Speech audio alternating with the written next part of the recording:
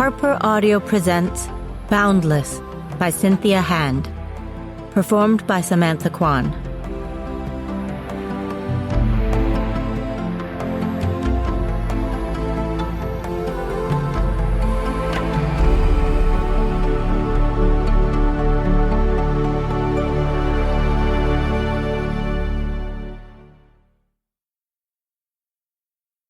He who, from zone to zone, guides through the boundless sky thy certain flight, in the long way that I must tread alone, will lead my steps aright. William Cullen Bryant. Prologue. The first thing I'm aware of is the dark, like somebody just shut off the lights. I squint into inky nothingness, straining to see something, anything, but my eyes don't adjust. Tentatively, I feel with my feet along the floor, which is oddly slanted, as if the room is being tilted downward. I take a step back, and my legs strike something hard. I stop, try to regain my balance, listen. There are voices, faint voices from somewhere above. I don't know what this vision is about yet, where I am or what I'm supposed to be doing or who I'm hiding from. But I do know this. I'm hiding. And something terrible has happened. It's possible that I'm crying. My nose is running, but I don't try to wipe at it. I don't move. I'm scared. I could call the safety of glory, I think, but then they would find me. Instead, I draw my hands into fists to stop the trembling. The darkness closes in, encasing me, and for a moment I fight the urge to call glory so hard that my fingernails break the surface of my palms. Be still, I tell myself. Be quiet. I let the darkness swallow me whole. Chapter 1. Welcome to the farm. How you holding up, Clara? I jolt back to myself in the middle of my bedroom, a pile of old magazines strewn around my feet, which I must have dropped when the vision hit. My breath is still frozen in my lungs, my muscles tense, as if they're preparing me to run. The light streaming through the window hurts my eyes. I blink at Billy, who leans against the doorframe of my bedroom and offers up an understanding smile. "What's the matter, kid?" she asks when I don't answer. "Vision got you down?" I gulp in a breath. How did you know? I get them too. Plus, I've been hanging around people who have visions for most of my life. I recognize the post-vision face. She takes me by the shoulders and sits down with me at the edge of my bed. We wait until my breathing quiets. "Do you want to talk about it?" she asks. "There's not a lot to it yet," I say. I've been having this vision all summer, since Italy with Angela. So far there hasn't been much to go on but darkness, terror, an oddly slanted floor. Should I tell you anyway? Billy shakes her head. "You can if you want, if it would help you get things off your chest. But visions are personal, for you and you alone, in my opinion." I'm relieved she's so laid back about it. "How do you do it?" I ask after a minute. "How do you go on living like normal when you know that something bad's going to happen?" There's pain in her smile. She puts her warm brown hand over mine. "You learn to find your happiness, kid," she says. "You figure out those things that give your life meaning, and you hold on to them. You try to stop worrying about the stuff you can't control." "Easier said than done," I sigh. "It takes practice." She claps a hand on my shoulder, squeezes. "You all right now? Ready to come up swinging?" I conjure a weak smile. "Yes, ma'am." "All right then, get to work," she says playfully. I resume packing, which is what I was doing before the vision clobbered me, and Billy grabs a tape gun and starts sealing up the finished boxes. "You know, I helped your mom pack for Stanford back in the day. 1963. We were roomies, living in San Luis Obispo, a little house by the beach. I'm going to miss Billy, I think as she goes on. Most of the time when I look at her, I can't help but see my mom, Not because the two of them look anything alike, outside of being tall and gorgeous, but because, as my mom's best friend for like the last 100 years, Billy has a million memories like this one about Stanford. Funny stories and sad ones. Times when Mom got a bad haircut, or when she lit the kitchen on fire trying to make bananas flambé, or when they were nurses in World War I together and Mom saved a man's life with nothing but a bobby pin and a rubber band. It's the next best thing to being with Mom, hanging with Billy. It's like, for those few minutes, when she's telling the stories, Mom's alive again. "Hey, you okay?" Billy asks. "Almost done." I cough to cover the catch in my voice, then fold up the last sweater, lay it in a box, and glance around. Even though I haven't packed everything, even though I've left my posters on the walls and some of my stuff out, my room looks emptied, like I've already moved out of this place. I can't believe that, after tomorrow, I won't live here anymore. "You can come home any time you like," Billy says. "Remember that. This is your house. Just call and tell me you're on your way, and I'll run over and put fresh sheets on the bed." She pats my hand and then heads downstairs to load boxes into her truck. She'll be driving to California tomorrow, too, while Angela's mom, Anna, and I follow along behind in my car. I go out into the hall. The house is quiet, but it also seems to have some kind of energy, like it's full of ghosts. I stare at Jeffrey's closed door. He should be here. He should have already started his junior year at Jackson Hole High School. He should be well into football practice and his disgusting early morning protein shakes, and tons of mismatched stinky gym socks in the laundry basket. I should be able to go to his door right now and knock and hear him say, "Go away," but I'd go in anyway, and then he'd look at me from his computer and maybe turn his throbbing music down a notch or two, smirk, and say, "Aren't you gone yet?"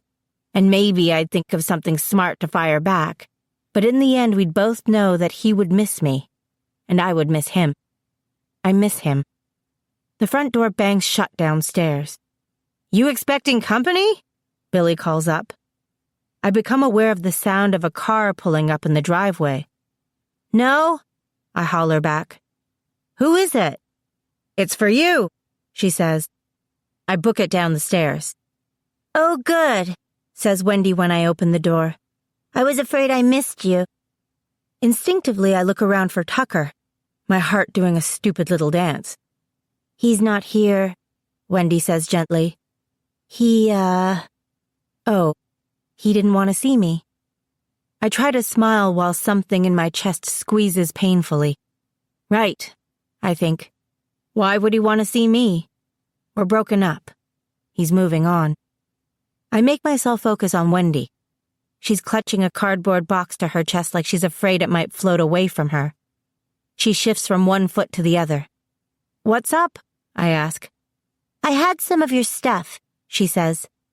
"I'm headed to school tomorrow and I thought you might want it." "Thanks. I'm leaving tomorrow too," I tell her. Once, when her brother and I first got together, Wendy told me that if I hurt Tucker, she'd bury me in horse manure. Ever since we broke up, some part of me has been expecting her to show up here with a shovel and bean me over the head with it. Some part of me thinks that maybe I deserve it. Yet here she is looking all fragile and hopeful, like she missed me this summer. Like she still wants to be my friend. "Thanks," I say again. I smile, reach for the box. She smiles shyly back and hands it over. Inside there are a couple of DVDs, magazines, my dog-eared copy of Vampire Academy and a few other books, a pair of dress shoes I loaned her for prom. "How was Italy?" she asks as I set the box down next to the door. "I got your postcard." "It was beautiful." "I bet," she says with an envious sigh. "I've always wanted to backpack around Europe. I want to see London, Paris, Vienna." She smiles. "Hey, how about you show me your pictures? I'd love to see them, if you have time." Sure." I run upstairs to get my laptop, then sit down with her on the living room sofa and cruise through my photos of this summer. her shoulder pressing into mine as we look at pictures of the Colosseum, the Roman arches, the catacombs, Tuscany with its vineyards and rolling hills, Florence, me making that dumb I'm holding it up pose at the Leaning Tower of Pisa. And then up flashes a picture of Angela and Penn at the top of St. Peter's. "Wait, go back," Wendy says as I click past it. I reluctantly press the back button. "Who's that?" she breathes. I get it. Penn is hot. There's something magnetic about those brown eyes of his, the manly perfection of his face and all that. But sheesh, not Wendy, too. "Just a guy we met in Rome," I tell Wendy. That's about as close to the truth as I can come without going into the gory details of Angela and her secret, swear you won't tell anybody, Clara, boyfriend. Who is, according to her, a summer thing only. She's been all, "Penn who?" ever since we returned to Wyoming, like she never even met the guy. "Did I mention that I want to go to Italy?" Wendy says, raising her eyebrows. "Wow." "Yeah, there are a lot of hot guys there," I admit. Of course, then they become beer-bellied middle-aged men in Armani suits with slick-back hair who look at you like, "How you doing?" I give her my best pervy Italian grin, tilt my chin up, blow an air kiss at her. She laughs. "Ew." I close my laptop, glad to get the subject off Penn. "So, that was Italy." I pat my stomach. I gained like 5 pounds in pasta. "Well, you were too skinny before anyway," Wendy says. "Gee, thanks." "I hate to be the party pooper, but I should go," she says. "I've got loads to do at home before tomorrow." We stand, and I turn to her, instantly choked up at the idea of saying goodbye. "You're going to do awesome at Washington State and have all kinds of fun and become the best vet ever. But I am so going to miss you," I say. Her eyes are misty too. "We'll see each other on breaks, right? You can always email me, you know. Don't be a stranger." "I won't. Promise." She hugs me. "Bye, Clara," she whispers. "Take care." When she's gone, I gather up the box, take it to my room, and close the door. I dump the box out on my bed. There, among the things I loaned to Wendy, I find some items from Tucker, a fishing lure that I bought him at a tackle shop in Jackson, his lucky carrots lure, he called it, a pressed wildflower from one of the wreaths he used to make for my hair, a mix CD I made him last year, full of songs about cowboys and songs about flying and songs about love, which he listened to a bunch of times even though he must have thought it was corny. He's giving it all back. I hate how much this hurts me, how much I'm clearly still hanging on to what we had. So I put the stuff all carefully back in the box, and I seal the box with tape and slide it into the shadows at the back of my closet and say goodbye. "Clara." I hear the voice in my head calling my name before I hear it out loud. I'm standing in the quad at Stanford University, in the midst of more than 1,500 teeming freshmen and their parents, but I hear him loud and clear. I push through the crowd, looking for his wavy dark hair, the flash of his green eyes. Then suddenly there's a break in the people around me and I see him, about 20 feet away, standing with his back to me. As usual. And as usual, it's like a bell chimes inside me in a kind of recognition. I cup my hands around my mouth and call, "Christian!"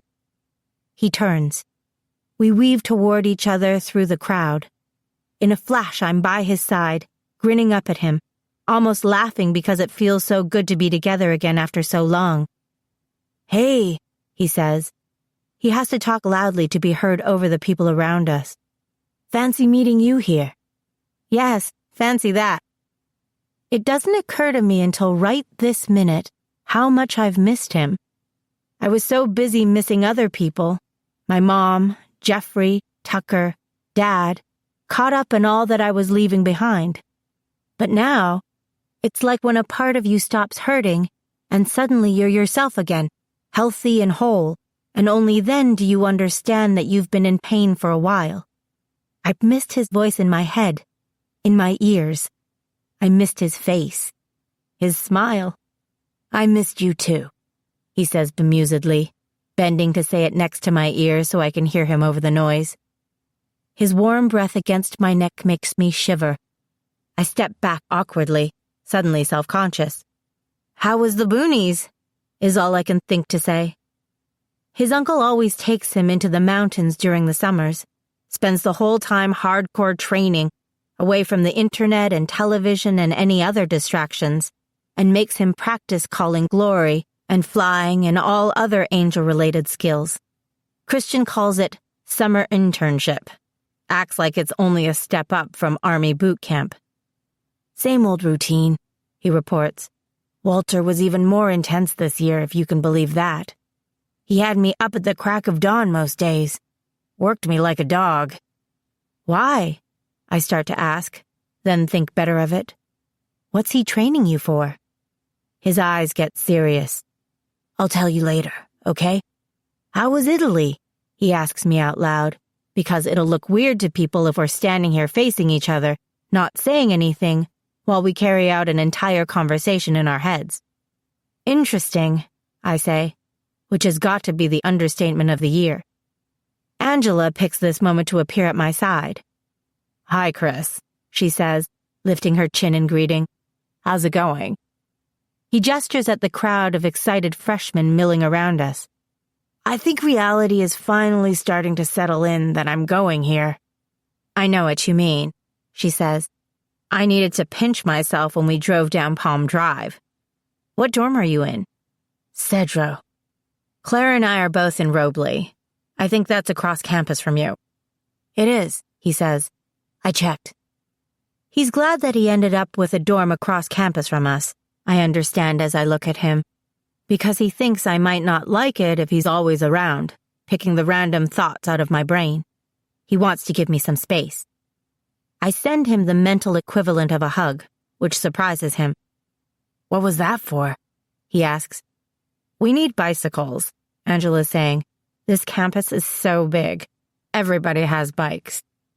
Because I'm glad you're here, I say to Christian. I'm glad to be here. I'm glad you're glad to be here. We smile. Hey, are you two doing the mind meld thing? Angela asks. And then, as loudly as she can, she thinks, because it's so annoying. Christian gives a surprised laugh. Since when does she talk telepathically? Since I've been teaching her. It was something to do on an 11-hour flight. Do you really think that's a good idea? She's loud enough as it is. He's joking, but I can tell he doesn't love the thought of Angela being part of our secret conversations. That's between us. It's ours. So far she hasn't been able to receive, I say to ease his mind. She can only transmit. So she can speak, but she can't listen. How appropriate. Annoying, Angela says, folding her arms across her chest and glaring at him. We both laugh. Sorry, Ange. I sling an arm around her. Christian and I have a lot of catching up to do. A flicker of worry passes over her face, but it's gone so fast I wonder if I imagined it. Well, I think it's rude, she says. Okay. No mind melding, I get it. At least not until I learn to do it too, which will be soon. I've been practicing, she says. No doubt, he says. I catch the laughter in his eyes, bite back a smile. So, have you met your roommate yet? I ask him. He nods. Charlie. He wants to be a computer programmer, married to his Xbox. How about you? Her name's Wan Chen, and she's pre-med and extremely serious about it, I report. She showed me her schedule today, and it made me feel like a total slacker. Well, you are a total slacker, Angela points out. So true. What about your roommate? Christian asks Angela. Poor defenseless thing, he adds silently, which makes me snicker. I have 2 roommates. Lucky me, says Angela. They're total blondes. Hey, I object to her tone on the subject of blondes. And they're complete fuzzies. One's a communications major, whatever that means, and one is undecided. There's nothing wrong with being undecided. I glance at Christian, a tad embarrassed about my undecidedness. I'm undecided, he says. Angela and I stare at him, shocked. What? I can't be undecided? I assumed you'd be a business major, Angela says. Why? Because you look really stellar in a suit and tie, she says with false sweetness. You're pretty.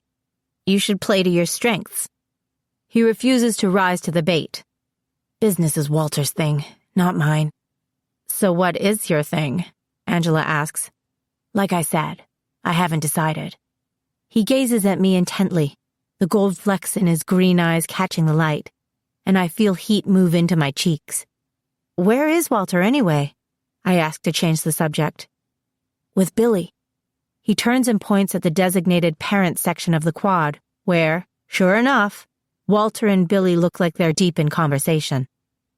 Very cute couple, I say, watching Billy as she laughs and puts her hand on Walter's arm. Of course, I was surprised when Billy called me this summer to tell me that she and Walter are getting married. I did not see that coming. Wait, Billy and Walter are getting married? Angela exclaims. When? They got married, Christian clarifies. July. At the meadow. It was pretty sudden. I didn't even know they liked each other.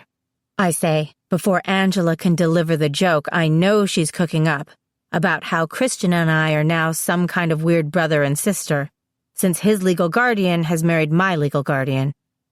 Oh, they like each other, Christian says. They're trying to be discreet for my sake, I guess. But Walter can't stop thinking about her. Loudly. And in various states of undress, if you know what I mean. Ugh, don't tell me. I'm going to have to scrub my brain with the little bit I saw in her head this week. Is there a bearskin rug at your house? I think you just ruined my living room for me, he says with a groan, but he doesn't mean it. He's happy about the Billy Walter situation. He thinks it's good for Walter, keeps his mind off things. What things? I ask. Later, he says. I'll tell you all about it. Later. Angela lets out an exasperated sigh. Oh my God, you guys. You are totally doing it again. After the orientation speeches, them telling us how proud we should be of ourselves, what high hopes they have for our futures, the amazing opportunities we'll have while we're at the farm, as they call Stanford, we're all supposed to head back to our dorms and get acquainted with one another. This is the point when they tell the parents to go home.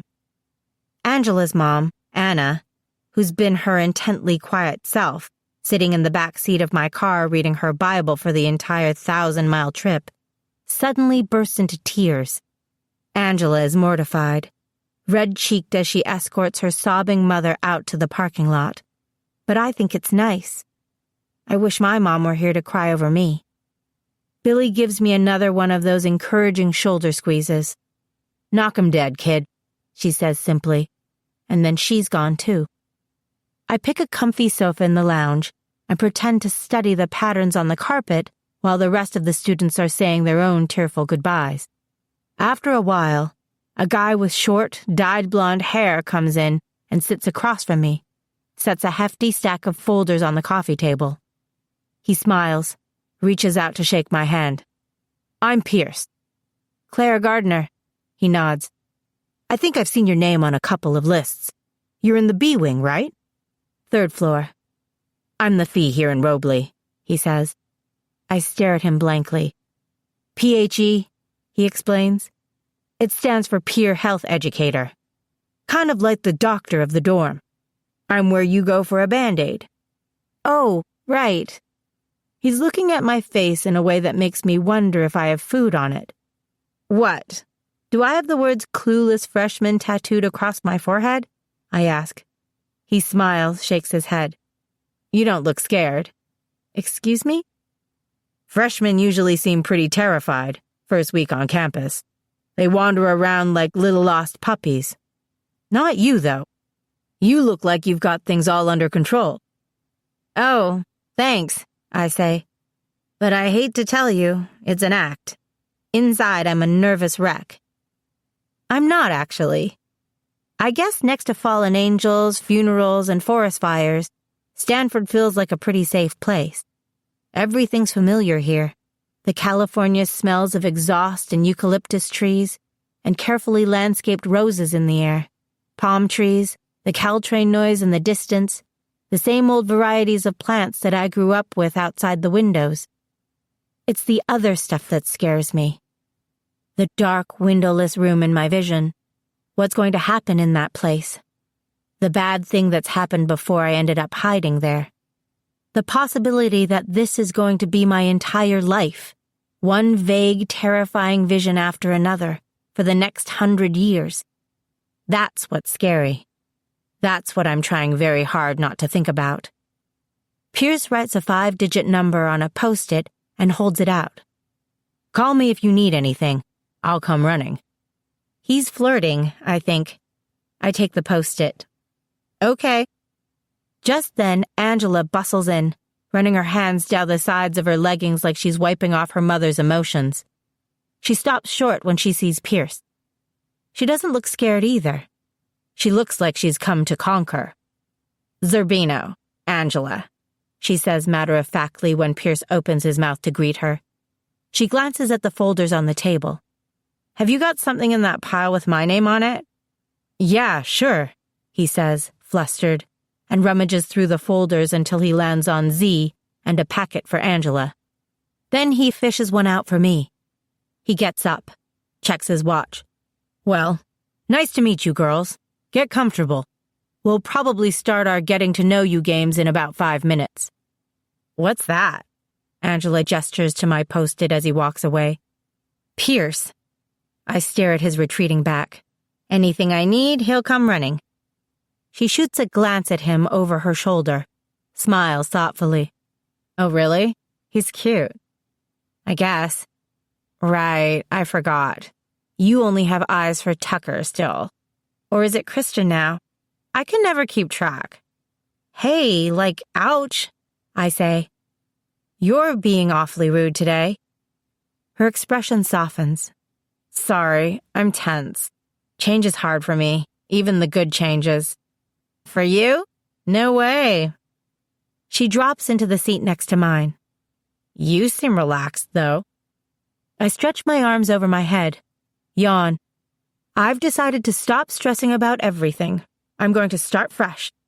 Look. I dig around in my bag for the rumpled piece of paper and hold it up for her to read. Behold, my tentative schedule. Her eyes quickly scan the page. I see you took my advice and enrolled in that Intro to Humanities class with me. The poet remaking the world. You'll like it, I promise, she says. Interpreting poetry's easy because you can make it mean pretty much whatever you want it to mean. It will be a cakewalk kind of class. I seriously doubt that. Angela frowns as she reads farther down. Art history. She quirks an eyebrow at me. Science, technology, and contemporary society? Intro to film studies? Modern dance? This is kind of all over the place, see?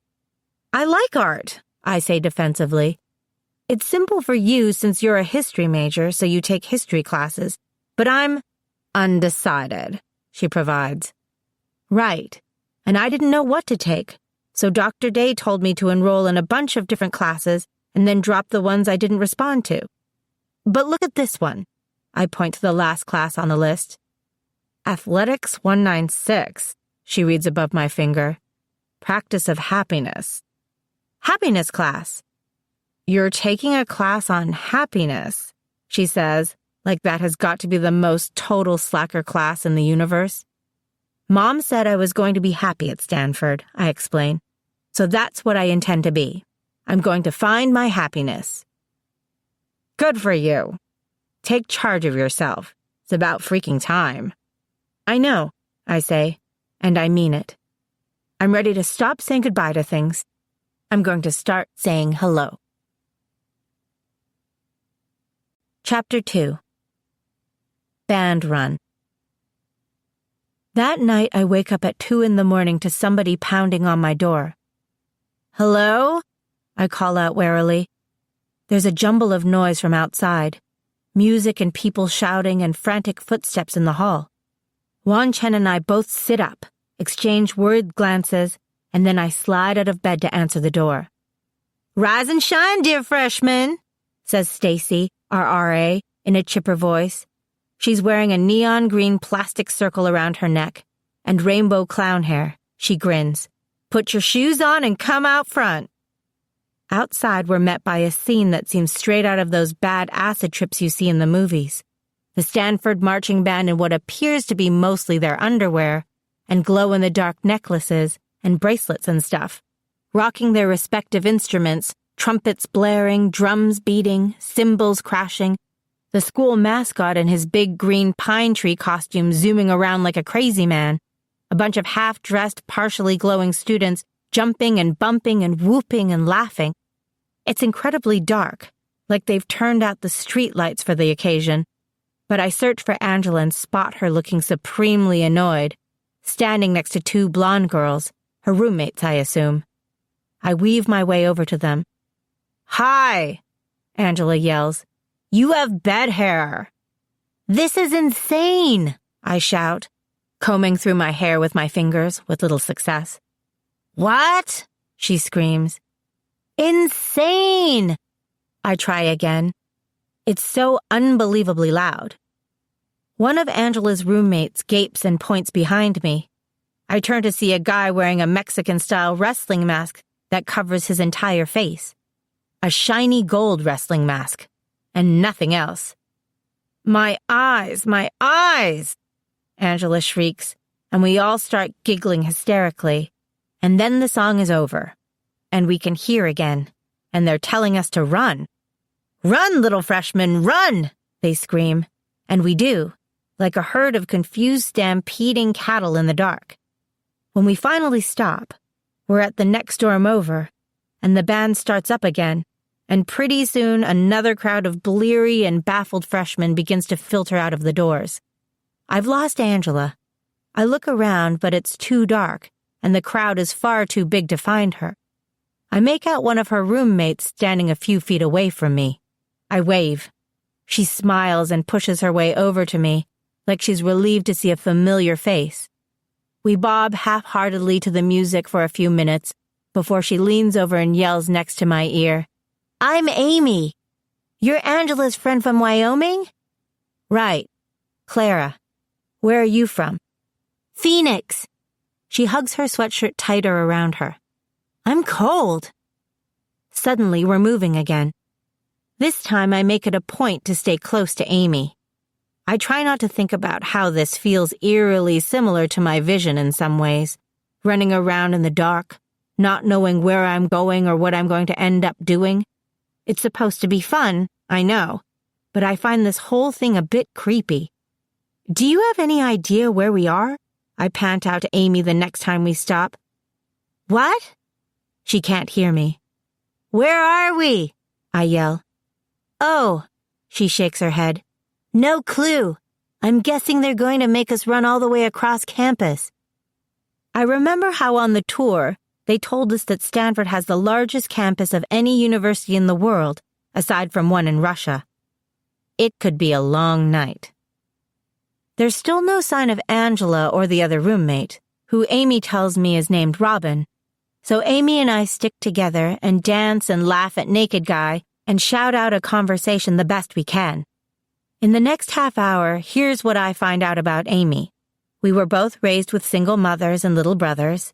We're both thrilled that tater tots are served at breakfast in the Robley dining hall every morning, and horrified at how tiny and claustrophobic the shower stalls and the bathrooms are, and we both suffer from annoyingly unruly hair. We could be friends, I realize. I could have made my first new friend at Stanford, just this easily. Maybe there's something to this making us run thing. "So what's your major?" she asks as we're jogging along. "Undecided," I answer. She beams. "Me too." I'm liking her more and more. But then disaster strikes. As we come up on the next dorm, Amy stumbles and falls. Down to the pavement she goes, all flailing arms and legs. I do my best to make sure she doesn't get trampled by the ever-growing stream of scrambling freshmen, then drop to the sidewalk next to her. It's bad. I can tell just by looking at her white face and the way she's clutching her ankle. I stepped wrong, she groans. God, this is embarrassing. Can you stand up? I ask. She tries, and her face gets even whiter. She sits back down heavily. Okay, that's a no, I deduce. Don't go anywhere. I'll be right back. I mill around looking for someone who seems even a little bit helpful, and miraculously spot Pierce at the edge of the crowd. Time to put his dorm doctor skills to good use. I run over to him and touch him on the arm to get his attention. He smiles when he sees me. Having fun? He yells. I need your help, I yell. What? He yells. I end up taking him by the hand and dragging him over to Amy and pointing at her ankle, which is starting to swell. He spends several minutes kneeling beside her, gently holding her ankle between his hands. Turns out that he's pre-med. It's probably a sprain, he concludes. I'll call someone to give you a ride back to Robley, and we'll get it elevated and put some ice on it. Then you should go to Vaden, the student clinic, in the morning. Get an x-ray. Just hang in there, all right? He walks off to find somewhere quieter to use his phone. The band finishes its song and moves on, leading the crowd away from us in a rumble of feet. Finally, I can hear myself think. Amy starts to cry. I'm so sorry, I say, sitting down next to her. It doesn't hurt that much, she sniffles, wiping at her nose with the back of her sweatshirt. I mean, it hurts. A lot, actually. But that's not why I'm crying.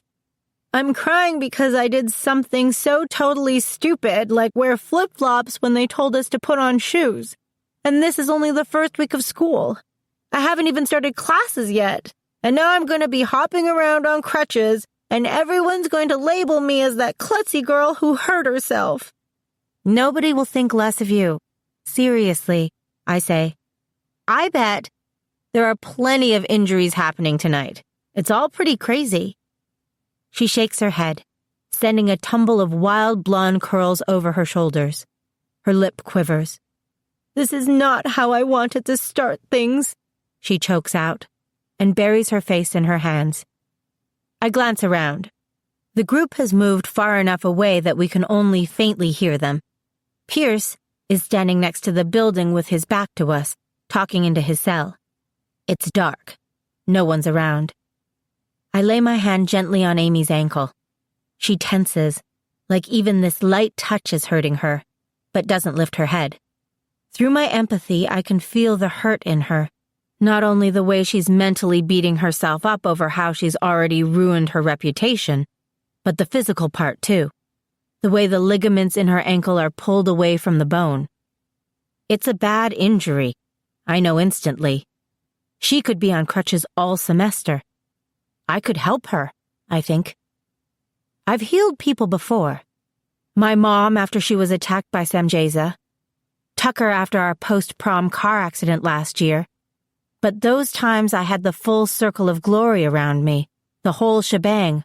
Light emanating from my hair, my body glowing like a lantern. I wonder if there's a way to localize the glory to just say, my hands, to channel it fast so that nobody will notice. I clear my head, glad for the relative quiet, and focus my energy on my right hand. Just the fingers, I think. All I need is glory in my fingers. Just once. I concentrate on it so hard that a bead of sweat moves along my hairline and drips down onto the concrete, and after a few minutes, the very tips of my fingers start to glow. Dimly at first, and then more brightly. I press my hand firmly to Amy's ankle. Then I send the glory out of me like a trickle of light, spreading from me to her. Not too much or too fast, but hopefully enough to do some good. Amy sighs, then stops crying. I sit back, watching her. I can't tell if what I did helped at all. Pierce comes back over, looking apologetic. I can't find anyone to come get you. I'll have to run and get my car. But it's on the other side of campus, so it will take a while. How are you doing?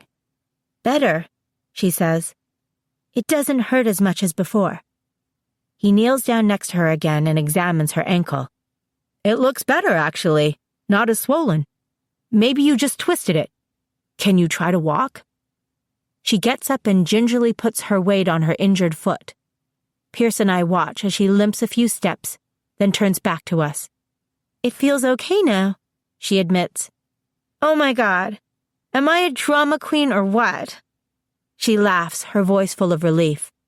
Let's get you back to your room, I stammer out quickly. You still need to put some ice on that. Right, Pierce? Absolutely, he says. And we get on either side of her and walk her slowly back to Robley. Thanks for helping me out tonight, Amy says to me after she's situated in her room, with her foot wrapped tightly in an ace bandage, propped on a stack of pillows with a bag of ice pressed to her ankle. I don't know what I would have done without you. You're a lifesaver. You're welcome, I say, and I can't help a gloaty smile. I did help her, I think later when I've gone back to my room. The sun is almost up, but Wan Chen isn't back yet. I lie on my tiny twin bed and stare at the water damage on the ceiling panels. I want to sleep, but I've still got too much adrenaline in my system from using my power out in the open like that. But I did it. I did it, I keep thinking, over and over and over again. I healed that girl, and it felt amazing. It felt right. Which gives me another crazy idea. I think I might want to go to pre-med. Dr. Day, the academic advisor for Robley Hall, looks up from her computer.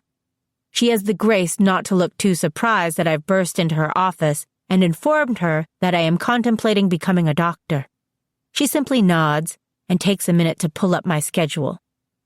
If you're considering pre-med, which is typically a straight biology or human biology major, we should get you enrolled in Chem 31X, she says. It's a prerequisite for most of the other biology courses, and if you don't take it this fall, you'll have to wait until next fall to start the core classes you'll need. Okay, I say. I like chemistry.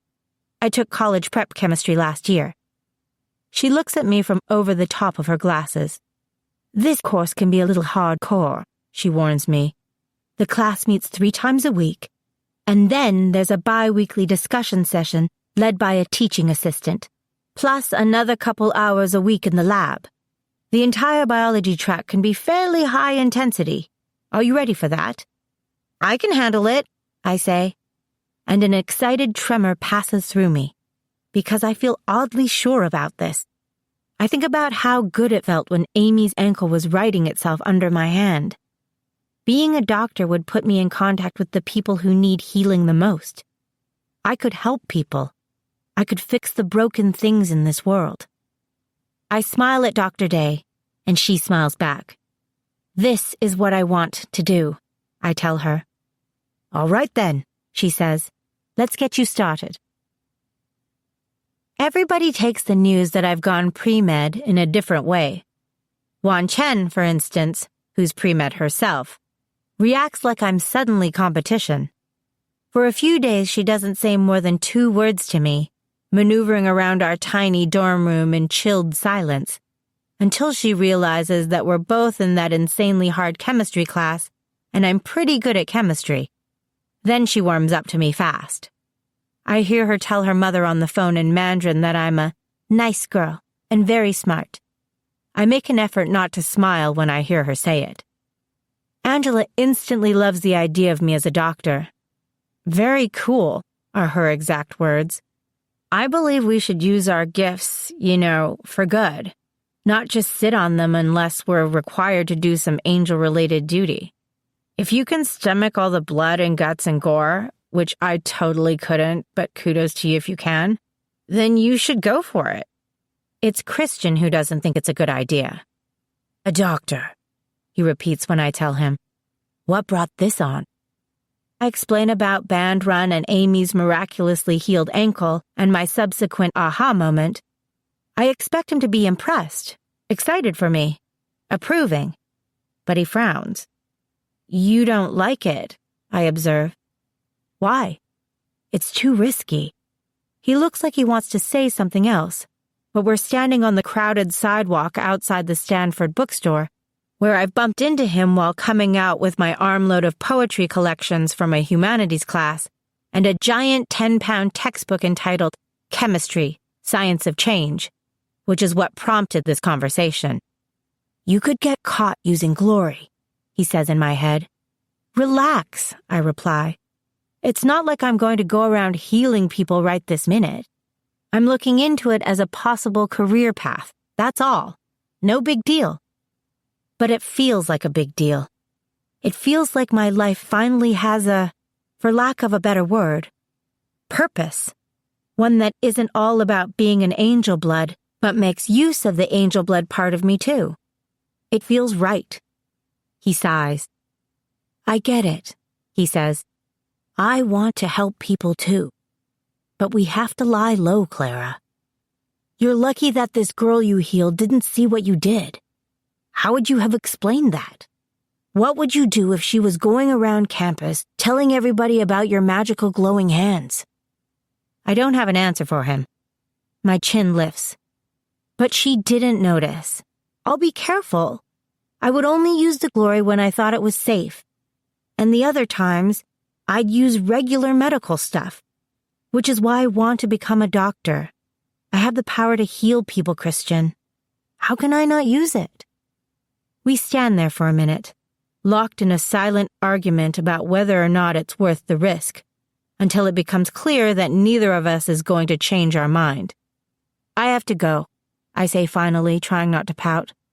"I have a set of problems on quantum mechanics to work through, if you think that's not too dangerous for me to tackle." "Clara," Christian starts, "I think it's great that you found a direction to go in, but all it would take is one slip," he says. "The wrong person seeing you, one time, and then they could figure out what you are, and they'd come after you." I shake my head. I can't spend my entire life being afraid of the black-winged boogeyman. I have to live my life, Christian. I won't be stupid about glory, but I won't sit around and wait for my visions to happen in order to do something with it. At the word visions, a new worry springs up inside him, and I remember that there was something he promised to tell me. But I don't want to hear about it now. I want to sulk. I shift my heavy load of books to the other arm. "I've got to run. I'll catch you later." "Okay," he says stiffly. "See you around." I don't like the feeling that's hanging like a dark cloud over me as I walk back to my dorm, that it doesn't matter what I said about not wanting to be afraid, that I'm always, in some form or another, running away from something. Chapter 3. White Picket Fence. This time, someone else is with me in the blackness. Another person's breathing shuddering in and out somewhere behind me. I still can't see anything, can't determine where I am, even though this is like the umpteenth time I've had the vision. It's dark, as always. I'm trying to keep quiet, trying not to move, not to breathe even, so I can't exactly explore my surroundings. The floor is slanted down, carpeted. There's the faint scent of sawdust in the air, new paint, and this, the hint of some distinctly masculine smell, like deodorant or aftershave, and now the breathing. Close, I think. If I turned and reached out, I could touch him. There are footsteps above us, heavy and echoing, like people descending a set of wooden stairs. My body tenses. We'll be found. Somehow I know this. I've seen it 100 times in my visions. I'm seeing it right now. I want to get it over with, want to call the glory, but I don't, on the off chance that it won't happen this time. I still have hope. There's a noise from behind me, strange and high-pitched, like maybe a cat yowl or a bird call. I turn toward the sound. There's a moment of silence. Then comes a burst of light, blinding me. I flinch away from it. "Clara, get down!" yells a voice. In that wild, scuffling moment, I instantly know who's with me. I'd recognize his voice anywhere, and I find myself vaulting forward, upward, because some part of me knows that now I have to run. I wake to a ray of sunshine on my face. It takes me a second to place where I am. Dorm room, Robley Hall. Light pouring through the window. The bells of Memorial Church in the distance. The smell of laundry detergent and pencil shavings. I've been at Stanford for more than a week now, and this room still doesn't feel like home. My sheets are tangled up in my legs. I must have really been trying to run. I lie there for a minute, taking deep breaths from the abdomen, trying to calm my racing heart. Christian's there, in the vision, with me. Of course Christian's there, I think, still peeved with him. He's been in every other vision I've had, so why stop now? But there's some kind of comfort in that. I sit up and glance over at Wan Chen, who's asleep in the bed on the other side of the room, snoring in little puffs. I free myself from the sheets and pull on some jeans and a hoodie, fight my hair into a ponytail, trying to keep quiet so I don't wake her. When I get outside, there's a large bird sitting on a lamppost near the dorm, a dark shape against the dawn-gray sky. It swivels to look at me. I stop. I've always had a complicated relationship with birds. Even before I knew I was an angel blood, I understood that there was something off about the way birds went quiet whenever I passed by, the way they followed me and sometimes, if I was oh so lucky, dive-bombed me. Not in an unfriendly way, really, but in an I want to see you closer sort of way. One of the hazards of having wings and feathers yourself, I suppose. Even if they're hidden most of the time, you attract the attention of other creatures with wings. One time, when I was having a picnic in the woods with Tucker, we looked up and our table was surrounded by birds, not just the common camp robber jays that try to get the food you're eating, but larks, swallows, wrens, even some kind of nuthatch Tucker said was extremely rare, all hanging out in the trees around our table. "You're like a Disney cartoon, Carrots," Tucker teased me. "You should get them to make you a dress or something."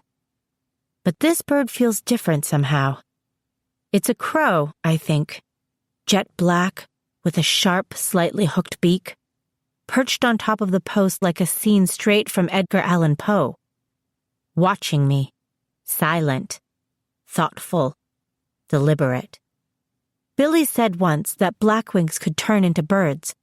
That's the only way they can fly. Otherwise, their sorrow weighs them down. So is this bird an ordinary crow? I squint up at it. It cocks its head at me and stares right back with unblinking yellow eyes. Dread, like a trickle of ice water, makes its way down my spine. Come on, Clara, I think. It's only a bird.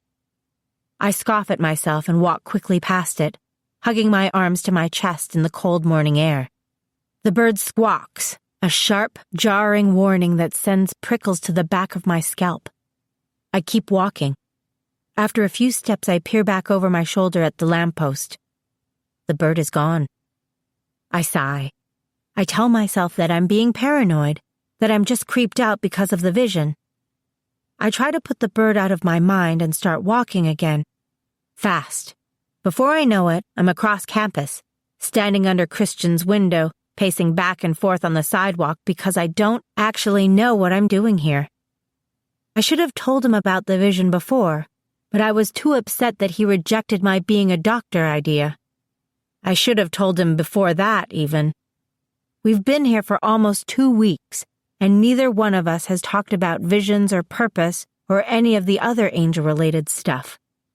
We've been playing at being college freshmen, pretending that there's nothing on our plates but learning people's names and figuring out which rooms our classes are held in and trying not to look like complete morons at this school where everybody seems like a genius.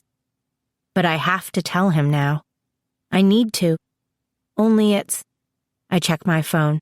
7:15 in the morning. Too early for the guess what, you're in my vision conversation. Clara? His voice in my head is bleary. Oh crap. Sorry, I didn't mean to wake you. Where are you? Outside? Here. I dial his number. He answers on the first ring. What's up? Are you okay? Do you want to hang out? I ask. I know it's early.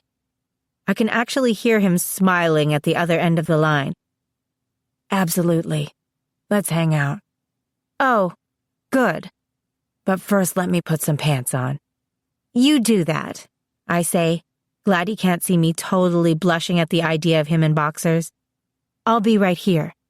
He emerges a few minutes later in jeans and a brand new Stanford sweatshirt, his hair rumpled. He restrains himself from hugging me. He's relieved to see me after our argument at the bookstore a week ago. He wants to say he's sorry. He wants to tell me that he'll support me in whatever I decide to do. He doesn't have to say any of this out loud. Thanks, I murmur. That means a lot. So what's going on? He asks. It's hard to know where to begin. Do you want to get off campus for a while? Sure, he says, a spark of curiosity in his green eyes. I don't have class until 11. I start walking back toward Robley. Come on, I call over my shoulder. He jogs to catch up with me. Let's take a drive. 20 minutes later, we're cruising around Mountain View, my old hometown. Mercy Street, Christian reads as we pass through downtown, looking for this donut shop I used to go to where the maple bars are so good it makes you want to cry. Church Street. Hope Street. I'm sensing a theme here. They're just names, Christian. I think someone had a laugh putting City Hall on Castro between Church and Mercy. That's all. I check my mirrors and find myself unprepared for the glimpse of his gold-flecked eyes gazing at me steadily. I glance away. I don't know what he expects of me now that I'm officially single. I don't know what I expect of myself. I don't know what I'm doing. I'm not expecting anything, Clara, he says, not looking at me. If you want to hang with me, great. If you want some space, I get that too. I'm relieved. We can take this we belong together thing slow. Figure out what that really means. We don't have to rush. We can be friends. Thanks, I say. And look, I wouldn't have asked you to hang out with me if I didn't want to hang out with you.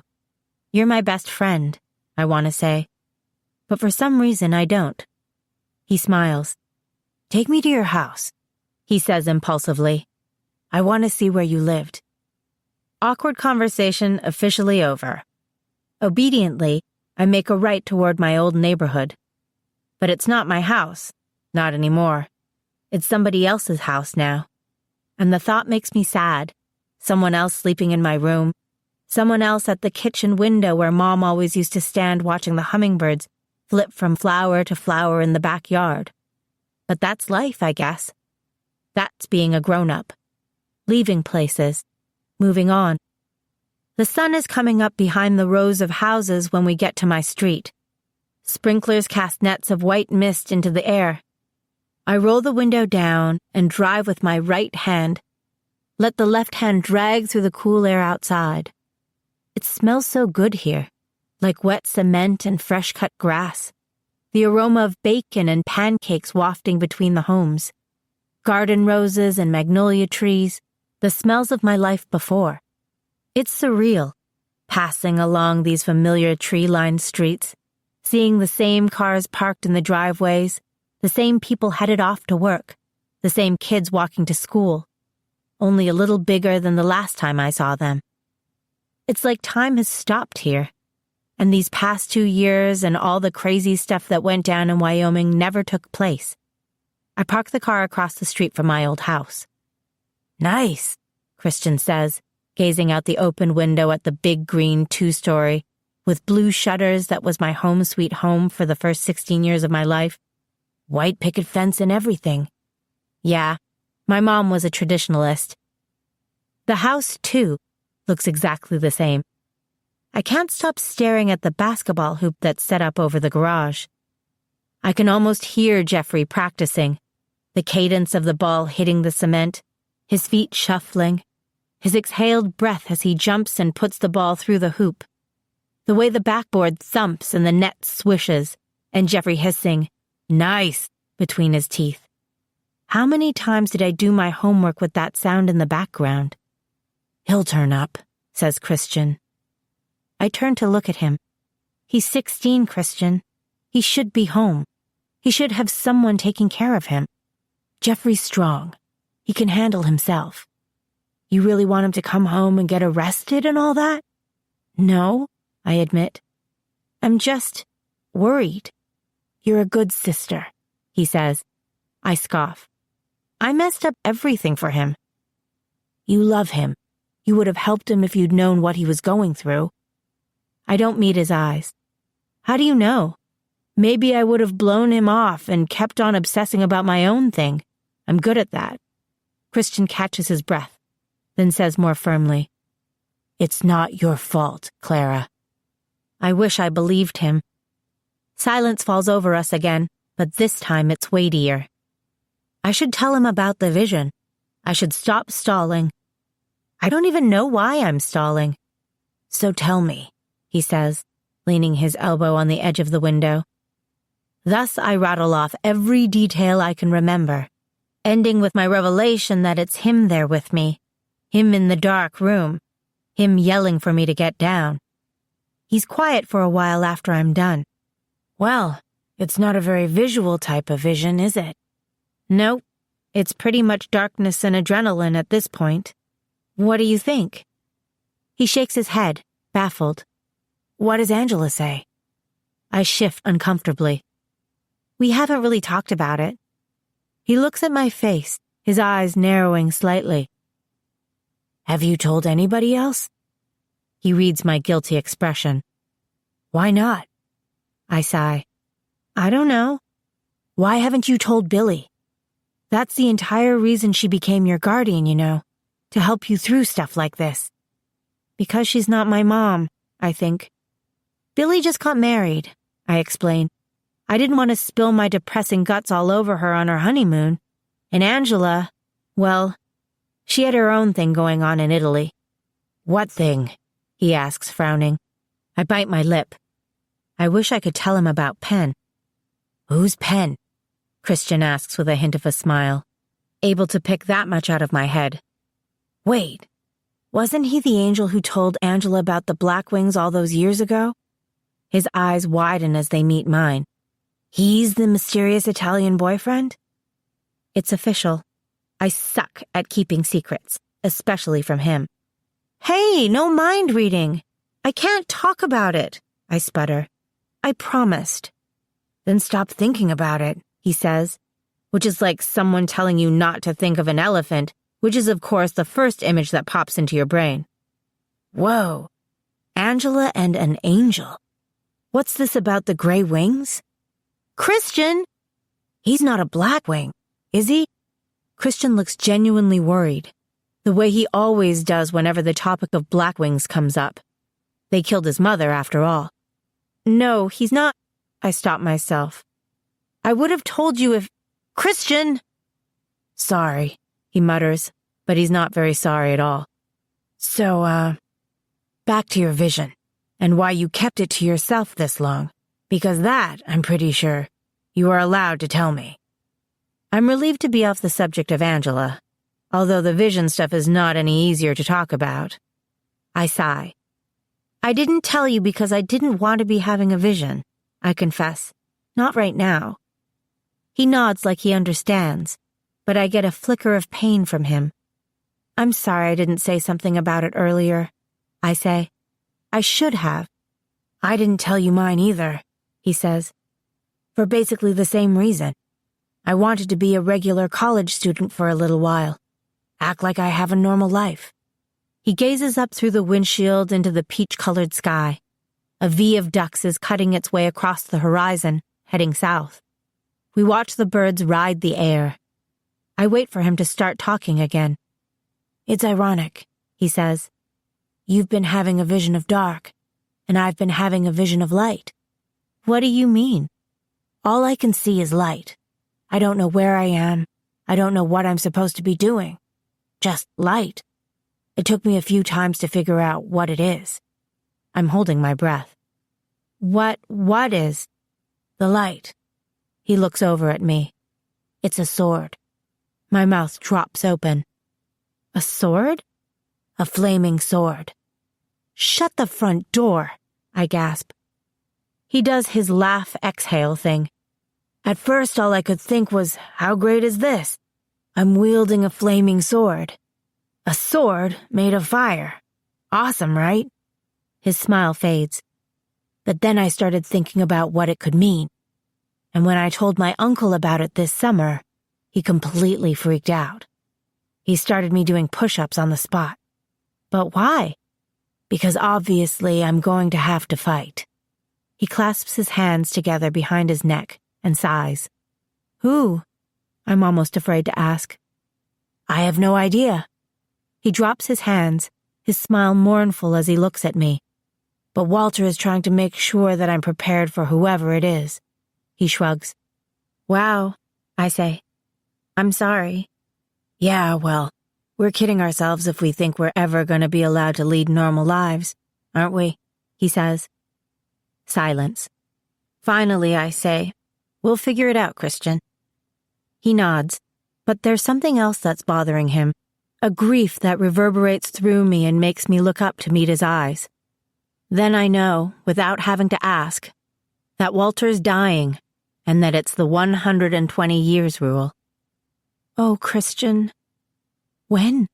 I whisper. Soon. A few months is his best guess. He doesn't want me to be there, he says silently, because he doesn't think he'll be able to say it out loud. It hurts him so much. Walter telling him to stay away.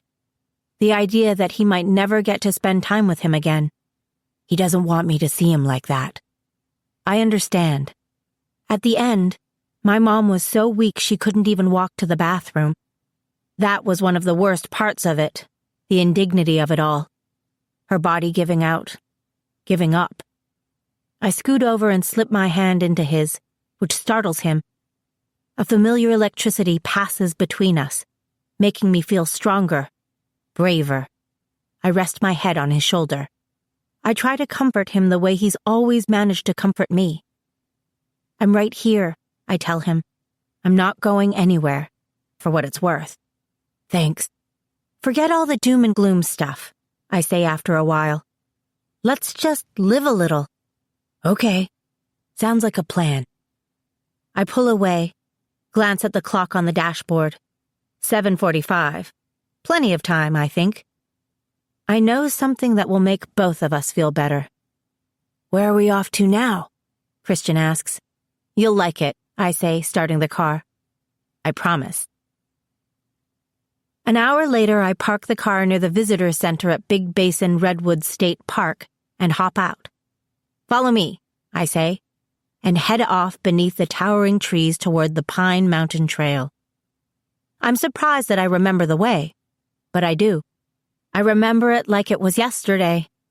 It's shaping up to be a sunny day, but it's cool in the shadow of the giant redwoods. There aren't any other hikers along the path, and I get the eerie sense that Christian and I are the only two people on Earth. Like somehow we've wandered back into a time before the dawn of man, and any moment now a woolly mammoth is going to step out of the trees to confront us. Christian stays a few steps behind me as we hike, a quiet appreciation for the beauty of this place rolling off him. He doesn't hesitate when we reach Buzzard's Roost and have to do a bit of rock climbing. Within moments, we're at the top of the ridge, gazing across the valley of enormous trees, blue coastal mountains in the distance, the gleam of the ocean barely visible beyond them. Wow, he breathes, turning in a slow circle, taking it all in. That's what I said the first time. I sit on a boulder, lean back to soak in the sun. This is where my mom brought me to tell me about the angels when I was 14. She said it was her thinking spot. And now that I live here again, I think it could be mine, too. I'm supposed to find a thinking spot for happiness class. A safe zone, the professor calls it. How's happiness class going, by the way? Okay so far. Are you feeling happy? He asks with a hint of a smirk. I shrug. The professor says that happiness is wanting what you have. Christian makes a thoughtful noise in the back of his throat. I see. Happiness is wanting what you have. Well, there you go. So what's the problem then? What do you mean? Why is the class only okay? Oh, I bite my lip, then confess. Every time I meditate, I start glowing. His mouth opens. Every time? Well, not every time now, since I figured out how it works. Every time that I do it the way you're supposed to, empty my mind, focus on the present, just be, remember? Whenever I actually get into it, then boom, glorified. He gives a disbelieving chuckle. So what do? I spend the first 5 minutes of every class trying not to meditate, while all the other students are trying to meditate, I sigh, which is not conducive to the whole stress relief thing. He laughs, a full-blown, delighted kind of laugh, like he finds the whole thing hilarious. It's a great sound, warm, spine-tingly, and it makes me want to laugh too. But I only smile and shake my head sadly like, what else can I do? Sorry, he says, but that's too funny. All last year you stood up on the stage at the Pink Garter, and you tried so hard to achieve glory, and you couldn't. And now you have to work to hold it back. That's what we call irony. I get to my feet, brush dirt off my jeans. All right, not that I don't enjoy chatting with you, Christian, but I didn't bring you up here to talk. He squints up at me. What? I take off my hoodie and toss it down next to him. Now he really looks confused. I turn my back to him and summon my wings, stretch them over my head, flex. When I glance over at him again, he's standing, staring with a kind of yearning admiration at my feathers, which gleam white in the sun. He wants to touch them. Clara, he says breathlessly, and takes a step forward and reaches out. I leap off the rock. The wind rushes me, cold and greedy, but my wings open and carry me up and up. I sweep out and away from Buzzard's Roost, skimming the trees, laughing. It's been forever since I've flown. There's nothing on earth that makes me feel happier than this. I circle back. Christian's still on the rock, watching me. He's taken off his jacket. He unfolds his gorgeous white and black speckled wings, steps to the edge of the rock, and looks down. Are you coming or what? I call. He grins, then lifts off the top of the rock in 2 powerful beats of his wings. My breath catches. We've never flown together before. Not like this. Not in the light of day. Unimpeded, without there being something terrible we were flying away from, or something scary we were flying toward. We've never flown for fun. He zips by me, so fast all I see is a streak against the blue of the sky. He's a better flyer than I am, more gifted at it, more practiced. He hardly has to flap his wings to stay aloft. He simply flies like Superman cutting through the air. Come on, slowpoke, he says. Get the lead out. I laugh and start after him. Today it's just us and the wind. Chapter 4. The Labyrinth. That night I dream of Tucker and me, riding Midas on a forest trail. I'm sitting behind him, my legs pressed against his as the horse shifts under us, my arms draped loosely around his chest. My head is filled with the smell of pine and horse and Tucker. I'm completely relaxed, enjoying the sun on my shoulders, the breeze in my hair, the feel of his body against mine. He is all things warm and good and strong. He is mine. I lean into him, press a kiss to his shoulder through his blue plaid shirt. He turns to say something, and the brim of his Stetson hits me in the face. I'm surprised. I lose my balance and nearly slide off the horse, but he steadies me. He takes the hat off, looks at me with his golden brown hair all askew, eyes impossibly blue, and laughs his husky laugh, which makes goosebumps jump up all along my arms. This isn't working.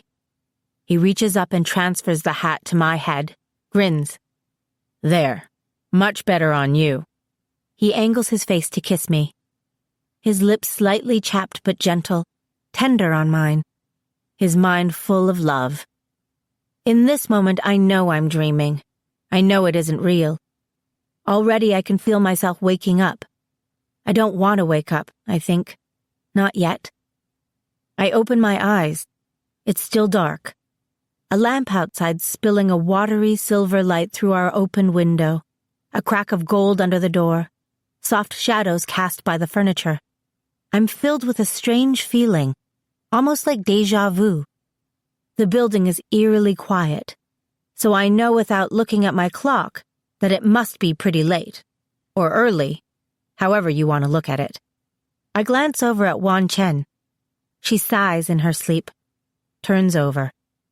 The dream is unfair, I think, especially since I had such a good time with Christian this morning. I felt connected with him, like I was finally where I was supposed to be. I felt right. Dumb dream. My stupid subconscious is refusing to face facts. Tucker and I are over. Done. Dumb brain of mine. Dumb heart. There's a light tapping sound, so faint I think I might have imagined it. I sit up, listening. It comes again. All at once I realize that it was the knocking that woke me. I throw on my sweatshirt and tiptoe to the door. I unlatch it and open it a crack. Squint into the brightness of the hall. My brother is standing outside my door.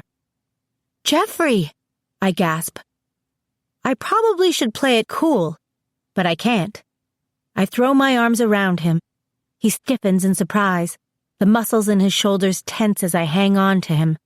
But then finally he puts his hands on my back and relaxes. It's so good to be able to hug him, to know that he is solid and safe and unharmed, that I almost laugh. "What are you doing here?" I ask after a minute. "How did you find me?" "What, you think I couldn't track you down if I wanted to?" he says. "I thought I saw you today, and I guess I missed you." I pull back and look at him. He seems bigger somehow. Taller, but leaner. Older. I grab him by the arm and haul him downstairs into the laundry room, where we can talk without waking everybody up. "Where have you been?" I demanded after the door closes behind us. He's been expecting this question, of course. "Around. Ow!" he says when I punch him in the shoulder. "Hey! You little twerp!" I yell, punching him again, harder this time. "How could you take off like that? Do you have any idea how worried we've been?" The next time I go to hit him, he catches my fist, holds me back. I'm surprised by how strong he is, how easily he stops the blow. "Who's we?" he asks, and when I don't understand what he means, he clarifies. "Who was worried?" "Me, you idiot. And Billy and Dad?" He shakes his head. "Dad doesn't worry about me," he says. And in his eyes I see that angry gleam I'd almost forgotten. His fury at Dad for leaving us when we were kids. For not being there. For lying. For representing everything in his life that feels unfair. I put my hand on his arm. His skin is cold, clammy, like he's come from walking around outside in damp weather or flying through clouds. "Where have you been, Jeffrey?" I ask, calmly this time. He fiddles with the buttons at the top of one of the washing machines. "I've been doing my own thing. You could have told us where you were going. You could have called." "Why? So you could convince me to be a good angel blood? Even if I ended up getting arrested?" He turns away, his hands shoved in his pockets, and scuffs at a spot on the carpet with his shoe. "Smells good in here," he says, which strikes me as such a ridiculous attempt to change the subject that it gets a smile out of me. "You want to do some laundry? It's free." "Do you even know how to do laundry?" "Yes," he says, and I picture him at a laundromat someplace, frowning at a washing machine as he separates whites from darks, about to do his very first load of laundry on his own. For some reason, the image makes me sad. It's funny that all this time, all these months, I wanted to talk to him so much I've had imaginary conversations with him, thinking about what I'd say when I saw him again. I wanted to grill him, chastise him, convince him to come home, sympathize over what he's going through. Try to get him to talk about the parts of his story that I don't understand. I wanted to tell him that I love him. But now that he's here, I can't think of what to say. Are you going to school somewhere? I ask. He scoffs. Why would I do that? So you're not planning on graduating from high school? His silver eyes go cold. Why? So I can get into a fancy college like Stanford? Graduate, get a 9-to-5 job, get married, buy a house, get a dog, bang out a couple of kids? What would our kids be anyway? 37.5% angel blood? Think there's a Latin term for that? And then I'd have the angel American dream and live happily ever after? If that's what you want. It isn't what I want, he says. That's what humans do, Clara. And I'm not one. I struggle to keep my voice neutral. Yes, you are. I'm only a fourth human. He looks up at me like he's gazing into me, inspecting my humanness too. That's a pretty small piece of the pie. Why should it define me? I cross my arms over my chest, shiver even though it's not cold. Jeffrey, I say quietly, we can't just run away from our problems. He flinches, then pushes past me for the door. It was a mistake coming here, he mutters, and I wonder, why did he come here? Why did he want to see me? Wait! I start after him, catch his arm. Let go, Clara. I'm done playing games. I'm done with all of it. I'm not going to have anyone else tell me what to do ever again. I'm going to do what I want. I'm sorry. I stop, take a breath. I'm sorry. I try again more quietly. You're right. It's not my place to boss you around. I'm not... Mom, I think. But the word doesn't come out. I let go of his arm and take a couple steps back. I'm sorry, I say again. He looks at me hard for a minute like he's deciding how much to tell me. Mom knew, he said finally. She knew that I was going to run away. I stare at him. How? He scoffs. She said a little bird told her. It sounds exactly like something Mom would say. She was kind of infuriating, wasn't she? Yeah, a real know-it-all. He smiles the raw hurt kind of smile. It breaks my heart. Jeffrey, I want to tell him about heaven then, about seeing Mom, but he doesn't let me. The point is she knew, he says. She even kind of prepared me for it. But maybe I could... No, I don't need you messing up my life right now. He looks embarrassed, like he just caught on to how rude he sounds. I mean, I have to make it on my own, Clara. All right? But I'm okay. That's what I came to tell you. You don't have to worry. I'm fine. Okay, I murmur, my voice suddenly thick. I clear my throat, get a hold of myself. Jeffrey, I've got to get back, he says. I nod like it totally makes sense that he would have somewhere he needs to be at 5 a.m. Do you need money? No, he says. But he waits while I sprint up to my room to get my wallet, and he takes some when I give it to him. If you need anything, call me, I order him. I mean it. Call me. Why, so you can boss me around? He says. But he sounds good-natured about it. I walk him to the front door. It's chilly outside. I worry that he's not wearing a coat. I worry that the $42 I gave him won't be enough to keep him safe and fed. I worry that I'll never see him again. Now's when you let go of my arm, he says. I make my fingers release. Jeffrey, wait, I say as he starts to walk away. He doesn't stop walking, doesn't turn back. I'll call you, Clara. You'd better, I yell after him. He rounds the corner of the building. I wait for all of 3 seconds before I run after him, but when I get there, he's gone. That stupid crow is hanging out at my happiness class, perched on a branch right outside the window, watching me. I'm supposed to be meditating right now, which means I have to sit and look like I'm chilling with the 60 or so students who are spread out in various meditative positions on the floor, letting go of all my worldly thoughts and whatnot, which I can't do because if I did, I'd start glowing like a tanning bed. I'm supposed to have my eyes closed, but I keep opening them to see if the bird is still there. And it is every time I check, looking straight at me through the glass with those bright yellow eyes, taunting me, like, "Oh yeah? What are you going to do about it?" It's a coincidence, I think. It's not the same bird. It can't be. It looks like the same bird, but then, don't all crows look alike? What does it want?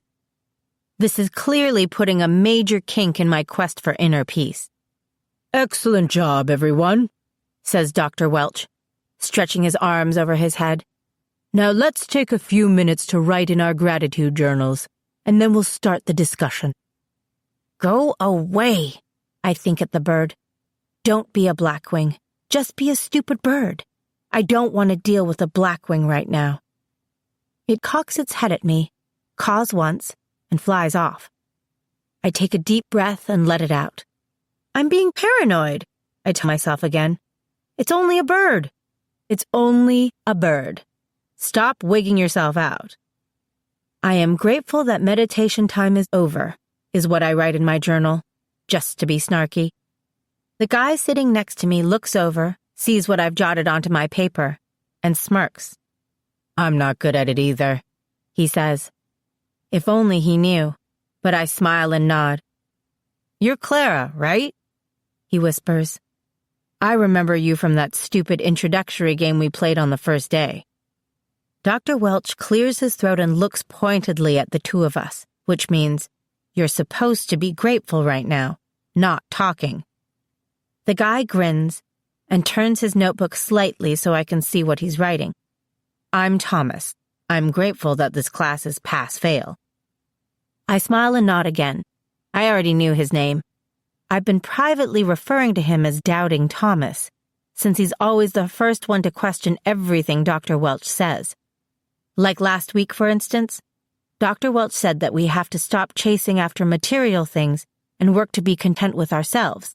And Thomas's hand shot up, and he said something like, "But if we all sat around content with exactly where we were in life, nobody would strive for excellence. I want to be happy, sure, but I didn't come to Stanford because I wanted to find happiness. I came because I want to be the best." Humble, this guy. My phone vibrates, and Dr. Welch looks over again. I wait a few minutes before I sneak it out of my pocket. There's a text from Angela asking me to meet her at Memorial Church. After class, I book it down the main stairs of Meyer Library, where happiness is held, and Thomas calls after me. "Hey, Clara, wait!" I don't have a lot of time for this, but I stop. I scan the skies nervously for the mysterious crow, but I don't see anything out of the ordinary. Do you? Thomas pauses, like he's forgotten what he was going to say now that he's got my attention. "Do you want to get something to eat? There's this place behind Tresidder that makes these amazing chicken burritos. They put in rice and beans and pico de gallo." "I can't. I'm meeting somebody." I interrupt before he can really get going on the burritos, which are incredibly tasty. It's true. But I am meeting someone, and besides that, I really do not want to go out with Doubting Thomas. That much I know. His face falls. "Some other time, then," he says, and shrugs one shoulder like it's no big deal. But I feel a prickle of wounded pride coming off him, who does she think she is kind of vibe, which makes me feel immediately less guilty for turning him down. Angela's text. C. Meet me at Memchu, 5:30 p.m. Important. Has me jogging through the archways of the arcade, my footsteps echoing on the checkered stones. Her vision is going to take place here at Stanford, after all. It's the entire reason we all ended up here, so important could be pretty darn monumental. I check my watch, 5:35, and canter across the quad, not slowing as I often do to take in the sight of the church, its gleaming golden mosaics at the front, the Celtic cross perched at the apex on the roof. I shove my shoulder against the heavy wooden door and step inside, pause for a minute in the vestibule to let my eyes adjust to the dimness within. I don't immediately see Angela among the scattering of students who are gathered here, most of them walking slowly in an indiscernible pattern at the front of the sanctuary. I wandered down the red carpeted aisle toward them, past the rows of mahogany pews, my skin prickling at the depictions of angels everywhere, in the stained-glass windows, in the mosaics on both sides of me, in the spaces between the arches on the ceiling, angels everywhere, gazing down, always with their wings unfurled behind them. One of them is probably Michael, I think. All I have to do to find my dad is go to church. I spot Angela. She's with the others, walking inside a circle at the top of the steps at the front. Something's laid out on the floor like an enormous rug, deep blue with white patterns on it, a kind of path that goes in loops. She doesn't see me. Her lips are pursed in concentration, and they move like she's saying something. But I don't hear a sound outside of the shuffling of feet, the whisper of clothing as people walk. She stops in the center of the circle, bends her head for a long moment, her hair obscuring her face, then starts up again, walking slowly, her arms swinging by her sides. My empathy surges to life. I can feel them all, every single one of the people inside the circle. There is a girl on my left who's homesick. She misses the big city, her family's walk-up in Brooklyn, her 2 little sisters. A guy who stopped in the center wants desperately to ace his first calculus test. Another guy is wondering about a blonde in his film studies class, whether she thinks he has good taste in movies, whether she likes him, and then he feels guilty for thinking about such things in a church. Their emotions and the entwined thoughts are like wafts of air hitting me in the stillness of this place, hot and cold, fear and loneliness, and hope and happiness. But I get a sense that it's all emptying out, as if the feelings cluttering their brains are slowly being drawn into the circle like water swirling down a drain. And above the rest of them, I feel Angela, focused, full of purpose, determination, seeking the truth with the persistence of a guided missile. I take a seat in the front pew and wait, lean forward onto my knees and close my eyes. I have a sudden memory of Jeffrey as a kid, back when we went to church when I was little, falling asleep in the middle of a sermon. Mom and I had a hard time trying not to laugh at him, all slumped over like that. But then he started snoring, and Mom poked him in the ribs, and he jolted upright. "What?" he whispered. "I was praying." I stifle a laugh, remembering that. I was praying. Classic. I open my eyes. Someone is sitting next to me putting on shoes. A pair of boots, beat up and black with ratty laces. Angela. I look over at her. She's wearing a baggy black sweatshirt and purple leggings, a little grungier than usual. No makeup, not even the normal black around her eyes. She's got that same look on her face that she got last year when she was trying to figure out what college to go to, a mix of frustration and excitement. "Hi," I start to say, but she shushes me, gestures to the door. I follow her out of the church, glad for the fresh air on my face, the sudden sun, the breeze that shifts the fronds in the palm trees at the edge of the quad. "Took you long enough to get here," Angela says. "What was that thing anyway, in the church?" "It's a labyrinth. A knockoff of one anyway. It's made of vinyl so they can roll it up and move it around. It's patterned after these huge stone labyrinths they have in churches in Europe. The idea is that walking in circles can free the mind so that you can pray." I arch an eyebrow at her. "I was thinking about my purpose," she says. "Does it work? Was your mind freed?" She shrugs. "At first I thought it was pointless, but I've been having a hard time concentrating lately." She clears her throat. "So I tried it, and after a while I got this amazing clarity. It's weird. It just steals over you. Then I figured out that I could make the vision come to me this way." "Make the vision come? On purpose?" She scoffs. "Of course, on purpose." Knowing this instantly makes me want to go back inside and try it. Maybe I'd get more than that little bit of darkness. Maybe I'd figure my vision out. But there's another part of me that shudders at the thought of going to the pitch-black room voluntarily. "So, Why I texted you, Angela says, her shoulders tense. I have the words. I stare at her. She throws her hands up in exasperation. The words. The words. All this time, for years, see, I've been seeing this place in my visions, and I know I'm supposed to say something to somebody, but I never hear myself say the words. It's been driving me crazy, especially since I got here, and I know it's going to happen pretty soon, within the next 4 years, I'm guessing anyway. I'm supposed to be a messenger. At least that's what I thought, but I never knew the message until now. She takes a breath, sighs it out, closes her eyes. The words. So what are they? She opens her eyes, her irises a flash of eager gold. The 7th is ours, she says. Okay, so what does that mean? Her face falls, like maybe she was expecting me to know the answer and share it with her. Well, I know the number 7 is like the most significant of all the numbers. Why? Because there are 7 days in a week? Yes, she says completely straight-faced. 7 days in a week. 7 notes on the music scale. 7 colors in the spectrum. She is seriously obsessed with this. But I guess that comes as no real surprise. It's Angela. Ha! So your vision is brought to you by the number 7, I joke. I can't help but think of Sesame Street. This episode is brought to you by the number 12 and the letter Z. Hey, C, this is serious, she says. 7 is the number of perfection and divine completion. It's God's number. God's number, I repeat. But what does it mean, Ange? The 7th is ours. I don't know, she confesses, frowning. I have considered that it might be an object of some kind. Or a date, I suppose, but she grabs my hand. Here, come with me.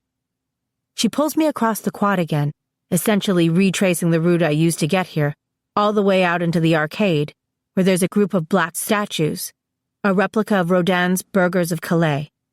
6 mournful-looking men with ropes around their necks. I don't know the history or what doom they're supposed to be going toward, but they're clearly walking to their deaths, which I've always found weird and unsettling to run into in the middle of Stanford's bustling campus. Kind of a downer. I see them, in my vision.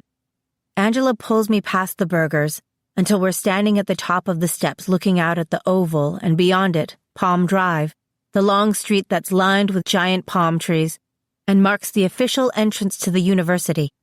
The sun is setting. Students are playing frisbee in the grass wearing shorts and tank tops, sunglasses, flip-flops. Others are stretched out under the trees, studying. Birds are singing, bicycles whirring by. A car makes its way around the circle with a surfboard strapped to the roof. Ladies and gentlemen, I think, October in California. It happens here. Angela stops and plants her feet. Right here. I look down. What? You mean where we're standing? She nods. I'm going to come from that direction. She points to the left. And I'm going to climb up these 5 little steps. And there's going to be someone waiting for me. Right here.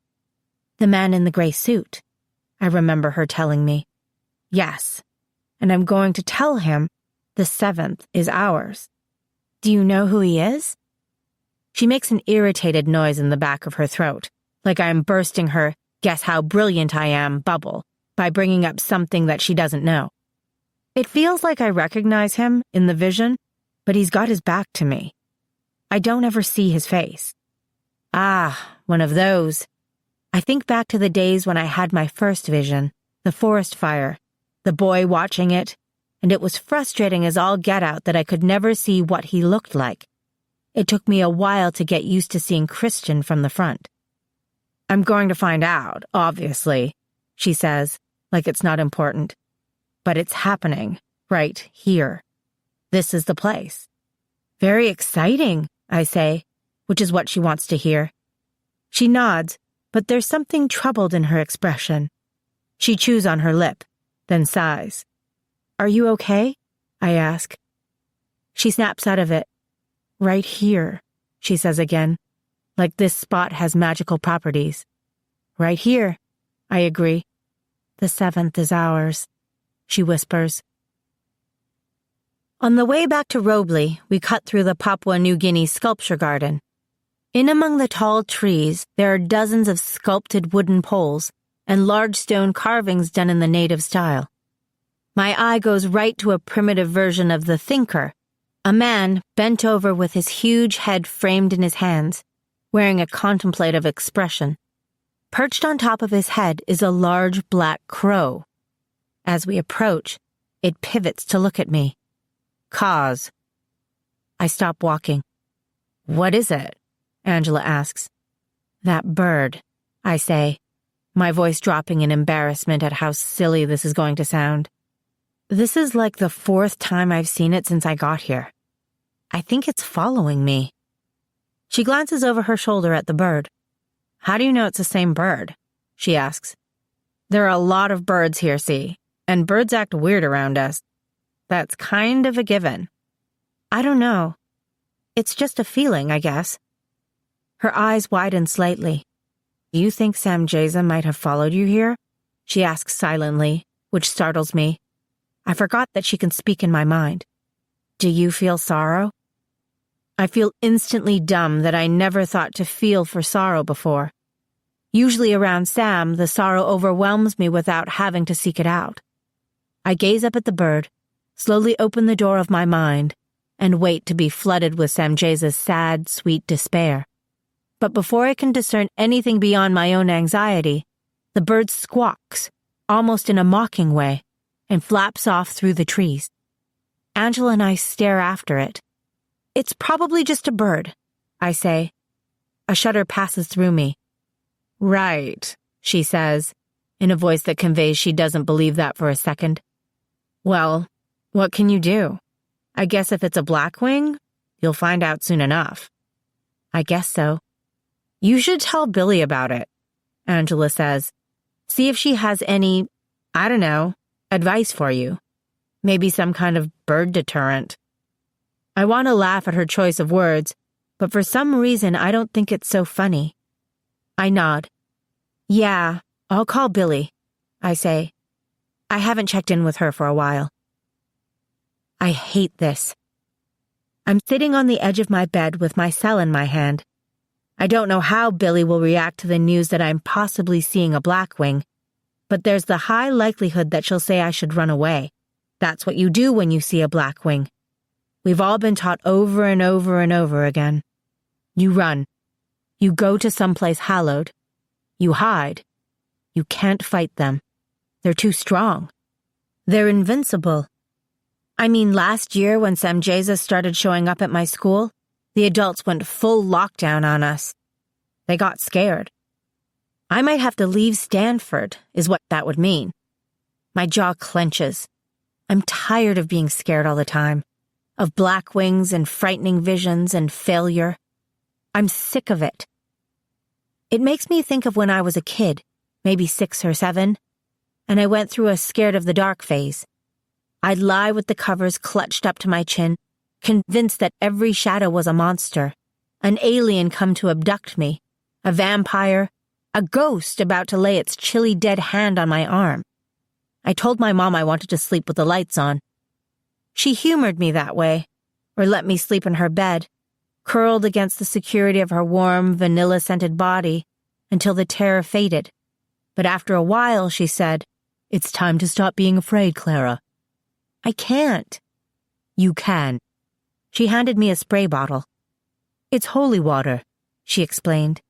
If anything scary comes into this room, tell it to go away.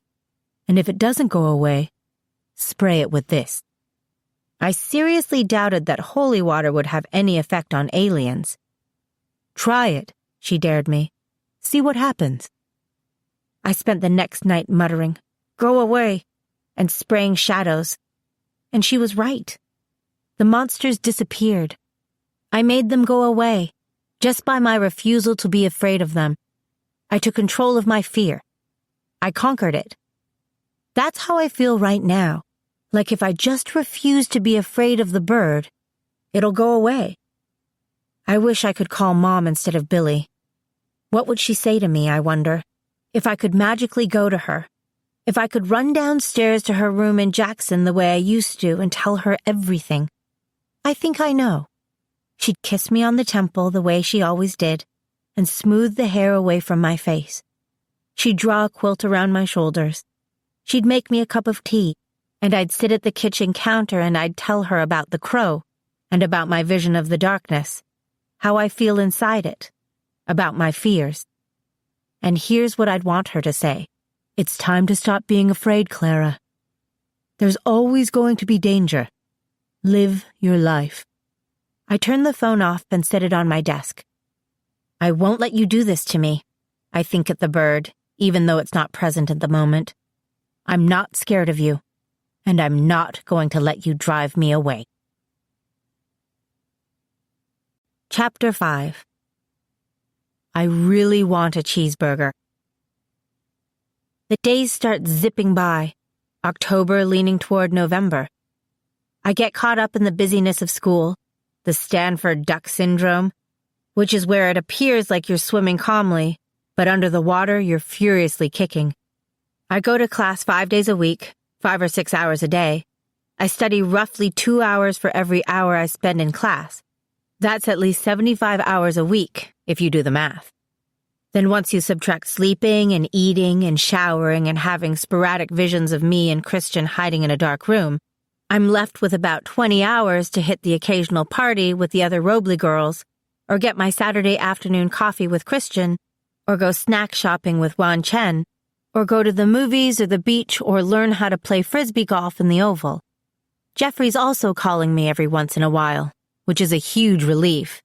And we've been having almost weekly breakfast together at the cafe where Mom used to take us when we were kids.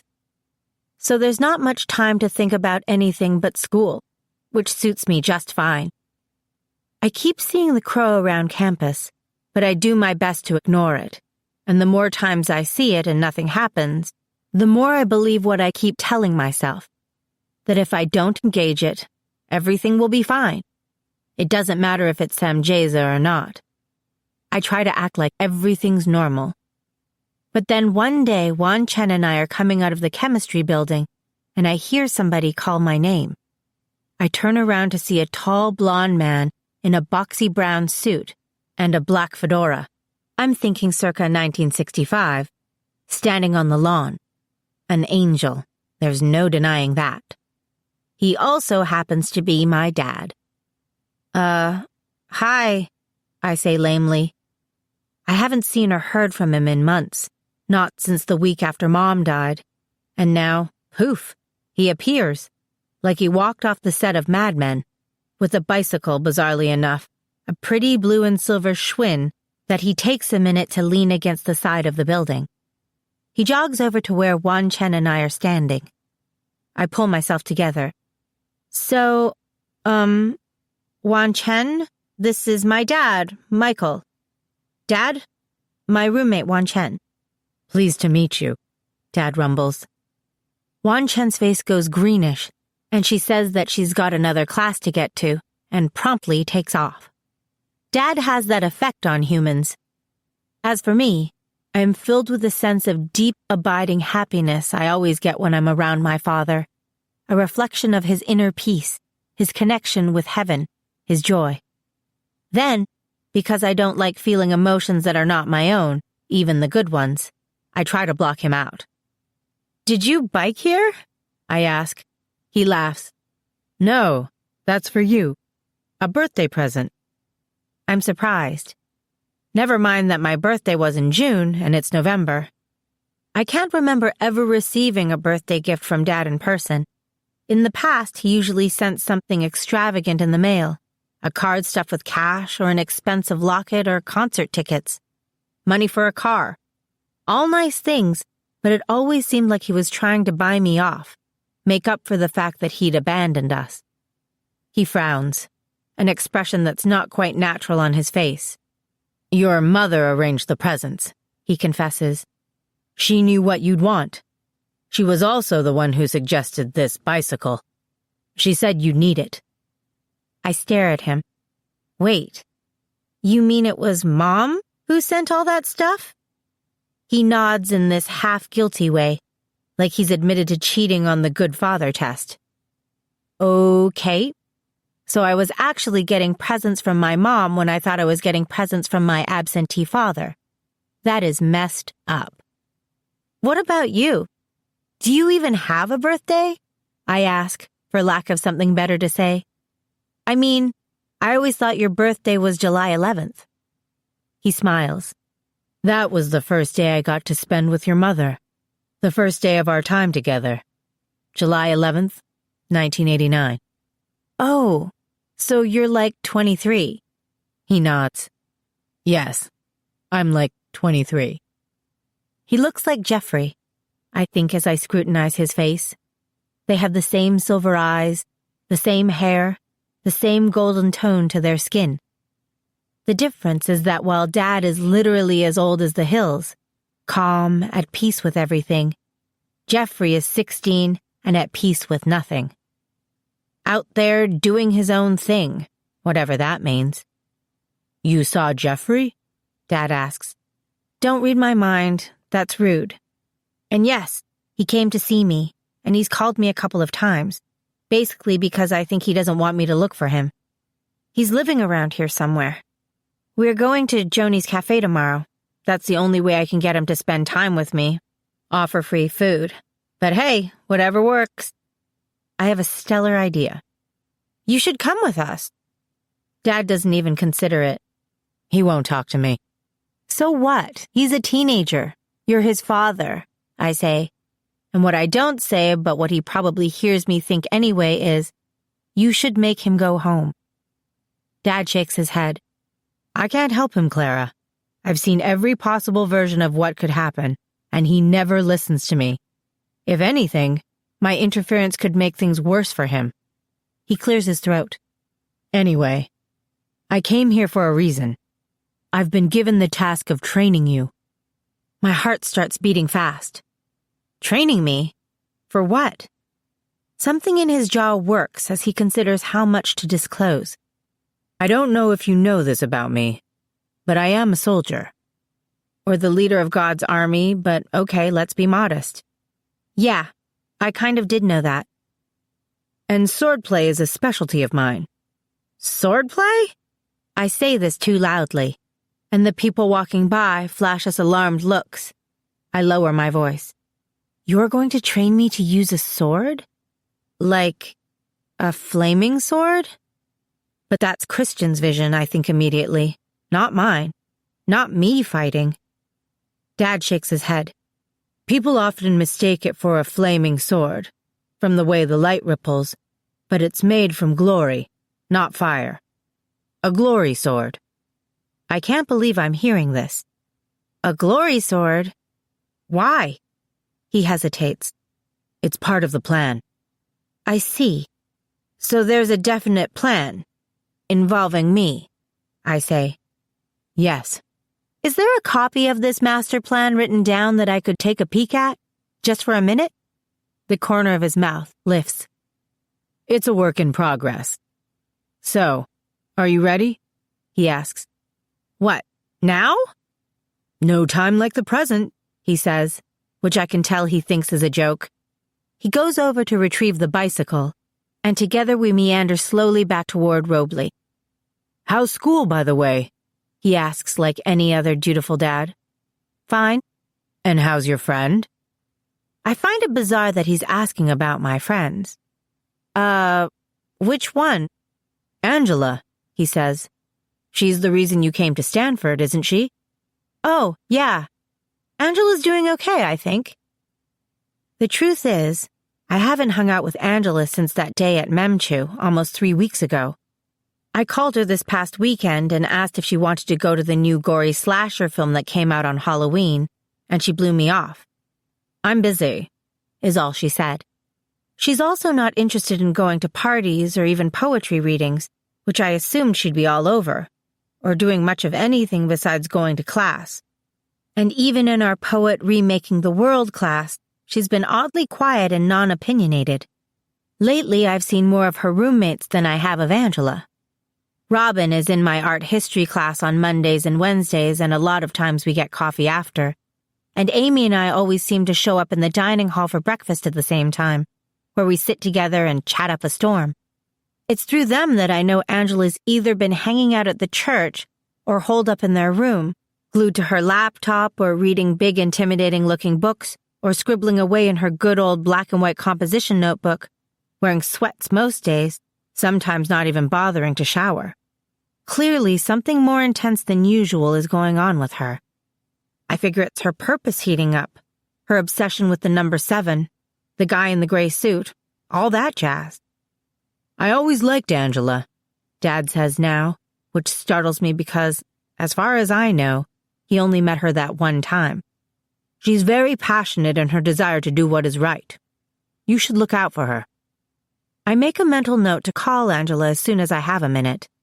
We've reached Robley by this point, and Dad stands looking at the building with its ivy-colored facade while I park the bike on the rack outside. Do you want to see my room? I ask a bit awkwardly. Perhaps later, he says. Right now we need to find a place where we won't be disturbed. I can't think of anywhere better than the basement of the dorm, where there's a study room with no windows. People mostly use it to make phone calls when they don't want to bother their roommates. It's the best I can do on short notice, I say, as I lead Dad down there. I unlock the door and hold it open for him to see. It's perfect, he says, and goes right in. I'm nervous. Should I stretch out or something? My voice echoes strangely in this claustrophobic little room. It smells in here like dirty socks, sour milk, and old cologne. First, we should decide where you would like to train, he says. I gesture around us. I'm confused. This is the starting point, he says. You must decide the ending point. Okay. What are my options? Anywhere, he answers. The Sahara Desert? The Taj Mahal? The Eiffel Tower? I think we'd make quite a spectacle practicing swordplay at the Eiffel Tower. But it's up to you. He grins goofily, then sobers. Try somewhere you know well, where you'll be comfortable and relaxed. That's easy. I don't even have to think about it for 2 seconds. Okay. Take me home. To Jackson. Jackson it is. Dad moves to stand in front of me. We will cross now. And what is crossing exactly? I ask. It's... He searches for the words, finds them. Bending the rules of time and space in order to move from one place to another very quickly. The first step, he adds dramatically, is glory. I wait for something to happen, but nothing does. I look at Dad. He nods his head at me, expectantly. What? I'm going to do it? You've done this before, haven't you? You brought your mother back from hell. Yes, but I didn't know what I was doing. Brick by brick, my dear, he says. I swallow. What, like I'm building Rome now? Maybe we should start with something smaller. I close my eyes, try to center myself in the now, try to stop thinking, stop processing, just be. I listen to my breath drag in and out of my body, try to empty myself, forget myself, because only then can I reach that quiet place inside me that's part of the light. Good, Dad murmurs, and I open my eyes to glory's golden wash around us. In this state, he says, you have access to anything you ask for. You must simply learn how to ask. Anything?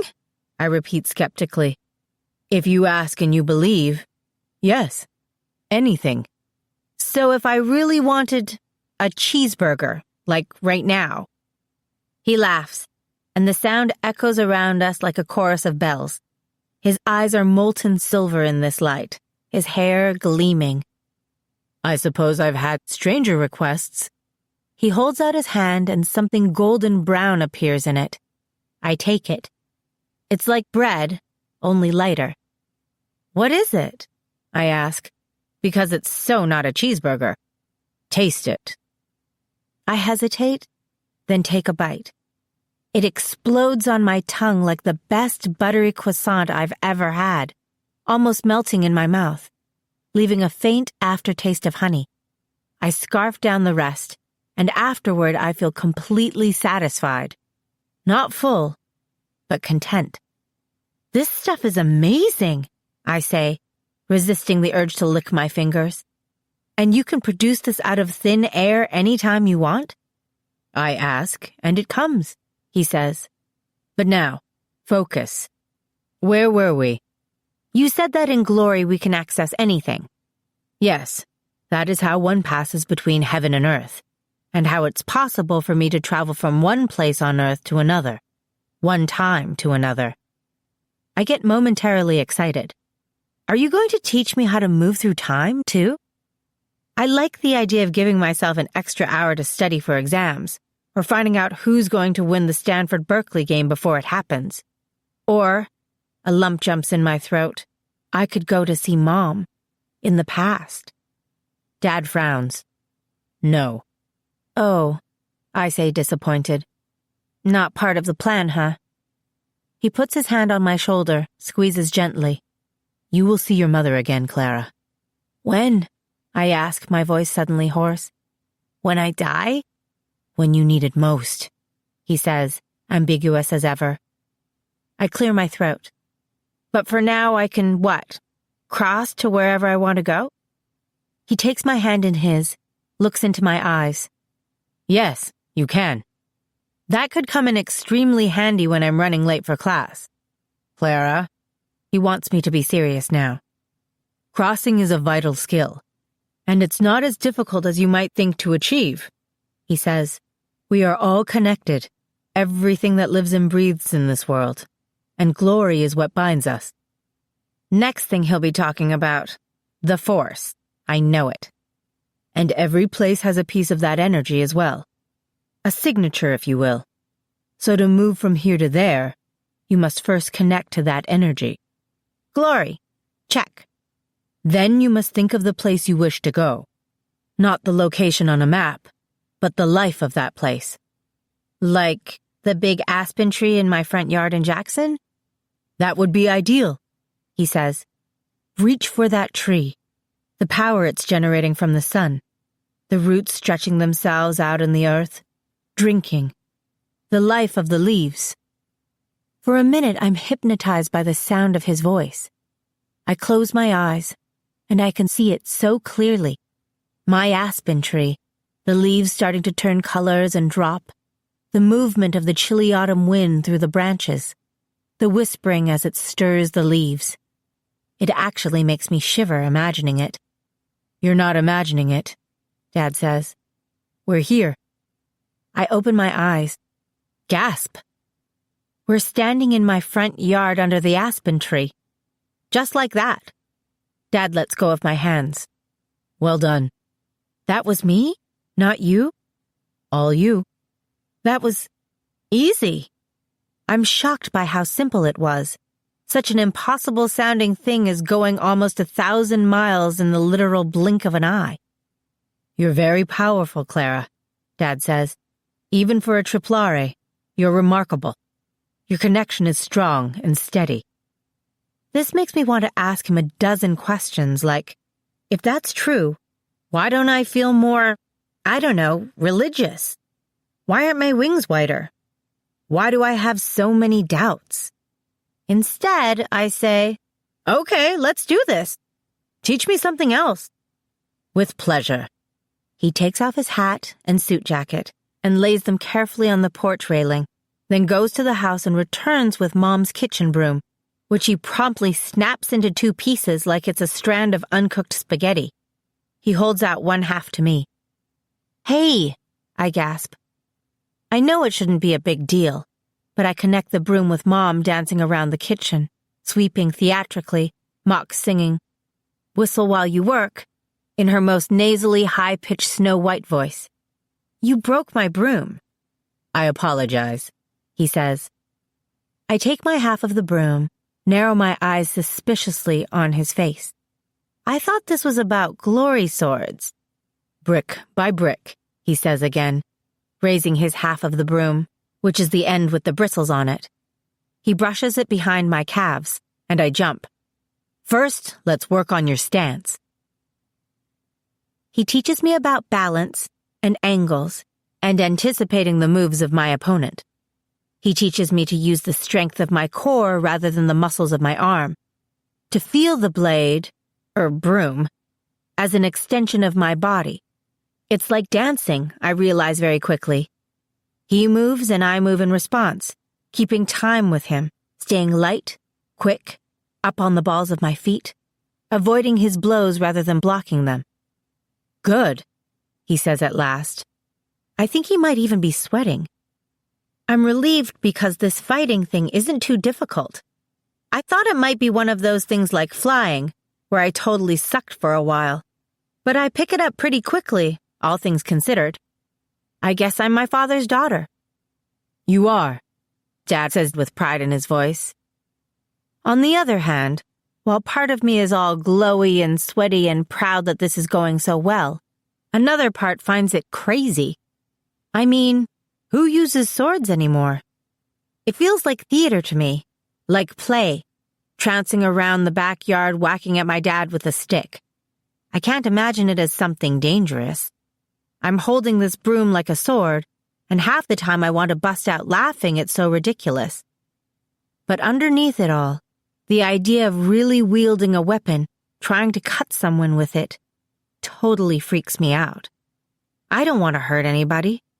I don't want to fight. Please don't let it be that I have to fight. The thought makes me miss a step, and Dad's section of the broomstick is at my chin. I look up into his eyes, swallow. That's enough for today, he says. I nod and drop my piece of broom into the grass. The sun is going down. It's getting dark now, and cold. I hug my arms to my chest. You did well, Dad says. Yeah, you said that already. I turn away, kick at a fallen pine cone. I hear him come up behind me. Sometimes it's difficult to be the bearer of a sword, he says gently. Dad's known for being tough, the guy who's called in whenever some big baddie needs a slapdown. Penn talked about him like he was the bad cop in the good cop, bad cop scenario, the one who smacks the criminals around. In the old artwork, Michael's always the stern-faced angel hacking up the devil with a sword. His nickname is the Smiter, Penn said. That job would definitely suck. But when I try to peek inside Dad's mind, all I get is joy, certainty, an inner stillness like the reflection on the surface of Jackson Lake at sunrise. I glance over my shoulder at Dad. You don't seem too conflicted about bearing a sword. He reaches down and picks up my half of the broom, holds the pieces together for a few seconds, then hands the broom back to me in one piece. My mouth drops open like a kid at a magic show. I run my fingers over the place where it was jagged, but I find it perfectly smooth. Not even the paint is marred. It's like it was never broken. I'm at peace with it, he says. Together, we turn and walk back toward the house. Somewhere off in the trees, I hear a bird singing, a bright, simple call. Hey, I was wondering. I stop and work up the guts to bring up something that's been in the back of my mind ever since he mentioned the word sword. Would it be okay if Christian trained with us? His gaze on me is steady and curious, so I go on. He's having a vision of using a flaming, glory sword, and his uncle's been training him some, but his uncle's not going to be around much longer, and I think it would be nice. I think it would be useful for both of us if you trained us together. Could that be part of the plan? He's quiet for such a long time, I'm sure he's going to say no. But then he blinks a few times and looks at me. Yes. Perhaps when you're home for Christmas break, I'll train you together. Great. Thank you.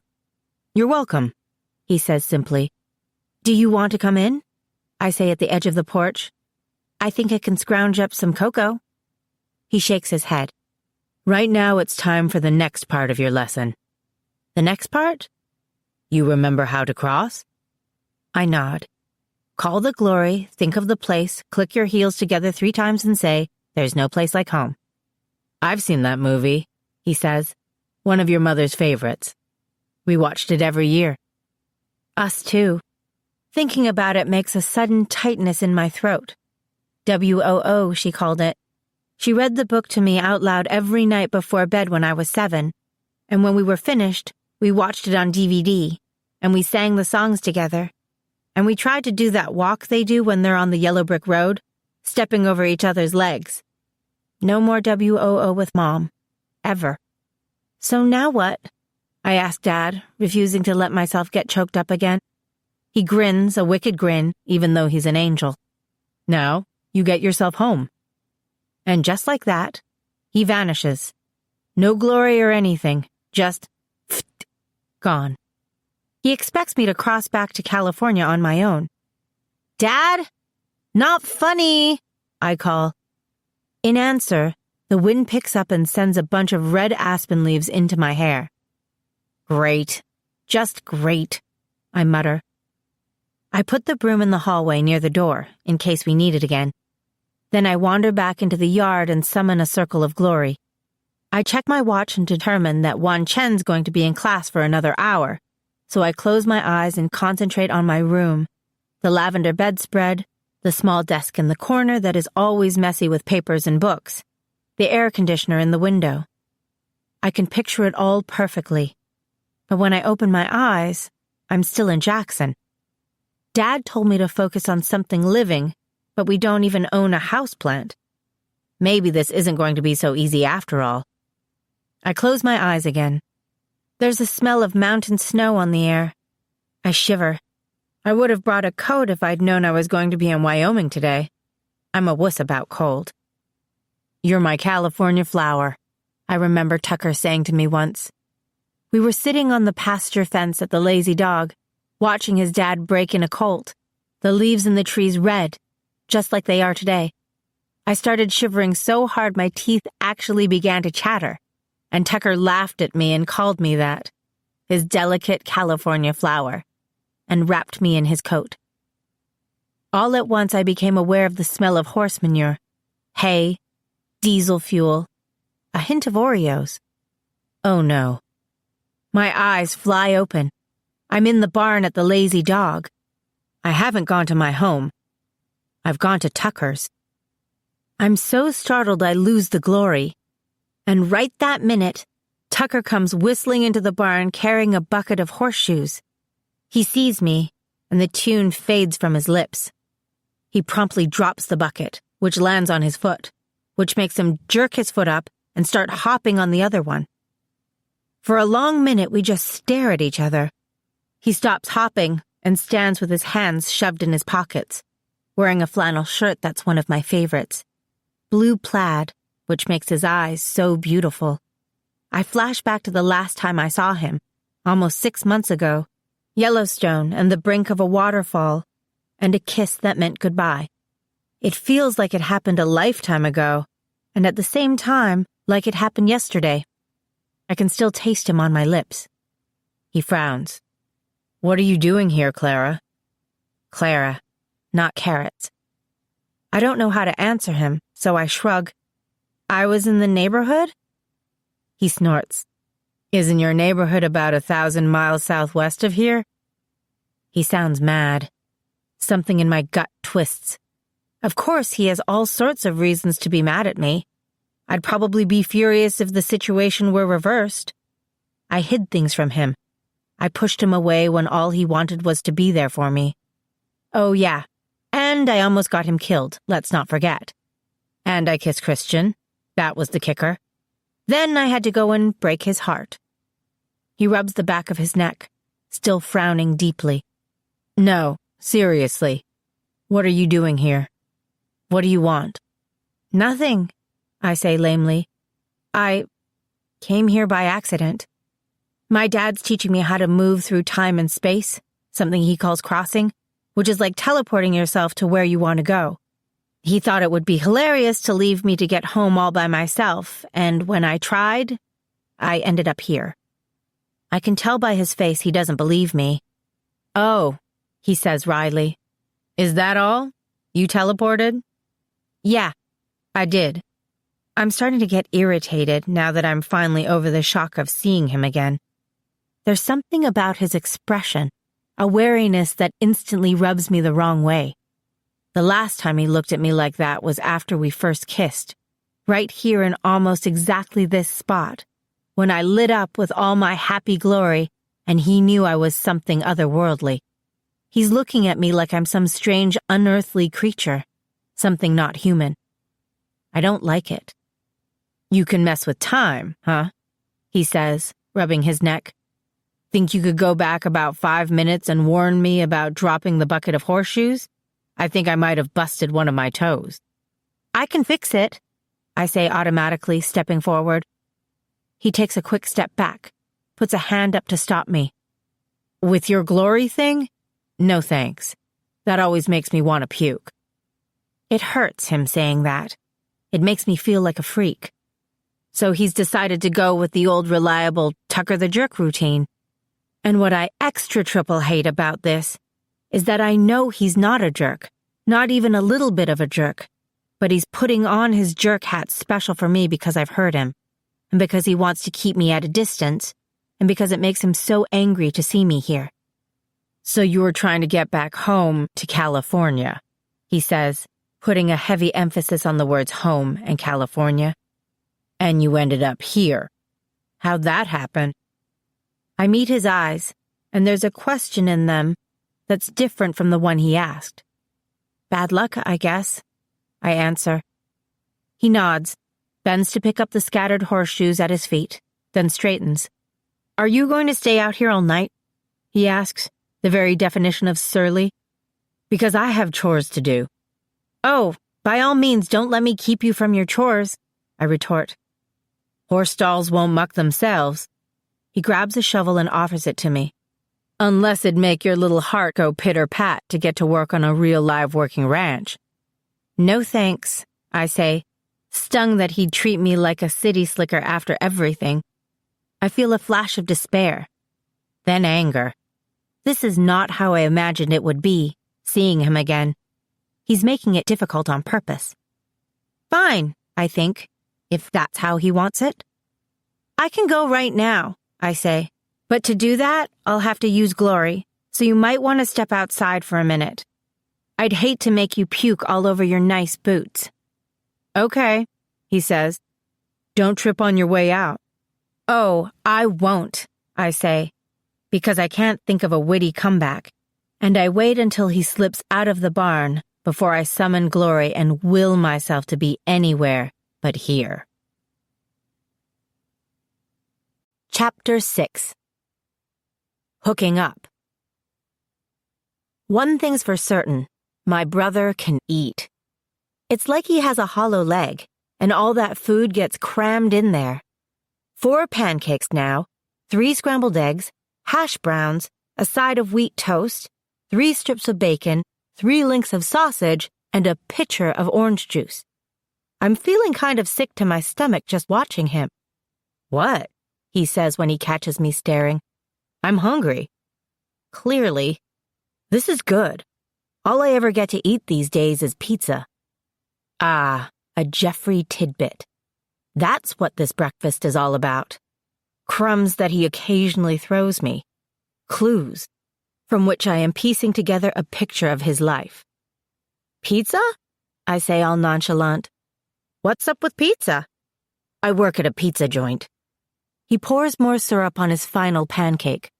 That smell gets into everything. He leans forward like he wants me to sniff him. I do, and sure enough, I get a definite whiff of mozzarella and tomato sauce.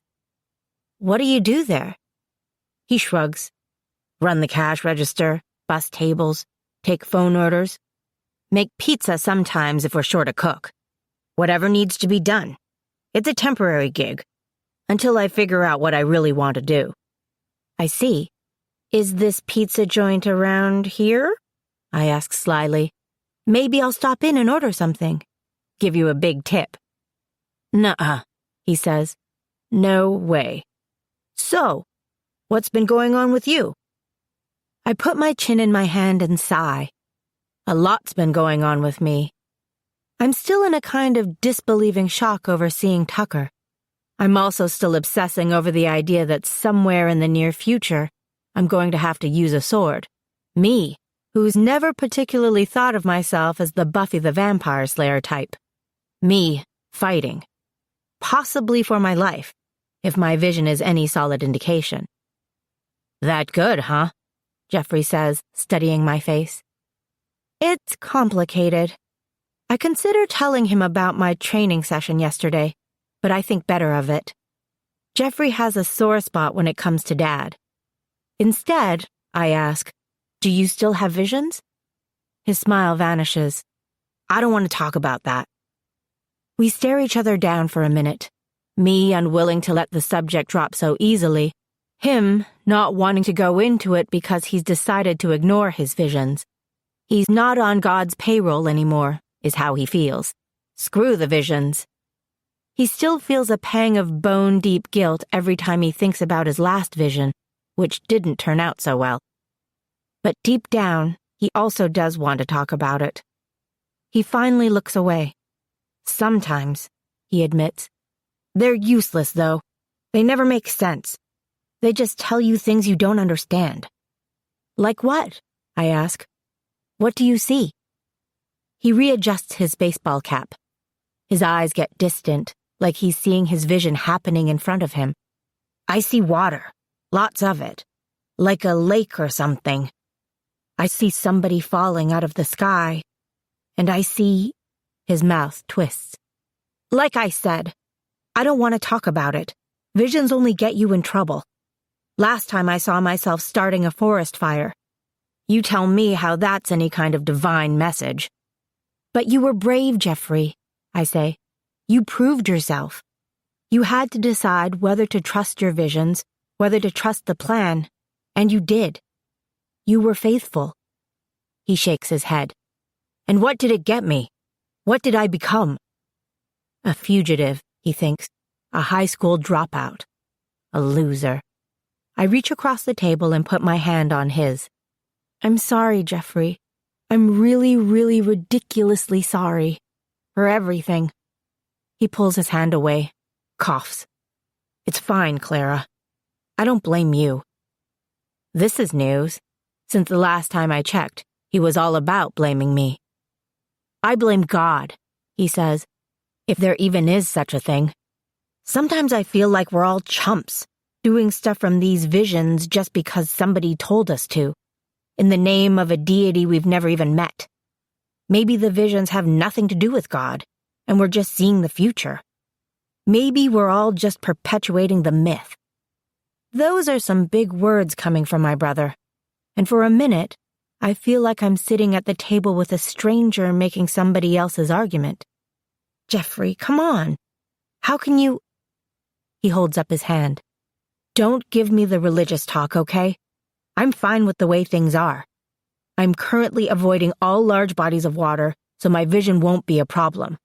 We're supposed to be talking about you now, remember? I bite my lip. Okay, what do you want to know? Are you dating Christian now that you're... He stops himself again. Now that I'm broken up with Tucker, I finish for him. No, we hang out. We're friends. And beyond that, we're figuring stuff out. We're more than friends, of course. But I don't know what more really means. You should date him, Jeffrey says. He's your soulmate.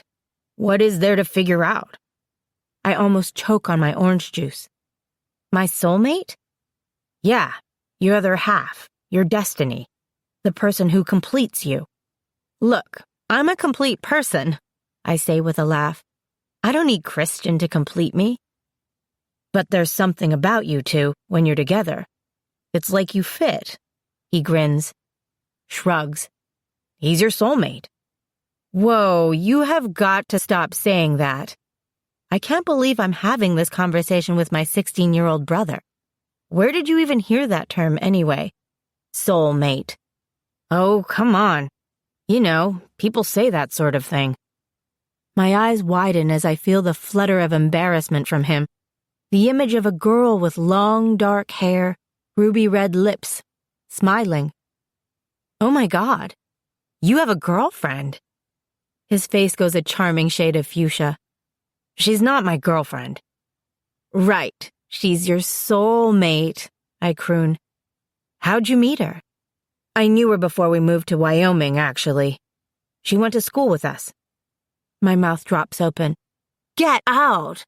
So I probably know her then. What's her name? He glares at me. It's no big deal. We're not dating. You don't know her. What's her name? I insist. What's her name? What's her name? I could go on like this all day. He looks mad, but he wants to tell me. Lucy. Lucy Wick. He's right. I don't know her. I sit back in the booth. Lucy, your soulmate. He points a warning finger at me. Clara, I swear. That's great, I say. Maybe this will turn him around, give him something positive to think about. I'm glad you like someone. I felt bad when... Now it's my turn to stop myself. I don't want to dredge up his ex or that horrifying scene in the cafeteria last year when he dumped her in front of the entire school. Kimber was clearly not his soulmate. She was a cute girl, though. Nice, I always thought. Kimber was the one who called the police on me, I think, he says. I guess I shouldn't have told her I started the fire. I open my mouth to bombard him with questions, but he doesn't let me get them out. No, I didn't tell her what I am, what we are. I only told her about the fire, he scoffs. I thought she would think it was badass or something. Oh, she did. She really did. We're quiet for a minute, and then we both start laughing quietly. I was kind of an idiot, he admits. Yeah, well, when it comes to the opposite sex, it's hard to keep your head on straight. But maybe that's just me. He nods, takes another drink of OJ, looks at me hard. I've been thinking a lot about Tucker, Jeffrey says then, which catches me off guard. It's not fair to him, what happened. I've been putting some money aside. It won't be a lot, but something. I was kind of hoping you'd give it to him once I get it together. I don't fully understand. Jeffrey, it's to help buy a new truck, or put a down payment on one. A new trailer, a saddle, trees to plant on his land. He shrugs. I don't know what he needs. I just want to give him something to make up for what I did. Okay, I say, although I don't know if it will work for me to be the one who gives it to him. Last night between Tucker and me did not go well. But Tucker has a right, I remind myself, to be mad at me. And I never even apologized for what I did. I never tried to make it right. I think that's a great idea, I tell Jeffrey. Thanks, he says, and I can see in his eyes how he knows it isn't enough, given all he's taken from Tucker, all we've taken, but he's trying to make amends. Maybe my brother's going to turn out okay after all. After breakfast, I head back to Stanford, full of carbs and deep thoughts. I plan to have a nice, low-key kind of day. Maybe take a nap, get started writing a paper I've been procrastinating on all week. But I run into Amy as I pass by the Robley Game Lounge, and she ropes me into a game of table hockey.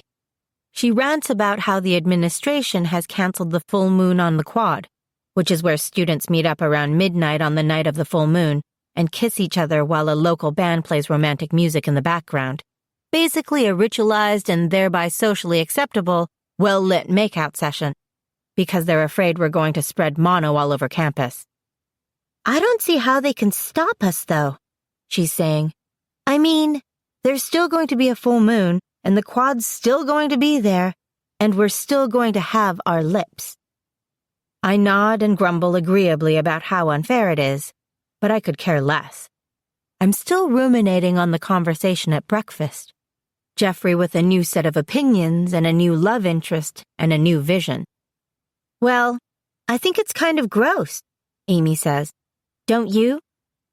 Yeah, he's so much older than she is. I have no idea what she's talking about. Wait, who's older? You know, the guy Angela's hooking up with. I stare at her. The puck clatters into my goal. What? What guy? I can't remember his name, but he's definitely older. A senior, probably.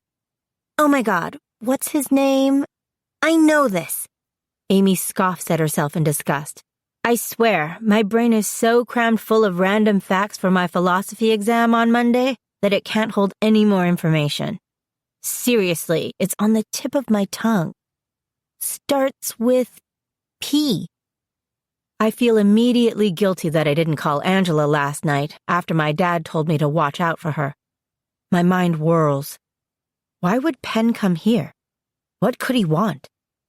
What happened to we're just friends and we know it's impossible for us to be together and it's temporary and all that other crap he fed to Angela this summer? I know I probably shouldn't be butting into Angela's love life. Not again, anyway. But this is seriously bad.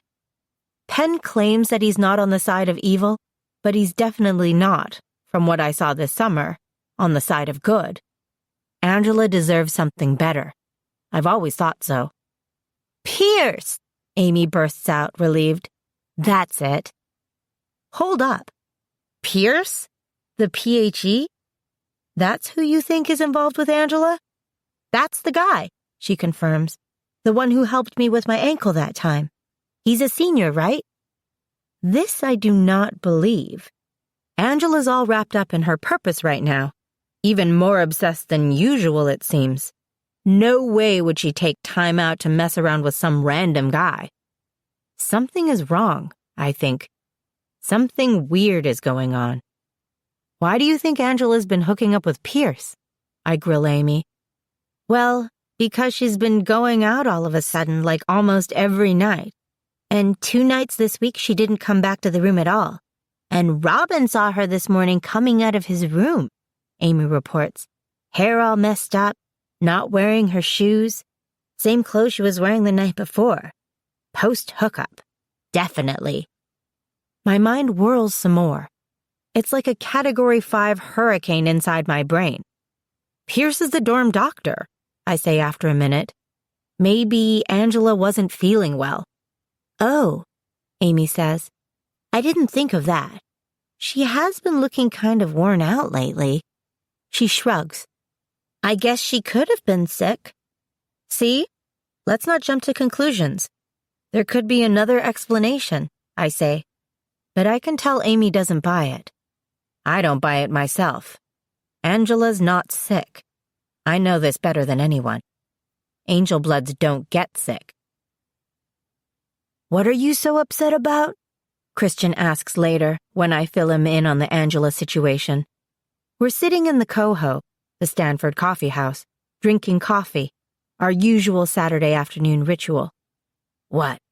Angela's not allowed to hook up with anybody? I really, really wish I could tell him about Penn. I think it's a good thing if Angela's seeing somebody, Christian goes on to say.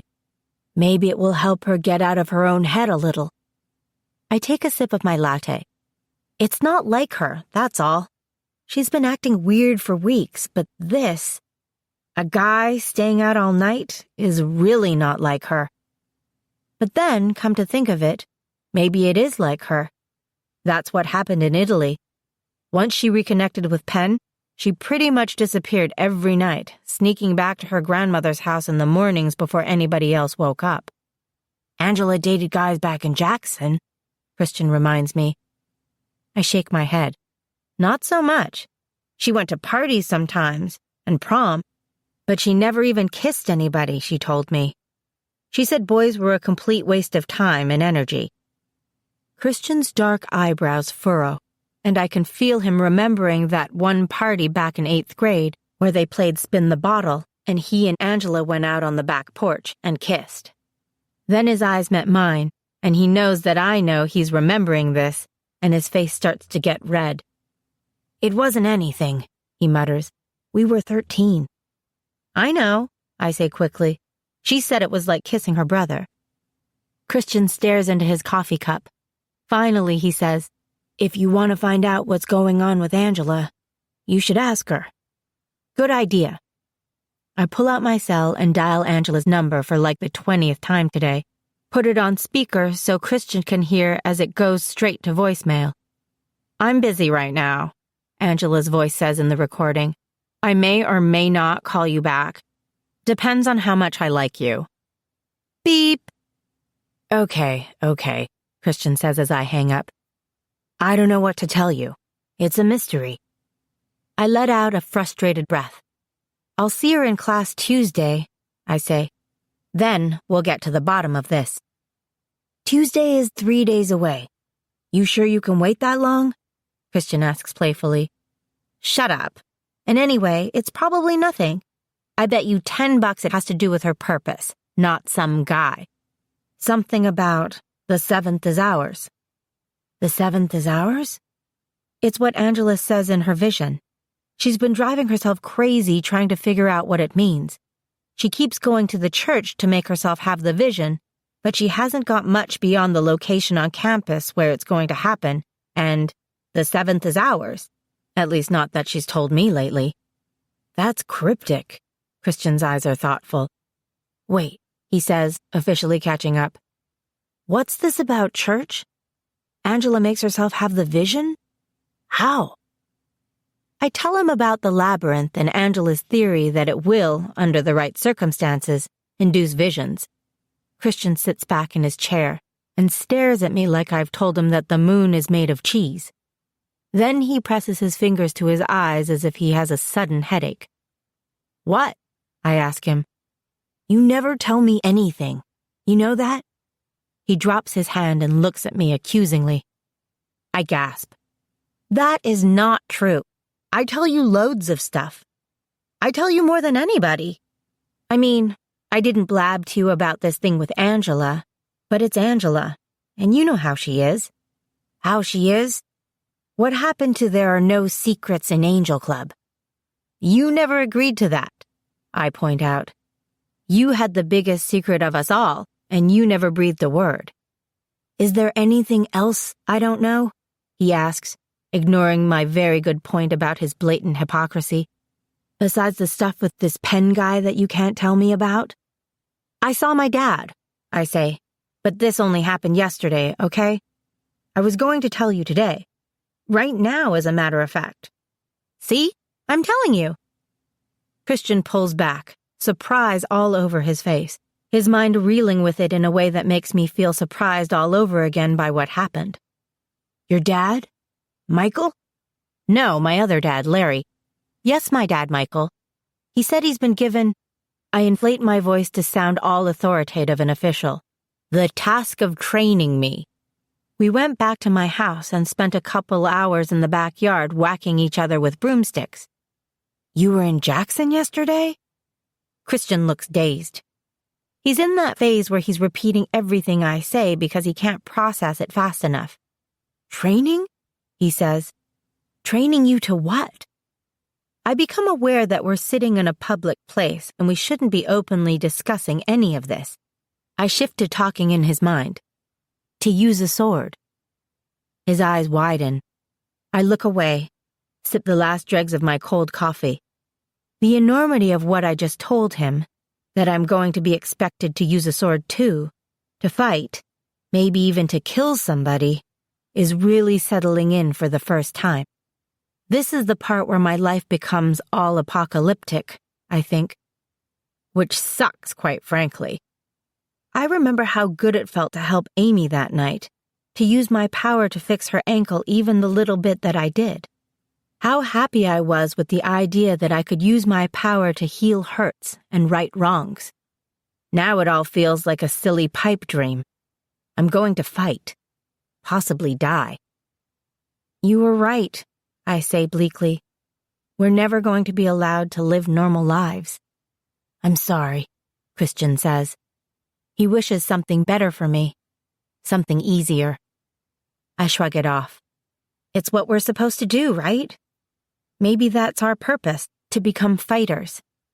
That makes sense if you think about it. Maybe it's what all the Triplare are meant for. We're like warriors. Maybe, Christian says, although I can sense that he doesn't want to accept this any more than I do.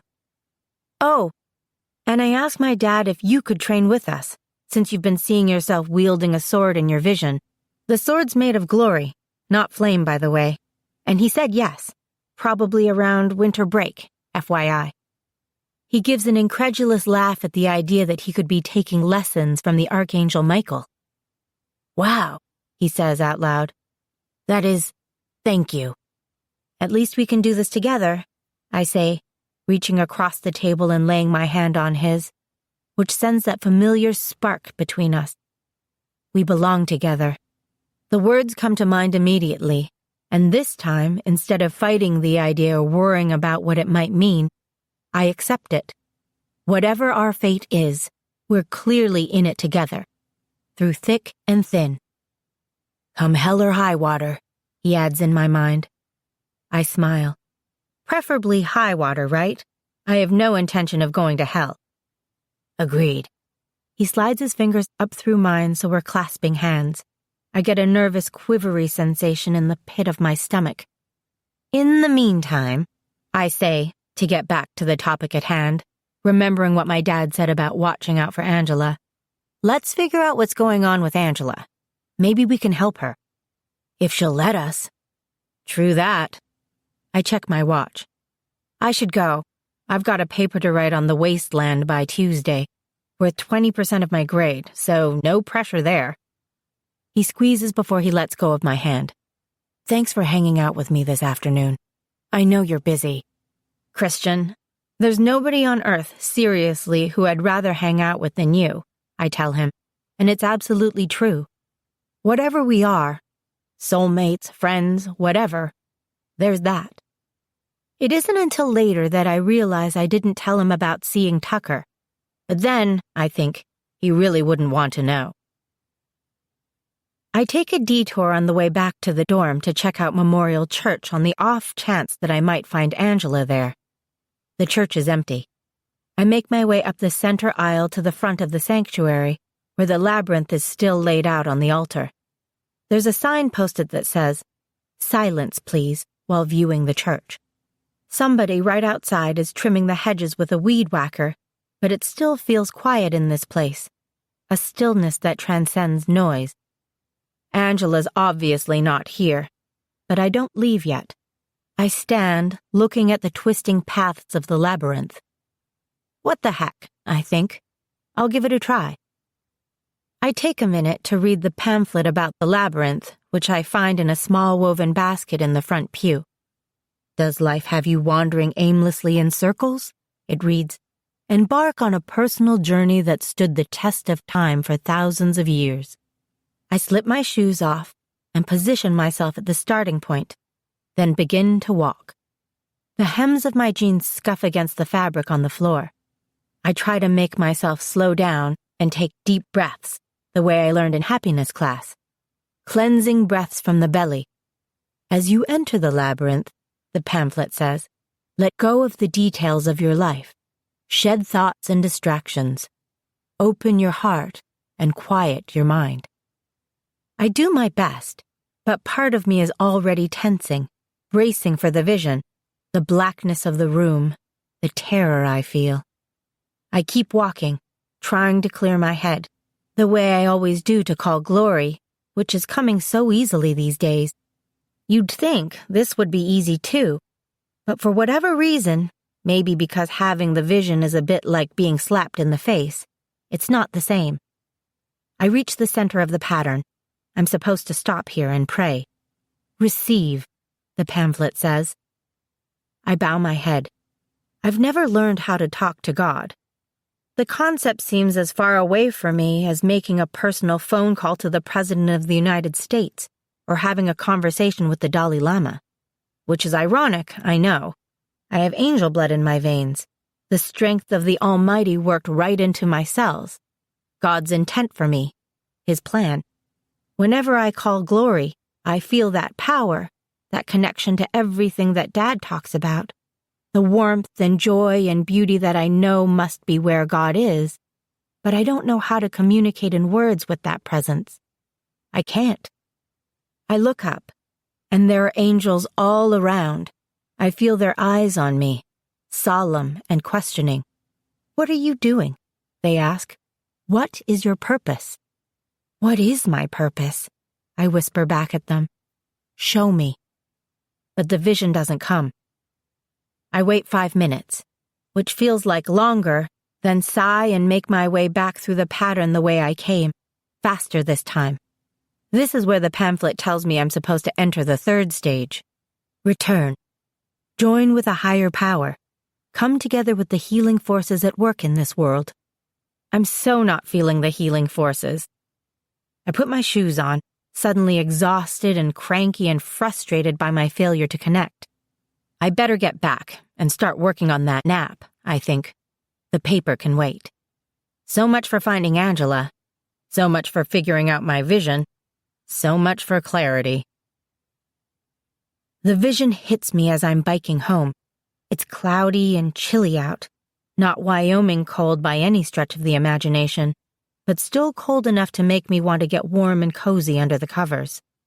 So I'm biking pretty fast, hurrying, when I suddenly find myself in the dark room. This time it's happening further along in the vision than it's ever happened before. The noise, that high-pitched sound that echoes around us, is still ringing in my ears. It's giving us away, I realize. It's drawing their attention. There's the flash of light, as blinding as always. "Get down!" Christian yells, and I dive for the floor, roll out of the way as he comes from behind me swinging a sword, a flaring, bright, beautiful blade, which he raises over his head and brings down hard. There's a clashing sound like nothing I've ever heard before, worse than nails on a chalkboard, and then a curse and a low laugh. I scramble backward until my back hits something hard and wooden, my heart pounding. It's still so dark in here, but I can make out Christian fighting, his light slicing the air around him, trying to get at the dark figures closing in on him. Figures, I realize. Plural.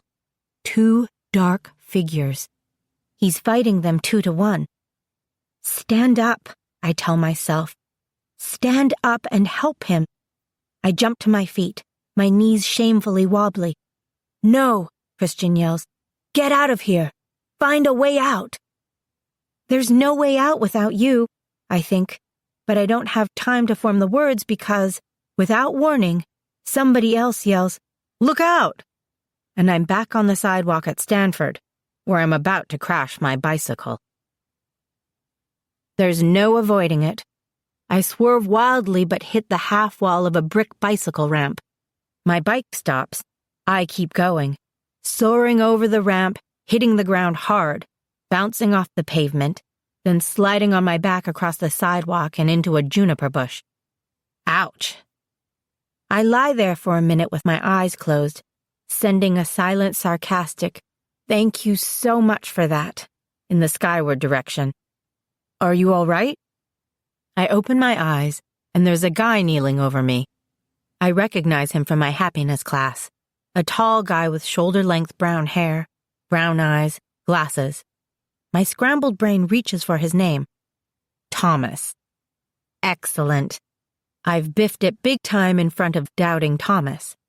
He helps me crawl out of the juniper bush. "Whoa, you really bit it there.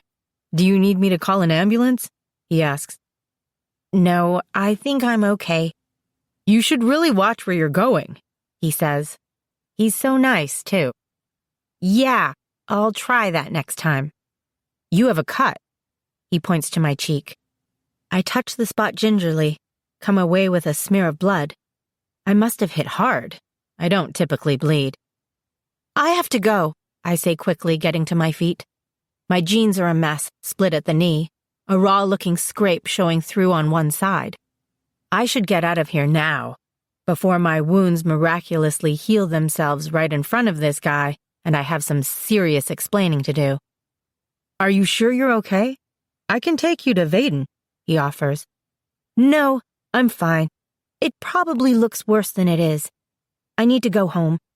I grab my bike from where it's fallen, the front wheel still spinning. When I set it upright, I discover that the frame is badly bent. Crap. "Here, let me help you," Thomas says, and nothing I say works to get rid of him. I limp along, mostly because I know I should be limping, and he walks beside me, carrying my bicycle on one shoulder and my backpack on the other. It takes us forever to get to Robley. and by the time we arrive, I'm pretty sure both the cut on my face and the scrape on my knee have mended. I hope he's not terribly observant. "Well, this is me," I say lamely. "Thanks." I grab my backpack from him, stick the bike on the rack, not bothering to lock it, and turn to go into the building. "Hey, wait!" Thomas calls after me. I stop, turn back. "Do you want to—" He hesitates. "I don't need to go to the health center, really," I say. He shakes his head. "I was going to say, do you want to go out with me tonight? There's this party at the Kappa House, if you're feeling up to it." Sheesh, there's no discouraging this guy. I must look better right now than I think I do. He stuffs his hands in his pockets but maintains eye contact. "I've been trying to ask you all semester, so here's my opportunity, right? Now that I've officially rescued you." "Oh, wow. No," I blurt out. "Oh, you have a boyfriend, right?" he asks. "Of course you do." "No, not really. I mean, my life is complicated right now. I can't. I'm sure you're great, but I somehow managed to get out. I'm sorry." "Well, can't hurt to ask, right?" He reaches into his pocket and pulls out a business card. He hands it to me. "Thomas A. Lynch," it reads. "Physics major at Stanford University. Tutor in math and sciences." Then it lists his cell number. "If you change your mind about the party, call me.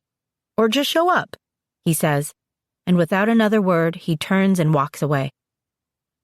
Wan Chen is playing Farmville on Facebook, her great weakness. She glances up from her laptop when I come in, her eyebrows drawing together in a little befuddled frown as she takes in the pieces of juniper bush in my hair, my dirt and bloodstained jacket, my torn jeans. "It's been that kind of day," I say before she can get the question out. I go to the sink and start washing the blood and gunk off my face. "Hey, did you hear that your friend Angela is hooking up with the PHE? Wan Chen calls out to me. Sigh. I so cannot wait until Tuesday. As soon as I finish cleaning myself up, I call Angela. No answer.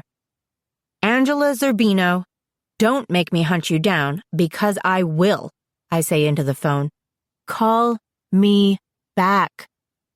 "I'm busy," she texts a few minutes later. "Chill. I'll catch up with you later." I wait an hour, then head down to second floor A wing and knock on Angela's door. Robin answers. "Oh, hey, Clara," she says cheerfully. She's wearing a blue and white zebra print strapless polyester top over a short white mini. Her hair is curled big and parted down the middle. She looks like she's ready to hit the town back in 1978 or so. "I'm looking for Angela," I tell her. Robin shakes her head. "I haven't seen her since this morning." She looks around, then leans toward me and whispers conspiratorially. "She spent the night with Pierce." "Yeah, I heard," I say, irritated.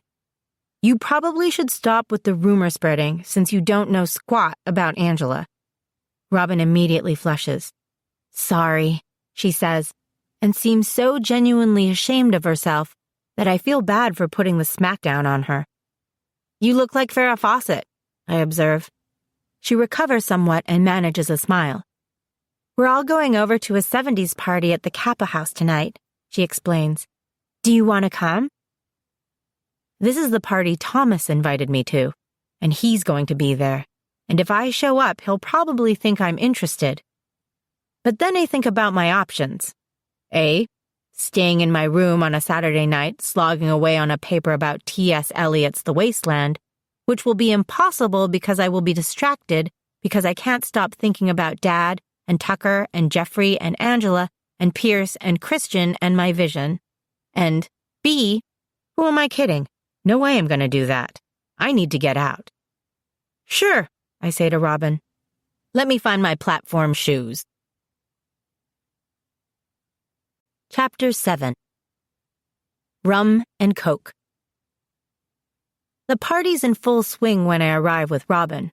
One Bee Gees song after another blasting out from the windows, strobe lights going back and forth in the living room, and I'm pretty sure I spot a disco ball over the dining room table. This is going to be fun, and loud, and maybe exactly what I need. "Hey, gorgeous," says the frat boy who opens the door. "Where have you been all my life?" He makes us put our keys into a huge pickle jar by the front door and introduces us to a guy in a Vegas-style white Elvis Presley costume who, should we wish to leave, will be the judge of whether or not we're fit to drive. "Nice outfit," I tell him, although I'm not sure how it relates to the theme of the party, except that I think Elvis died in the 70s. "Why, thank you. Thank you very much," he drawls. Somehow I knew he was going to say that. Of course, almost the first person I spot there is Thomas, swaying under the disco ball, wearing a flowered satin button-down shirt that shows his spotty chest hair. He brightens when he sees me, waves me over. So I go. "You changed your mind," he says. "Yep. So here I am," I say. "Thanks for helping me out before." "You don't look like you needed it," he says, his eyes searching my face for the scratches and scrapes that were there last time he saw me, like 2 hours ago. Whoops, I forgot about that.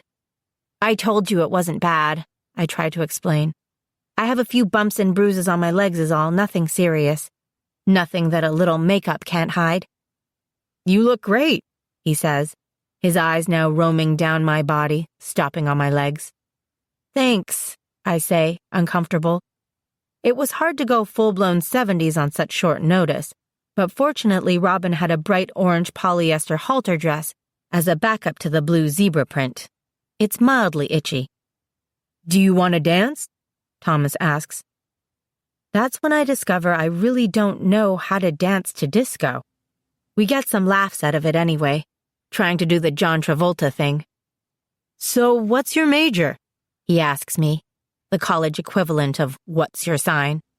"Biology," I answer. I already know that his is physics. "You want to be a biologist?"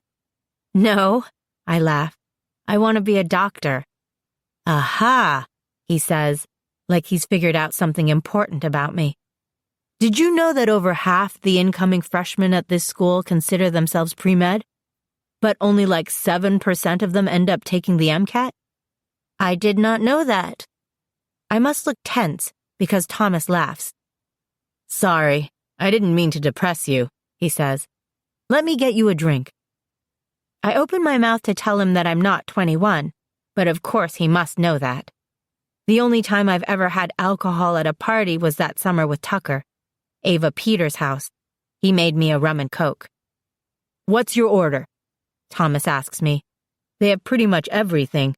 I bet you're a martini type of girl. Am I right?"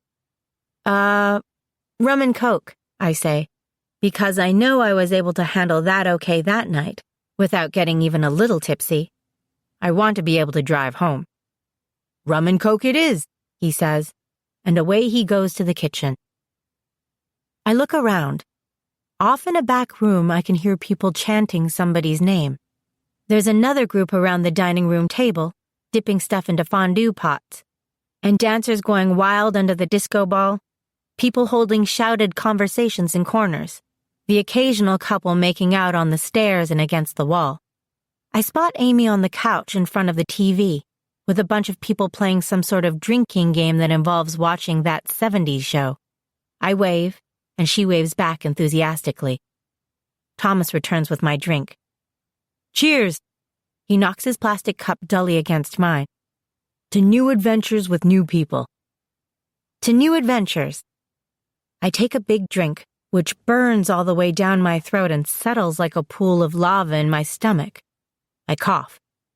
Thomas pats me on the back. "Uh-oh, are you a lightweight?" "This rum and coke? Nothing else?" I ask. "1 part rum, 2 parts coke," he says. "I promise." It doesn't taste like anything like the drink I had at the party with Tucker. And now, almost 2 years later, I realize why. Tucker never put any rum in my rum and coke. That little stink. That overly protective, impossible, infuriating, and utterly sweet little stink. In that moment, I miss him so much my stomach hurts. Or that could be the rum. There's a loud cheer from the people in the back room. Christian! Christian! Christian! They're chanting. I push forward through the crowd until I'm standing in the doorway of the back room, arriving in time to see Christian chug a large glass of dark brown liquid. They cheer again when he's done, and he grins and wipes his mouth on the sleeve of his white polyester suit. The girl sitting next to him leans over to whisper something in his ear, and he laughs, nods at her. My stomach clenches. Christian looks up and sees me. He stands up. Hey, where are you going? Says the girl who's sitting on the other side of him, pouting prettily. Christian, come back here. We still have to get through another round. I've had enough, he says, not quite slurring, but not sounding like himself either. I don't have to touch his mind to know he's drunk. But underneath the haze of alcohol, I can feel that he's upset about something. Something that's happened since I saw him this afternoon. Something he wants to forget. He brushes his hair out of his eyes and crosses the room to me, walking in a mostly straight line. I back up to let him get through the door, but he puts his hand on my bare arm and pulls me into the corner. His eyes close momentarily as the current of energy passes through us.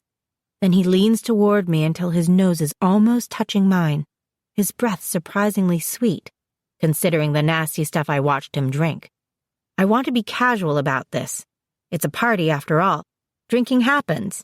And yeah, there were girls in that room fawning all over him, but he's fire hot, and he's smart and funny and well-spoken. And he's not my boyfriend, I remind myself. We've never actually been out on a date. We're not together. Still, his touch sends a flock of rabid butterflies careening around my stomach. I was just thinking about you, he says, his voice rough, his pupils so big they make his eyes look black. Dream girl. My face is getting hot, both from what he's saying and what he's feeling right now. He wants to kiss me. He wants to feel my lips again. So soft, so perfect to him. He wants to carry me out of this stupid, noisy house to somewhere where he can kiss me. Whoa. I can't breathe properly. He leans in. Christian, stop, I whisper the moment before his mouth touches mine.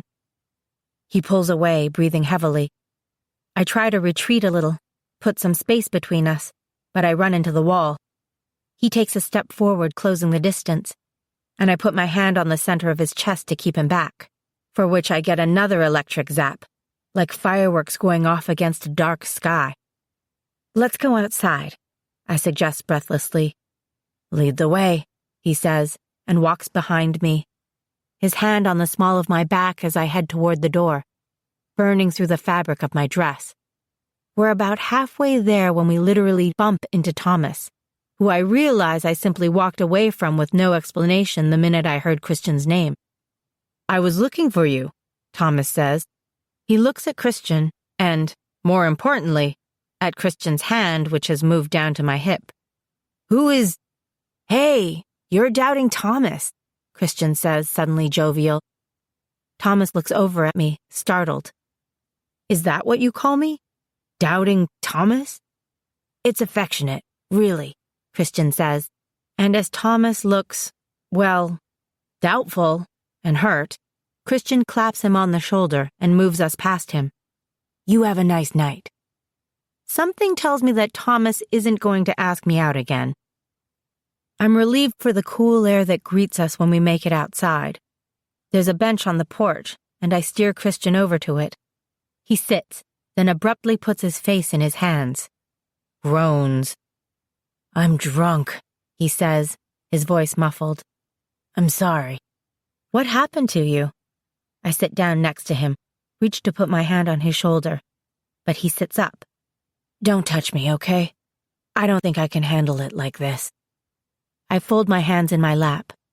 What's wrong? I ask. He sighs, runs his palms over his hair. You know how you said Angela could make herself have the vision by walking in that thing at the church? Well, I did it. I went there. I went there too, I gasp. We must have just missed each other. Did you have the vision? Yes. I mean, no, not at the church, but later I had it. I swallow. I saw you with the sword. Fighting? He asks. Fighting 2 people. He nods grimly. I think we're having the same vision. Did you see who I was fighting? It was too dark, I couldn't tell. We take a minute to process this, which is hard with the Bee Gees blaring out at us. Somebody help me, yeah. That's not all, Christian says. I saw you. Hopefully he didn't see the part where I was cowering against the wall, trying and failing to summon the courage to get up. He shakes his head. No, you were. His voice is raspy, like his throat is dry, and, absurdly, he wishes that he could get another drink. Dread boils over me. I was what? You were hurt. He puts his hand on my wrist and shows me what he saw. My own face, tear stains on my cheeks, my hair loose and tangled around my shoulders, my lips pale, my eyes glazing over, the front of my shirt covered in blood. Oh, is all I can think to say. He thinks I was dying. He licks his lips. I don't know what to do. I only know that when I'm there, in that room, wherever it is, I have one overwhelming thought. I have to keep you safe. Something works in his throat. I would lay down my life to protect you, Clara, he says. That's what I feel. I'd die to protect you. We don't talk as I drive him home. I walk him up the stairs and into his room, past Charlie, who's sprawled on the futon playing his Xbox. I guide Christian over to his bed. You don't need to take care of me, he protests as I pull back the covers and sit him down on the mattress. I was stupid. I just wanted to escape for a minute. I thought... Shut up, I say gently. I pull his shirt over his head and toss it in the corner, then go to the mini fridge and find him a bottle of water. Drink. He shakes his head. Drink. He downs almost the entire bottle, then hands it back to me. Lie down, I tell him. He stretches out on the mattress, and I go to work removing his shoes and socks. He stares up at the ceiling for a minute, then groans. I think this is the first time I've ever had a real headache. I feel like... Shh. I cast a glance at Charlie over my shoulder. He's faced away from us, his fingers punching the buttons on the Xbox controller passionately. I turn back to Christian. You should sleep, I tell him.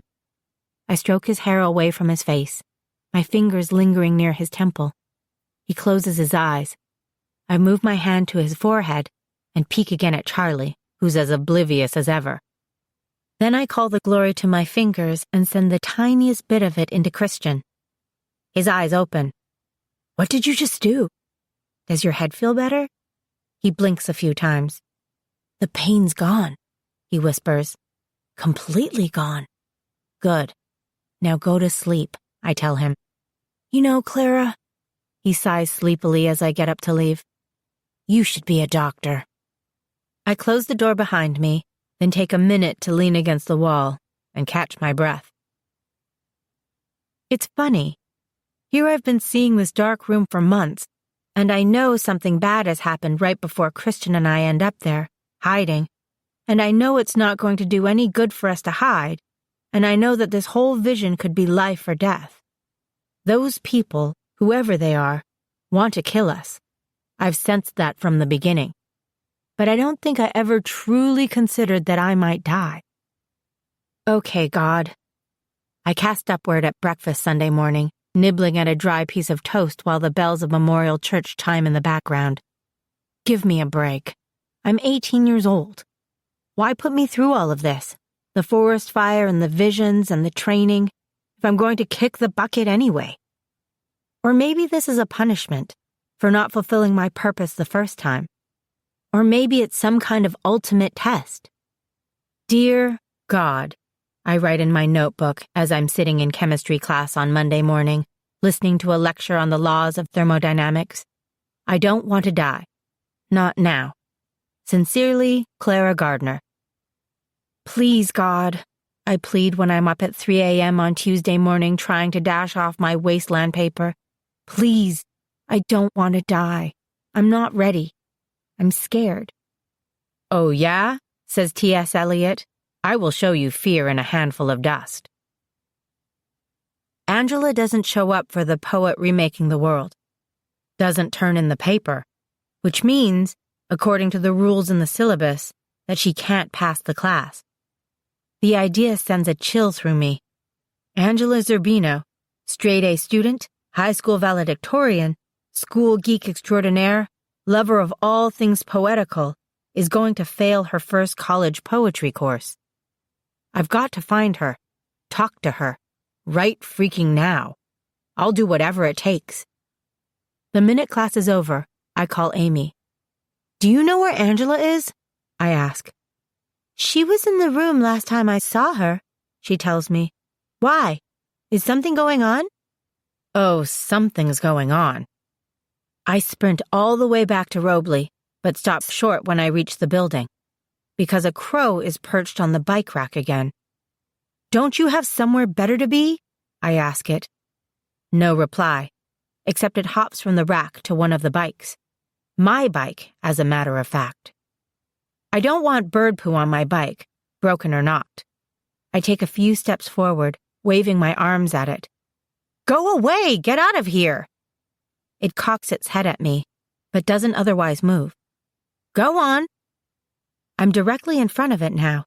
I could touch it if I wanted to, and it doesn't budge. It stares at me calmly and holds its ground, which is when I know, or maybe I've always known and haven't wanted to admit to myself, that this is not a regular old crow. It's not a bird at all. I open my mind then, like cracking open a door, ready to push it closed again at any moment. I can feel him, that particular flavor of sorrow I know so well. I can hear that sad music, the way I used to hear it calling me last year from the field behind the school grounds, a melody of "This is all that I am," when I was so much more. I'm alone now for good, and I can never go back, never go back, never go back. I wasn't being paranoid. It's Sam Jeza. I take a step back, slam the door in my mind so hard it gives me an instant headache, but a headache's better than the sorrow by a long shot. What are you doing here? I whisper. What do you want? I know I felt sorry for him last year. I did. I knew how much he'd cared about my mom, even in his twisted-up way. And I'd taken pity on him that day in the cemetery. Even now, I don't fully understand what came over me. I just walked over there and gave him my mother's bracelet. And he took it. And he didn't try to hurt us. And we all got home safe and sound. But that doesn't make him any less dangerous. He's a fallen angel, aligned with the powers of dark. He's almost done me in on 2 separate occasions. I force myself to stand up straight, look him in his wide yellow eyes. If you're here to kill me, then do it already, I say. Otherwise, I've got stuff I've got to do. The bird shifts, and then, without warning, takes off, straight at me. I yelp and duck and prepare to, I don't know, have my head separated from my shoulders or something, but he breezes past me over my shoulder, so close he brushes my cheek with his feathers, up and away into the cloud-darkened sky. Standing outside her dorm room in A-Wing, I try to call Angela again, and I can hear her phone ringing from inside. She's home. It's a miracle. I pound on the door. Come on, Ange, I know you're there. She opens the door. I push my way inside before she can protest. A quick glance around reveals that the roommates aren't here, which is good, because it's about to get ugly. Okay, what is going on with you? I demand to know. What do you mean? What do you mean, what do I mean? I cry. You've been dodgy. The whole dorm is talking about how you're involved in a horizontal type way with Pierce. He's the PHE, you know, the dorm doctor. He lives on the first floor, blondish, shortish, scruffy-ish. She gives me an amused look and closes the door behind me, locks it. I know who he is, she says with her back to me. And yes, we're together. Involved, if that works better for you, in a horizontal type way. My mouth drops open. I owe Christian $10. Angela puts a hand on her hip. I notice that she's got a wet washcloth slung over one shoulder.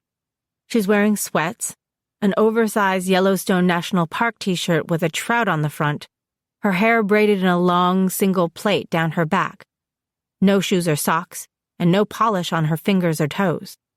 Under the fluorescent lights of our room, her skin has a blue cast to it, lavender shadows under her eyes. "Are you okay?" I ask. "I'm fine. Tired is all. I was up all night working on my Elliott paper." "But you weren't in class." "I got an extension," she explains. "Things have been crazy lately, and I've been so swamped that I've fallen way behind.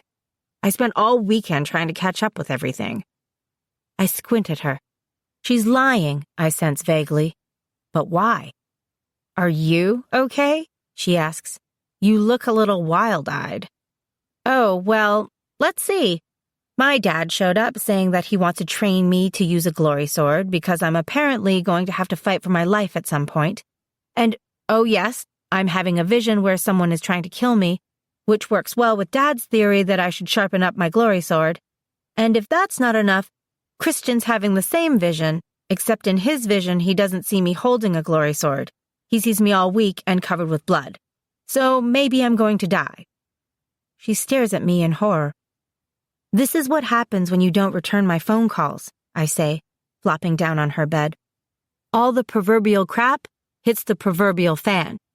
Oh, and I just saw the bird again, and I felt his sorrow this time, and it's definitely Samjaza. So, yay, right?" She leans against the door frame like all that bad news has knocked the air out of her. "Samjaza? Are you sure?" "Yep, pretty sure." There's a sheen of sweat on her forehead, a greenish tinge to her skin. "Hey, I didn't mean to scare you," I say, sitting up. "I mean, it's not good, but Clara." She stops and presses the washcloth to her mouth, inhales deeply, closes her eyes for a minute, and she goes even greener. All thoughts of Samjaza fly out of my head. "Are you sick?" I've never been sick, truly sick, a day in my life. Never had a cold, the flu, never got food poisoning, never had a fever or an ear infection or a sore throat. And neither has Angela. Angel bloods don't get sick. She shakes her head, closes her eyes. "Ange, what is going on? Stop saying everything's fine and spill." She opens her mouth to say something, but suddenly she groans and rushes out into the hall and 2 doors down to the bathroom, where I hear the unmistakable sounds of her throwing up. I creep to the bathroom door. She's in a stall, crouched in front of the toilet, clutching the sides with white-knuckled hands, shivering. "Are you okay?" I ask softly. She laughs, then spits into the bowl, gets a wad of toilet paper and blows her nose. "No, I'm definitely not okay." "Oh, Clara, isn't it obvious?" She pushes her hair out of her face and glares at me with fierce, shining eyes. "I'm pregnant." "You're pregnant," she says again, the word echoing off the tile. She stands up and brushes herself off, pushes past me and back to her room. "You're," I try again, following her. "Knocked up, yes, a bun in the oven, preggers, with child, expecting, in the family way." She sits down on the bed, stretches her back, and lifts her shirt. I stare at her belly.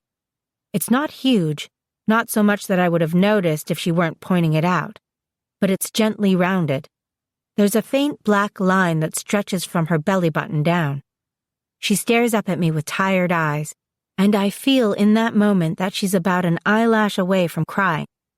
Angela Zerbino, on the edge of tears. "So," she says softly, "now you know." "Oh, Ange." I keep shaking my head because there's no way that this could be true. "I've already talked to Dr. Day and 3 or 4 people in administration. I'm going to see if I can make it through winter quarter, since I'm not due for a while, and then take a leave of absence.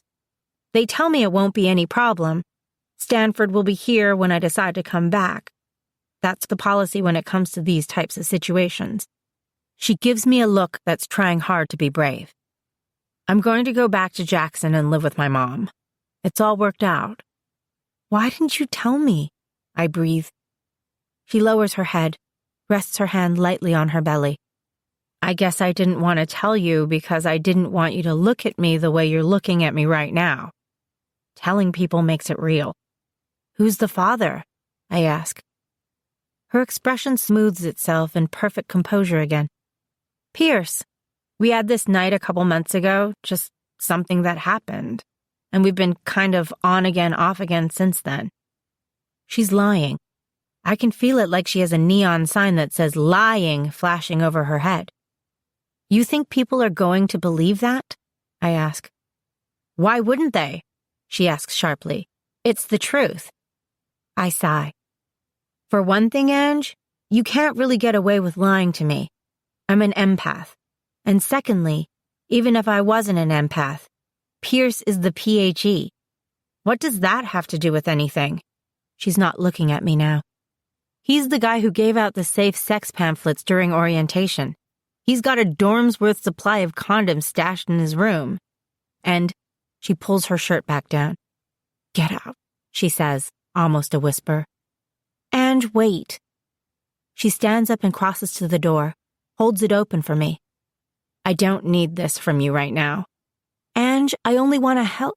Sounds like you've got your own stuff going on, she says, still not looking at me. You should worry about that. But what about your purpose? I say. What about the seventh as ours and the guy in the gray suit? Don't talk about my purpose, she says fiercely between clenched teeth. Then she shuts the door in my face. I wander to the old Union in a daze, sink to a bench next to the claw fountain in White Plaza. I sit there, staring at the falling water, until the sun is much lower in the sky. People are all around me, coming and going from the coho on their search for coffee. I don't hear them. I only hear the fear in Angela's voice. I'm pregnant. This is how Christian finds me, dazed and silent on the bench. He takes one look at me and drops to his knees in front of me, peers up into my face. Clara? Clara, what's wrong? I blink, look into his worried green eyes. Should I tell him? I don't have a choice. He can read the shocked thought like I'm shouting it. His mouth drops open. He can't even finish the sentence. My eyes burn. What is she going to do? I keep thinking. What is she going to do? Christian puts his hand over mine. Clara, he says quietly, I think it's time you told me about what happened in Italy. So I tell him. I tell him how, this one night in Rome on the metro of all places, we ran into this guy, and Angela totally freaked just looking at him. How she sneaked away that night to see him and didn't come home until morning. How he turned out to be Penn, the mentor angel she told me about before, but he was clearly more than her mentor. I tell Christian about how Angela desperately wanted me to like Penn, but I just couldn't. I saw Penn for what he was, a gray soul weary with the world. How I didn't think he could truly love her, but Angela loved him, and acted like she didn't love him so she could keep seeing him and call it casual. So what do you think? I ask Christian when I'm done with the story. He shakes his head. I think this changes everything. Chapter 8. When I Met Your Mother. It's a few weeks later, winter break, and I'm standing next to Christian, holding his hand as we watch Walter's coffin being lowered into the ground. Snow is coming down, thick and heavy, blanketing Aspen Hill Cemetery. The circle of faces around us is familiar, all members of the congregation. Stephen, the pastor, Carolyn, who was my mother's nurse, Julia, who's an all-around pain in the butt if you want my opinion, but at least she's here. And finally I settle on Corbett Phibbs, the old Quartarius who was my high school English teacher, who looks especially somber, his hands folded as he gazes into the grave. He must not be that far away from this fate himself, I think.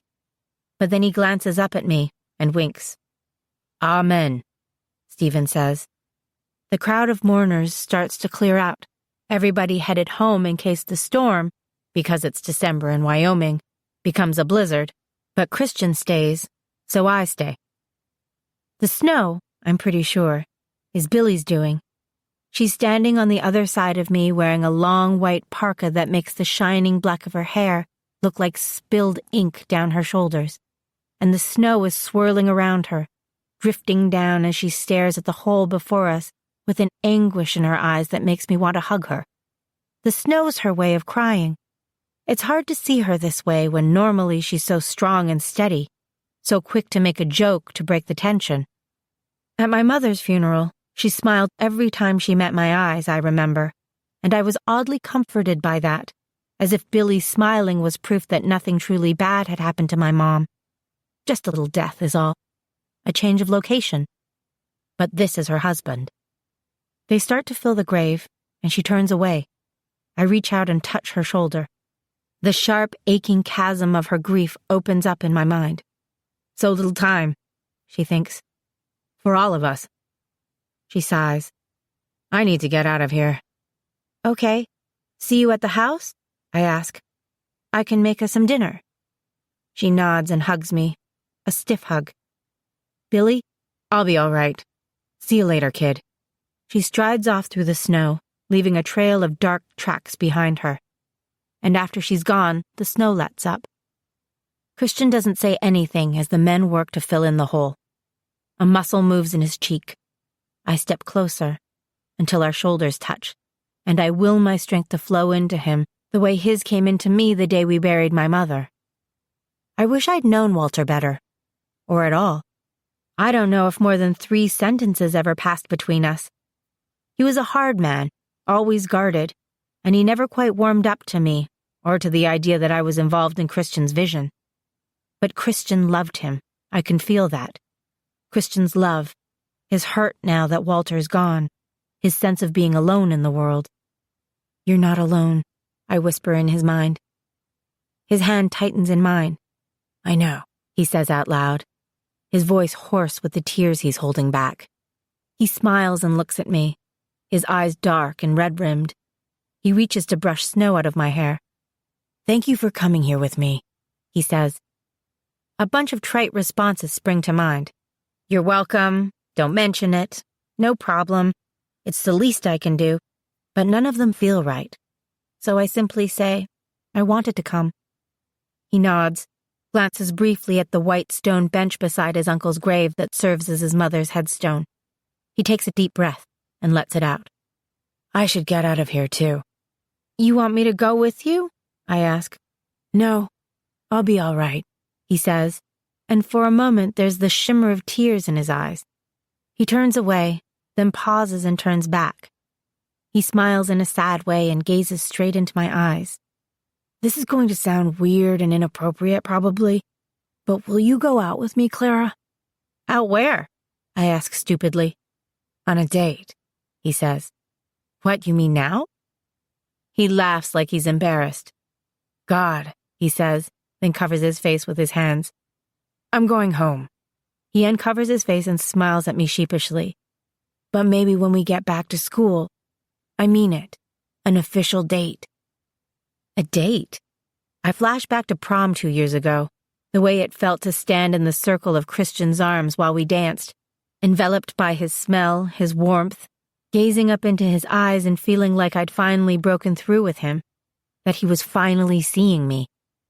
Of course, that was before Kay had a meltdown and Christian opted to take her home instead of me. He sighs. I'm never going to live that down, am I? Probably not. So that's a no then? No. No? I mean, no, it's not a no. It's a yes. I will go out with you. I don't even need to think about it. With us, it's always been forest fires and formal dances and funerals. Don't we deserve something normal for once? And it's been more than 6 months since I broke up with Tucker. It's time, I decide, to give this thing with Christian a shot. I'm thinking dinner and a movie, he says. I'd love to go to dinner and a movie. And now we suddenly don't know what to say to each other, and my heart is beating fast. and the men are shoveling the last layer of earth over Walter Prescott. I'm going to... I point up the hill toward my own mother's grave, a simple marble headstone under the aspens. He nods, then shoves his hands in his pockets and makes his way down toward his truck. I watch him drive away. When he's gone, I climb the hill, pausing on the concrete stairs that I saw so often in my vision last year. The cemetery seems different to me now, in the snow, uglier, colder, a gray, deserted place. I stand for a few minutes, looking at my mother's grave. There's a smudge of dirt on the top corner of the headstone, and I rub at it with my gloved hand, but I can't get it to come clean. Some people go to cemeteries to talk to the person who died. I wish I could do that. But the minute the words, "Hi, Mom," come out of my mouth, I feel stupid. She's not here. Her body, maybe, but I don't really want to think about her body here, under the earth and snow. I know where she is now. I saw her in that place, walking into the sunrise, making her way from the outer edge of heaven. She's not here, in that box, under the ground. I wonder if, when I die, I'll be buried here too. I walk to the chain-link fence at the edge of the graveyard, stare past it into the snow-filled forest beyond. I feel something then, a familiar sadness, and I know who has joined me. "Come out," I call. "I know you're there."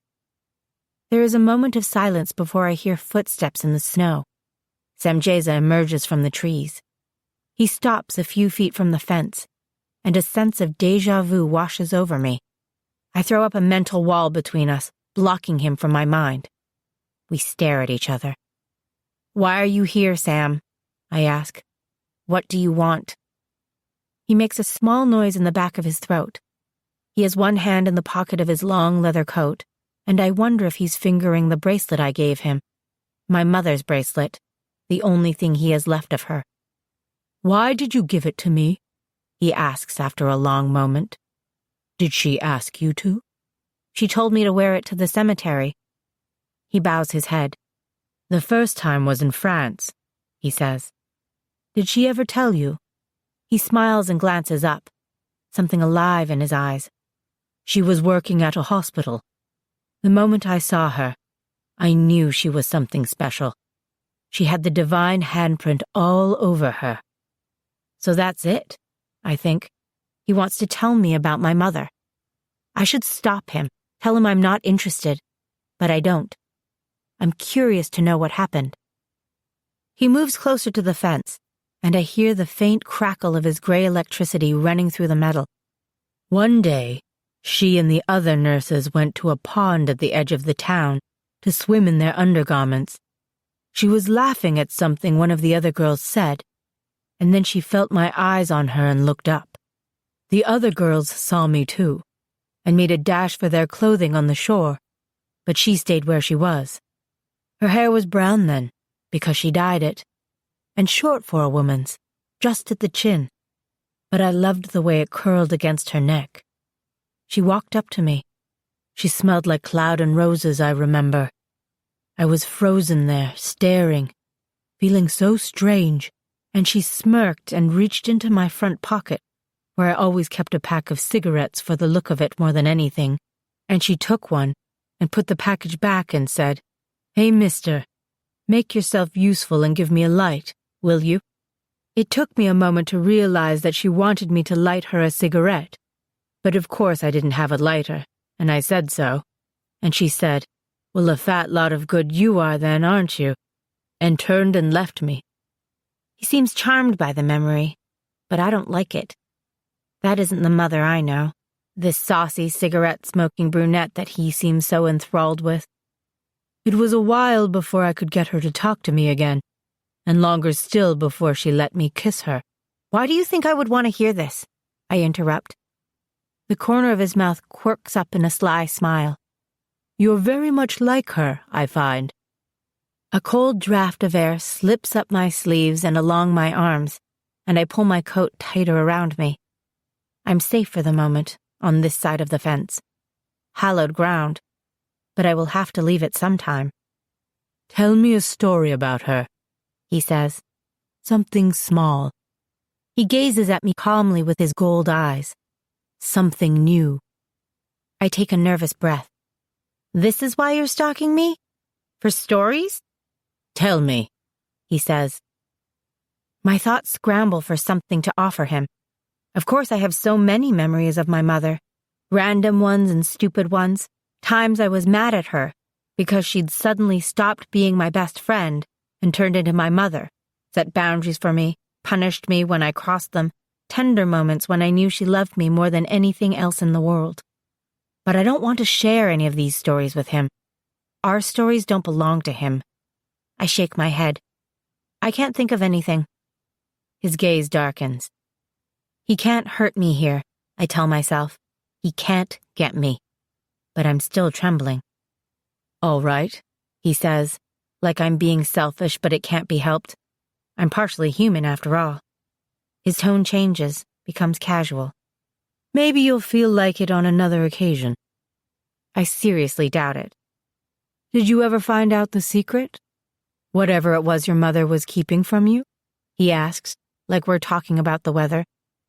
I fight to keep my face neutral, to keep my mind carefully under wraps. My tone as casual as his, as I say, I don't know what you mean. He smiles. You did find out, he says. Otherwise, you wouldn't be trying so hard to keep me at bay. So he knows I'm blocking him. I wonder if he can read me anyway, if he can hear my heart's crazy rhythm, the quick intake of my breath, my fear like a sour smell oozing from my pores. I shake my head helplessly. This was a bad idea, talking to him. Why did I think that I could handle him? I turn to leave.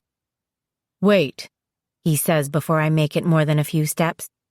You don't need to be afraid of me, little bird, he says, walking up behind me as closely as the fence will allow. I won't harm you. I stop, my back to him. You're like the leader of the Watchers, right? Isn't it your job to try to harm me? Not anymore, he says. I was demoted, if you will, from that title. Why? I ask. My brother and I, we had a difference of opinion, he says carefully, regarding your mother. Your brother? He's the one you should truly fear. Who is he? I ask. Aziel. The name sounds familiar. I think Billy mentioned him once. Aziel seeks the Triplare, Samjeza continues. He's always fancied himself a collector of beautiful women, of powerful men, of angel bloods, especially those with a higher concentration of blood. He believes that whoever controls the Triplare will have the advantage in the coming war, and thus he is determined to have them all. If he finds out what you truly are, he won't rest until you either submit to his will or he destroys you. I turn, the words, if he finds out what you truly are, resonating in my head. This is all very interesting, Sam, but I have no clue what you're talking about. My mother's secret, I force myself to look into his eyes, was that she was dying, and that's old news now. At the word dying, he gives out a pulse of despair that I feel even through the emotional wall I've erected between us, but his demeanor doesn't change. In fact, he smiles. Oh, what a tangled web we weave, when first we practice to deceive, he says. Whatever. I'm in a bind now, I realize. I don't have a ride. I rode here with Billy, and I intended to fly home, but he could always turn into a bird and come after me. I had my suspicions about you from the beginning, of course, he continues smoothly, like I didn't try to brush him off. I couldn't understand what happened that day in the forest.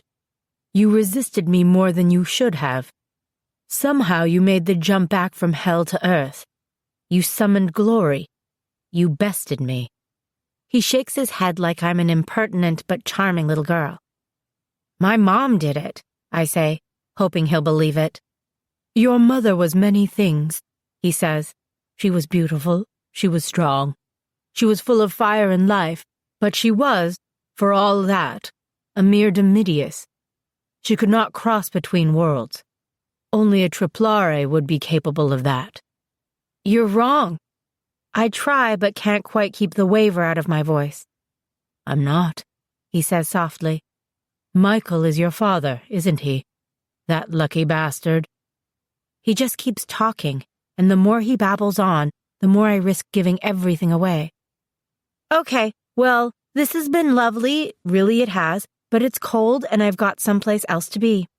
I turn my back on him one more time and move away from the fence, deeper into the cemetery. Where's your brother now, Clara? He calls after me. Does he know about his proud lineage? Don't talk about my brother. Leave him alone. I swear. You don't have to swear, dear. I have no interest in the boy. But then, like I said, there are others who'd find his parentage fascinating. I think he's trying to blackmail me. I stop. What do you want? I glare at him over my shoulder. I want you to tell me a story. He's crazy. I throw up my hands in frustration and stalk off through the snow. All right, he says, chuckling. Another time. I know without having to look back that he's turned into a bird. Caw, he says to me, mocking, testing me. Crazy freaking angels. I'm suddenly so mad I'm on the edge of tears. I kick at the snow under my feet, uncover a patch of wet, black earth, pine needles, rotting leaves, dead grass, bits of gravel. I bend and pick up a small stone, smooth and dark, like it belongs at the bottom of a river somewhere. I turn it over in my hand. Caw, says Sam Jays of the Crow. I hurl the rock at him. It's a good throw, the kind that would get me on Stanford's women's softball team in a heartbeat. It's more than human, that throw. It cuts through the air like a bullet, over the fence and straight at the meddlesome Blackwing. My aim is true, but it doesn't hit him. The rock shoots past the branch, which is now empty, and falls silently into the snow on the forest floor. I'm alone again. For now. I'm looking forward to building a great big fire in the living room fireplace, making something to eat for Billy and me, and maybe putting up some Christmas decorations, calling Wendy to see if she wants to go to a movie or something. I need some normal time. But first, I stop at the grocery store, which is where, in the middle of the baking aisle, I run into Tucker. Hi, I breathe. I curse my stupid heart for how it leaps when I see him standing there in a white tee and holey jeans, holding a basket with green apples, a lemon, a package of butter, and a bag of white sugar in it. His mom must be making a pie. He looks at me for a minute, as if deciding whether or not to bother talking to me. You're awful dressed up, he says finally, taking in my coat and the black dress and the knee-high black boots, the way my hair is done up in a loose chignon at the crown of my head. His mouth twists into a mocking smile. Let me guess. You're magically teleporting to some fancy Stanford party, and you lost your way? I came from a funeral, I say tightly, at Aspen Hill. Right away, his face sobers. Whose? Walter Prescott's? He nods. I heard about that. A stroke, wasn't it? I don't answer. Or not a stroke, he surmises. He was one of your people. My people. Nice. I start to walk away because that's the wise thing to do. Just leave. Don't engage with him. But then I stop, turn back. I can't help myself. Don't do that, I say. Don't do what? I know you're mad at me, and I understand why you would be. I get it. I do. But you don't have to be like that. You're like the kindest, sweetest, most decent guy that I know. Don't be a jerk because of me. He looks at the floor, swallows hard. Clara. I'm sorry, Tuck. I know that might not be worth much, me saying it. But I'm sorry. For all of it. I turn to walk away. I'll stay out of your way. You didn't call, he says before I can flee. I blink up at him, startled. What? This summer, when you got back from Italy, before you went to California. You were home for 2 weeks, right? And you didn't call. Not once, he says with accusation in his voice. That's what he picks to be mad about? I wanted to, I say, which is true. Every day I thought about calling him. I was busy, I say, which is a lie. He scoffs, but the anger fades from his face, becomes a kind of resigned frustration. We could have hung out some before you had to go. I'm sorry, I murmur again, because I don't know what else to say. It's just that I thought maybe we could be... His throat works for a minute before he gets the word out. Friends. Tucker Avery wants to be my friend. He looks so vulnerable right now, staring at his boots, his ears slightly red under his tan, his shoulders tight. I want to reach over and put my hand on his arm. I want to smile and say, sure, let's be friends. I would love to be your friend. But I have to be strong. I have to remember why we broke up in the first place, so that he could have a life where he wouldn't be attacked by a fallen angel at the end of a date, where he could kiss his girlfriend without her literally lighting up like a sparkler on the 4th of July, where he wouldn't be constantly kept in the dark. He needs someone normal, someone who will age when he ages, someone he can protect the way a man protects his woman, and not the other way around. Someone not me. I mean, 5 minutes ago I was being blackmailed by a Blackwing, for heaven's sake. I'm being hunted by a fallen angel who means to collect me. I'm going to have to fight. Possibly die. I take a deep breath. I don't think that's a good idea. He looks up. You don't want to be friends? I try to meet his eyes. No, I don't. For once, I'm glad he can't read my mind the way Christian does. He'd see how much I think about him, how much I dream about him, how even after all this time apart, my heart still aches to see him, touch him, hear his voice. He'd see that we can't be friends. He'd see that every minute I'm with him, I want his arms around me. I remember his lips on mine. I'll never, never be able to see him as a friend. It's better this way, I repeat to myself. It's better this way. It's better this way. He has to live his life and I have to live mine. His jaw tightens. All right, he says. I get it. We're done. You're moving on. Yes, I need to say to him, but I can't make my lips form the word. He nods, flexes his hands like he wants his cowboy hat to put on now, but he doesn't have it. I should go, he says. I have chores to do back at the ranch. He moves to the end of the aisle, then stops. There's something else he wants to tell me. My breath hitches in my throat. Have a nice life, Clara, he says. You deserve to be happy. My hands clench into fists as I watch him walk away. So do you, I think. So do you. Chapter 9. Back, back, you fiend. You're distracted, Clara, Dad says. You need to focus. I lower my part of the broom, panting. My shoulder smarts from where Christian just whacked me. We've been sparring in my backyard in Jackson, in ankle-deep snow for the past half hour, and so far it's been pretty even. I hit him, he hits me. Although that last hit was a doozy. Christian looks at me with guilt in his gold-flecked eyes.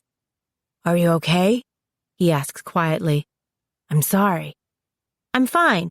We agreed not to pull our punches, and I left you an opening, so you should go for it. I rotate my arm in its socket, wince, then roll my head from side to side, stretching.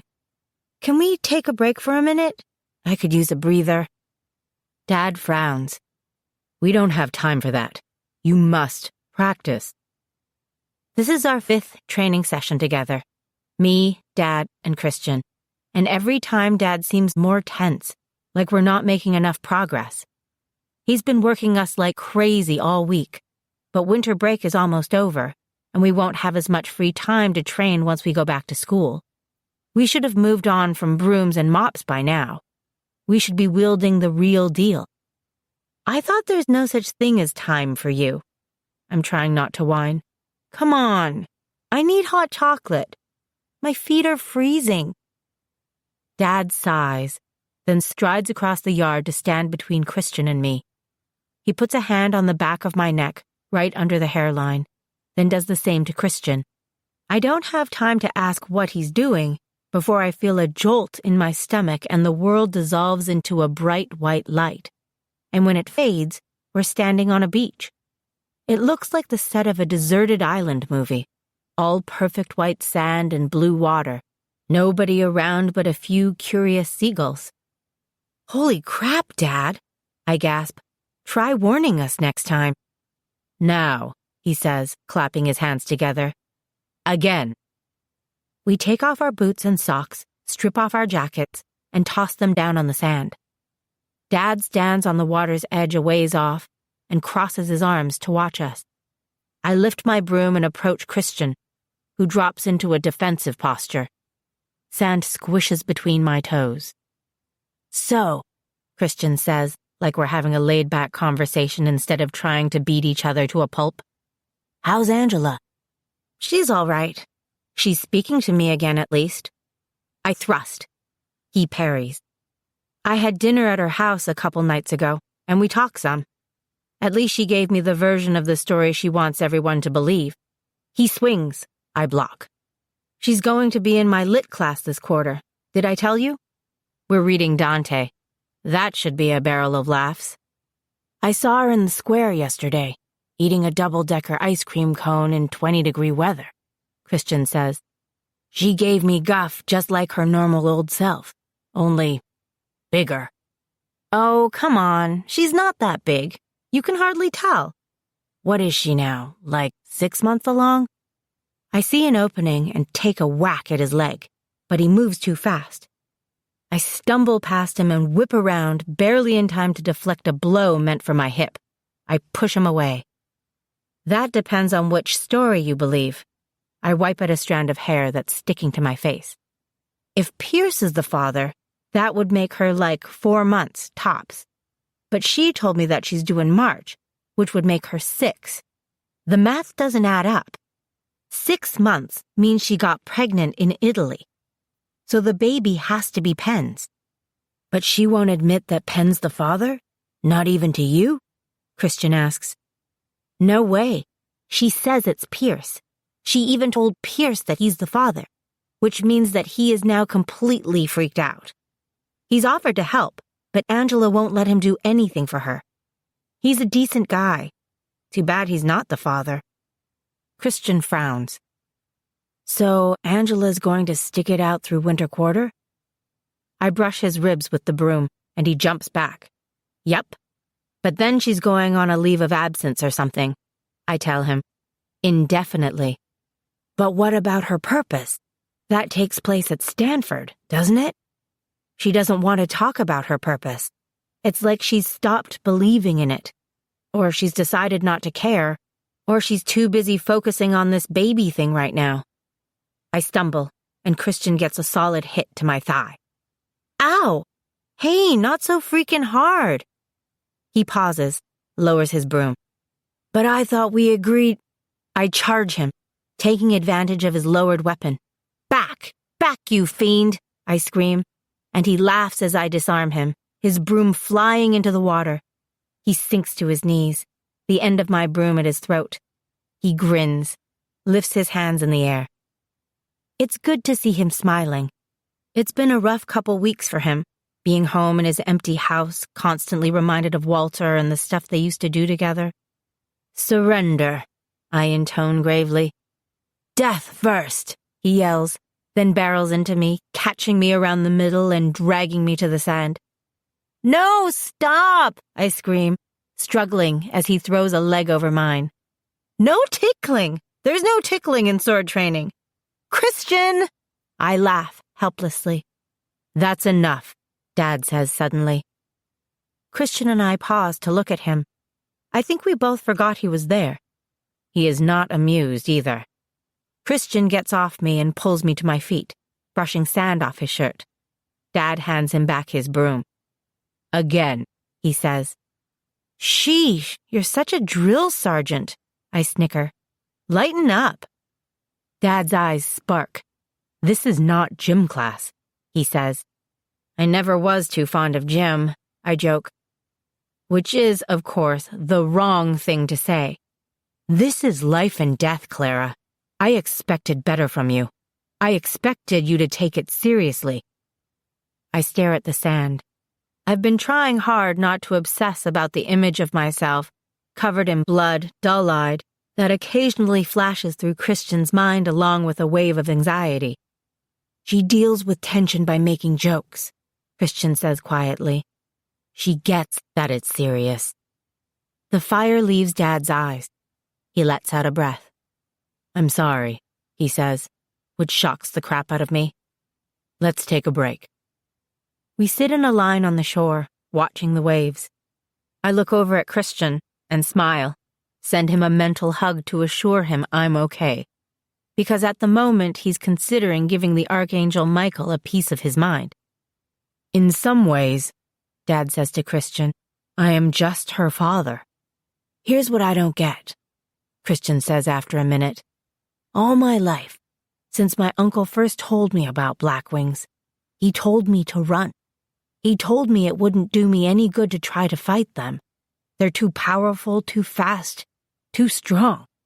You can't kill them. Run, he always said. Mom said that too, I chime in. It's true, Dad says. In a one-on-one battle with an angel, you won't prevail. It's not only about the power and the speed and the strength, it's experience. We've been grappling with one another a long, long time. He seems sad at the idea. And you've only just begun to fight. So what's the point? Christian asks. If we can't fight a Blackwing and succeed, why did my uncle try to teach me? Why are you teaching us to use the glory sword? He shakes his head. I know I see myself wielding one in the vision, but why? Why if I can't win?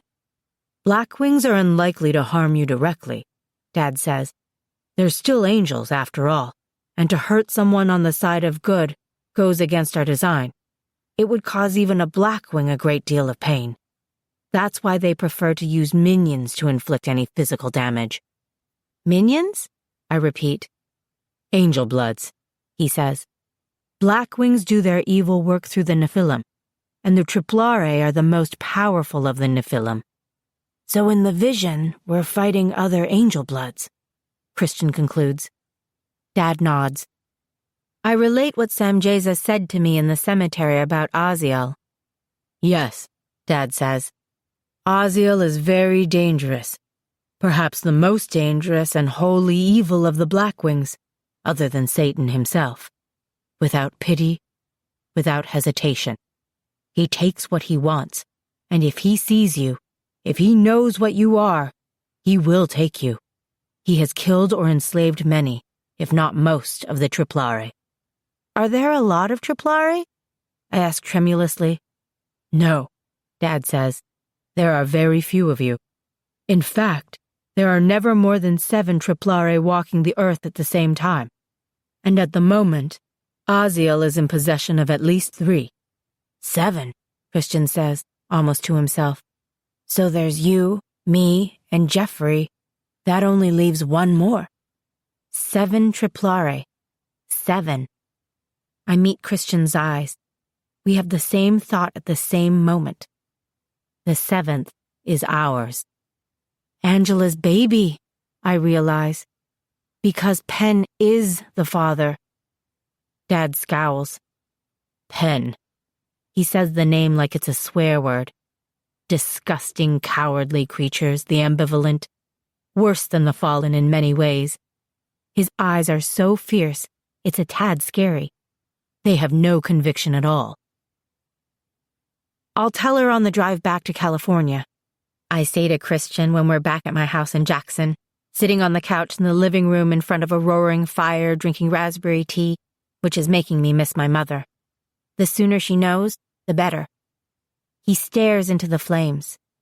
Okay, you want to meet on Tuesday night at the Coho since we're going to miss Saturday? Of course. I bite my lip. And I thought, maybe, if you're up to it, you and I could start jogging in the mornings. I know we're supposed to be training for the glory sword, but it could be good to brush up on our running, just in case. Just in case, he echoes. Yeah, I'd like that. Every morning? Yeah, let's say 6:30. I shudder at the thought of getting up so early, but it's for a good cause, like possibly extending my life expectancy. All right, he says with a smile. Just remember that it was your idea. I will. So tell me what your schedule this quarter's like. Nothing too exciting. My craziest class is going to be structural engineering. I cock my head at him. Structural engineering? That sounds serious. I narrow my eyes at him suspiciously. Are you picking a major? He does his laugh-exhale thing. I'm thinking about architecture. You want to be an architect? When did this happen? I like building things. I was killer with Lincoln Logs as a kid. He shrugs. It makes a kind of sense. So I thought I'd go for it, try it out. Tackle all the math and physics and drawing and see if at the end of all that I still like the idea. He's not looking directly at me, but I can tell he's watching to see how I'll react. Whether I'll think it's silly to be going towards something so heavy as architecture, whether I'll laugh picturing him in a suit and a hard hat with a roll of blueprints under his arm. I think it's hot. I jostle my shoulder into his. That's amazing. It sounds perfect. What about you? He asks. Still going strong on pre-med? Yep. I'm taking a biochemistry class called genomics and medicine, which I'm pretty sure is going to blow my mind. What else? He asks. No more happiness? I sigh. No more happiness. Just the normal prereqs and pre-med and, some PE class. He catches my attempt to slide that by him. Clara, what PE class? He fishes it out of my mind. You're taking fencing? That's cheating. Hey, nobody ever said that we can't train on our own time. He sits back, looks at me like I'm more devious than he thought. I'm going to sign up for that class too. When is it? Monday and Wednesday, 1 to 2 p.m. He nods like it's all settled then. So we'll run in the mornings and spar in the afternoons. Okay.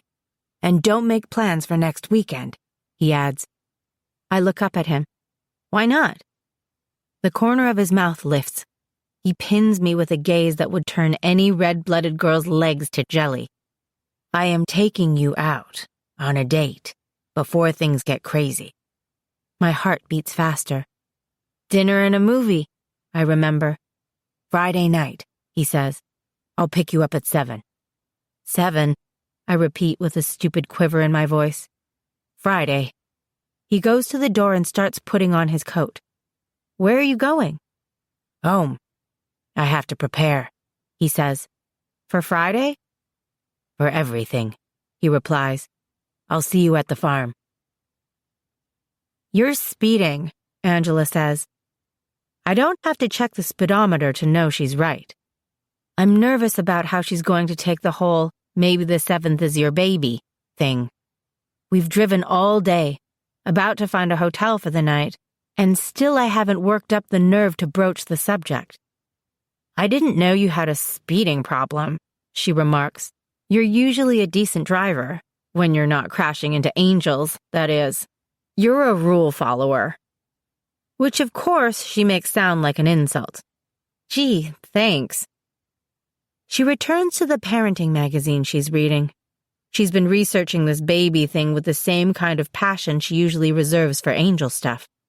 What she keeps stashed under her pillow lately is a dog-eared copy of What to Expect When You're Expecting and a 300-year-old tome that has a passage about a woman giving birth to a Nephilim. Just a little light reading. So, how was your break? She asks and smiles suggestively. Did you get to blow off some steam with Christian? I ignore her obvious innuendo. We spent some time at the beach. She gazes at the window wistfully, where outside the sky has darkened to a deep, beguiling blue. Her hands rest on the swell of her stomach. I wonder when the last time was when she did anything but worry. Ange, we need to talk. We could talk about why you're not with Christian, she suggests. How about we not talk about that, but say we did?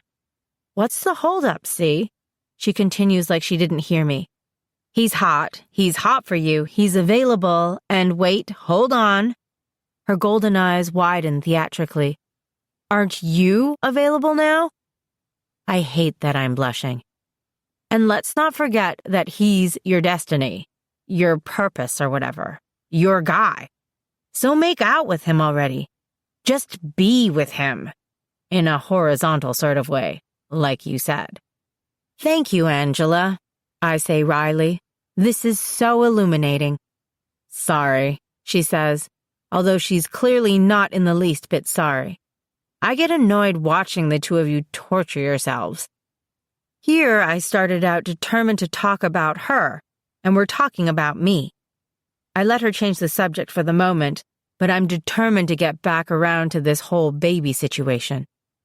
We're not, I sigh. It's complicated. We don't want to be together because somebody told us that we have to be. And by somebody, you mean God, right? Of course it sounds insanely arrogant of me, insisting on a relationship on my own terms when she puts it like that. It's not so complicated, she says. You want to be together all on your own. It's obvious, especially for him. Don't tell me you haven't noticed the way he looks at you, like he'd kiss the ground you walk on if he thought it would win you over. I know, I admit softly, but you're still hung up on the cowboy. I check my mirrors. I don't want to bounce out of one relationship and right into another. Christian and I have time to become whatever it is that we decide to be. You don't want him to be your rebound, she says thoughtfully. How very adult of you. Thanks, I'm trying here. I change lanes, then speed up to pass a motorhome that's moseying along the freeway. But maybe you don't have time, she says, the first time she's acknowledged what I told her about my vision. And it's been months since you ended it with Tucker, hasn't it? She points out. Okay, that's it. Enough discussion about me. So how come you get to mandate that we don't talk about your love life and then jump straight into talking about mine? That hardly seems fair, I say. Her whole body tenses. I don't have anything to say about Pierce. He's a sweet guy.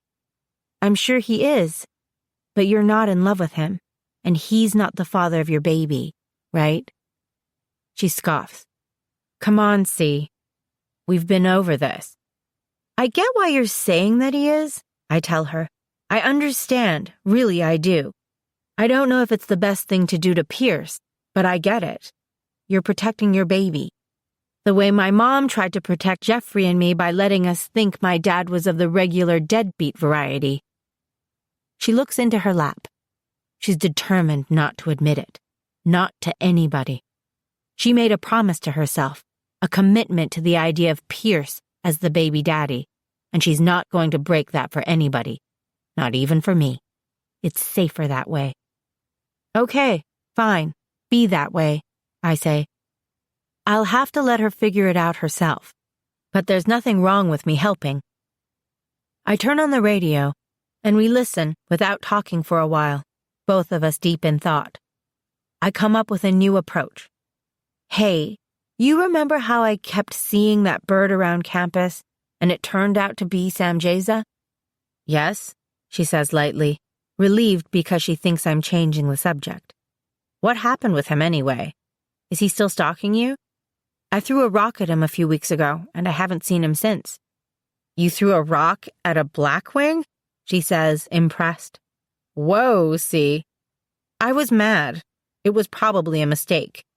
He knows I'm a triplare, and maybe I pissed him off enough that he'll decide to tell Oziel about me. Angela freezes. Oziel? Who's that? The big bad watcher, apparently. He collects the triplare. Apparently there are only 7 of us at any given time, and he wants to own the entire boxed set. I rattle off like it's common knowledge. 7 of you, she repeats. She's finally getting it. My dad said there are never more than 7 triplare to walk the earth at any given time, and Oziel wants them all. Christian said something about that once too. 7 triplare, something Walter told him. I look over at her. What is it with the number 7, right? But like you said, it's God's number. The 7th, she whispers. She gazes down at her stomach. The 7th is ours. Now we're on the same page, I tell her, and speed up. When I get back to Stanford, the first thing I do is try to find my brother. What Sam Jesus said about Jeffrey, "Where's your brother, Clara?" bugs me, and I don't want to wait for him to call me to hang out. Part of me just wants to see him. Plus, he should know about the 7 triplare thing. So I take matters into my own hands and start Googling pizza places in or around Mountain View. Let's call it a hunch that Jeffrey's hanging out in or near our old hometown. After all, that first time he showed up at my dorm room, he said he thought he'd seen me, and that was the day I took Christian to Mountain View before we went to Buzzard's Roost. It turns out that there are 3 pizza joints in Mountain View, and Jeffrey works at the 3rd one I check, right next to the train station on Castro Street. He's not thrilled to see me when I come barging into his life. "What are you doing here?" he asks when I appear at the counter and sweetly ask for a Diet Coke. "Hey, can't a girl miss her brother?" I ask. "I need to talk to you. Do you have a minute?" "All right, fine. Hey, Jake, this is my sister," he tells a huge Latino guy behind the counter, who kind of grunts and nods. "I'm going on break." He guides me to a table in the far front corner, under the window, and sits down across from me. "Do you want a pizza?" he asks, and hands me a menu. "I get a free one every day." "Dream job, huh?" I look around at the huge frescoes of different vegetables painted on the orange wall behind Jeffrey's head. A giant avocado, 4 big tomatoes, an enormous green pepper. This isn't quite what I pictured when Jeffrey told me he worked in a pizza joint. The place is small, narrow, but in a cozy way, with warm peach-colored tile on the floors, simple tables lined up on either side of the room, the kitchen open behind the counter, clean and shining with stainless steel. It's more upscale and organic than your average pizzeria. Jeffrey looks tired. He keeps blinking and rubbing at his eyes. "You alive over there?" I ask.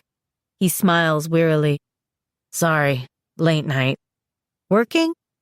"Playing," he says, his smile amping up into a grin. That doesn't sound good. "Playing what?" I ask, and I'm guessing that the answer isn't going to be Xbox. "I went to a club." "A club?" My 16-year-old brother is tired because he was out late at a club. Awesome sauce. "So, let me see your fake ID," I say, trying to play it cool. "I want to see how good it is." "No way." He takes the menu from me and points at a pizza called the Berkeley Vegan. "This one's gross." "Well, let's not have that then." I look down at the paper placemat menu. "How about we try this one?" I say, pointing to a pizza called the Casablanca. He shrugs. "Fine. I'm kind of sick of all of them. Whatever sounds good to you." "Okay. So come on, let me see the ID." He folds his arms across the table. "I don't have a fake ID, Clara. Honest."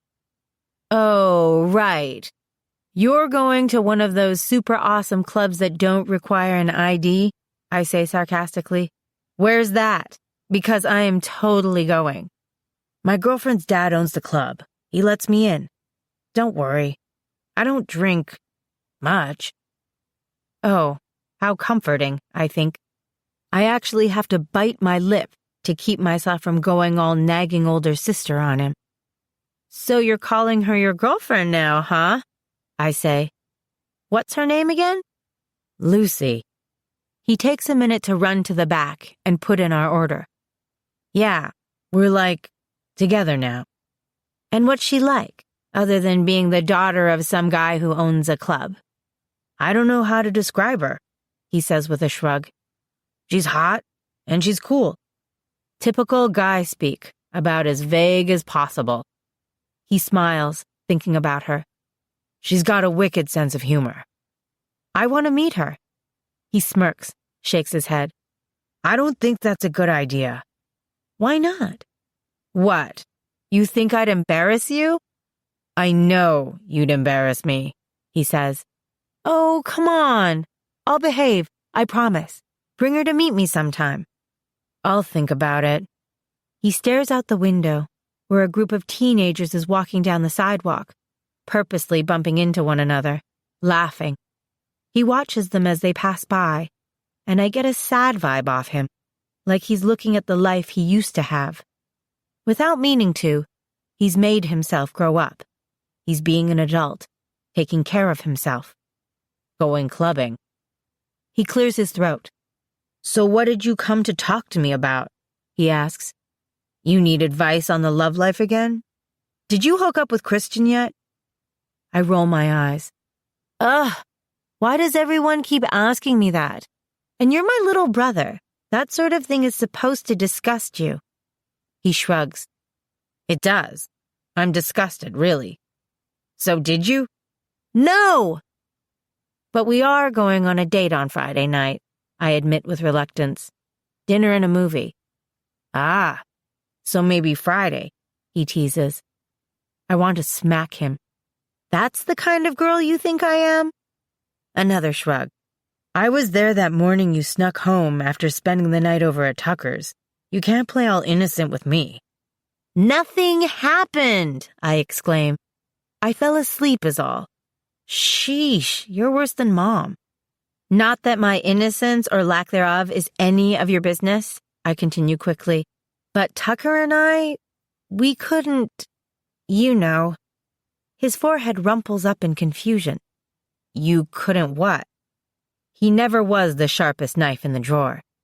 You know, I say again with emphasis. Comprehension dawns on his face. Oh, why? If I got too happy, I started to glow, and then Tucker kind of got sick. That whole glory terrifies humans thing. So, I start rearranging the packets of crushed red pepper on the table. That's what you have to look forward to, I guess. Now he really does look weirded out. Okay. That's why it's hard to have relationships with humans, I say. Anyway, that's not what we need to discuss. I swallow, suddenly nervous about how he'll take this idea of mine. I've been training with Dad. His eyes narrow, immediately cautious. What do you mean, training? He's been training me to use a glory sword. Me and Christian both, actually. And I think you should come with us next time. For a minute, he stares at me with guarded eyes. Then he looks at his hands. I keep babbling. That sounds fun, right? I bet you'd do great. He scoffs. Why would I want to learn how to use a sword? To defend yourself. Against who? An angel samurai? This is the 21st century. We have something called guns now. Jake comes out and puts a steaming pizza on the table. He looks grouchy. Jeffrey and I wait in silence as he sets plates in front of us. Is there anything else I can get you? Jake asks sarcastically. No, thank you, I say, and he stalks off, and I lean across the table and whisper, to defend yourself against black wings. I tell Jeffrey about my talk with Sam Jayza in the cemetery, including the fact that Sam Jayza specifically asked about him, the way I keep seeing Sam Jayza as a crow around campus, the things Dad said about the 7 T people, and how, if we're going to fight anybody, it's probably going to be them. So Dad's teaching me, and I know he'd want to teach you too. T people? I stare at him pointedly until he says, Oh. So what do you think? Will you come? It could be like Angel Club except without Angela because she's busy. He shakes his head. No thanks. Why not? I'm not going to learn to fight. That's just playing the game. It's not for me. Jeffrey, you're like a champion fighter. You're a linebacker. You're the district mid-class wrestling champ. You're... Not anymore. He stands up, gives me a look that says very clearly that he's done talking about it. Enjoy the pizza. I have to get back to work. Chapter 10. Dinner and a movie. You should go black, Angela says. I turn around, startled to see her standing behind me at the mirror. She points at the dress I'm holding in my left hand. The black, she says again. Thanks. I hang up the other dress. Why does it not surprise me that you would choose black? I tease. Goth girl. She walks stiffly over to Wan Chen's bed and sits, helps herself to a bottle of peppermint-scented lotion Wan Chen keeps next to the bed, and starts rubbing it into her feet. I try not to stare at her belly. Just in the last few days, she's kind of popped. With the dark, baggy clothes and the way she always hunches her shoulders lately, she's still able to hide that she's pregnant if she wants to. Not for long, though. Pretty soon, there's going to be a baby. A baby. The idea still seems too crazy to be true. I step into the bathroom and change into the dress, the very definition of the little black dress. Sleeveless and form-fitting and cut to the knee. Angela was right. It's perfect for a date. Then I go over to the mirror that hangs on the back of my closet door and contemplate whether I should pull my hair up or leave it down. Down, Angela says. He loves your hair. If you leave it down, he'll want to touch it. Hearing her say it that way, as if I'm preparing myself like a plate of food to be served up for Christian, only increases the anxiety I feel about this whole situation. Everything I do to get ready for this date boils down to the same thing. Will Christian like it? Will he like my perfume, my strappy shoes, my hair, the necklace I chose, a tiny silver bird's wing that glints against the hollow of my throat? Will he like it? I ask myself each time, and then I have to ask myself if I want him to like it. I pull my hair out of the ponytail and let it fall freely down my back. There's a sharp knock at the door, and I run to open it. Christian standing in the hall wearing khakis and a blue dress shirt, sleeves rolled to the elbows. He smells like ivory soap and shaving cream. He holds out a bouquet of white daisies. For you. Thank you, I say, which comes out as a squeak. I clear my throat. I'll put these in some water. He follows me inside. I rummage around for something to use as a vase, but the best I can find is a big gulp cup. I fill it with water and set the flowers on my desk. Christian glances at Angela sitting on Wan Chen's bed, scribbling away in her black and white composition notebook. Hello, Angela, he says. Hi, Chris, she says, but she doesn't stop writing. Clara said I could crash here while you were out tonight. I need to get away from my roommates. They're treating me like an episode of 16 and Pregnant. So, you brought flowers. Very smooth. Yeah, I try, he says with a smirk. He looks at me. You ready? Yes. I fight the urge to tuck my hair behind my ears. Bye, I say to Angela. Wan Chen will be back from her astronomy thing around midnight. You might want to get off her bed before then. She waves her hand at me dismissively. Go, she says. Get swept off your feet already. When we're both situated in his truck, Christian puts the key in the ignition, but he doesn't start it. Instead, he turns to me. This is a date, he says. Oh, good, I say, because I was wondering what with the flowers and all. And as a date, there are certain ground rules we need to go over. Oh boy. Okay, I laugh nervously. I will be paying for all of our activities this evening, he begins. But, he holds up his hand. I know that you are a modern, liberated, independent woman. I respect that. And I understand that you are capable of paying for your own meal. But I will still be paying for the movie, and then for dinner, and whatever else. Okay? And even though I'm paying, it doesn't mean that I expect anything from you. I want to treat you tonight, and that's all. It's cute that he's blushing.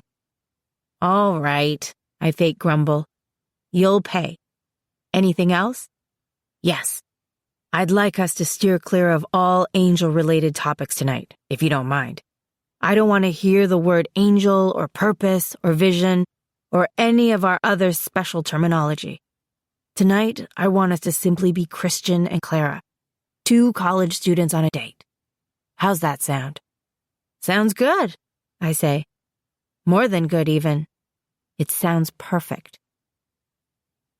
It was a great idea in theory, not talking about angel stuff. But what it really means is that an hour later, sitting in the dimly lit auditorium before the movie begins, at this amazing little indie film theater in Capitola, we're running out of things to talk about. We've already been through how the first week of winter classes went, and the gossip going around Stanford, and our favorite movies.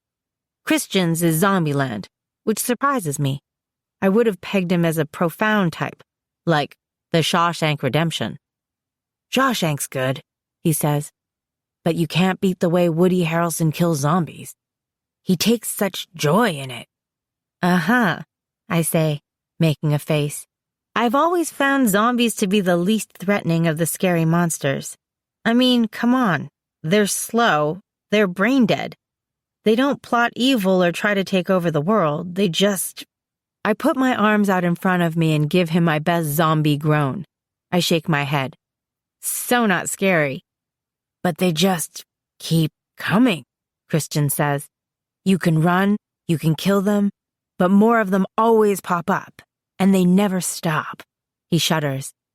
"And they try to eat you, and if you get bitten, that's it. You're infected. You're doomed to become a zombie yourself. End of story." "Okay," I concede. "They're kind of scary. And now I'm vaguely disappointed that we're not here to watch a zombie movie." "Next time," Christian says. "Hey, I have a new rule for our date," I suggest with a cheerful grin. "No mind reading." "Sorry," he says quickly. "I won't do it again." He sounds so serious all of a sudden, embarrassed, like I've caught him looking down the front of my shirt, that I have no choice but to throw a piece of popcorn at him. "You'd better not," I say. He smiles. I smile. And then we sit in silence, munching popcorn, until the lights dim and the screen flickers to life. Afterward, he drives me to the beach.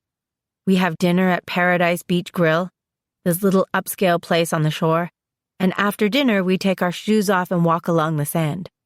The sun set hours ago, and the light of the moon is playing off the water. The ocean gently shushes us, lapping at our feet, and we're laughing, because I have admitted that my favorite movie is Ever After, this old and completely cheesy retelling of the Cinderella story where Drew Barrymore tries and fails to master an English accent, which is embarrassing, but there it is. "So, how am I doing?" he asks after a while. "Best date ever," I answer. "Good movie, good food, good company." He takes my hand.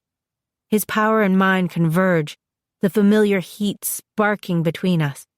A cool breeze picks up and blows my hair, and I toss it back over my shoulder.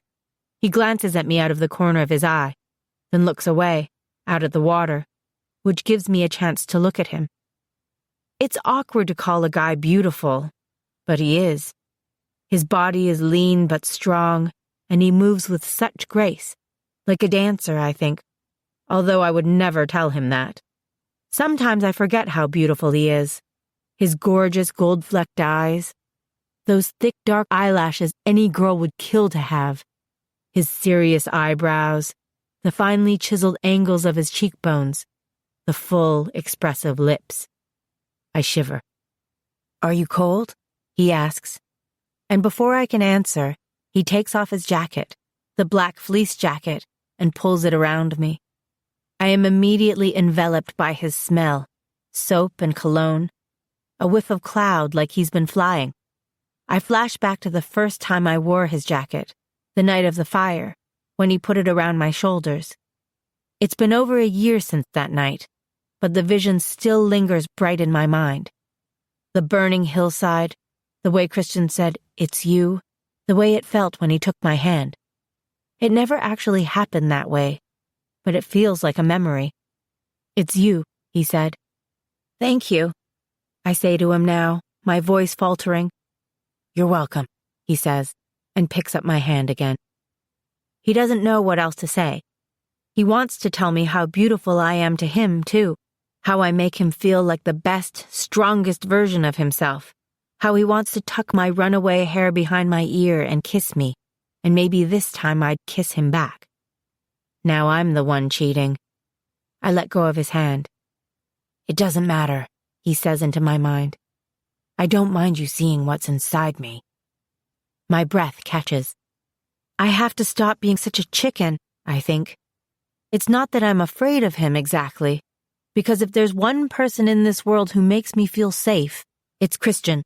But I'm scared to let go, to let what's between us really happen. I'm afraid to lose myself. You won't lose yourself, he whispers. Now we're clearly both cheating. I won't? I ask silently. Not with me, he says. You know who you are. You won't let anyone take that away. He loves that about me. He pulls me closer and looks into my eyes. My heart careens wildly in my chest. I close my eyes, and his lips touch my cheek near my ear. Clara, he says. My name is all, but it sends a tremor through me. He draws back, and I know he's going to kiss me any second now, and I want him to.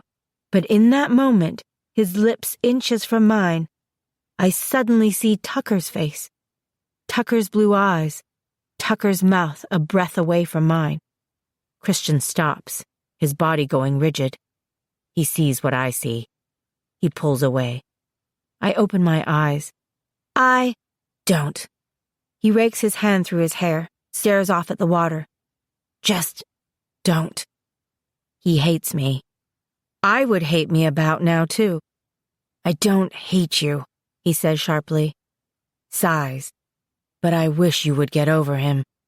I'm trying. Not hard enough. His eyes are flinty when he looks at me this time. He's not used to chasing girls. They've always chased him.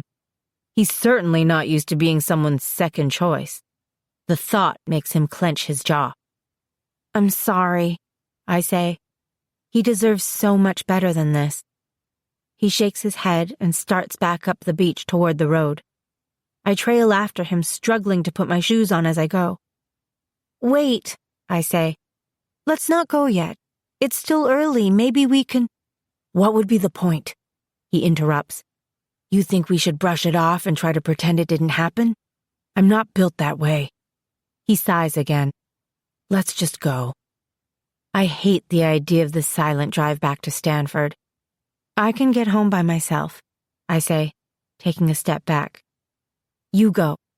I'm sorry. He stares at me, hands shoved in his pockets.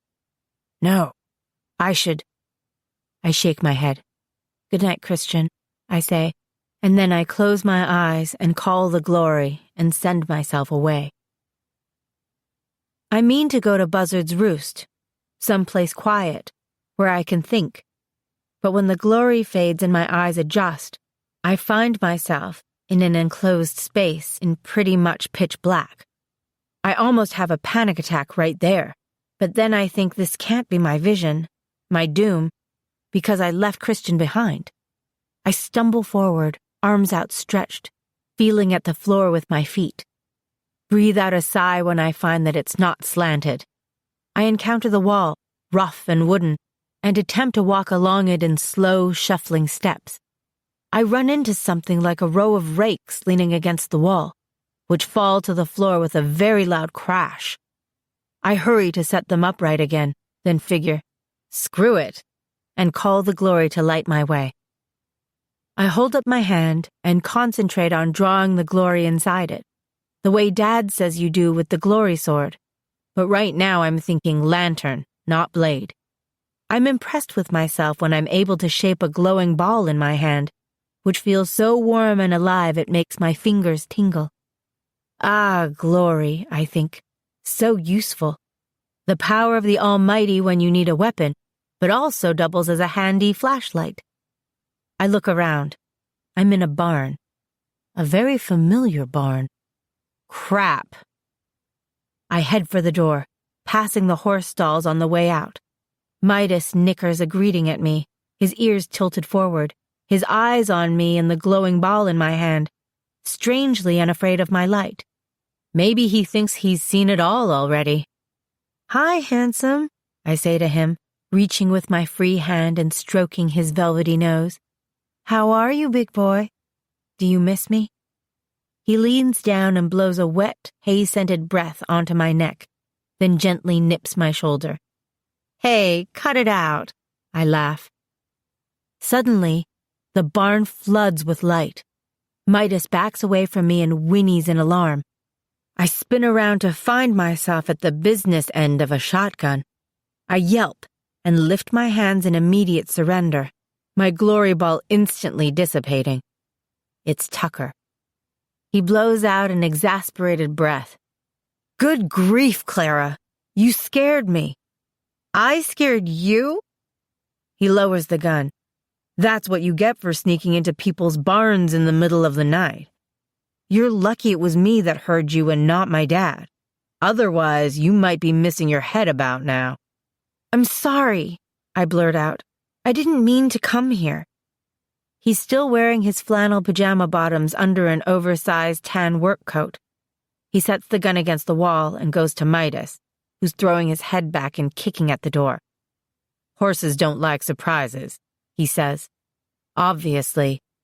"It's okay, buddy," he says, and reaches in the coat pocket and produces a handful of what look to be candies. Midas immediately steps forward, snuffling, and Tucker feeds them to him. "Do you always carry candy around with you in case of emergencies?" I ask. "He likes jelly beans," he says with a shrug. "We've kind of been letting him have as many as he wants, too. He's getting chubby." He strokes Midas's neck, then looks over at me. "You want to feed him?" "Sure," I say, and he hands me some. "Keep your hand flat," Tucker instructs, "or you might lose a finger." Midas jerks his head up and moves around impatiently as I step forward. Then he drops his nose into my palm and slurps the jelly beans right up, munching them noisily. "It tickles," I laugh. Tucker smiles, and I reach for another handful in his pocket, and for a minute, things feel normal between us, like we haven't had all that sniping and awkwardness and telling each other goodbye. "You look nice," he says, looking at me appraisingly, at my curled hair and makeup, his gaze flickering over the hemline of my little black dress, my pretty sandals and painted nails, up to the black fleece jacket, which I'm still wearing around my shoulders. Not a funeral this time. No, I don't know what else to say. A date. I'm tempted to lie, to say that I was out with a bunch of people, no biggie, nothing special, but I'm bad at lying and Tucker's really good at spotting a fib. Yeah, a date. With Prescott, he concludes. Does it matter? I guess not. He pats Midas on the nose, then turns and scuffles away a few steps. The look on his face is killing me, like he's trying so hard to act like he doesn't care, but I know him. Tucker, nah, it's all right, he says. I guess I should have expected him to make his move, now that we're over and done. So, how'd it go? I stare at him wordlessly.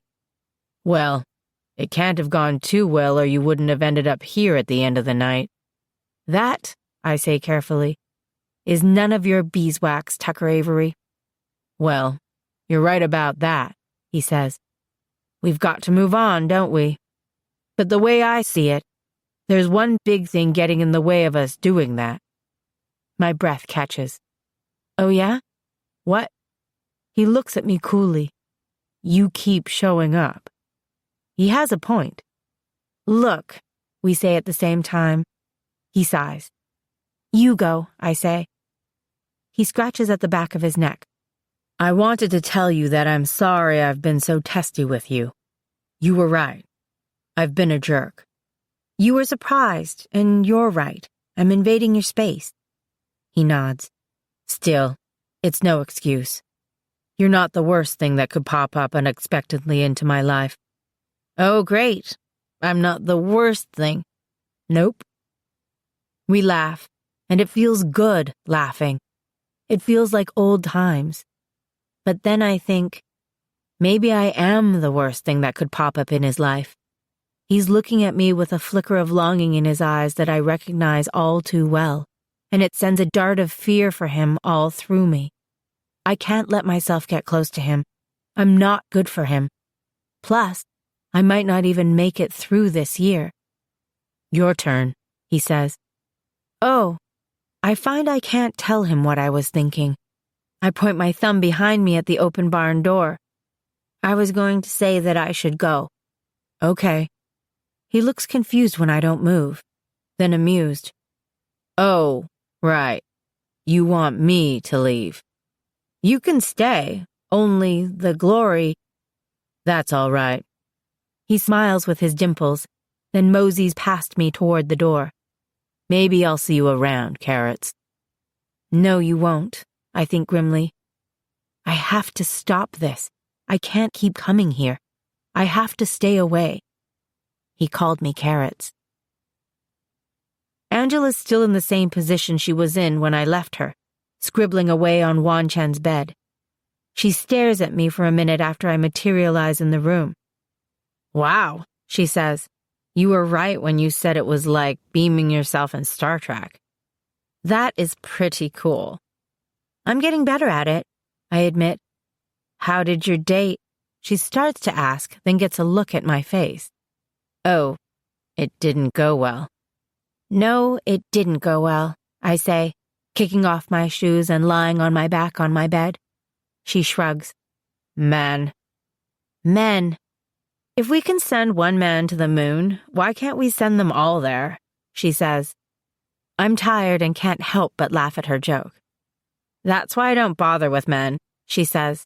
I don't have the patience. Right. She doesn't deal with mere mortals, she means.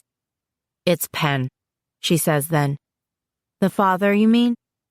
She starts, like my question surprises her, then hesitates for a split second before she says quietly, Yes, but you already knew that. Yeah. But it's also Penn in my vision, she goes on to say. The man in the gray suit? It's Penn. Shock ripples through me. Are you sure? She nods enthusiastically. I can't believe I didn't recognize him before. All those times I had the vision, but I didn't think it was about me. Yeah, visions can be tricky that way. I wasted so much time feeling sorry for myself, she says. I thought, since this happened, she nods at her baby bump, that I'd wrecked everything. But I didn't. It was supposed to happen this way. It was meant to be. I turn over onto my stomach. So what are you supposed to do? I'm supposed to tell him about our baby, she says. The 7th is ours. This strikes me as a very bad idea, given all I know about Penn. He's just not trustworthy, for all his charm. But Angela's not going to want to hear that right now. She doesn't listen to reason when it comes to Penn. Okay, let's say that you're right. I start slowly. Of course I'm right, she says. Of course you're right, I agree.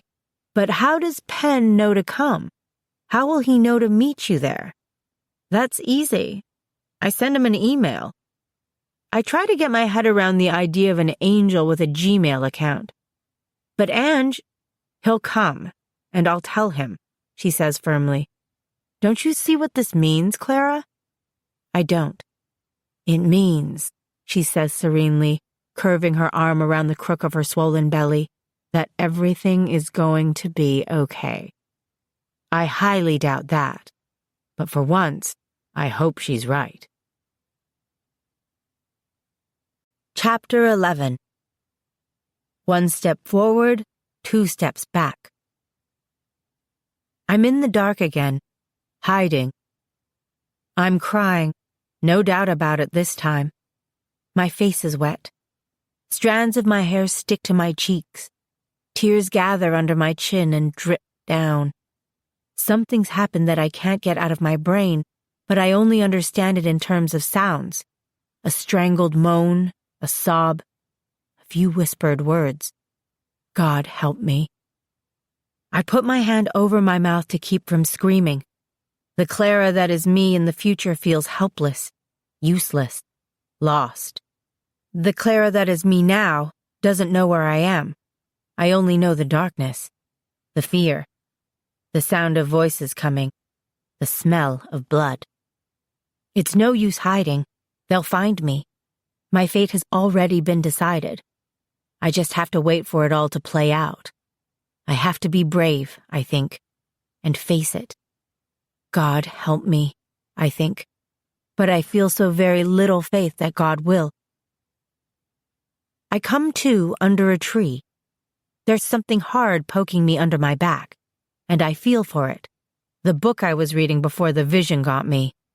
I glance around to see if anybody saw me go comatose in the grass, but nobody, as far as I can tell, is looking. I wipe at my eyes, crying again, panicky, my heart drumming, my palms sweating, with what feels like one big knot in my stomach. I've got to figure this vision out before I drive myself crazy. I take out my phone and stare at Christian's name in my contact list for a long time, before I sigh and put it back into my backpack. Christian hasn't said 2 words to me for more than a month, not even in fencing class. His pride is wounded. I get that. I'd be mad too if I'd been about to kiss him, to lay my heart on the line like that, and he went and thought about another girl. I pick up my book, flip to the page I was on before my brain took a quick trip to the future. It's a novel, one of the epic dystopians that's so popular these days. I'm liking it. It puts things into perspective. Sure, I might have occasional visions of doom, a mysterious soul-crushing pain in my heart, a premonition of death, but at least I'm not scrounging the post-apocalyptic countryside looking for shelter. My only friend a 3-eyed mutated dog that I'll have to eat later in order to survive nuclear winter. Of course, a mutated dog would be a step up from my friend's situation at the moment. On top of Christian not speaking to me, Jeffrey hasn't called, and Angela's too busy trying to orchestrate her purpose and her everything's going to be fine meeting with Penn to even notice I'm alive. Amy and Robin have been batty since they figured out that Angela has a bun in the oven, and all they want to do when we get together is talk about how tragic and surprising it is that Angela's in this position, and what is she going to do anyway? Even Wan Chen's been acting aloof since she found out, like pregnancy is something that might be catching. I sigh again, try to remember the kind of thing I would write in my gratitude journal, which, to be truthful, I haven't picked up since fall quarter ended. I have a good life, I remind myself. There are plenty of people who love me. They're just not around at the moment. I hear the squawk of a crow directly over my head.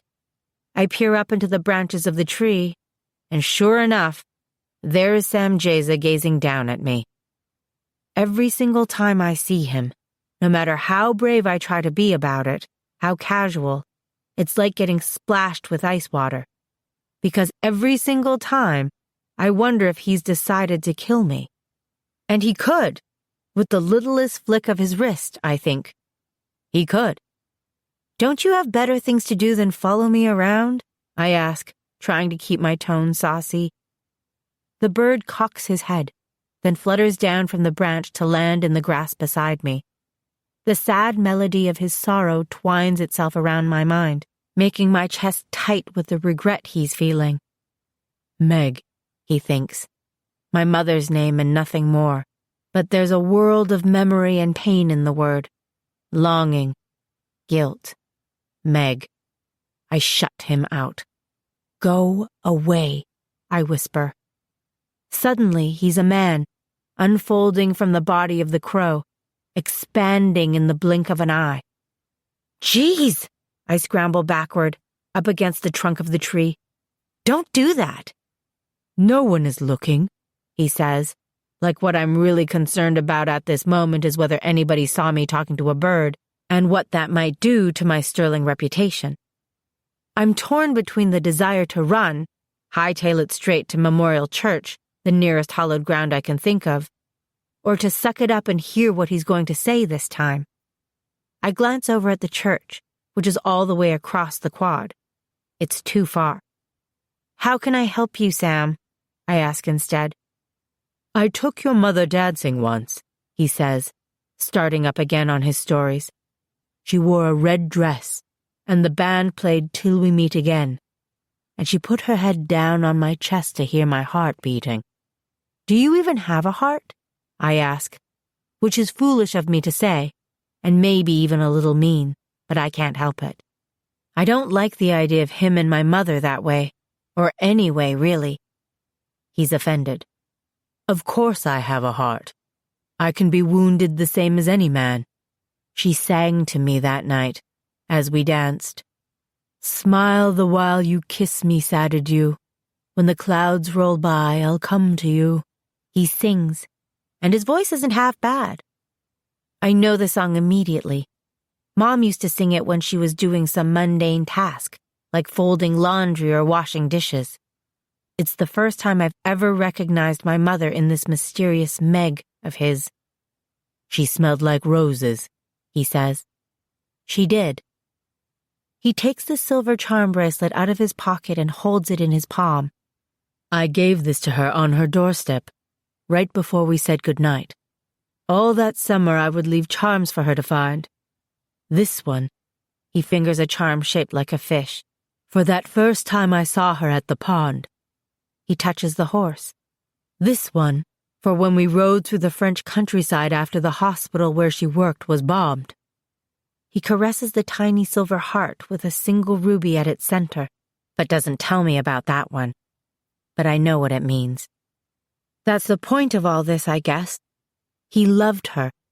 He still loves her. His hand closes around the bracelet, and he returns it to his pocket. What year was that? I ask him. When you danced. 1918, he says. You could go back there, right? Can't angels travel through time? His eyes meet mine, resentful. Some angels, he says. He means the good ones, the ones who can access glory, who are still on God's good side. Will you tell me a story now? He asks me softly. About your mother? I hesitate. Why do I feel sorry for him? Maybe, supplies my pesky inner voice, because he loves someone he can't have, and you can relate. I tell my inner voice to shut it. I don't have any stories for you. I get up, brush grass off my jeans, and gather my stuff. He stands up too, and I'm horrified to realize that the grass underneath where he was sitting is brown and crisp. Dead. He really is a monster. I have to go. Next time, then, he says as I turn to walk away. I stop. I don't want there to be a next time, Sam. I don't know why you're doing this, what you want from me, but I don't want to hear any more. I want you to know, he says. Why? So you can rub it in my face that you had a supposedly passionate love affair with my mother? He shakes his head. The two layers of him, body and soul, form and formless, blurring with the motion. And then I realize he wants me to know because there's no one else to share it with. No one else cares. Goodbye, Sam. Until next time, he calls after me. I walk away without looking back. The image of my mom wearing a red dress, a silver charm bracelet tinkling against her wrist, singing and smelling of roses, bright in my head. So tomorrow's it, Angela informs me. We're doing her laundry in the Robley laundry room, me helping since it's getting harder and harder these days for Angela to bend down. The noise of the churning washer and dryers, the perfect mask for a secret conversation about destiny, which is apparently happening tomorrow. How do you know? I ask her. Because that's when I told him to meet me, she says. In the email. How do you know he got the email? He replied and he said he'd come. And because that's what happens. He comes because I see him there. This is circular logic, but I go with it. So you're going to just march up to him and say, the 7th is ours. This idea worries me.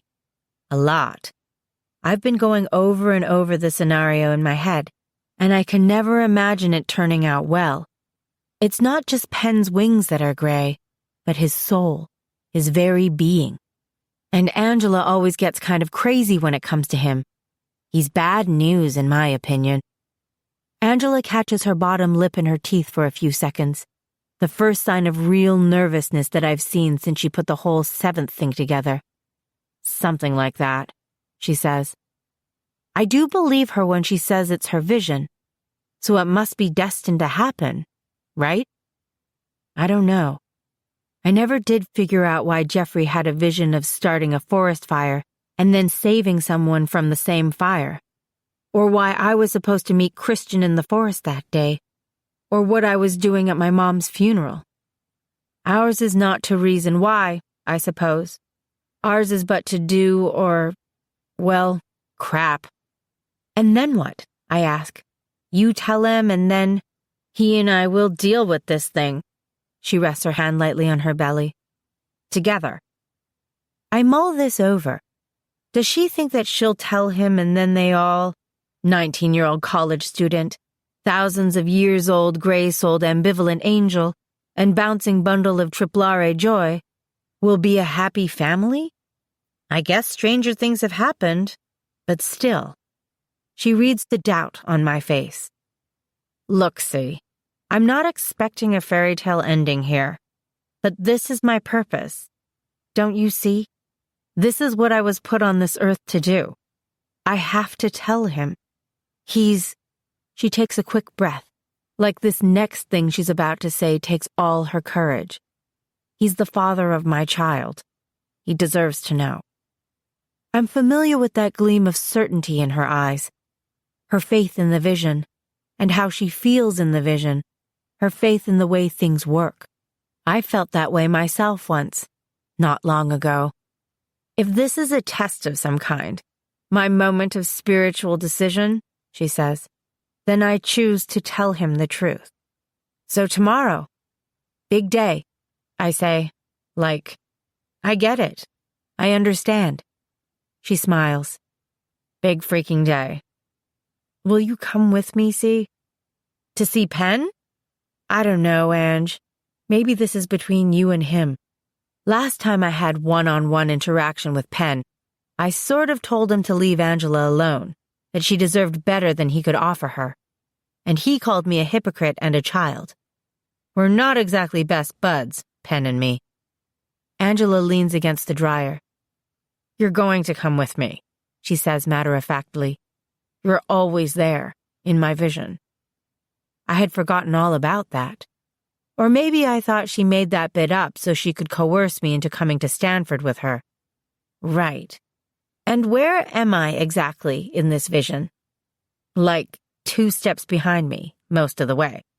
For moral support, I think. She bats her eyes and pouts at me. All of a sudden, this feels like a test for me, too. As an angel blood who's supposed to believe in the visions. As her friend. All right, I'll be there, 2 steps behind. I promise. I had a feeling you were going to say yes, she says gleefully. Yeah, don't push your luck. She reaches into her back pocket and pulls out a sheet of wrinkled paper, unfolds it for me. It's an ultrasound. You went to a doctor? I ask. I would have gone with you if I'd known. She shrugs. I've been a bunch of times. I wanted to make sure it was okay. She corrects herself. It's a boy. I stare at the picture, part of me stunned that this is really a tiny person growing inside my friend. It's grainy, but I can clearly make out a profile, a tiny nose and chin, the bones that make up the baby's arm. Are they sure that it's a boy? Pretty sure, she says with a smirk. I think I'm going to name him Webster. Webster, like after the dictionary? I like it. I hand the picture back to her. She looks at it for a long moment. He was sucking his thumb. She refolds the paper and puts it back in her pocket. The dryer beeps that it's done, and she starts pulling clothes out and into the basket. I'll take that, I offer, and she slides the basket over to me.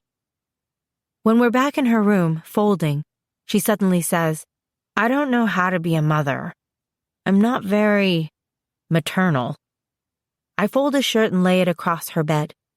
My guess is that nobody knows how to be a mother until they become one. He's going to be so special, she says softly. I know. Penn will know what to do, she says, like a mantra she's repeating to herself. He'll know how to protect him. I'm sure he will, I say to reassure her, but I have my doubts about Penn. I've seen inside him, and paternal is not a word that springs to mind. I knock on Christian's door. He's sweating when he opens it, wearing a white tank top and sweatpants, a towel slung around his neck.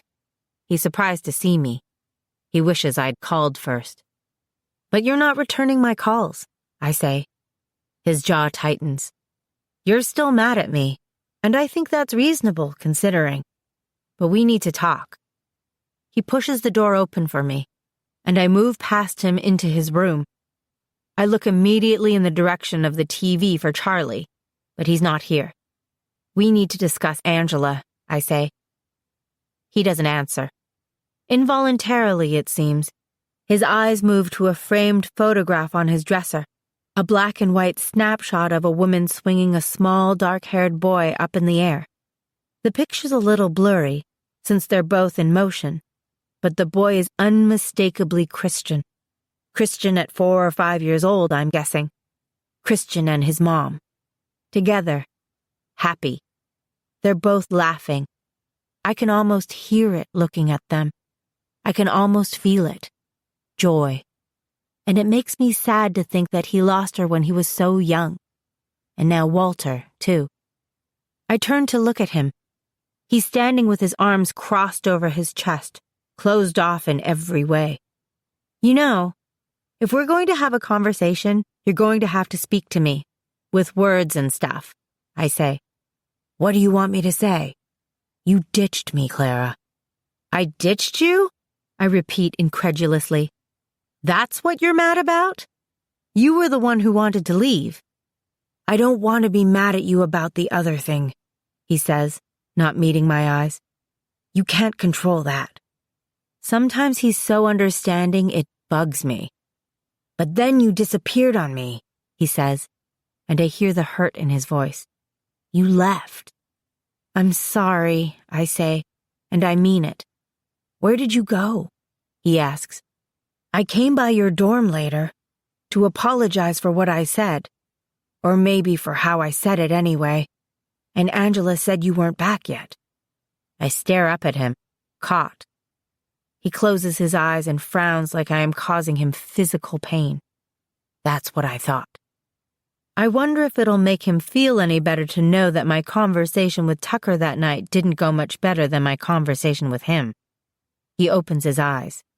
It might. Good grief. Men. Moving on. Okay. As much fun as this is, I didn't come here to talk to you about us, I tell him. I came to tell you about Angela. Has she had the baby? He asks, concerned. What is she going to do? She hasn't had the baby, I say. Yet.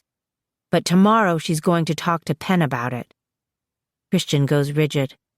She's going to tell him about the baby? Well, she's going to tell him that he's the father. That's her plan, anyway. Bad idea, he says, shaking his head like this is the worst idea ever. She shouldn't be telling anybody about the 7th, especially not Penn. He's not good news, I admit. He's not happy. But I guess we'll see. Angela is dead set on this. I'll call you tomorrow after I get back. His brow draws together. Wait, you're going with her? She asked me to go. Well, she told me I was going, and so I am. His mouth twists into a disapproving line. You should stay out of it. It's her purpose. Besides, Penn's already met me, so it's not like I'd be giving anything away here. I'm going to be there for moral support. No way. His green eyes are frosty. It's too risky. He's an angel. He could figure out what you are. He's not evil, technically speaking. Christian scoffs. You heard what your dad said about ambivalent angels. He's worse than the Blackwings, he said. They don't have any allegiance to anybody. He grabs me by the shoulders like he wants to shake some sense into me, but all he says is, "We can't go parading ourselves around in front of ambiguous angels." Ambivalent, I correct him. And I was thinking a marching band uniform and a baton. "Don't joke about this," he says. "I'm serious." I try to step back, but he's holding me tightly. "Don't go," he says. "Be cautious for once in your life." "Don't boss me around," I say, shaking him off. "Don't be an idiot." "Don't call me names." I head for the door. "Clara, please," he pleads, his anger dissolving. I stop. All my life, all my life since my mom died, my uncle warned me about this exact sort of thing. Don't reveal yourself to anyone. Don't trust anyone. Yeah, don't talk to strange angels. This would not be the best time to tell him about my little chat with Samjeza this afternoon. And so I don't. I'm there in her vision, Christian. You of all people should know that things don't always happen the way they do in the visions, he says. That's a low blow. Clara, he starts in, I've seen you in my vision too. What if this is what's going to... I hold up my hand. I think we've talked enough. I'm going to be there with Angela tomorrow, where I'm supposed to be. 2 steps behind, no matter how it turns out. And so it comes to pass that at 15 minutes to noon, February 13th, a day that Angela herself picked out to be her destiny, she and I set off from Robley to meet an ambivalent angel. She's dressed up for the occasion, wearing a purple maternity camisole with lace at the hem, fitted jeans with a band around the belly instead of a zipper, a cream knit sweater that brings out the glow in her skin and the blue tint to her black hair. She's even put on makeup, not her usual heavy eyeliner and dark lips, but a simple coat of mascara and rose-tinted lip balm. It's warm weather for February, and Angela's pink-cheeked and sweating under her layers of clothing, but she moves with a spring in her step that's surprising for a girl in her condition. She looks healthy and vibrant and beautiful. I've never paid attention to this part, she huffs as we walk. In the visions, I never thought about how I was feeling. Physically, I mean. I can't believe I never noticed this, she gestures to her ballooning belly, or how my center of gravity is shifted way down, or how I have to pee. Do you want to stop? I ask. Find a bathroom? She shakes her head. I can't be late. The closer we get to the steps from her vision, the lighter she feels. Almost bursting into glory, she's so excited. Her skin definitely glowing, her eyes alight with purpose. There he is, she whispers suddenly, clutching at my hand. There he is, standing in the courtyard with his back to us, wearing a gray suit just as she described. What guy wears a suit to a meeting with his former girlfriend, I wonder. He's looking at the burghers, whose downcast, mournful faces seem even more in contrast to the bright, sunny day, the flowers blooming all around the courtyard, the sun shining, the birds singing. Birds. I glance around nervously. I hadn't thought about birds. Angela hands me her purse. Here I go, she says. I'm right behind you, I promise, and trail her to the bottom of the steps. She takes her time approaching Pen. The cut of her sweater parts in the middle, exposing her swollen belly, which pushes at the edges of her camisole like she's swallowed a basketball, even though she's not that big. I see her take a quick breath at the last step, and I can't tell if it's her sudden nervousness or my own that I'm feeling now. She touches his shoulder, and he turns. It's definitely Pen. She was right on that count. Hello, she says breathlessly. Hello, Angela, he says, all charming smiles. It's good to see you.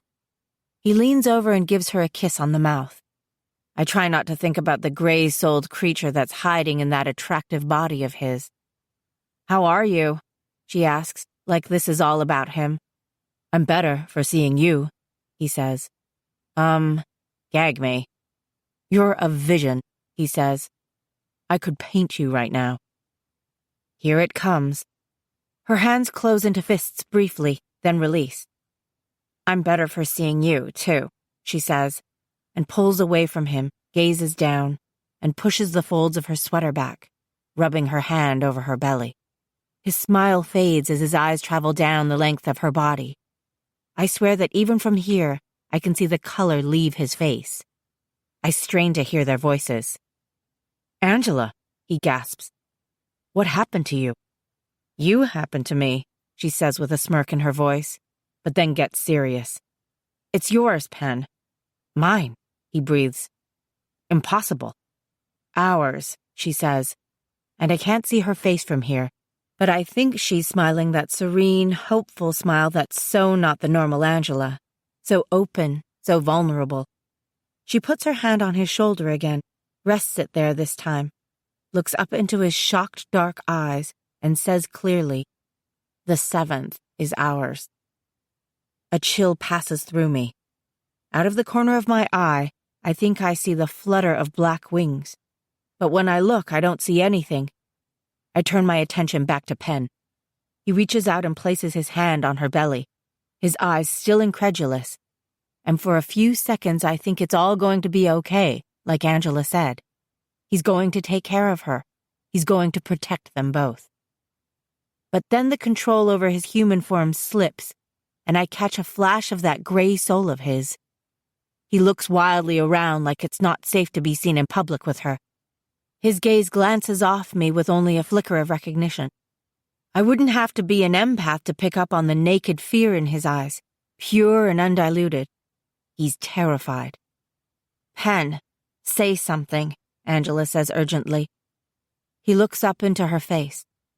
You shouldn't have told me, he murmurs without emotion. I shouldn't be here. Pen, she says, alarmed, her fingers gripping his suit jacket. I know it's a shock. It was a shock for me too, trust me. But it was supposed to happen, don't you see? This is my vision, my purpose. I've been seeing this moment since I was 8 years old. It's you, Pen. We're allowed to be together. We're supposed to be together. No, he says. We're not. But I love you. Her voice breaks on the word love.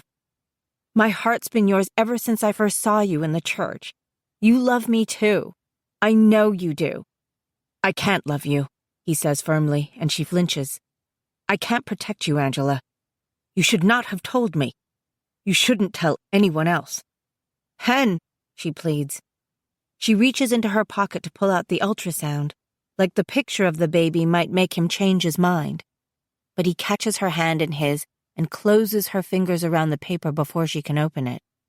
He gazes up into her eyes, lifts his other hand to her face, his fingers brushing her cheek, and for a split second, he looks torn. Then he disappears. No goodbye, no, sorry but you're on your own, honey. He's just gone. I rush up the stairs as Angela sinks to her knees. It's okay, I'm saying over and over again, like saying it will make it true. She gazes at me with unshed tears in her eyes. Her hands are shaking when I help her to her feet, but she won't let me support her. She's acutely aware of other students watching us, so she lifts her head and starts to walk in her awkward way back the way we came. I try to put my arm around her to help take some of the weight, but she shakes me off. I'm fine, she says then, in almost a monotone. Let's go. Back at Robley, she moves around like a zombie, taking her clothes off and dropping them on the floor until she's only wearing her camisole and panties. Amy comes in, bearing an armload of books. I grab her by the arm and turn her around, push her back out into the hall. You should come back later, I tell her. But I have to, like maybe tomorrow. Get out. Amy looks horribly offended. I shut the door and turn to Angela. Suddenly she laughs, as if this whole thing is terribly funny, like Pen has played some hilarious trick on her. She brushes her bangs out of her face, smiles the most awful, heartbroken smile. Well, that didn't go the way I thought it would. Oh, Ange. Let's not talk about it. I'm fine. She gets into the bed and pulls the covers up to her chin. Outside, the birds are still singing, the sun is still shining, but inside her I feel everything go dark. I sit at the edge of her bed. I don't say anything because everything I think of sounds completely stupid. We agreed from the beginning that we weren't going to talk about love. She rolls over and puts her back to me, to the wall. I should have remembered that, she adds, her voice thin, straining with the force of acting like this isn't killing her. It's fine. I'm fine with it. I understand. If she says the word fine anymore, I think my head will explode. I stare at her back, where her shoulders are all tensed up. No, it's not fine, I say. This is his responsibility, too. He should be there for you. He should have stepped up. He's an angel, she says, already making excuses for him. It's the same thing as what happened with your dad. I see that now. He can't be with you all the time. He can't protect you. It's the same. It's not the same, I think. My dad married my mother. He was there for my birth, my first steps, my first words. He took care of us, even if it was only for a little while. But I don't say that. Ange, I put my hand on her shoulder. Don't touch me, she says sharply. Please, I don't want you to read me right now. She starts to cry. There's no shutting it out. Her humiliation hits me like a punch to the gut. Her embarrassment, her fear, her misery. Of course he doesn't love me, she thinks. Of course he doesn't. I lie down beside her and put my arms around her, hug her awkwardly from the back as she sobs. Tears run down my face as I feel it with her. For a minute I can't breathe. I can't think. I just hang on. It will be okay, I tell her shakily, and I mean it. It hurts her now, but it's better this way, I think. You're better off without him. She sits up, pulling away from me, and takes a deep, shuddering breath, then uses the sheet to wipe her eyes. As quickly as she lost it, she collects herself. I know, she says. It'll be fine. After a while, she lies back down. My heart aches for her, but I don't dare reach out again. I listen to her breathing become steadier, deeper, until I think she's fallen asleep. But then she speaks. I don't want to be here anymore, she says. I want to go home. Chapter 12. The Right Road Lost.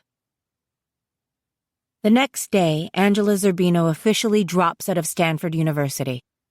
Her mom shows up 2 days later and packs her stuff in boxes, which I help load in the car, and I stand on the sidewalk watching them drive off. Angela rests her head against the window, closes her eyes, and rides away. She doesn't look back. The visions start coming more often after this, all through February and the beginning of March, at least once or twice a week. I split my time between studying for school and preparing myself, in whatever capacity I can, to go into the dark room and whatever fate awaits me there. I buy a notebook and start to document each vision when I see it, trying to get the details down. But I don't get much other than the shock and the terror, the juxtaposition of dark and light, the silhouette of Christian ablaze with glory, shouting at me, "Get down!" and fighting off the black shapes that mean to kill us. And almost every time now I run up against the moment where I know I should help him. I must draw my own sword and fight my own fight. That's my moment of truth, my purpose. But I never stay in the vision long enough to know how I handle it. I guess that's still to come. Things between Christian and me are strained, but we're back to meeting every morning on a path that circles Lake Lag and running up to the dish, an enormous radio telescope that juts out from the foothills. It's a nice trail, pretty, through small wooded glades and rolling green hills, up to a spot where on clear days we can see all the way to San Francisco Bay. We understand that there is something going on that is larger than us, and we talk, all business at first, about Angela and our visions. But slowly our conversations give way to our thoughts on the freshman scavenger hunt or articles in the Stanford paper, my medicine and his building designs. And things get better between us.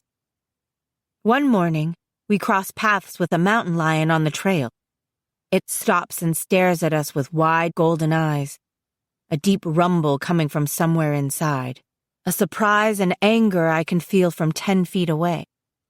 Go away, I tell it sternly and angelic, like, shoo, and it turns right around and disappears into the high grass. How'd you know to do that? Christian asks me, astonished, laughing, and I tell him how I happened upon a grizzly bear with 2 cubs once, and all it took was angelic and a little bit of glory to turn her away. I don't tell him that I was with Tucker when it happened, and that it was the incident that convinced Tucker that I was indeed something supernatural, which led to our moment in the barn and the first time we ever kissed. I like you, Clara, Tucker said. I really like you. I just wanted you to know. I don't think you want to be with Christian Prescott. He's not your type. Oh, and I suppose you're my type, right? I suppose I am. I clamped down on the memory, the words and the way he said them, all rough-edged and cocky, reeling me in like a fish on his line. I closed myself off so that Christian doesn't look into my head and see Tucker. I put him out of my mind. That's amazing, Christian says. You're an animal whisperer. I nod, smiling. I can tell by looking at his face that he didn't catch me thinking about Tucker. It feels like a small victory in the war between me and myself. In March, I go to see my brother. I haven't seen him since that first day back from winter break. I miss him. I stand for 5 minutes sneaking peeks at him through the window of the pizza place on Castro. He looks unhappy, I decide, watching him move between tables, stack the dirty plates, slide a dishcloth over the tables, and reset the silverware. He hardly seems awake, shuffling from one table to the next, not looking up, just stack the dishes, put them in the tub, carry the tub back to the kitchen, wipe the table, reset. I might have sneaked back to Palo Alto right then, content to know where he is and that at least he isn't in the clutches of a blackwing, when a girl with long dark hair brushes by me on the street and goes into the restaurant. And something about her makes me pause. She says Jeffrey's name, and he looks up at her and smiles. Holy crap, really smiles. Something I haven't seen him do since the day Mom admitted she was dying. This must be Lucy, the girl who's stolen my little brother's wounded heart. Of course, now I have to stay and watch them.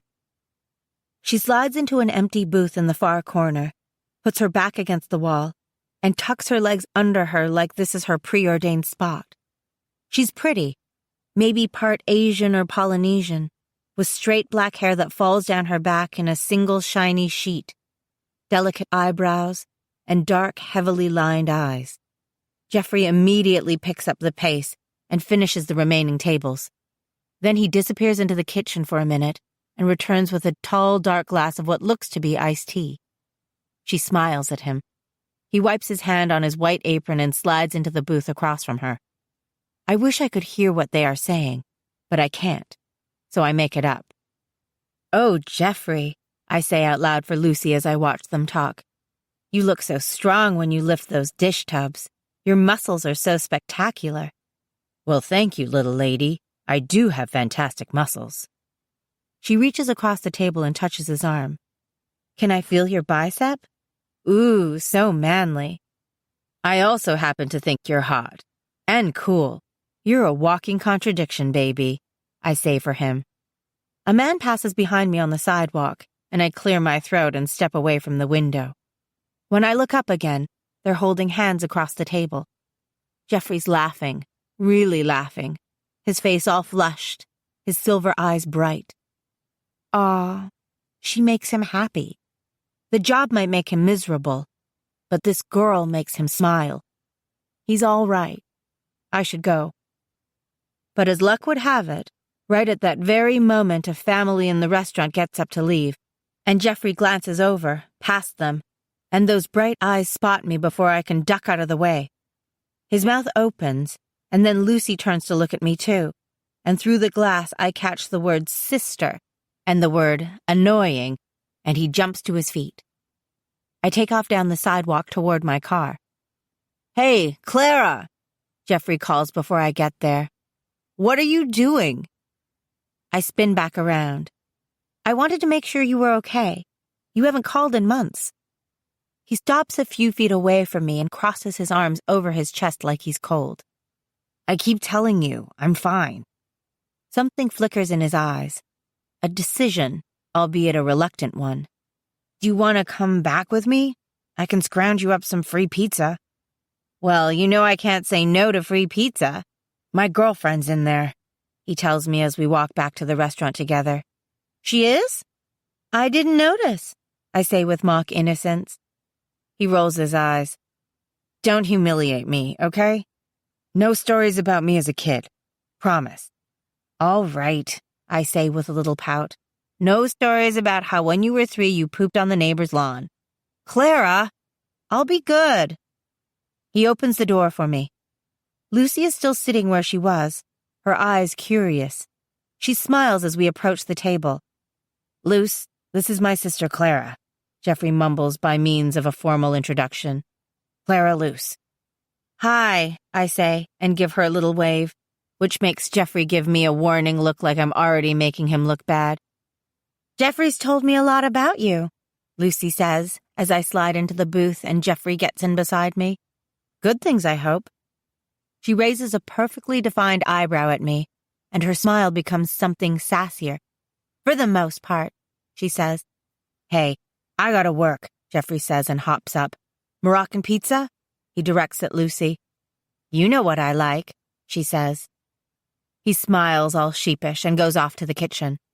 Then it's just me and the new girlfriend. "Jeffrey told me you go to Stanford," she says. "Yep, guilty as charged." "That's hardcore," she says. "I never liked school. I was so happy when I graduated." "Graduated?" I'm unable to keep the surprise out of my voice. "When did you graduate?" 2 years ago, she answers nonchalantly. She shudders. "I was so glad to get out of that hellhole." That would make her what, 20? "So, do you live around here?" I ask, while I ponder how weird it feels that my brother's girlfriend is older than me. "Yes and no," she says. "My father owns a tattoo parlor on El Camino, and I like to hang out there. And the guys who work there have a pizza thing, so I come by here fairly often." "Wait, I thought Jeffrey said that your dad owned a club." "That too," she smiles. "He has his fingers in a lot of pies." I've never understood that expression. It has always seemed vaguely disgusting to me. "So there's a tattoo parlor in Mountain View? I don't think I remember that from when I lived there," I say. "He opened it a few years ago," she says. "Business is good. People are more open now to the idea of ink as a way of expressing themselves." I scan her for tattoos. She's wearing a metallic silver shirt dress and black leggings, black boots, dangly silver earrings. No tattoos, though. She does have a very interesting ring, a silver snake with ruby eyes curled around her right index finger. There's something about her that reminds me vaguely of Angela, maybe the eyeliner or the dark nail polish. Jeffrey returns to the table and sits by her side, scans both of our faces before he asks, "So, what are you talking about?" "I was telling her about my dad's tattoo shop," Lucy says. He looks at her adoringly. "That place is awesome." She nudges his shoulder. "Show her what you got." He shakes his head. "No." "You got a tattoo?" I say, my voice a little louder than usual. "Show her," Lucy urges. He grunts and rolls up the sleeve of his shirt to reveal a line of Sanskrit characters circling his forearm. "That is so hot," Lucy says, and Jeffrey beams. "It says, 'I control my destiny.'" I read off his skin, then close my eyes briefly. Whoops. She's probably going to think it's odd that I can read Sanskrit. "The words were her idea," Jeffrey says. "I'm saving up for some real art next time."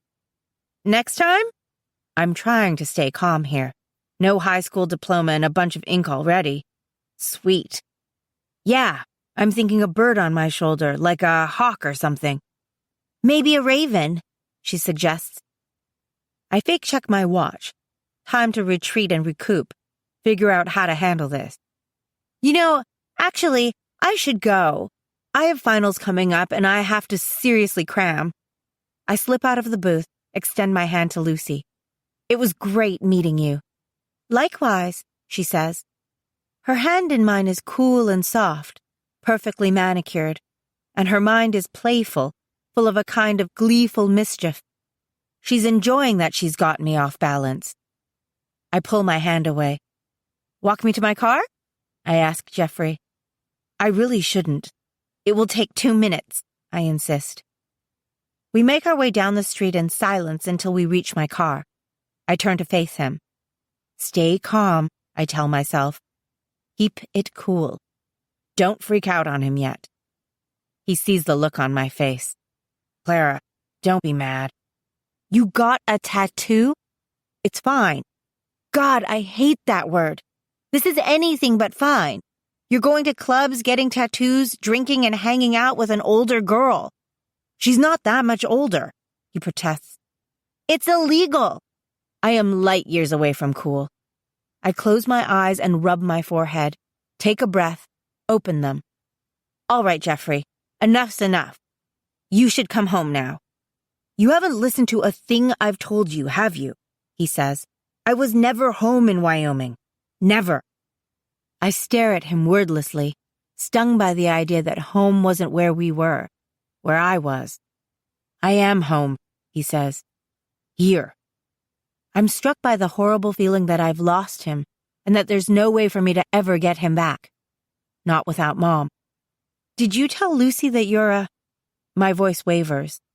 Tea person? His chin lifts. I told her everything. It's okay. I can trust her. I start screaming at him again. Another epic fail in the keeping it cool department. Didn't you learn anything from Kimber? He shakes his head. Lucy's not like that. She's good with the paranormal stuff. She accepts me for what I am. We even talk about religion sometimes. She's so smart and she's read all these books. If you'd step off with the judgment, you'd see that she's the perfect girl for me. So she's where you're getting all this crap about there being no God and it's not You're such a tool. This is reckless, even for you. You're putting us all in danger. Don't you get that?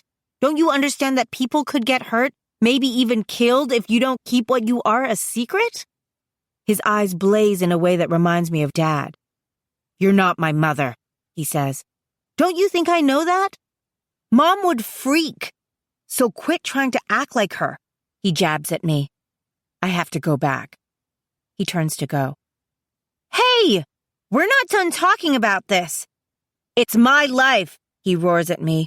For the last time, stay the hell out of it. He stomps up the street and disappears into the restaurant. I get in the car and slam my hands down on the steering wheel. I wish for Mom so badly that I can't breathe. My eyes blur. Nothing in my life is going even remotely right. Shakily, I reach for my phone. I sigh and press number 2 on speed dial. It's me, I say when Christian picks up. I need you. He's sitting on the floor, his back against my dorm door when I arrive. We don't speak until we get inside, but the second the door closes behind us, he puts his arms around me, about a millisecond before I seriously start to cry. It's okay, he murmurs against my hair. Wan Chen makes a throat-clearing noise from where she's sitting at her desk. I think I'll go get some dinner, she says, slipping past us without meeting my eyes. I find a tissue, blow my nose hard. I'm sorry. I don't know why I'm so emotional. Maybe I'm overreacting just a tad. Tell me, he says. It's Jeffrey. I start welling up again. But between the sniffles, I manage to tell him everything. I don't know what to do, I exclaim. He won't listen to me, and I have a bad feeling about his girlfriend. Maybe I'm being unfair, judgmental like he said, but you should have seen the way she had him wrapped around her little finger. You know what I like. Gag me. And she was all super smug like, You're in college? Yuck, I hate school. Where does she get off? And hello, she's like 20 and he's 6 freaking teen. And she's filling his head with nonsense. I can just tell. I finally run out of breath. I sound like a crazy person, don't I? He doesn't smile. You sound scared. I slump into my desk chair. What should I do? He goes to the window and looks out, thoughtful. There's not much you can do. Unless... I wait, but he doesn't finish the sentence. Unless what? You could call the police. On her? On him, about the fire. You could tip them off to where he works. I stare at him, dumbfounded. He'll get arrested, but it would get him away from her. He'd be safe, he says. Safe. Safer. He'd have to go back to Jackson, to juvie maybe, for a while, but it might straighten him out. I don't think I could do that to him, I say after a minute. I can't betray him that way. He'd hate me forever. I can't. I know, Christian says. I was just putting it out there. Jeffrey doesn't call me after that, but then what did I expect? I think about going back to the pizza place to apologize, but something tells me, namely Christian tells me, that I would probably end up making things worse. Let him cool down, Christian says. Let you cool down. Christian and I are miraculously back to normal, back to deep conversations over coffee, racing each other on our morning jogs, laughing as we thrust and parry at each other in fencing class, everything like it was before our date. Well, almost. There's always this moment at the end of our times hanging out together, as we're saying goodbye, when I know he wants to ask me out again, to try again, to woo me, because he thinks that's part of his purpose. But he's decided to let me make the first move this time. The ball's in my court, and I don't know if I'm ready. Which brings us to late March and the end of winter quarter, a few days before we're out for spring break. I'm about to sit down for my lit class final exam when I get the following text. Water broke. Do not come to the hospital. I'll call you later. Angela's in labor. I have a pretty hard time concentrating on my test. I keep thinking about her face when she said, I don't know how to be a mother. Her face after Penn disappeared and left her standing in the courtyard. The way the fire in her seemed to burn out right before my eyes. When I talk to her lately, she always sounds sleepy, and she always says that she's fine, gives me some little detail about how she's preparing for the baby, took a Lamaze class, bought a bassinet, stocked up on diapers, but she's not her fierce, fiery self. She thinks her life is ruined, her purpose over with, irrelevant, lost. I check my phone after I turn in my final, but there's no update. Is he here yet? I text. I try not to think too much about all that might entail. She doesn't answer. About an hour later, I'm pacing around my dorm room, chewing my fingernails, when Christian knocks on my door. Hey, I finished my last final. Do you want to grab some sort of celebratory dinner? He asks. Angela's in labor, I burst out. I almost laugh at the aghast look on his face. She texted me a few hours ago, and I don't know if it's happened already or not. She told me not to come to the hospital until she called me, but... You're going to go anyway, aren't you? I'll stay in the waiting room or something, but... Yeah, I want to go. I put on a coat because it's March in Wyoming and probably still freezing. Do you want to come with me? You mean you'd take us both to Wyoming? You can do that? I don't know. I've never tried to bring anybody along with me before. I hold my hand out to him. Dad does it, though. Want to try? He hesitates. The waiting room, not the delivery room, I emphasize. All right. He takes my hand, and my blood positively boils with our shared power and the anticipation I'm feeling. Zapping us should be no trouble at all. Okay, give me your other hand. I face him, both of our hands joined. He gasps when I summon the glory around us. It's that easy for you, isn't it? Glory? I'm getting better at it. How about you? He looks at his feet, gives me a half-embarrassed smile. It's not that easy. I can do it, but it usually takes me a little while. But I can't cross. That is way beyond me still. Well, glory's easier when I'm with you, I say, and am rewarded by his eyes lighting up. Let's go. I close my eyes, think of my backyard in Jackson, the aspen trees, the sound of our babbling brook. The light around us intensifies, red behind my eyelids, then fades. I'm not holding Christian's hand anymore. I open my eyes. Tucker's barn. Gack! Maybe it's a good thing I didn't succeed in bringing Christian. I whip out my phone. Sorry, I text him. Want to try again? I can come back. It's okay. I'll get home the traditional way. See you in a couple days. Say hello to Angela for me. I look up to see Tucker staring at me from the hayloft. I'm gone before he has time to form a greeting. I find Angela in the recovery part of the maternity wing, dressed in a faded blue and white hospital gown, staring out the window. The baby's a few feet away in a plastic bassinet on wheels, wrapped up tightly in a blanket so he looks like a little burrito, sleeping, a tiny blue cap on his head that doesn't quite cover his thatch of thick black hair. Webster, says a printed card at the end of the tub. His face is all purple and splotchy, swollen around the eyes. He kind of looks like he was just in a boxing match and lost. He's adorable, I whisper to Angela. Why didn't you text me? I was busy, she says. And there's a hollow quality to her voice that makes my heart sink, a terrible dullness in her eyes. I sit down in the chair near the bed. So it was pretty bad, huh? She shrugs, using only one shoulder like she's too tired to use both.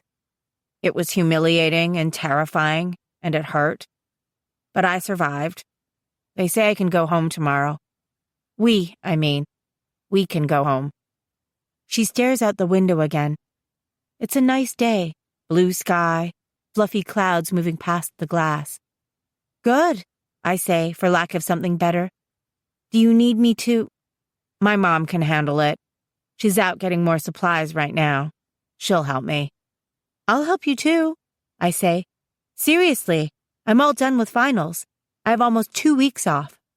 I lean forward and put my hand on hers. She's feeling such despair that it makes my chest hurt. I don't know anything about babies, but I'm here for you, okay? I gasp against the pain.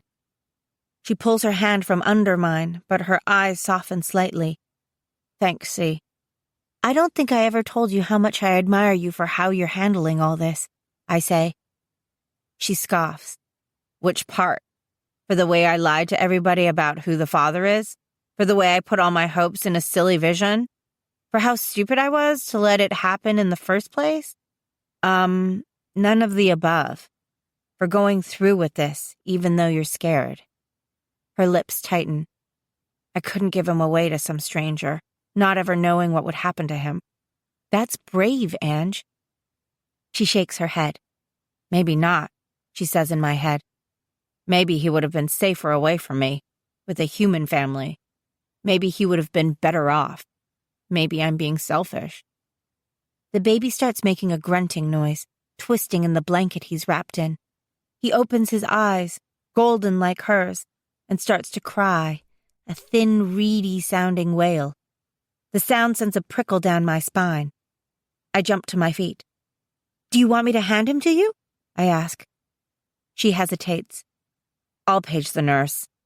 She presses a button on the frame of her bed. I go to the side of the bassinet and look in. He's so tiny. I don't think I've ever seen anything so small and new. I've never even held a baby before, other than Jeffrey, I guess, and I don't remember that. I don't want to break him, I confess to Angela. Me either, she says.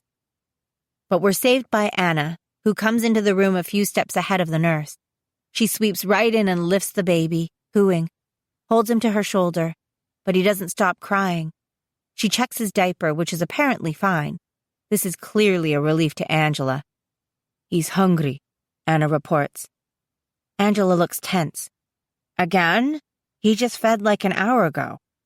Do you want to try to nurse him again? The nurse asks. I guess. She holds out her arms and Anna gives her the baby. Then Angela looks at me like, sorry to be rude, but I'm about to flash my breasts here. I'll be out, I say, and duck into the hall.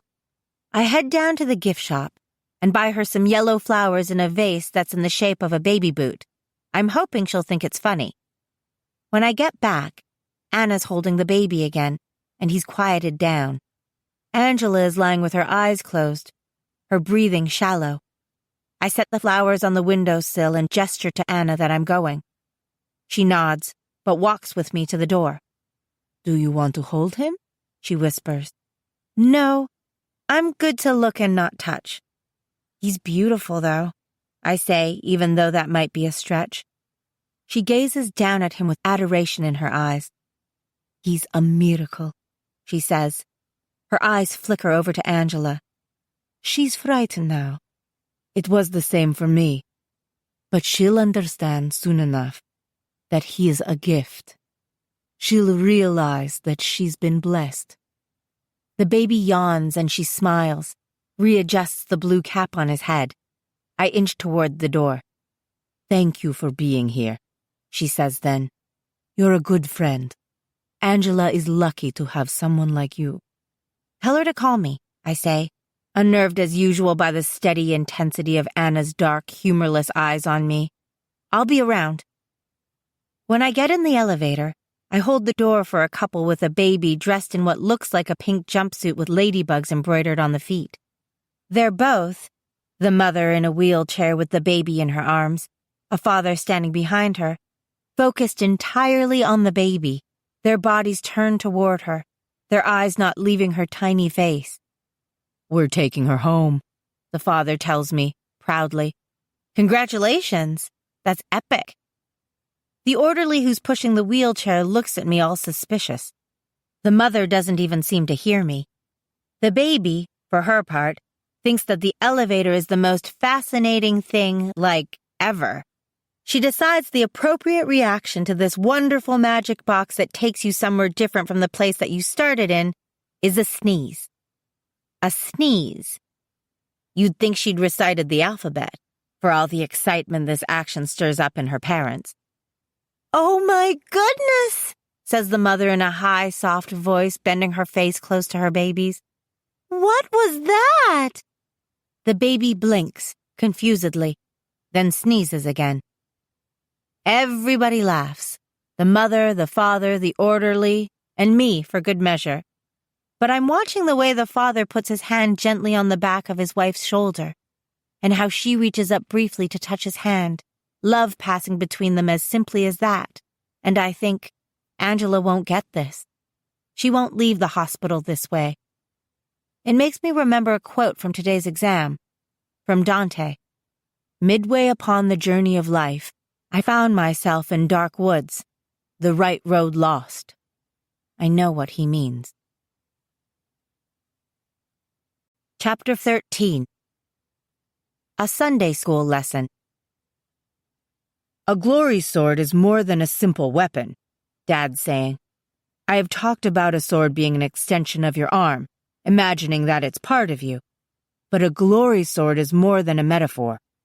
The glory is part of you. It grows from the light inside you, that energy, that connectedness to the power that governs all life. We're on the deserted beach again, because he decided that place is less distracting for us to train than my backyard in Jackson. It's dusk. Christian and I are sitting near the waterline, our toes buried in the sand, while Dad gives us a mini lecture on the composition of glory and its many uses. And here I thought I was on spring break. We've been training every day since we got back to Jackson. At least today, we're hitting the beach. Dad continues. There is nothing, not on earth or in heaven or in hell, that can overcome that light. If you believe this, then the glory will shape itself into anything that you need. Like a lantern, I say. Yes. Or an arrow, as you've also seen. But the most effective form is a sword.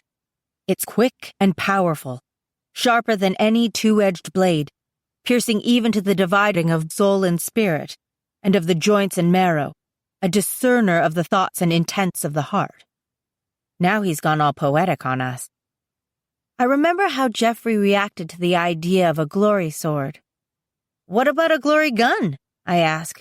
I mean, this is the 21st century.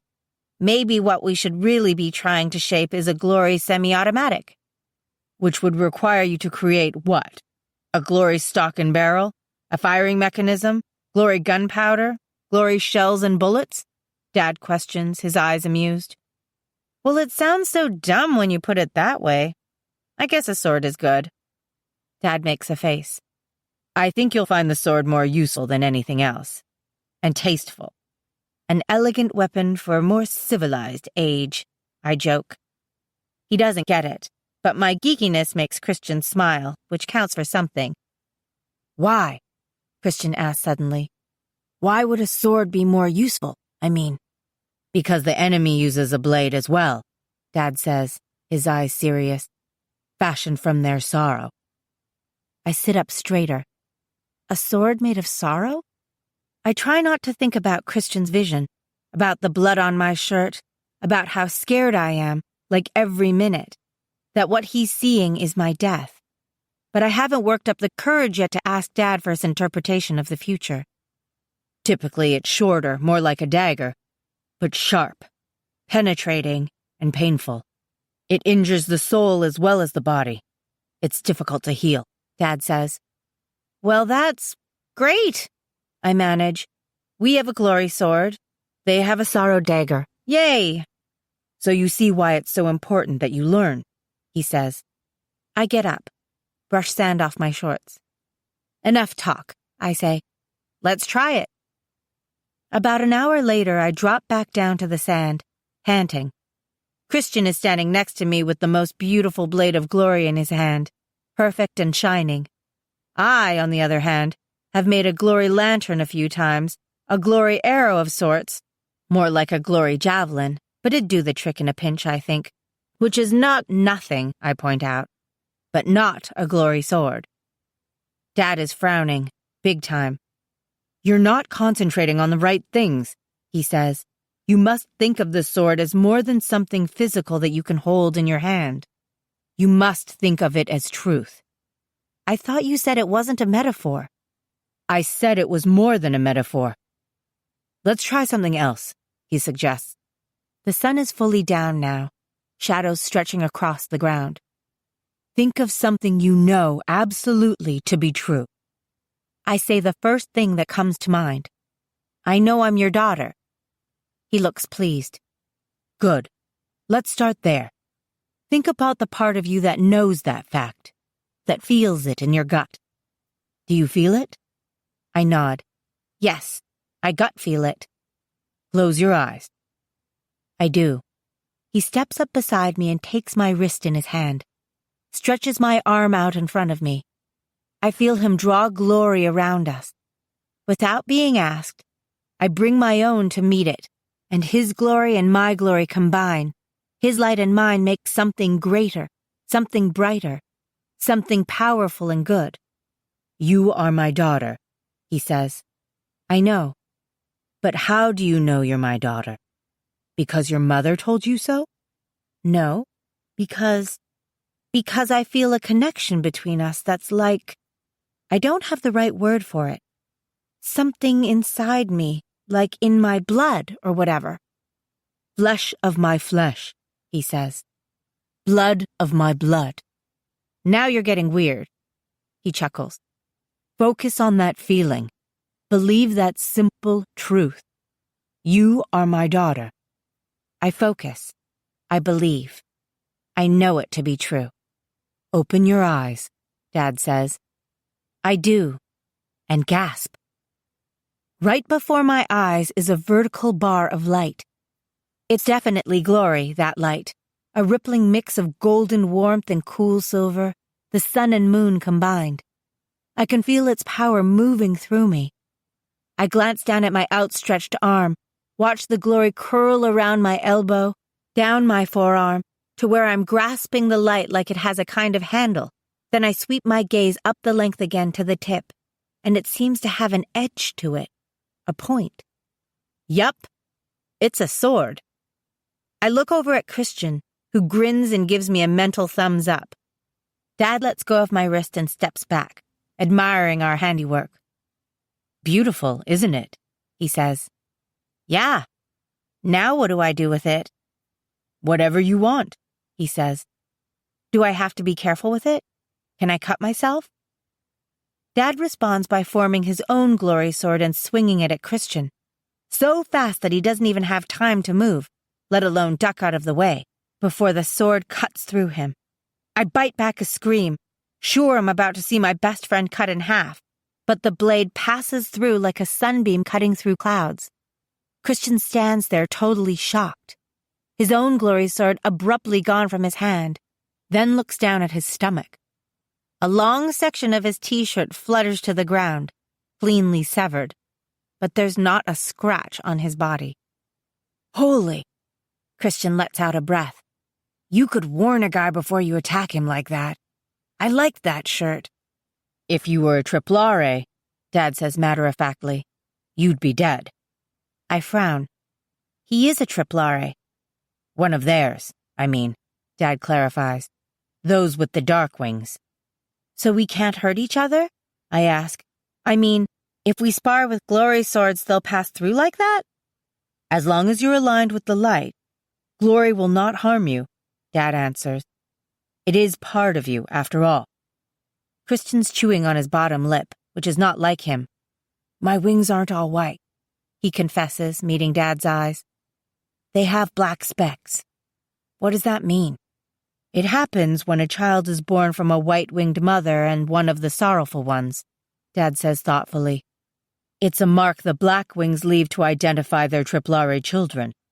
But our wings are a reflection of our souls, right? I ask, confused. You're saying that Christian's father marked his soul? Dad doesn't answer, but his grim look says it all. Christian looks like he's going to be sick to his stomach. Time for some stress relief, I think. I move my arm slowly back and forth, watch the way the light lingers in the air, trailing my movement. It's almost dark now, the sky a deep navy, and the sword against it reminds me of sparklers on the 4th of July. On an impulse, I write my name with it. C-L-A-R-A. Come on, I say to Christian. You try. He recovers himself and focuses until a bright blade appears in his hand, then starts writing his own letters in the air. We start to goof around, turning circles, making patterns, then taking swipes at each other's exposed arms and legs. Just as Dad said, the blades pass right through. The warmth and power of the glory makes me a bit giddy, and I keep laughing as I maneuver the sword.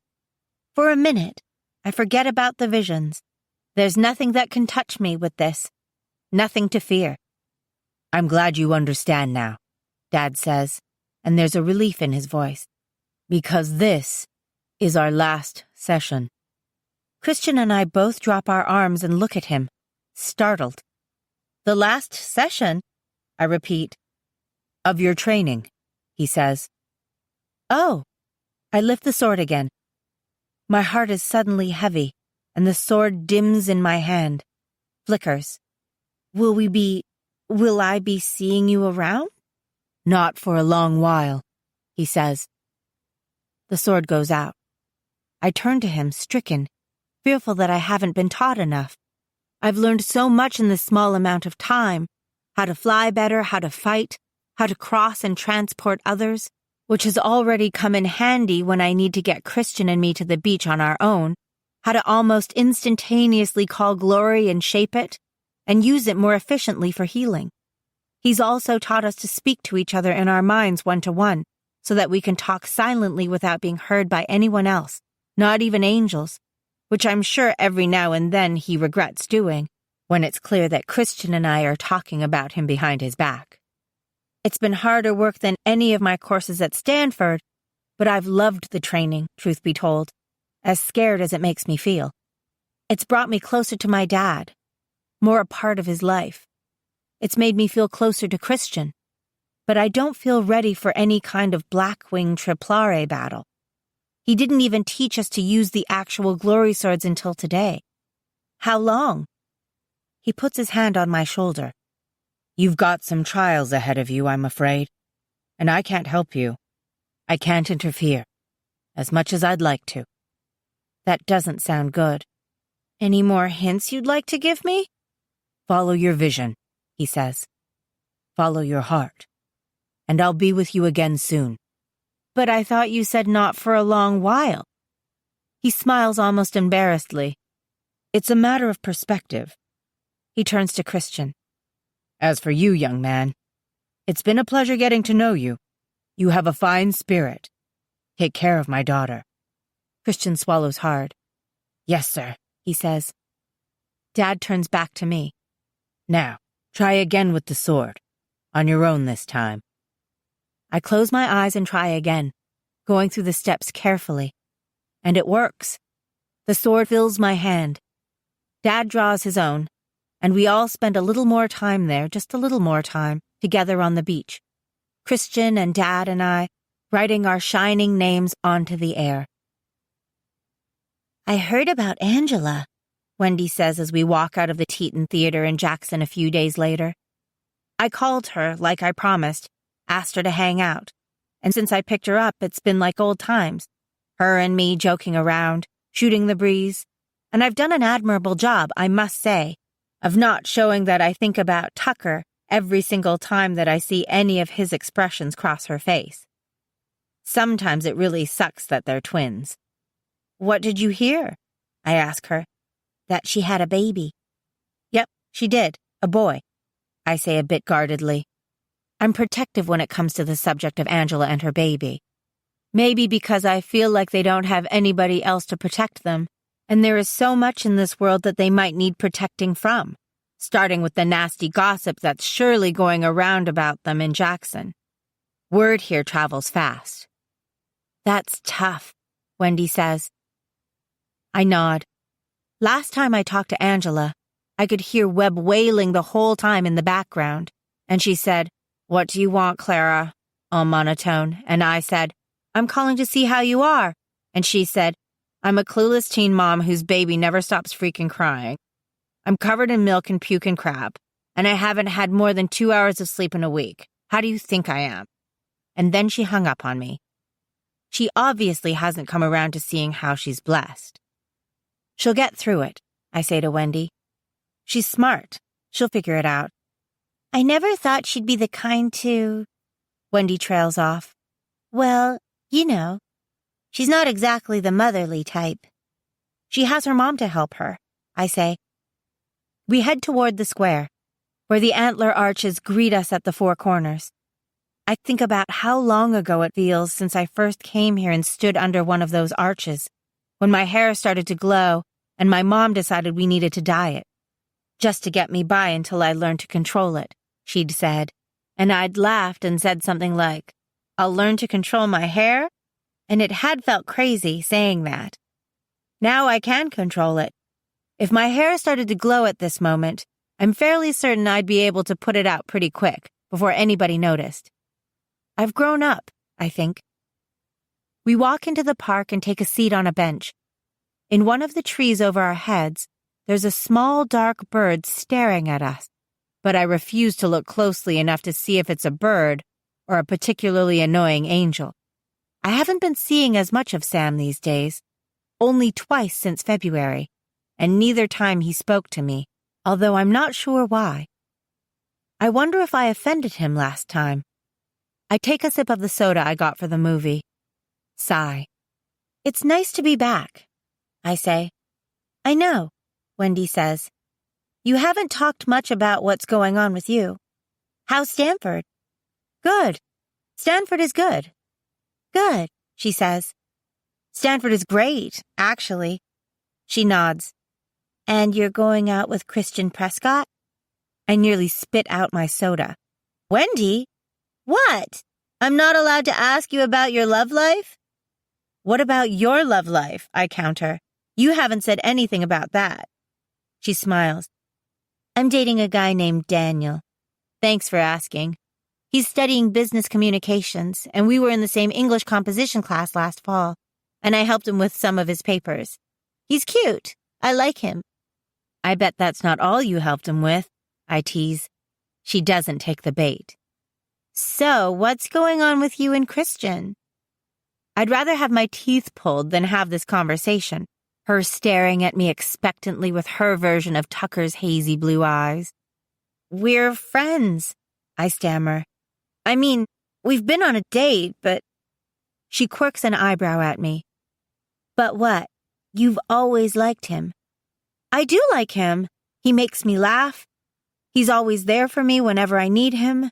He understands me. He's amazing. Sounds like a match made in heaven, she says. So what's the problem? Nothing. I like him. And he likes you? My cheeks are getting hot. Yes? Well, she sighs.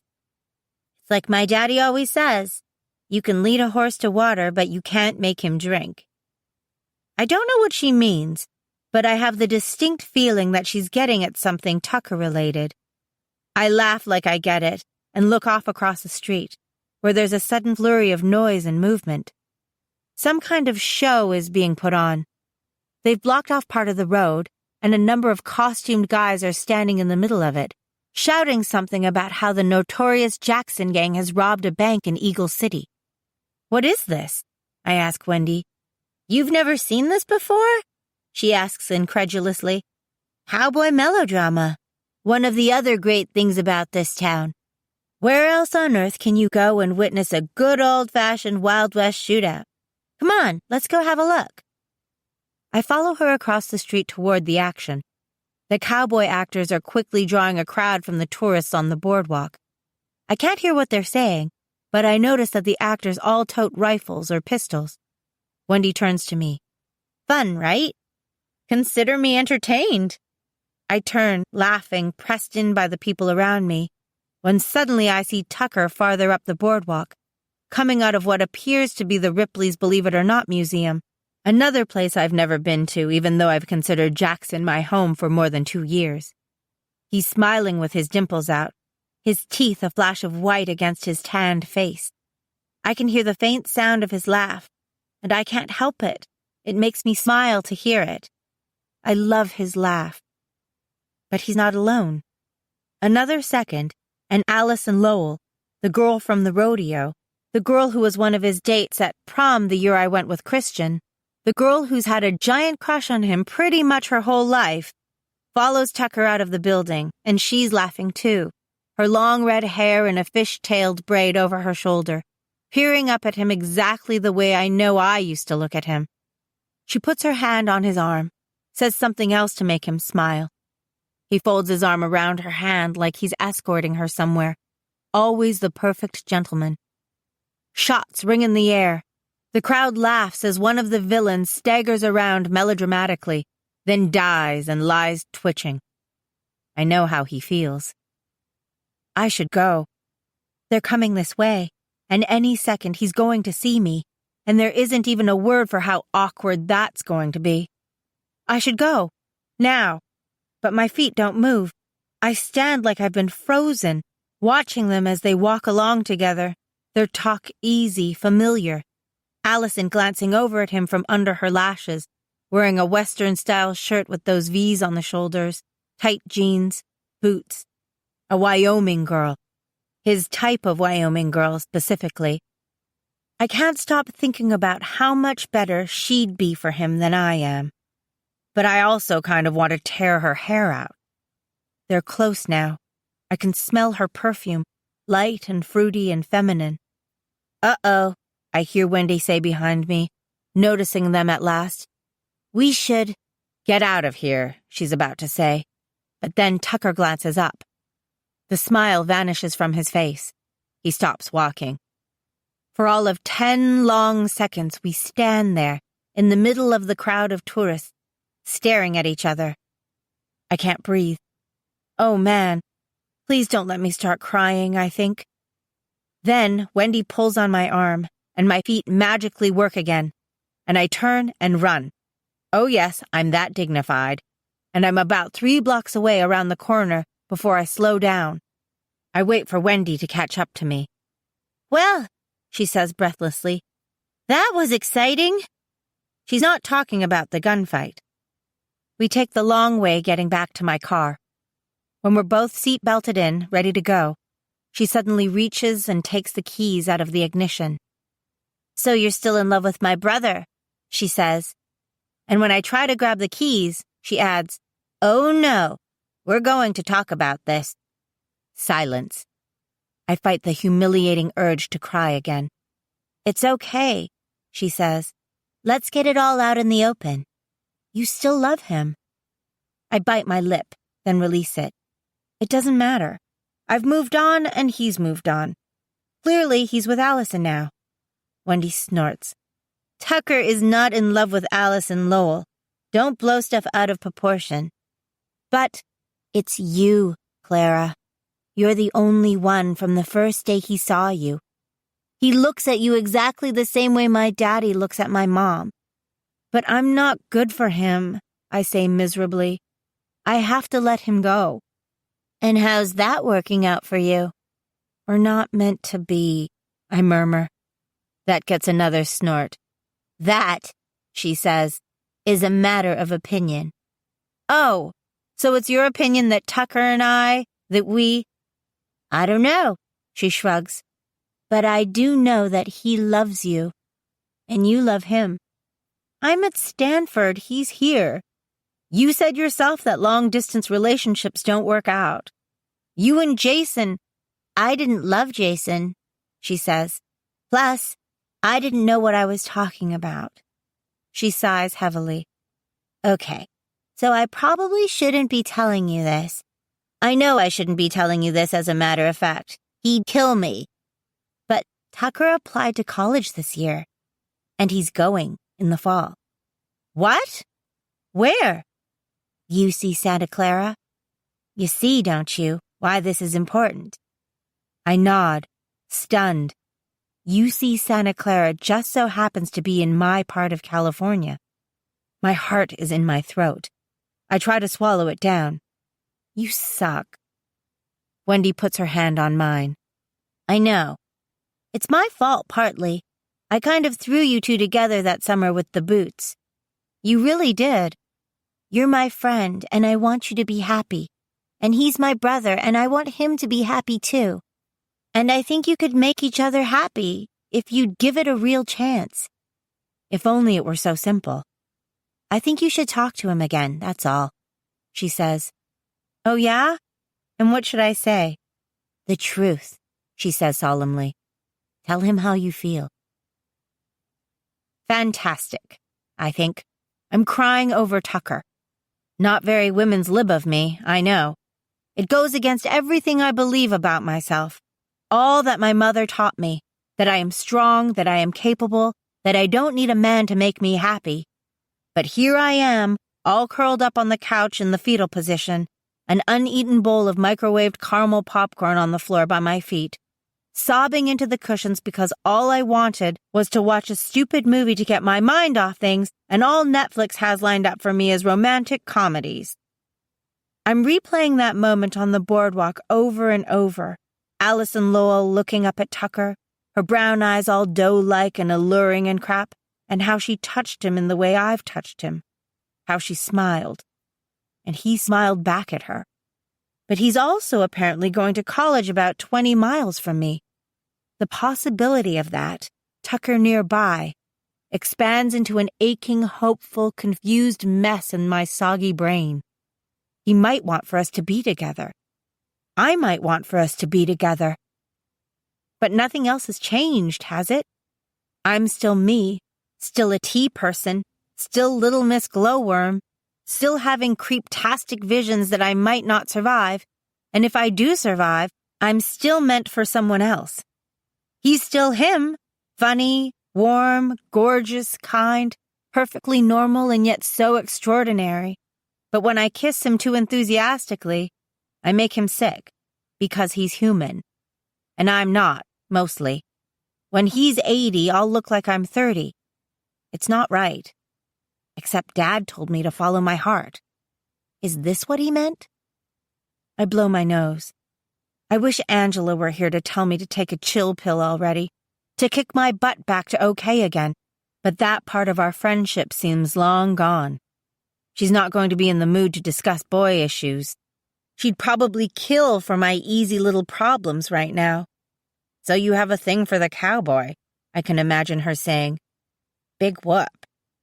Which starts a whole new round of tears for me, because not only is my heart all confused and broken again, but I am totally, indisputably alone.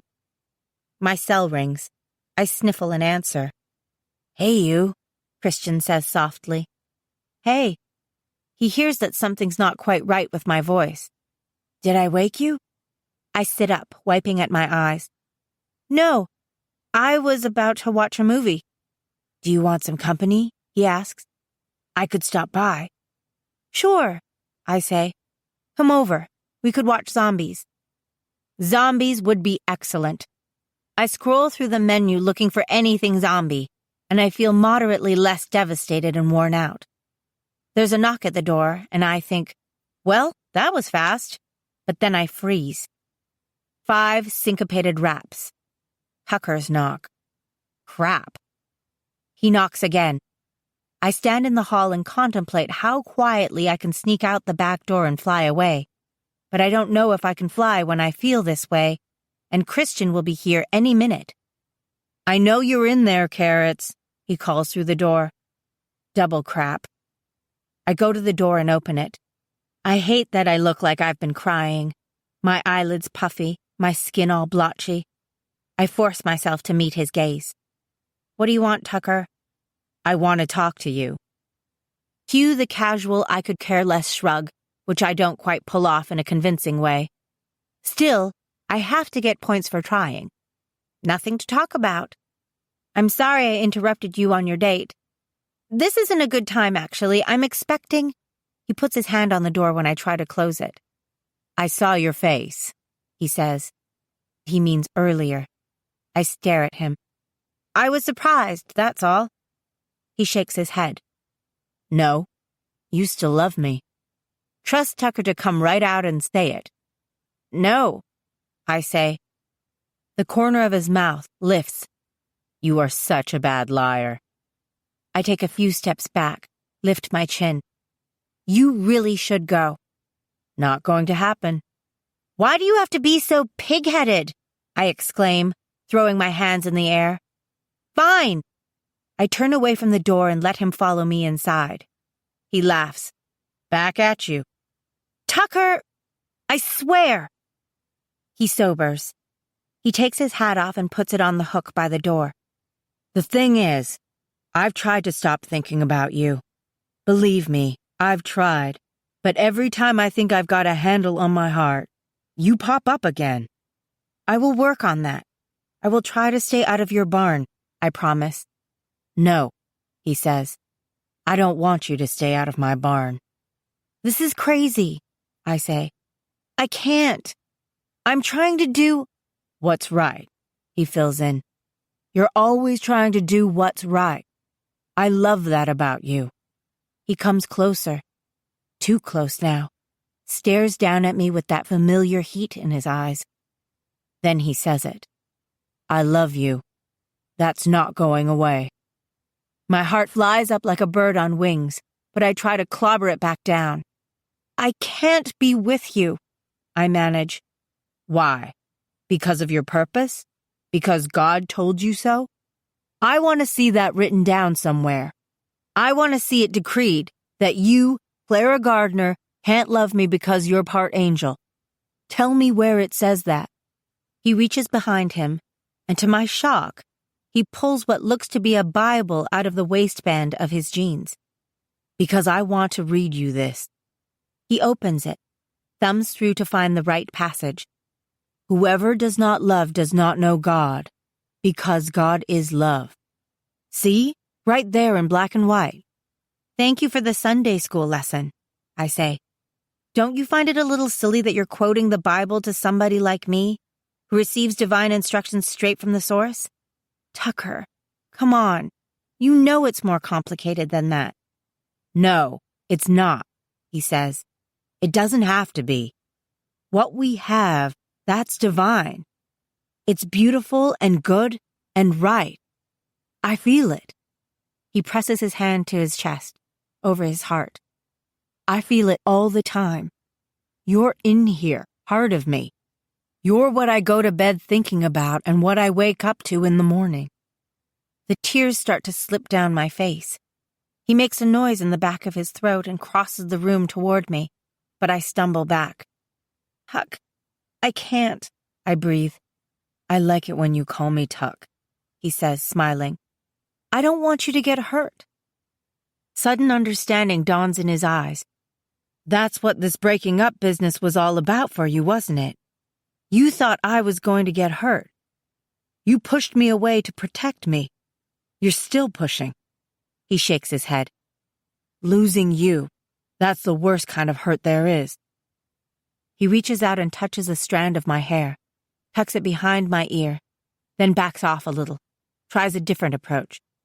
Hey, how about this? You're home for a couple more days, right? I'm home, as usual. I see the news of his college situation rise up in his mind, but for some reason he doesn't tell me about it. Let's go fishing. Let's climb a mountain. Let's try again. I've never wanted anything so much. He sees the uncertainty on my face. I should have fought for you, Clara, even if I would have had to fight you to fight for you. I should never have let you go. I close my eyes. I know that any minute now he's going to kiss me, and my resistance is going to melt away completely. It wasn't your fault, I whisper. And then, out of self-protection more than anything else, I bring the glory. I don't warn him or anything. I don't damp it down. I bring it. The room fills with light. This is what I am, I say, my hair ablaze around my head. He squints at me. His jaw juts out a little in pure stubbornness. He stands his ground. I know, he says. I take a step toward him, close the space between us, put my glowing hand against his ashen cheek. He starts to tremble. This is what I am, I say again, and my wings are out now. His knees wobble, but he fights it. He puts his hand at my waist, turns me, pulls me closer, which surprises me. I can accept that, he whispers, and holds his breath, and leans in to kiss me. His lips brush mine for an instant, and an emotion like victory tears through him, but then he pulls away and glances toward the front door. Groans. Christian is standing in the doorway. Wow, Tucker says, trying to grin. You really know how to cramp a guy's style. His legs give out. He falls to his knees. My light blinks off. Christian's clutching a DVD copy of Zombieland in one hand, the other hand clenched into a fist at his side. His expression is completely shut down. I guess I'll come back later, he says. Or not. Tucker's still catching his breath on the floor. I follow Christian to the door. He just came over. I didn't mean for you to... See that? He finishes for me. Great. Thanks for trying to spare my feelings. I was trying to prove a point to him. Right, he says. Well, let me know how that turns out. He turns toward the door, then stops, the muscles in his back tensing. He's about to say something really harsh, I think, something he won't be able to take back. Don't, I say. Dizziness crashes over me. I hear a strange whooshing sound, like wind in my ears, accompanied by the distinct smell of smoke. Christian turns, his face all scrunched up like he's confused by what he sees in my head. He looks suddenly worried. That's when I pass out. The black room is filling up with smoke. I jolt into the future, Clara, in the exact instant that the darkness explodes into light. And in that moment I understand. This light's not glory. It's fire. A fireball streaks over my shoulder and strikes the wall somewhere off to the side, behind me. Then Christian screams, "Get down!" And I drop just in time for him to literally leap over my body, his glory sword out and bright and deadly, blinding me. Everything's a jumble of black and white flashing. Christian and the figures circling him, the swift movement of his blade against the dark. I scramble backward until my back hits something solid, glance over my shoulder to see what's happening with the fire. The flames lick up the side of the room, igniting the velvet curtains like tissue paper. This place is going to be an inferno in about 5 minutes. My heart's hammering, but I swallow and push myself to my knees, then to my feet. I have to help Christian. I have to fight. No, he says in my mind. You've got to find him. Go. The high-pitched noise comes again, thin and reedy, frightened. Smoke chokes me, the air in here close and hot and heavy in my lungs. But inexplicably I turn away from Christian and what I think must be the exit, and stumble toward the fire, coughing, my eyes watering. I hit the edge of something hard and wooden right at chest level, hard enough to knock the wind out of me, if I had any wind in me to begin with. I figure out what the barrier is at the same time that my eyes finally decide to adjust. It's a stage. I look around wildly to confirm what I already know, but it's so crazy obvious I can't believe I never figured this out before. It all falls neatly into place. The slanted floor of the auditorium, the ghosts of white tablecloths along the front, the rows of metal-backed seats, the velvet curtains and the smell of sawdust and paint. We're in the Pink Garter, and in that instant, I figure out what the noise is. It's a baby crying. Clara! I open my eyes. Somehow I ended up on my living room floor, and I don't quite know how. 2 sets of eyes are staring down at me, one blue, one green, both insanely worried. What happened? Tucker asks. It was the black room, Christian says, not a question. It was the garter. I struggle to sit up. I need my phone. Where's my phone? Tucker finds it on the coffee table and brings it to me, while Christian helps me over to the couch. I still feel out of breath.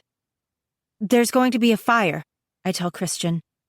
Tucker makes a disbelieving noise. Oh, great. I dial Angela's number. It rings, and each second that ticks by where she doesn't pick up makes the sense of dread in my stomach grow stronger. But then, finally, there's a click and a faint hello on the other end. Angela, I say. Clara? She sounds like she's been sleeping. I just had my vision again, and the black room is the garter, Angela, and the noise I hear. Do you remember me telling you? That noise, which is what gives us away, it's a baby. It's got to be Webster. You need to get out. Now. Now? She says, still half awake. It's 9 o'clock at night. I just got Webb to sleep. Ange, they're coming. I can't help the frantic squeak in my voice. Okay, slow down, see, Angela says. Who's coming? I don't know. Blackwings. Do they know about Webb? She asks, starting to comprehend some of what I'm saying. Are they coming for him? How would they know? I don't know, I say again. Well, what do you know? I know something terrible is going to happen there. You have to leave. And go where? She asks, still not fully getting it. No, I can't go anywhere tonight. But Ange, how long have you been having the vision? Almost a year? There's no need to rush off all panicked and clueless. We'll think it through. The vision was different tonight. It was urgent. Her voice hardens. Well, sometimes visions are like that, aren't they? And you think you know what they mean, but you don't. She sighs like she realizes she's taking her issues out on me, and she's sorry. I can't go running off in the middle of the night on a whimsy. I have Webb to think about now. We need a plan. Come to the garter in the morning and we'll talk about your vision, okay?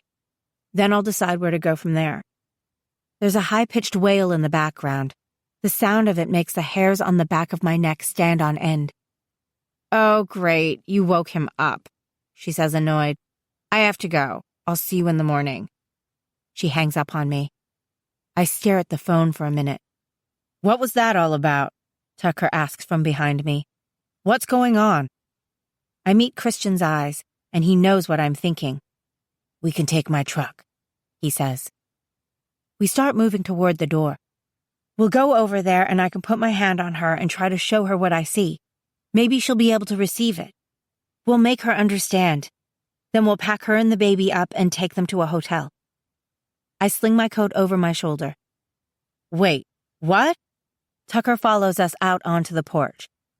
Hold on, Carrots. Explain this to me. What's happening? We don't have time. I look at Tucker over my shoulder as I'm dashing away, and I say, I have to go. I'm sorry. And then I climb up into Christian's pickup and we take off, spraying the gravel in the driveway off to Jackson, and I get the sinking feeling that the trials my dad was telling me about are really about to begin. Chapter 14. Abandon all hope. Just before we get to town, I get a text from Angela. PRP-DR, it says, and I don't know what that means, but it makes my bad feeling get worse. Then, when we arrive at the Gardner, we find the front door open a crack. Christian and I both stiffen at the sight. We know that Anna Zerbino keeps this place locked up extra tight in the off hours, ever since an incident last year when a group of drunken tourists broke in and stole a bunch of costumes out of the dressing rooms and went gallivanting in chaps and petticoats all over town. Christian tows the door open enough for us to pass through, and we creep into the front lobby. The room is empty. He takes a moment to inspect the door, but there's nothing to suggest violence. The lock is intact. I cross the lobby to the red velvet curtain that separates the front of the house from the auditorium and push it aside. The lights are off. The theater is a pit of blackness straight out of my worst fears, and I can't look at it for more than a few seconds before I have to turn away. Upstairs there's the sound of a muffled voice, a dragging noise like a chair scraping across the floor. I glance uncertainly at Christian like, what should we do? He gestures with his head toward the back corner, where there's a staircase that goes to the second floor. We take the stairs slowly, careful not to make any noise. At the top, we stop and listen. This door is closed, a ribbon of bright light glowing beneath it. I'm tempted by the ridiculous urge to knock, like maybe if I act normal, things will be normal. I'll knock, and Anna will answer it all serious and ask us what we're doing here at this late hour, but then she'll take us back to Angela's room, and Angela will look up from where she sprawled on her bed reading, and she'll say, Really, you guys? You're really so paranoid that you couldn't wait until morning? I could knock, and then there wouldn't be anything evil on the other side of that door. Christian shakes his head slightly. What do you feel? He asks. I open my mind. The minute I lower my defenses, which I wasn't even aware I had up, sorrow floods me. A deep, penetrating pain, so fierce it makes me gasp for air. I lean against the wall and try to delve inside the suffering, to identify its source. But all I get is an image of a woman's body floating face down in the water, her dark hair spreading out around her head. The angel, oh yes, definitely an angel, is not Sam Jeza, that much I know. His sorrow is different from Sam's. Angrier. A rage caught up in an agony that's centuries old and still red hot. But it's also more controlled than Sam's, less self-pitying. Like he's channeling his emotions into something else. A purpose. A desire to destroy. There's a Blackwing, I say to Christian silently, careful to keep the words flowing only between us, the way Dad taught us to do. Grade A sorrow. That's about all I can get. It overwhelms everything else. What about you? Can you tell what somebody's thinking in there? There are at least 7 people in that room, he says, closing his eyes. It's hard to sift through. I told you that you're not welcome here, a voice says suddenly, low and frightened. I want you to leave. Come now, Anna, responds another voice, an older man from the sound of it with the slight lilt to his speech that Dad has. Is that any way to treat an old friend? You were never my friend, Anna says. You were a mistake. A sin. Oh, a sin, he says. I'm flattered. I rebuke you, Anna says. In the name of Jesus Christ, be gone. This annoys him. Oh, don't be so dramatic. This isn't about you. Then what is it about? This is from Angela, steady and crazy calm considering there's a Blackwing in her living room. What do you want? We've come to see the baby, he says. Christian and I exchange troubled glances. Where is Webster? My baby? Angela repeats almost stupidly. Why? Hinamaway would like to see the wee thing, as would I. I'm the grandfather, after all. Holy crap, I think. Hen's here. And does that mean that the other angel is Angela's father? You are nothing to him, Aziel, Anna spits out. Nothing. At the name Aziel, my brain floods with every piece of information I've gathered about this guy over the past year. The collector, the big bad who would stop at nothing to recruit or destroy all of the Triplare from this world. The brother who usurped Samjeza as the leader of the Watchers. Very dangerous, I can practically hear my father saying, without pity, without hesitation. He takes what he wants, and if he sees you, if he knows what you are, he will take you. I want to run. That's my instinct. Run. Run down the stairs and out the door and not look back. But I clench my teeth and stay right where I am. He's not here, Angela says, like she's only irritated at this intrusion and not terrified out of her mind. You could have simply called Penn, and I would have told you that. You didn't have to make the trip all this way. Aziel laughs. The sound makes my skin crawl. We could have called, he repeats, amused. Where is the baby, then, if not here? I gave him away. You gave him away? To whom? To a nice couple in a profile I picked at the adoption agency who desperately wanted a kid. The dad's a musician, the mom's a pastry chef. I like the idea that he'd always have music and good food. Aziel says thoughtfully. I believe that Hinamaway was under the impression that you were going to keep the child. Isn't that right? Yes, answers a voice I wouldn't have recognized as Penn's if I didn't know it was him speaking. He sounds like he has a bad cold. She told me she was keeping it. Him, Angela corrects. And I changed my mind after it was clear that you were going to bail on me.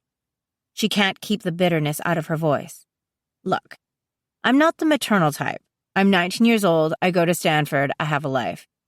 Being strapped with a kid's the last thing I want, so I gave him to some people who'd take care of him. I can't see, but I can imagine Angela standing there, that carefully blank expression she gets when she's hiding something, her hip pushed out a bit to one side, her head cocked like she can't believe she's still having this oh-so-boring conversation. So it looks like you wasted your time, she adds. And mine. There's a moment of silence. Then Aziel starts to clap, slowly, so loudly I flinch every time his hands strike each other. What a performance, he says. You're quite the actress, my dear. Believe me or don't, she says. It doesn't matter to me. Search the apartment, Aziel says, an untroubled calm to his voice. Like still water on the lake, which doesn't reveal the turmoil under the surface. Look in all the nooks and crannies. I believe the baby is here, somewhere. I hear people moving away from us, down the hall, then the noise of tossing furniture and breaking glass. Anna starts to whisper to herself, soft and desperate, something that I vaguely recognize as the Lord's Prayer. We should do something, I sent to Christian. He shakes his head again. We're outnumbered. There are 2 full angels, Clara, and your dad said we wouldn't be able to beat even one of them in a head-to-head fight. Then add in a few of what I'm betting are Triplare. We wouldn't stand a chance in there. I bite my lip. But we have to help Angela. He shakes his head. We should figure out where Webb is. That's what Angela would want us to do, he says. I can feel his desire to run away, the way he's been conditioned to in this situation. And I can feel his fear, almost panic at this point, rising in him. He's not afraid for himself. He's afraid for me. He wants to put me in his truck and drive far away from here. He knows if we stay, it will all play out like his vision, which ends with me covered in blood, staring up at him with glassy eyes. He can't let that happen. Now it's my turn to shake my head. We can't just leave Angela. He's not here, I told you, Angela says. You are mine, Oziel says in a harder voice, starting to lose patience. The floor creaks under his weight as he takes a step toward her. You are blood of my blood, flesh of my flesh, and that baby belongs to me as well. The 7th is mine. I will have it. Him, she corrects again softly. The others return. There's no baby, a woman's voice reports. But there's a crib in one of the back rooms. Then they start tearing apart the kitchen, dumping out drawers, throwing things on the floor for good measure. Anna's praying gets louder. Enough, Oziel says, his voice calm again. Tell us where he is. He's gone, Angela says, her voice wavering. I sent him away from here. Where? Oziel asks again, less patiently. Where did you send him? She doesn't answer. Angela, rasps Penn.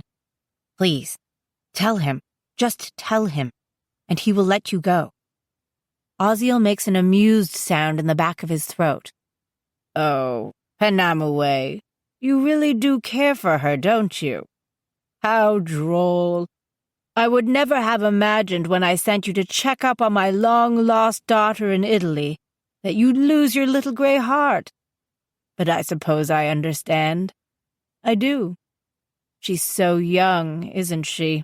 So new, like a tender green sprout pushing up out of the earth. I get a flash of the floating woman again, him carrying her this time, his face pressed against her white, pulseless neck. So, Oziel continues, do as your lover bids you. Tell us where you've taken the baby. No. He sighs. Very well. I don't enjoy having to employ this particular tactic, but... Desmond, hold her mother for a moment. Footsteps. Anna stops praying as she's yanked away from Angela. Then she starts up again. Your kingdom come. Your will be done, on earth as it is in heaven. Amen. I do hope he's listening to all this, Oziel says. Now then, tell me what I want to know, or your mother will die. I hear Angela's sharp intake of breath. I cast a desperate glance at Christian, my mind whirling. What can we do? It's quite the dilemma, Oziel says. Your mother or your son? But consider this. If you tell us where to find the infant, I promise you that he'll be safe from harm. He'll want for nothing. I will raise him as my own child. Yeah, well, I'm your child, Angela says, and that's not working out so great. He gives a startled laugh at her back talk. Then be my daughter, as these two lovely girls have been. Your sisters, you know. I will give you a room in my house, a place at my table by my side. In hell, you mean, she says. Hell's not so bad. We're free there. The angels are kings, and you could be a princess, and you could remain with your child. Don't do it, Anna says. Come with me, and we'll let your mother go unharmed for the rest of her life, Oziel promises. No, remember what I taught you, Anna murmurs. Don't worry about me.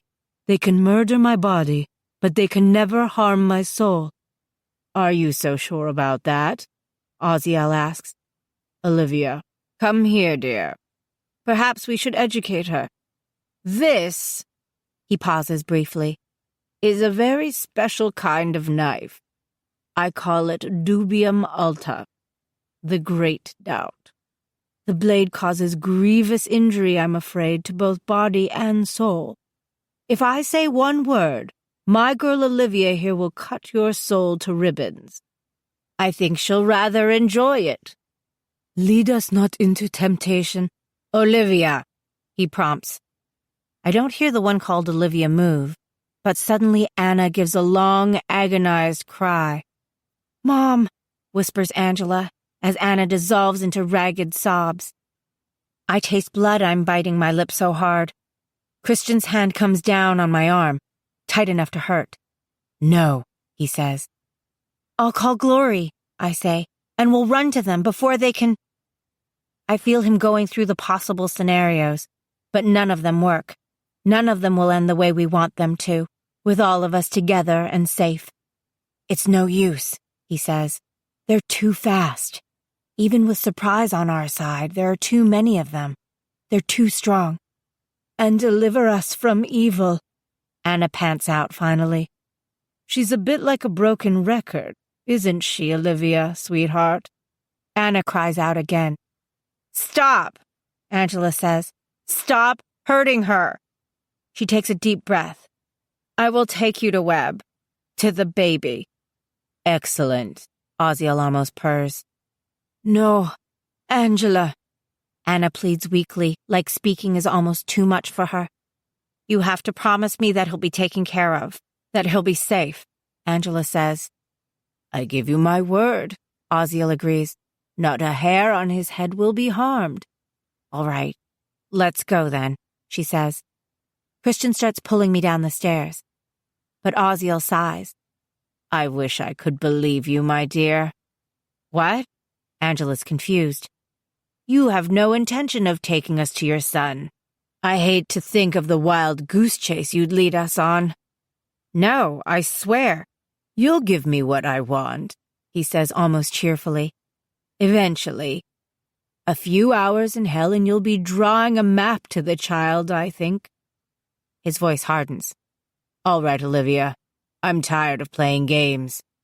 "Wait," Angela says desperately. "I said I would—" Someone gags, a muffled cough, choking. "Mom!" Angela's crying, struggling against someone's arms. "Mom! Mom!" Anna whispers hoarsely, "God help me," and falls heavily to the floor. I can smell her blood. "God help me." "Mom," whispers Angela. "No." The reality of what's happened breaks over me like a tidal wave. We've waited too long, too afraid to take action. We've let this happen. We've let them kill her. "Let's go," Oziel says. They move swiftly toward the door, giving Christian only seconds to drag me down the stairs before we're seen. There's not enough time to make it across the lobby and out into the street. He pulls me inside the auditorium, moving us blindly into the dark.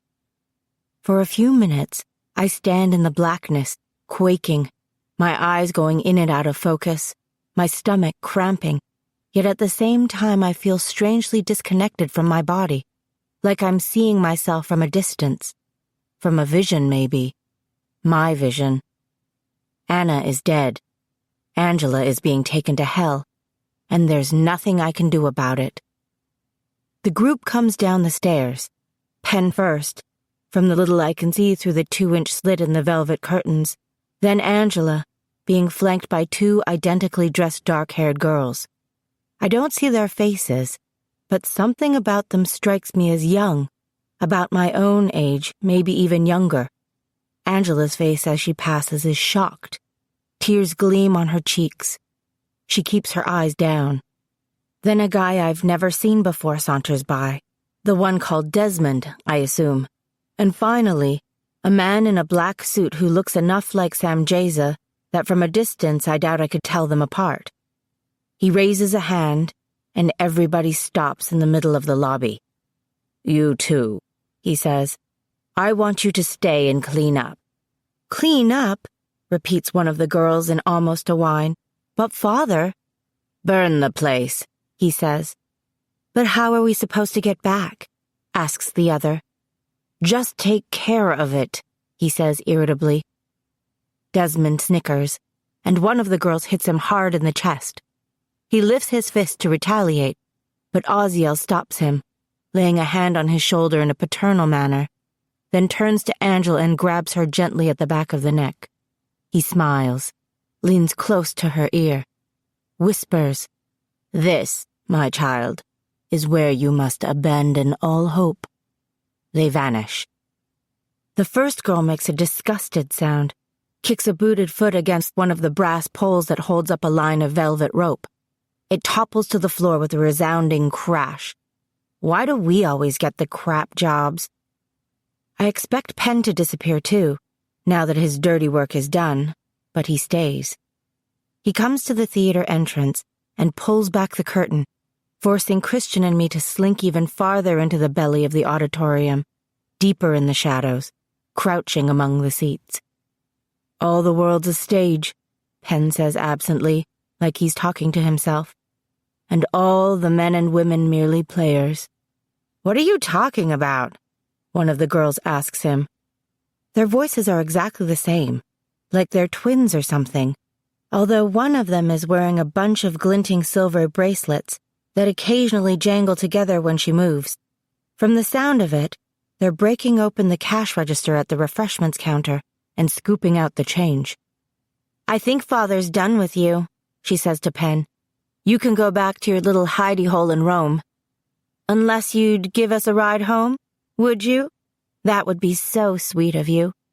"All the world's a stage," he murmurs, seeming not to hear her.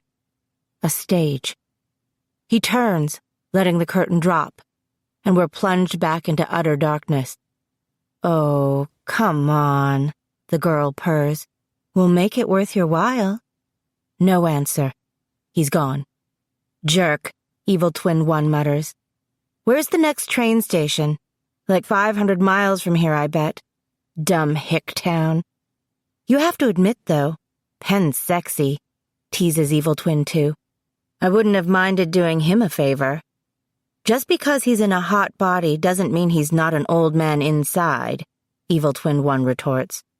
"That's right, I forgot," says Evil Twin 2, obviously chewing on something, probably candy from under the counter. "You only go for younger guys." "Shut up. Come on, let's get this over with," Evil Twin 1 says. It's quiet for a minute. My heart drums in my ears, hard and fast. Then I catch the first whiff of smoke in the air. This is it. I know how this is going to happen. I've seen it too many times to count. But even so, in the real-life moment, knowing all that I do, I hold on to the hope that they'll just leave now. I hear them jangling toward the door, and I think, they'll leave this time, and then we can get out of this black hole that's got us. I'll run upstairs, and Anna will be alive, and I'll heal her. We'll find Webb. Everything will be okay. Somehow. But then, as always happens, there's a high-pitched cry, muffled and frightened. And I remember. Webb's in here with us, somewhere in this darkness. Behind me I feel Christian tense, like a coiled spring. "What's that?" one of the twins says. "Shh! Be quiet." As if on cue, the crying abruptly stops. The silence in its wake is deafening. I hold my breath. Then the curtains part, sending a beam of light down the middle of the auditorium. Something's in there. "Get the light." They scuffle along the wall. "I can't find the stupid switch." The first one laughs. "Watch this." The fireball arcs over my head and strikes the back edge of the left wall, which ignites instantly. I'm blinded by the light. Christian doesn't wait for them to see us. "Get down," he yells, his glory sword like a flare in his hand. I dive for the aisle, which is awkward since it's slanted. I bang my chin hard and then lie flat as Christian leaps over me, bringing his blade down hard on an Evil Twin's black dagger. The sorrow blade crackles and splits, but the girl has another one in her hand before the first has fully disintegrated. She lunges down at him, swiping at his legs, but he moves aside. The other girl hisses and tries to move in on his flank. "Who are you?" She darts in, and he easily deflects her blow, shatters her dagger. "Concerned citizen," he gets out between lunges. They haven't even seen me. I scramble backward until my back hits a chair. I watch Christian dodge another strike from the second twin, moving faster than I've ever seen him move. Suddenly, he veers sideways into the first twin and turns and hurls her into the second one. They stagger but recover quickly, advancing. One hops over a row of seats, then another, attempting to get behind him. But he retreats, keeping them in front of him. They remind me of snakes, I think dazedly, their movements fluid, purposeful, synchronized. The fire spread to the heavy curtains at the edge of the stage now, filling the room with thick black smoke that boils in the rafters overhead. The baby starts to cry again, louder this time, angrier. The twins turn toward the sound. Christian pivots to stand between them and the direction the cry is coming from. He's amazing with the sword, whirling and cutting, keeping them at bay almost like a dance, so much more than I ever saw in our training together. There's a fierceness in him that's breathtaking to behold. But he's tiring. I can see that, too. I need to get up, I think. I need to draw my own sword and help him. I get my legs under me and shakily rise to my feet. No, get back, Christian says in my mind. I'll hold them off. Find the baby. Webb. My shell-shocked brain struggles to focus. I need to get Webb.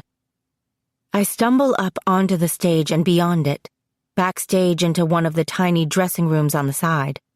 There's fabric everywhere, rolls of it lying around, costumes. I paw through them, but I don't hit anything solid like a baby. I try to listen for the crying, but it's stopped again. Webb! I call, even though he obviously can't hear me. Webb! Where are you? Over to the other side of the stage I go, to another dressing room, but it's empty. The fire is on this side, and I can literally feel its heat growing.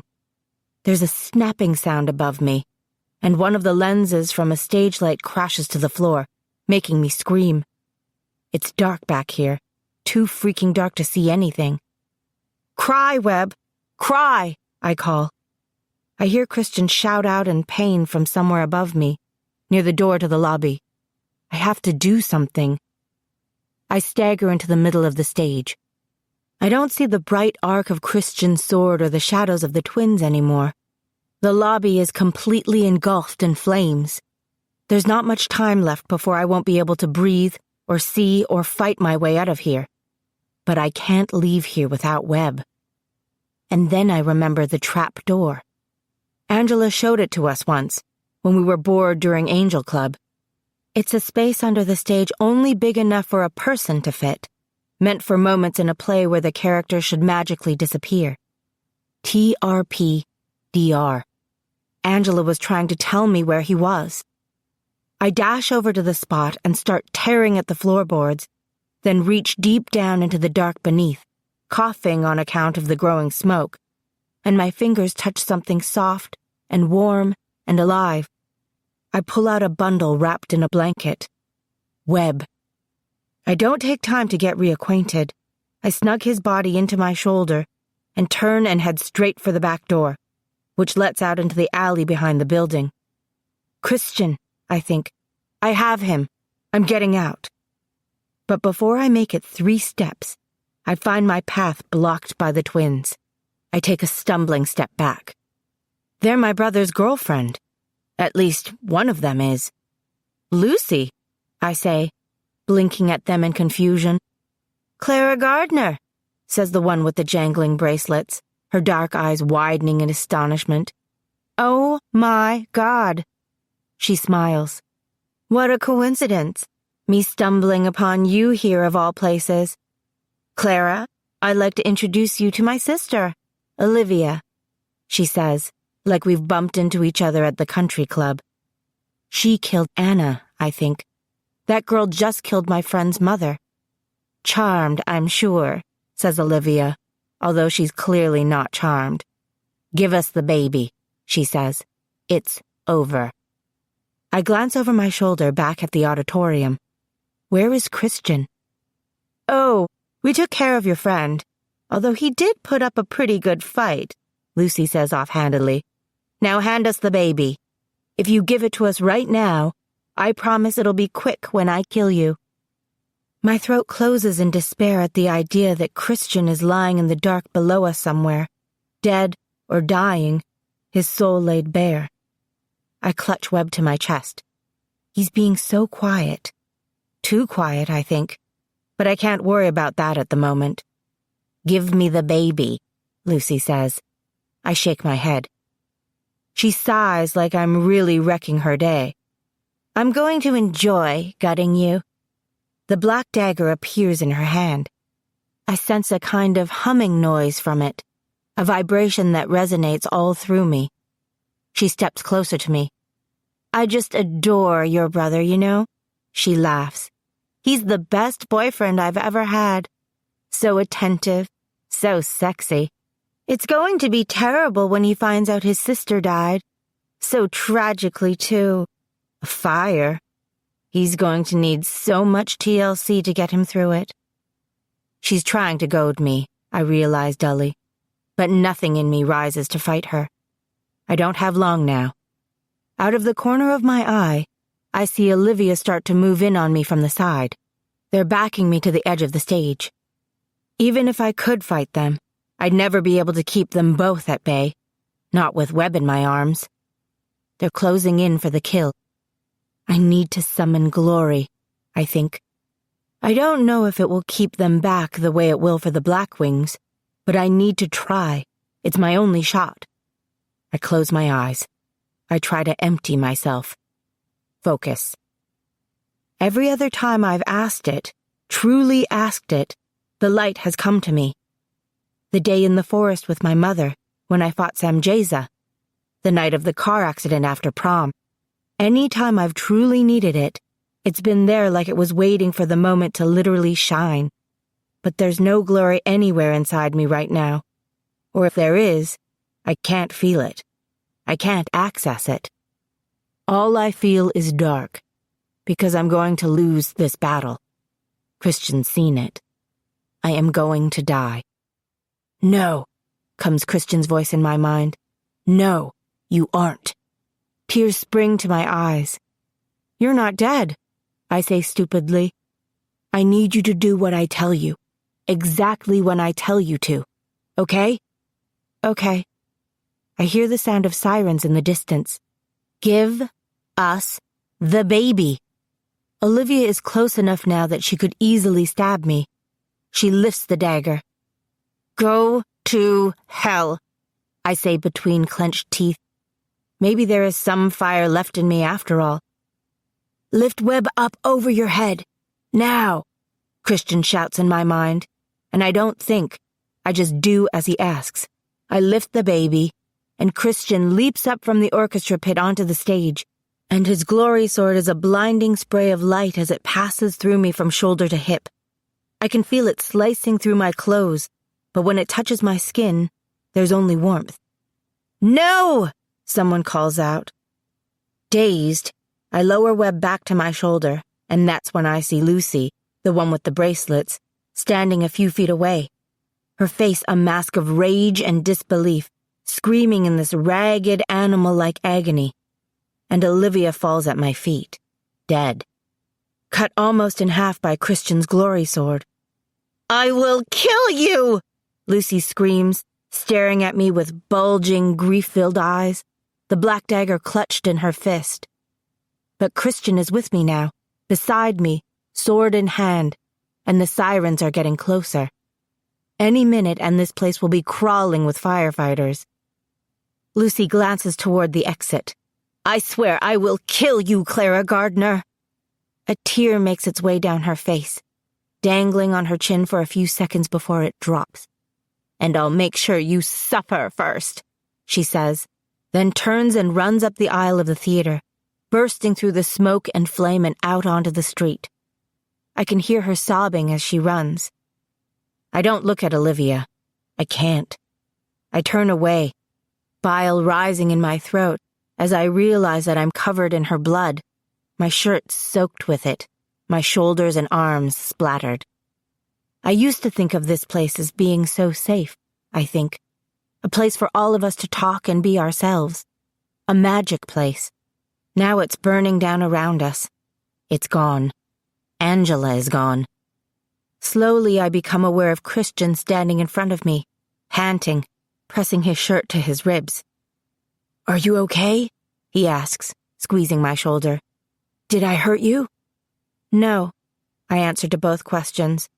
Then I see that he's bleeding. "You're cut." "I'll survive," he says. And at the same moment, we hear shouted voices in the lobby. "We have to get out of here. Now." We hurry toward the back exit and into the alley behind the theater. Cool night air hits my skin, my lungs, and I can breathe again. "We have to fly," Christian says. He unfolds his wings, the black speckles standing out on his white feathers like ink spilled on paper in the dark. My heart is so heavy with dread and shock, with sadness for Anna, with fear for Angela, with Olivia's death, that I know flight isn't possible. I shake my head at Christian. I can't. He looks down at the ground for a minute, thinking, then nods solemnly and retracts his wings. "Okay, we'll circle around and get my truck. It's a better plan anyway. All right?" I nod. "You've got him?" Christian asks. I gaze down into Webb's round little face. He looks up at me with wide amber eyes. Angela's eyes. He coughs. I pull him tighter to me. "I've got him," I say. And then we're running through the smoky streets of Jackson. Christian's hand trembles as he puts the keys in the ignition. Then his jaw tightens, and the truck rumbles to life and we peel away from the curb. Neither of us says anything for a while. The only sound the gunning of the engine. I want to tell him that he's driving too fast, that the last thing we need is to get pulled over, what with us all bloody and a baby in the front seat. But I don't have the heart. He's doing the best he can. "Where are we going?" I ask, as he turns onto the road that will lead us out of town. "I don't know," he says. "The girl, the one who I didn't—" He stops talking for a minute and takes a shallow breath, like he's trying not to puke. "She'll probably call for reinforcements. I don't know how long it will take her to get to hell and back." "Lucy," I murmur. He glances over at me sharply. "How do you know her name?" "She's Jeffrey's girlfriend." If it's possible for his face to go any stonier, it does. "And she knows who you are? She knows your name?" "Yes." "Then we can't go home," he says, as if that settles it. I fight down a wave of panic. "Why? It's hallowed ground. Your place and mine both are. It'd be safe there." He shakes his head. "The hallowed ground thing works on Blackwings, not Triplare." He takes a deep breath. "We have to go," he says slowly, deliberately. Because he knows this is going to upset me. "They'll be hunting you. They'll be after the baby, too. We have to get far away from here." "But Angela would want us to keep Webb safe," he says. I know he's right, but there's a finality I feel in this moment. Like if we go now, if I leave this place, we'll never come back. We'll always be running. We'll always be scared. "Clara, please," he says softly. "We'll figure something out. But right now I need you to trust me. I need you safe." I swallow, hard, and nod. Christian lowers his head for a second, relieved, then reaches under his seat and pulls out a faded road atlas. He opens it to a map of the United States and lays it across the dashboard. "Close your eyes and put your finger down on a spot," he says, "and that's where we'll go." I squeeze my eyes shut and touch my finger to the page. I wonder if I will ever see Tucker again. We drive through the night. In the morning, we pull over at a rest stop to clean up, and then Christian goes into Walmart for some new clothes, a car seat, and baby supplies. He surprises me by unlocking the silver box in the bed of his truck to reveal an escape kit straight out of an action movie. A bunch of documents, birth certificates, fake driver's licenses, something that looks like insurance paperwork, and the biggest pile of cash I've ever seen. "My uncle," he says by way of explanation. He could see into the future. Not just his own sometimes, but for others. He always said someday I'd have to run. His uncle was a bit extreme, but then, here we are, running. I try to fix Webb a bottle of formula, but he won't drink it. He takes one good look at me now that it's light and starts crying. Hard. Nothing I do seems to help. I am not his mother. Where is my mother? I can practically feel him wondering. My grandmother? What have you done with them? You should try to get some rest, Christian says, after we pull back onto the highway and Webb, lulled by the vibration of the road, finally goes back to sleep. There's no possibility of that. Whenever I close my eyes, I'm back in that stairwell listening to somebody kill my friend's mother.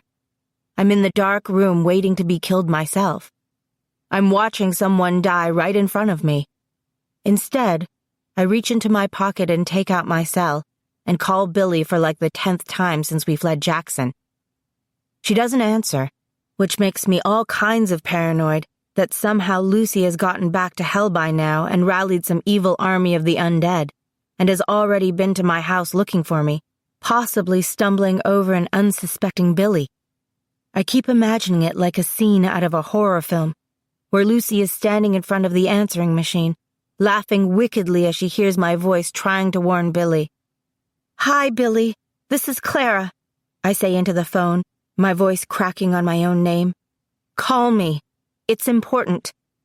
"I'm sure she's fine," Christian says after I hang up. "Billy can take care of herself." I think about the blood, the sound of Olivia's body hitting the stage. "It's okay, Clara," Christian murmurs. "We're safe." I turn to look out the window. We're passing a ridge full of wind turbines, tall white windmills, their propellers whirling round and round, cutting the air. The clouds leave shadows as they move between the sun and the earth, like dark creatures roaming the land. Will we ever be safe again? I wonder. Christian takes one hand off the wheel and reaches for mine. He rubs his thumb across my knuckles. And it's supposed to comfort me the way it always does. It's supposed to fill me with strength.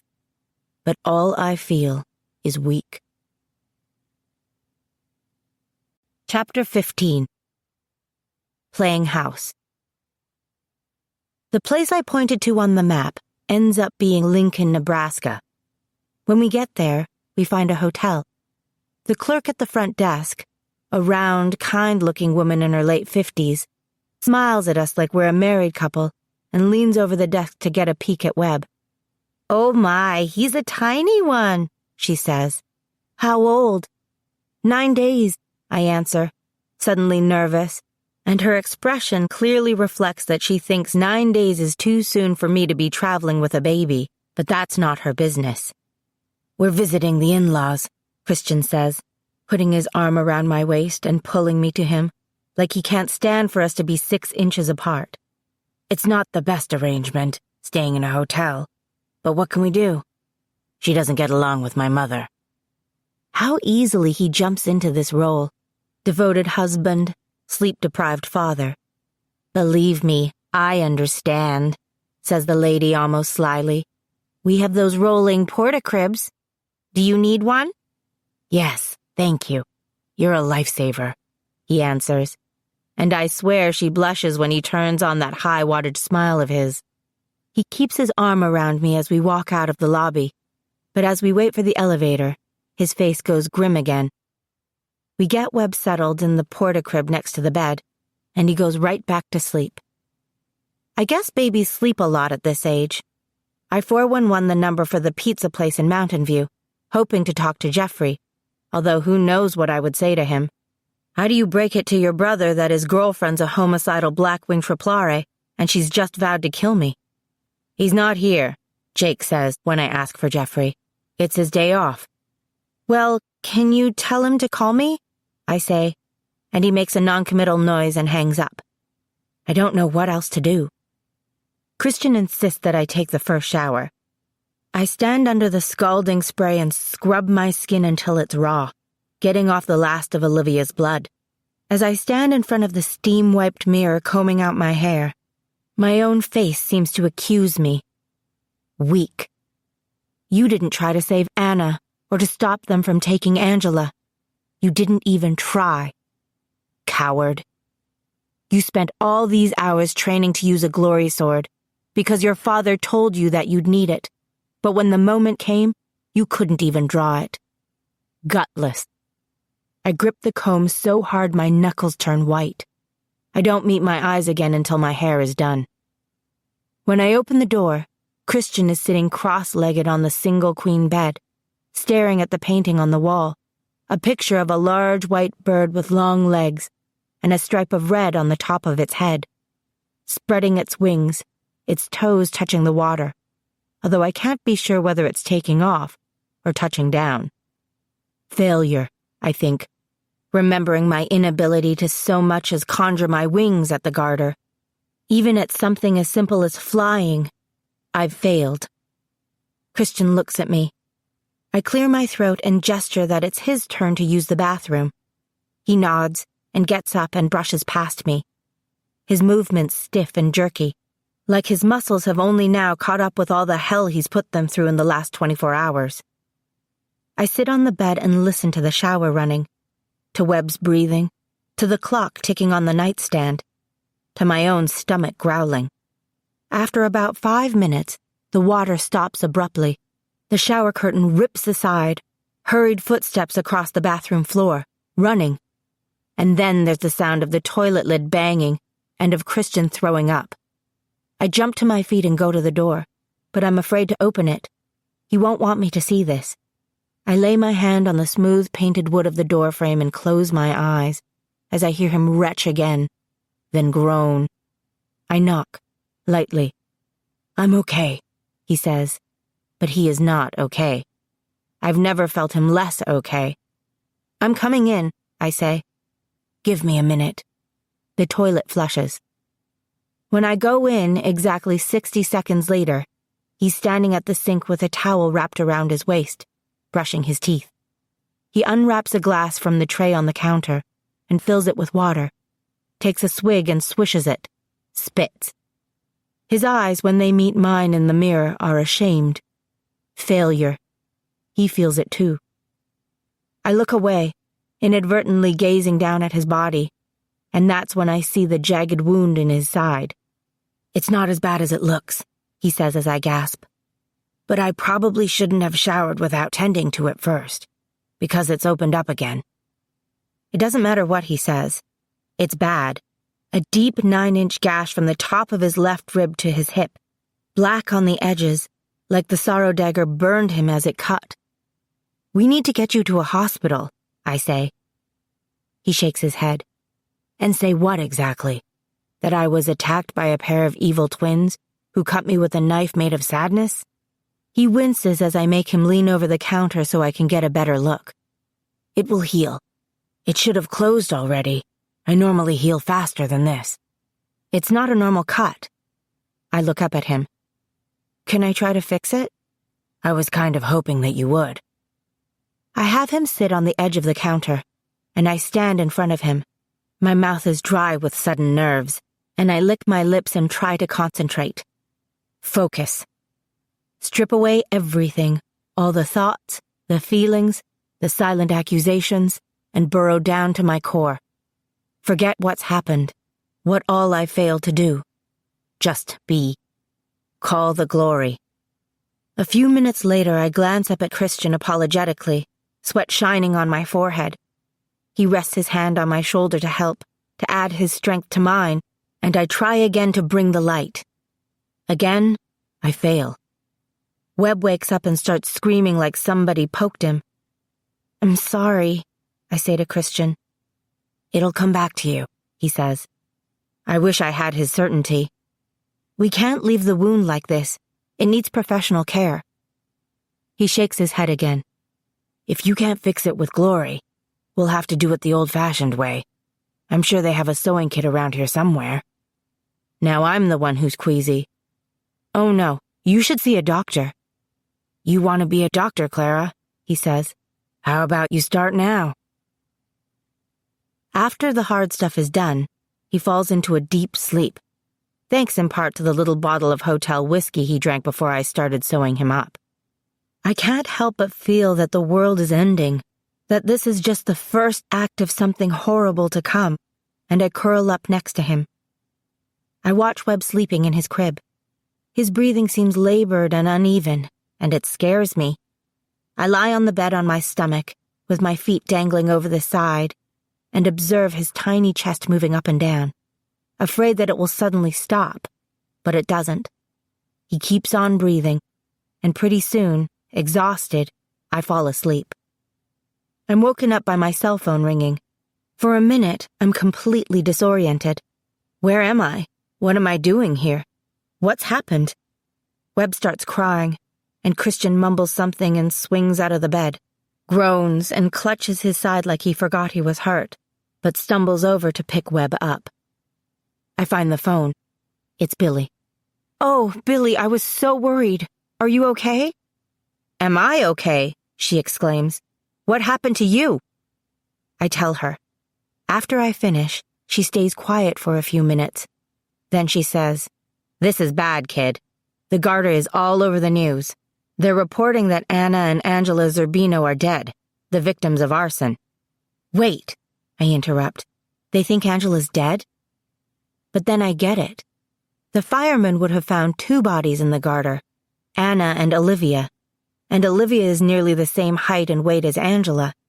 They're sisters, if Oziel is to be believed, and I think he is. It's a natural assumption for the authorities to make. I wonder how long it will take for them to figure out their mistake. The congregation is also reporting sightings of several suspicious-looking figures lurking in Jackson and the surrounding area, poking around where they shouldn't be, continues Billy. Corbett even spotted a couple of them skulking around the house. They're definitely looking for you. Where are you? Nebraska. Oh, Lord. We didn't know where to go, so we picked somewhere random, I say defensively. It might not be the most glamorous place in the world, sure, but it's also not anywhere that anybody would think to look for us. Are you all right? Billy asks. No one's hurt? I look at Christian. He's standing by the window, holding Webb flat against his chest, and talking to him in a low murmur. He turns and meets my eyes. We're alive, I answer. I think that's pretty good, considering. Okay, listen, Billy says. I want you two to sit tight for a few days. I'll call an emergency meeting of the congregation, and we'll see if we can come up with some kind of plan. Then I'll call you. You good with that? Yeah. Sit tight. We can do that. You did the right thing getting out of here, she says. I want you to be extremely careful. Don't call anybody else. I mean it. No one. Don't be friendly with anybody. I will feel a whole lot better knowing that I'm the only one who knows where you are. I'll call you as soon as we have a plan of action. A plan of action sounds so good I want to cry. Take care of that baby, kid, she says, and take care of yourself. She sighs heavily, then adds, Sometimes he was so annoying. Who? I ask. Walter. He said this would happen. Infuriating men always had to be right. We lie low for a few days. We move to a nicer hotel, one where we have a full kitchen and dining area and living room space, 2 bedrooms so we can shut the door and watch TV while Webb naps. We fall into something of a routine. Webb wakes up and starts crying. We play rock, paper, scissors to determine who gets to change his diaper. We attempt to convince him to take a bottle of formula. We try different brands and different types of bottles, but he chokes and sputters and looks generally pissed that Angela is nowhere to be found. And eventually he drinks about 2 ounces of the stuff. We worry that it's not enough. After he eats, he pukes. He starts crying again. We clean him up. We rock him, talk to him, sing. Turn up white noise on the television. Ride the elevator up and down. Take him for long drives in the truck. Jiggle and soothe and plead. But he cries for hours and hours, usually in the middle of the night. I'm sure the other guests of the hotel are loving us. At some point he falls asleep again. Then we tiptoe around, clean ourselves up, brush our teeth, chow down whatever leftovers are in the fridge, We memorize the takeout menus of all the local restaurants, which in Nebraska are a lot of steakhouses. I change the dressing on Christian's wound, which refuses to heal. I try to call the glory. I fail. We talk about anything but what happened at the Garter that night, even though we both know that's all we can think about. We sit like zombies on the couch watching random shows. And then, too soon, always too soon, Webb wakes up and we start the whole thing over. I'm starting to understand why Angela was cranky. Still, there are nice moments too. Funny stuff happens. Like once, when Webb pees on Christian's t-shirt during a diaper change, right smack on the Coldplay logo, and Christian just nods all calm and says, "So what are you saying, Webb?" We laugh until our sides hurt over that one, and it's good laughing. It eases the tension. On the fourth night, as we're sitting there on the couch after I've spent the past hour pacing around with Webb yelling in my ear, Christian reaches over and draws my feet into his lap and starts massaging them. I bite back a laugh, because I'm ticklish, then a groan at how good it feels. It's nice, the feeling that we're with each other in this, that we're partners and we're going to make it through somehow. I think I've gone deaf, I say, a running joke between us every time Webb suddenly stops crying and falls asleep. "When did Billy say she'd call again?" Christian replies, another joke we've been telling often, and I laugh. But something inside me squirms uncomfortably, because all of this feels like a scene we're acting out of someone else's life with someone else's kid, and all we're doing here is playing house. Christian's fingers go still against my ankle. He sighs. I'm beat. He gets up and crosses to the bedroom where Webb is sleeping. "I'll take the first shift. Good night, Clara." "Good night." He goes into his room and shuts the door. I flip channels for a while, but nothing good's on. I turn the TV off. It's early, only 9 o'clock, but I wash my face and dress for bed. I check on Webb one last time. I lie down. I dream of Tucker. We're in his boat on Jackson Lake, stretched out on a blanket in the bottom of the boat, tangled up in each other's arms, soaking up the sun, the way things used to be. I'm completely at peace, my eyes closed, almost asleep but not quite. I press my face into Tucker's shoulder and breathe him in. He plays with the short, fine curls at the base of my neck. The baby hair, he calls it. His other hand moves up from my hip to that tender spot below my arm. "Don't you tickle me," I warn, smiling against his skin. He laughs like I dared him and drags his fingers over the back of my arm, feather lightly, sending a jolt all down my body. I bite his shoulder playfully, which gets another laugh out of him.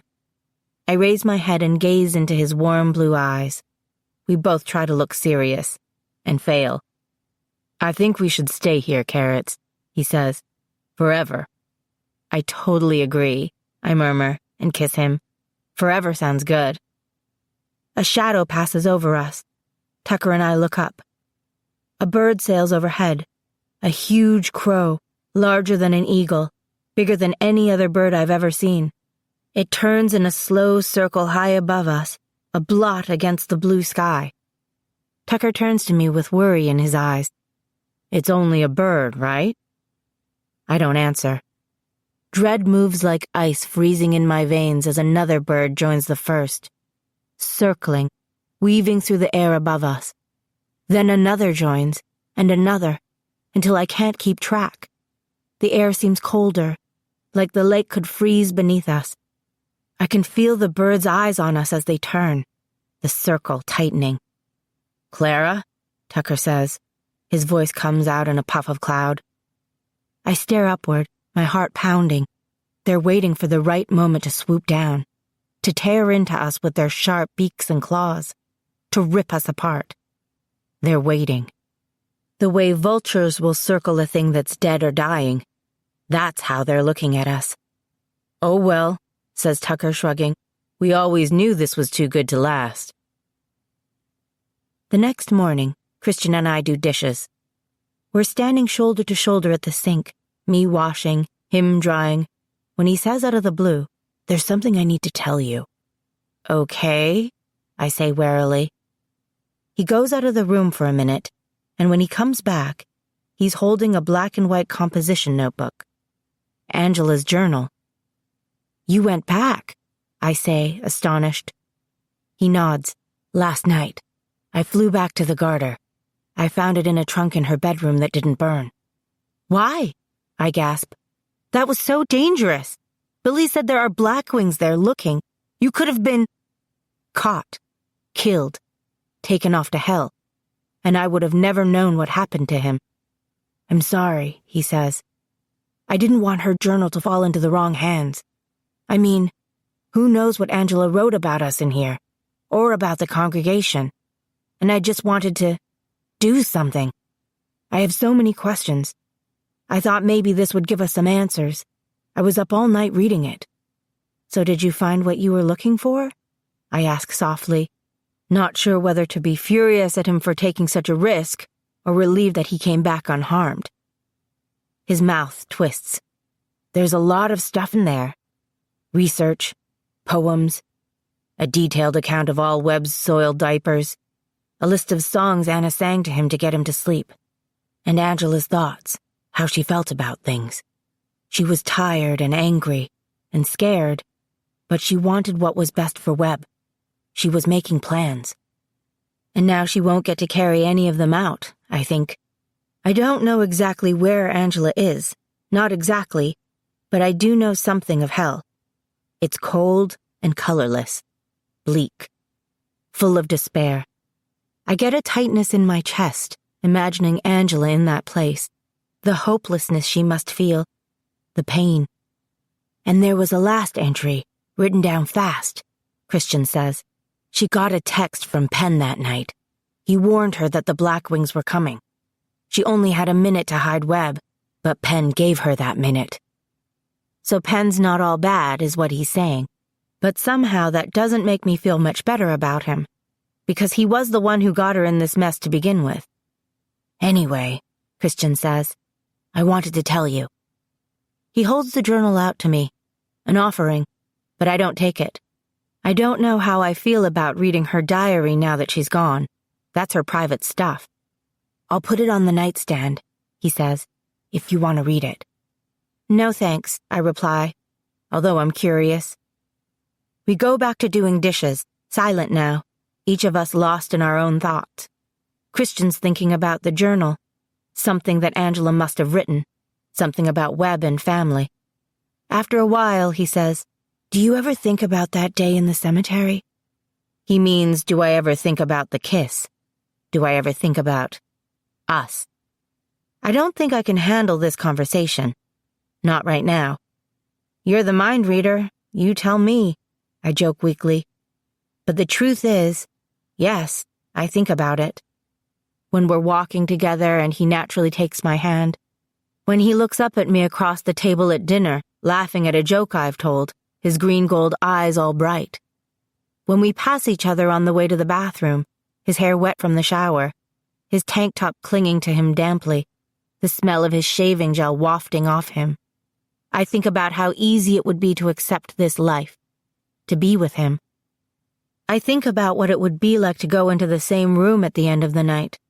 I do. I think about it. Even if that makes me feel like a bad person, because he's not the only guy I think that way about. "It's clean," he observes, and gently takes the dish I've been vigorously scrubbing. "I think about it," he says after a minute. He's not going to let it go. "Do you think you would have done it all on your own?" I ask. He stares at me, surprised at my question. "On my own?" "Well, kissing me was part of your vision, so you knew what was going to happen. You said, 'You're not going to go,' when I wanted to leave, because you knew I would stay. You knew you would kiss me and I would let you." Something works in his throat. He drops his head, a curl of hair falling into his eyes, and gazes into the sink like there's some mysterious answer to be found in the soapy dishwater. "Yes, I kissed you in a vision," he says finally. "But it didn't turn out the way I thought it would." "What do you mean?" I feel his disappointment then, his embarrassment, his wounded pride. "You thought if we kissed we'd be together," I say for him. Yes, I thought we'd be together. He shrugs. Not my time, I guess.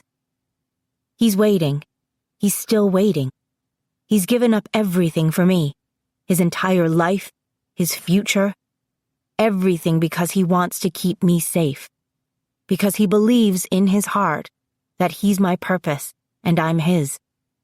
For the record, it was on my own. He tucks the dish towel into the handle of the refrigerator, then steps closer to me. I wanted to kiss you, he murmurs. Me. Not because of some vision I saw.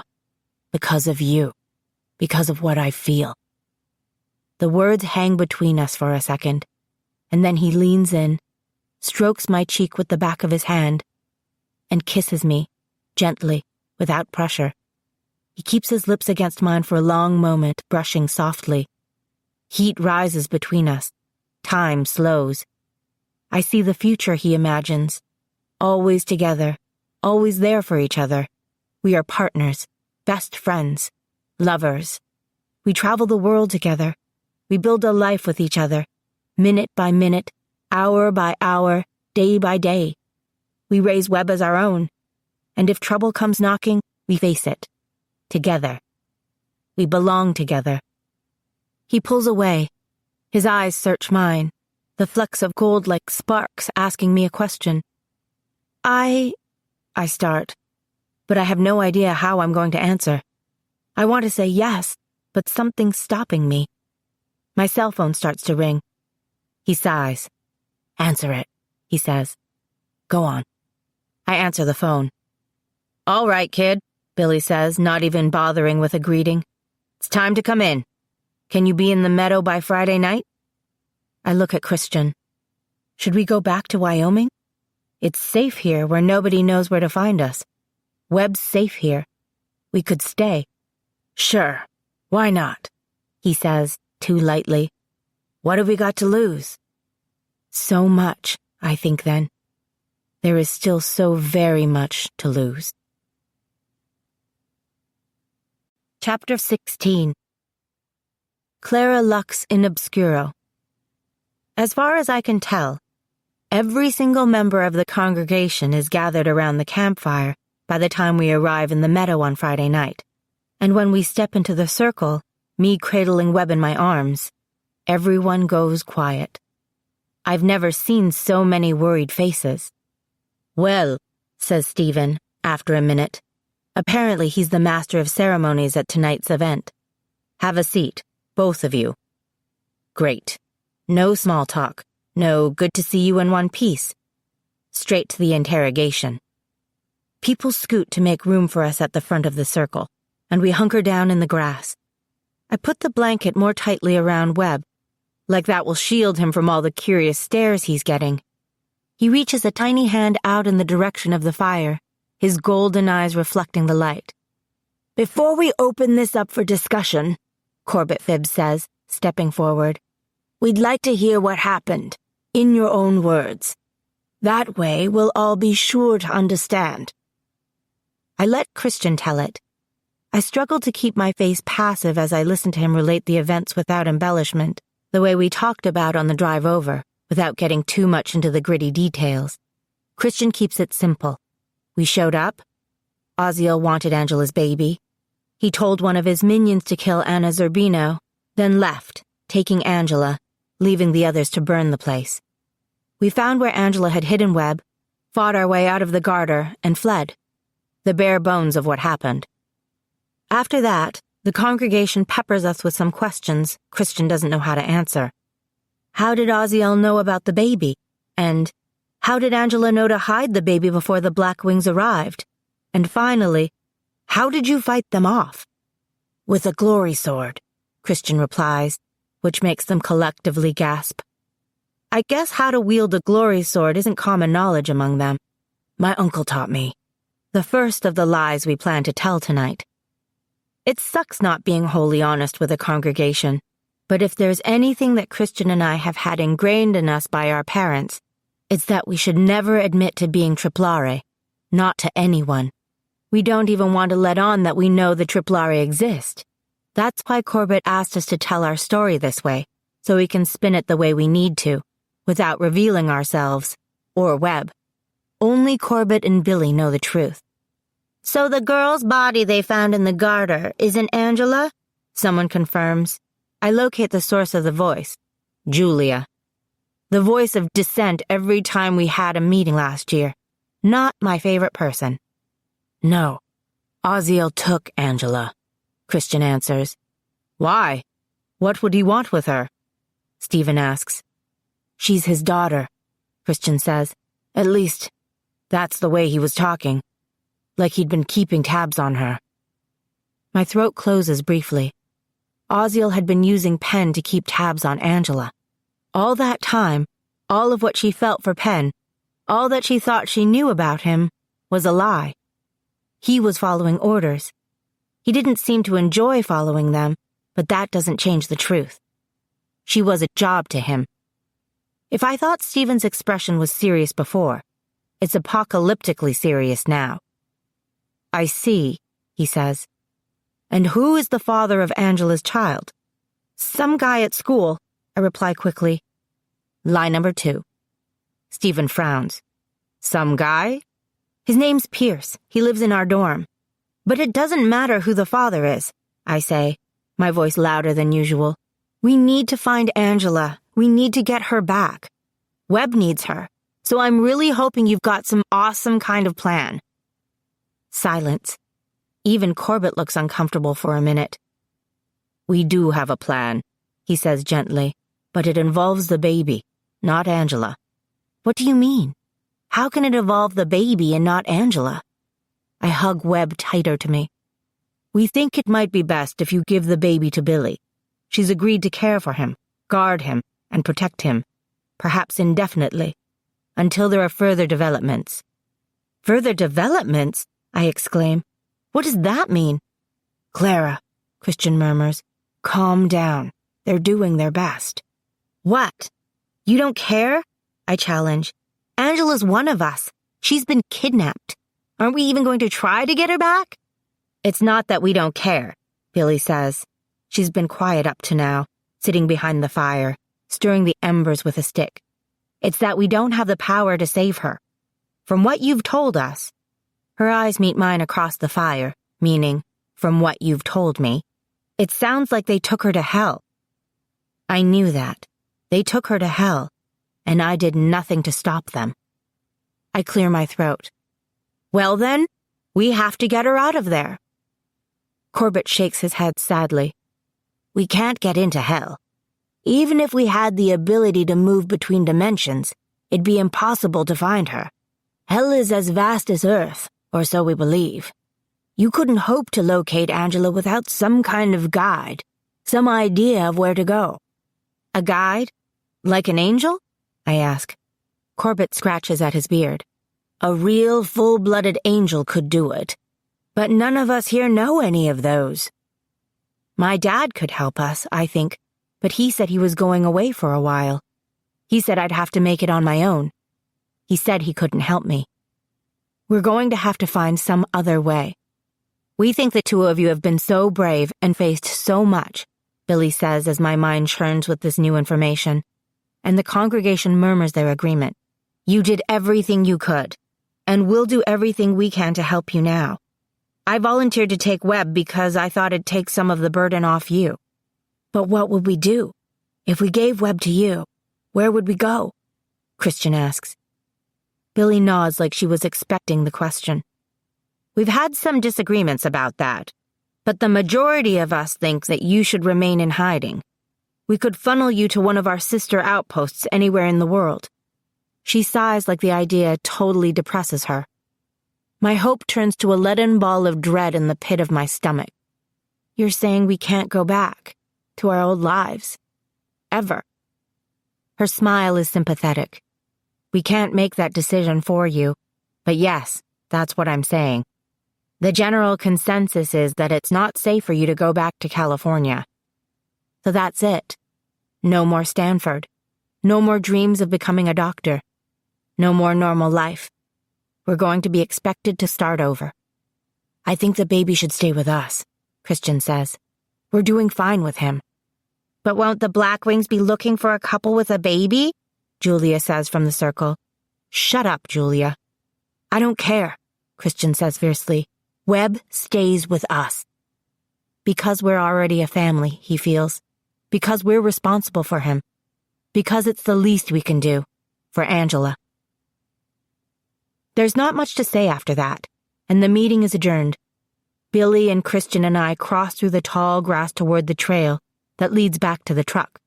A sleeping Webb snuggled up against Christian's chest in a baby carrier that someone in the congregation gave us. It's always full summer here no matter what the season outside, and I try to take a moment to enjoy the sweet air, the smell of grass and fresh water and summer wildflowers, the sky unsullied by clouds, the stars wheeling bright over our heads. I'm dragging my feet. Literally. Something inside me doesn't want to leave this place. It's like I'm waiting for something else to happen. I stop walking. What? Christian asks. What's the matter? I can't make myself go any farther. I'm crying. All this time, since the night the garter burned, since everything fell apart, part of me has been numb, silent, paralyzed. But now I'm crying buckets. Oh, kid, Billy says, enveloping me in her arms, rocking me. Just breathe. It's going to be all right. You'll see. I don't see. How can it be all right if we're going to leave Angela in hell? I pull away and wipe my eyes, then start bawling all over again. I thought we'd find a solution to our problems here. I thought I'd finally be able to do something about what happened that night at the garter, to save Angela. But here I am, giving up, going back into hiding, running away. I'm a coward, a failure, weak. Clara, Christian says, you're the strongest person I know. You don't have to shoulder all this by yourself, Billy says. I'm here for you, kid. And this guy's sure here for you. She jerks her chin at Christian. We're all on Team Clara. Everybody in this meadow. Every single one of us in your corner. Even Julia. She grimaces, and I stifle a laugh that comes out as a sob. Sure. Things are dark right now. Put us one-on-one against the Blackwings, we're all weak. We're scared. We're easily defeated.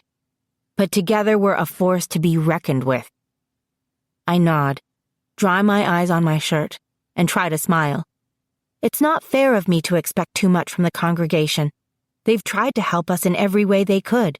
They've even offered to send a couple scouts to look for Jeffrey this week, to warn him, but I didn't think he'd listen to any of them. We've got to lean on each other, Billy says, squeezing me. Thanks. I shift my weight to lean heavily against her, and she laughs. That's my girl. Now come on, let's get you two on the road. She keeps her arm around me as we walk to the edge of the meadow. You call me, she says, at the point where we're supposed to say goodbye. Anytime, day or night. I mean it. I've got your back. Wait, I say. I turn to Christian. I want to join the congregation, I say. And I don't know why it embarrasses me to tell him, but it does. Officially, I mean. I clarify since it seems like, in some ways, I've been a member of this group all along. I've been thinking about this for the entire 14-hour drive from Nebraska. Longer than that, even. I've thought about becoming a member of the congregation since the first time I came to this meadow. Mom and I had a talk about it. I asked her, So, will I be expected to join the congregation now? And she smiled and said it was something I would have to decide for myself. It's not something to be done lightly, she said. It's a great commitment, you understand. Binding yourself to these people, to this cause for life. Commitment? I repeated. Well, when you put it like that, maybe I'll wait. She laughed. When the time is right, you'll know, she said. It feels like the time is right. Do you mind waiting? I ask Christian. No, of course not, he says. He understands.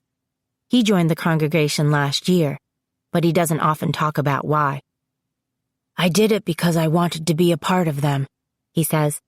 I know on the outside they might seem like a bickering, badgering, half-dysfunctional family, but underneath all that, They're trying to do the right thing.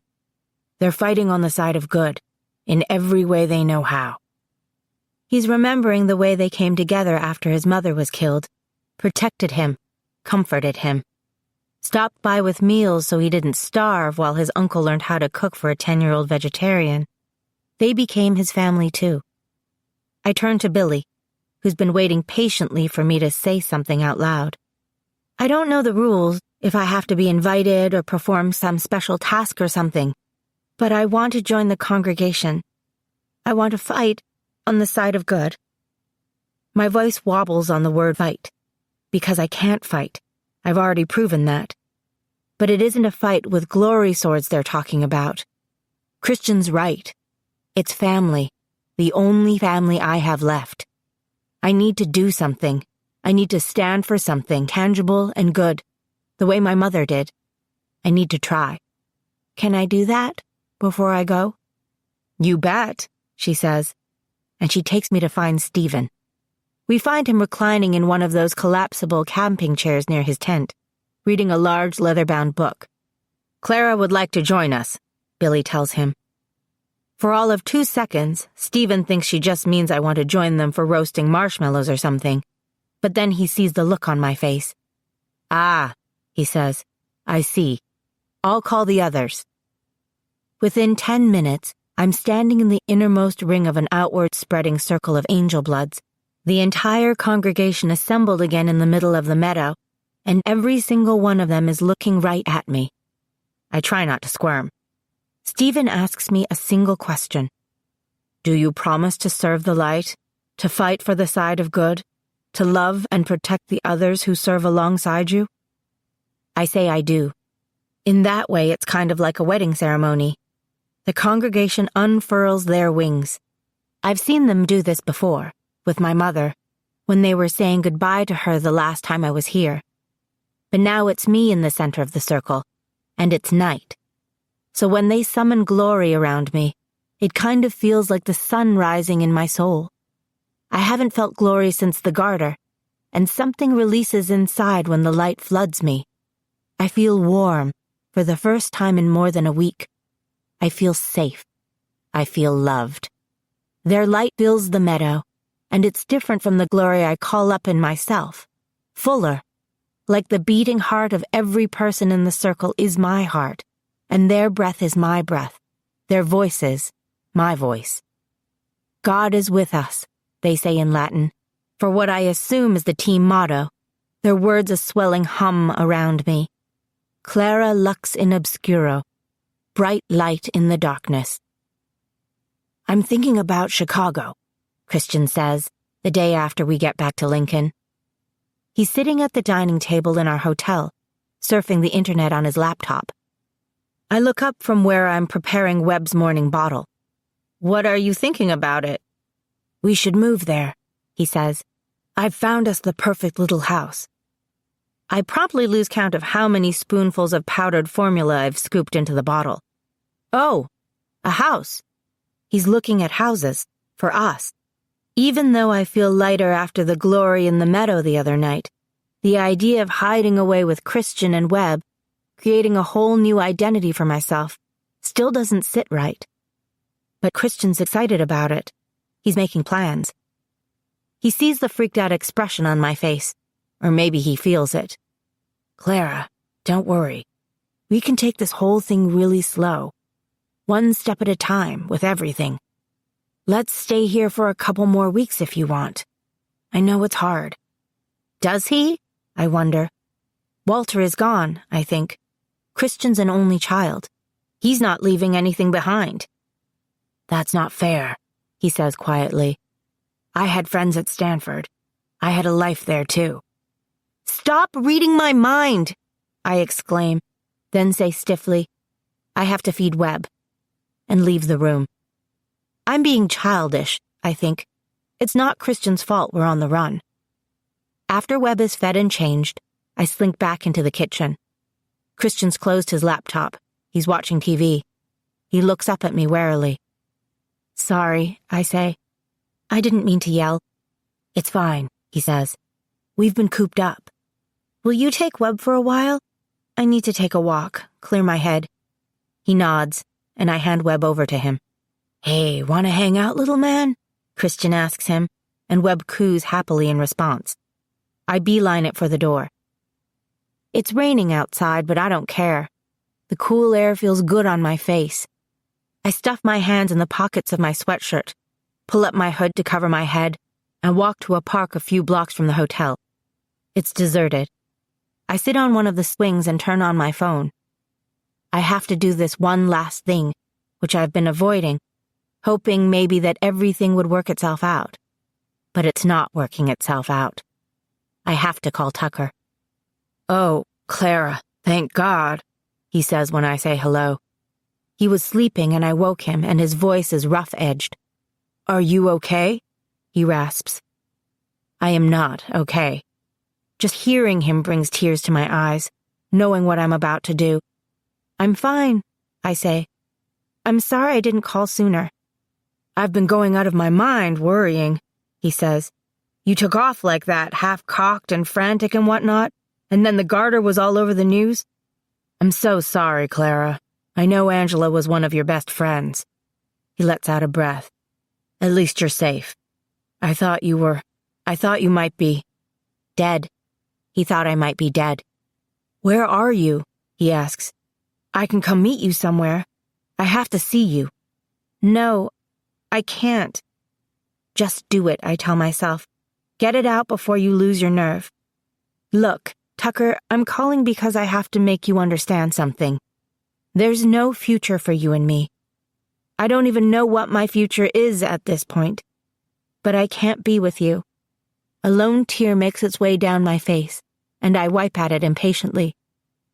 "I have to let you go." He gives an aggravated sigh. "It doesn't matter, does it?" he says in a voice laced with anger. "All that I said to you before, about us, about what I feel, it doesn't matter. You're making the choice for both of us." He was right, but that's just how it has to be. I push on. "I wanted to tell you that wherever I am, whatever happens, I'll always think of you, and the time we spent together as my happiest time. I'd do it all over again if I had the choice. No regrets." He's quiet for a minute. "You're really saying goodbye this time," he says, and I can't tell if he's asking me or simply trying to get his head around the idea. "I'm really saying goodbye." "No," he says against my ear. "No, I won't accept that. Clara." "I'm sorry, Tuck.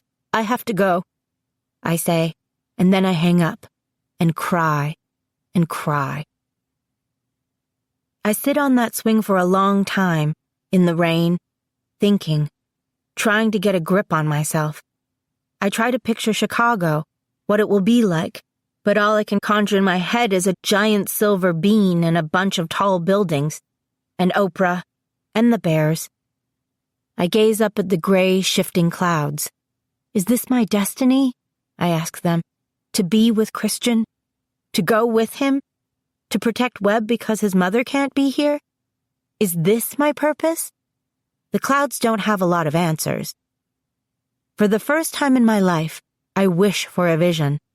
I almost miss having them, which is ironic, I know. Every night lately as I lay me down to fragile sleep, I wonder, will it come?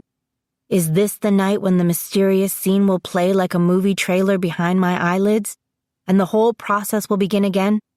Sorting through the fragments, the details, the feelings, trying to understand what they add up to? In that moment before I close my eyes and give in to the darkness of night, to sleep, my body tenses under the sheets.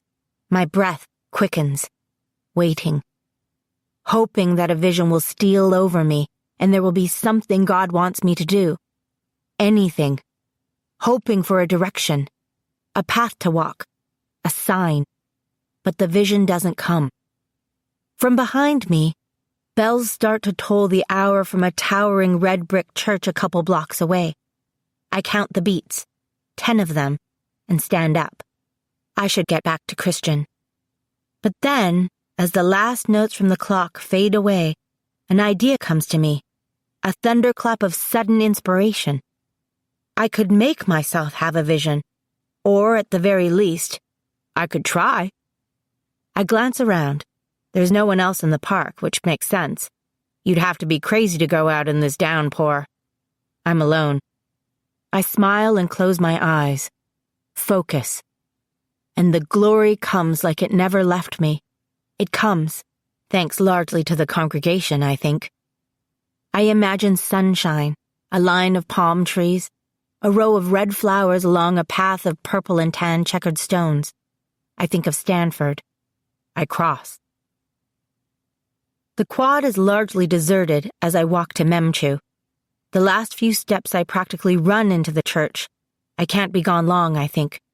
Christian will worry. It's still early here, and there's only one person walking the labyrinth when I get to the front of the nave.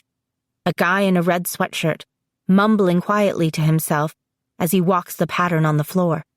I shuck off my damp shoes, pick up at the entrance of the circle, and start walking, slowly, following the turns and twists of the pattern, trying to clear my head of all that's clogging it. Time to meditate. Briefly, I worry I might start to glow in front of red sweatshirt guy, but he seems lost in his own thoughts and I can't wait. I walk in circles for a while, not thinking but moving my feet automatically, following the path before me, then stop and check my watch. I've been here for 10 minutes, and I haven't even come close to having the vision. Maybe this is a pipe dream. I couldn't make myself have a vision before. Why would it work for me now? You're not going to get the result you want if you keep looking at your watch, says a voice. I turn. Standing on the opposite side of the circle in the red sweatshirt is Thomas. Good old doubting Thomas. Thanks, I say wryly. I bet you're not going to get the result you want if you keep stopping to see how everybody else is doing. Sorry, I was just trying to help. His eyebrows come together. How'd you get all wet? Do you come here often? I ask, instead of trying to explain, since this isn't exactly the place I would have expected to find the guy who could never seem to leave well enough alone in happiness class. He nods. Since I finished that class, it helps me get my mind off my crazy life. His crazy life, I think. How crazy could it be? I'm not very good at this, I confess, gesturing to the blue vinyl circle. The morning sun is passing through the stained glass windows, casting a riot of color onto the patterns under our feet. I don't know what I'm doing. It's just not happening. Here. He pulls at something around his neck and comes away with the earbuds for an iPod, which he hands me. Try this. I tentatively slip the buds into my ears. He presses play, and I'm flooded with a chorus of male voices singing Latin, Gregorian chant. Again, Thomas surprises me. I would have pegged him as a rap aficionado. Nice, I say to him. I don't know what they're saying, but I like it, he says. It helps. I listen. Panis angelicus fit panis hominum. Bread of angels becomes the bread of men. Sometimes it doesn't suck to be able to understand any language on earth. So now you walk, Thomas says. Just walk and listen and let your mind empty itself out. I do what he says. I don't think about what I want. I don't think about Angela or Webb or Christian. I walk.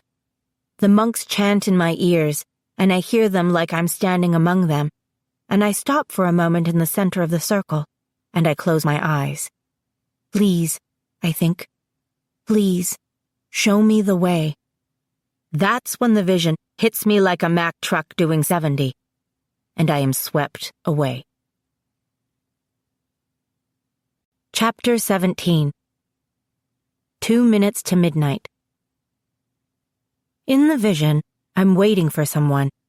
I'm standing next to a long metal bench. Standing because I'm too nervous to sit down.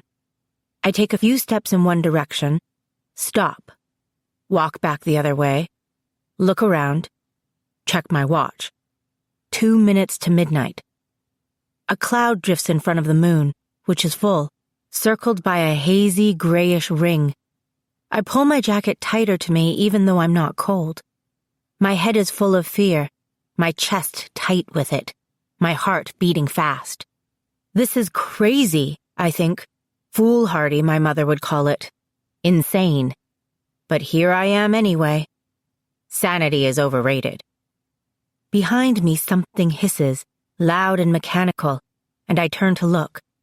There's a train, a sleek, silver line of cars stretched along the tracks. It rolls slowly toward me. Maybe I'm supposed to go somewhere. The train passes, clacking in a heavy rhythm like my heart. The brakes squeal as it glides to a stop, and the passenger doors slide open. I take a step forward and then look down the empty platform. After a moment, the doors close, the engine rumbles, and the train continues on, shaking the earth with its weight, screeching and clacking until the last car passes.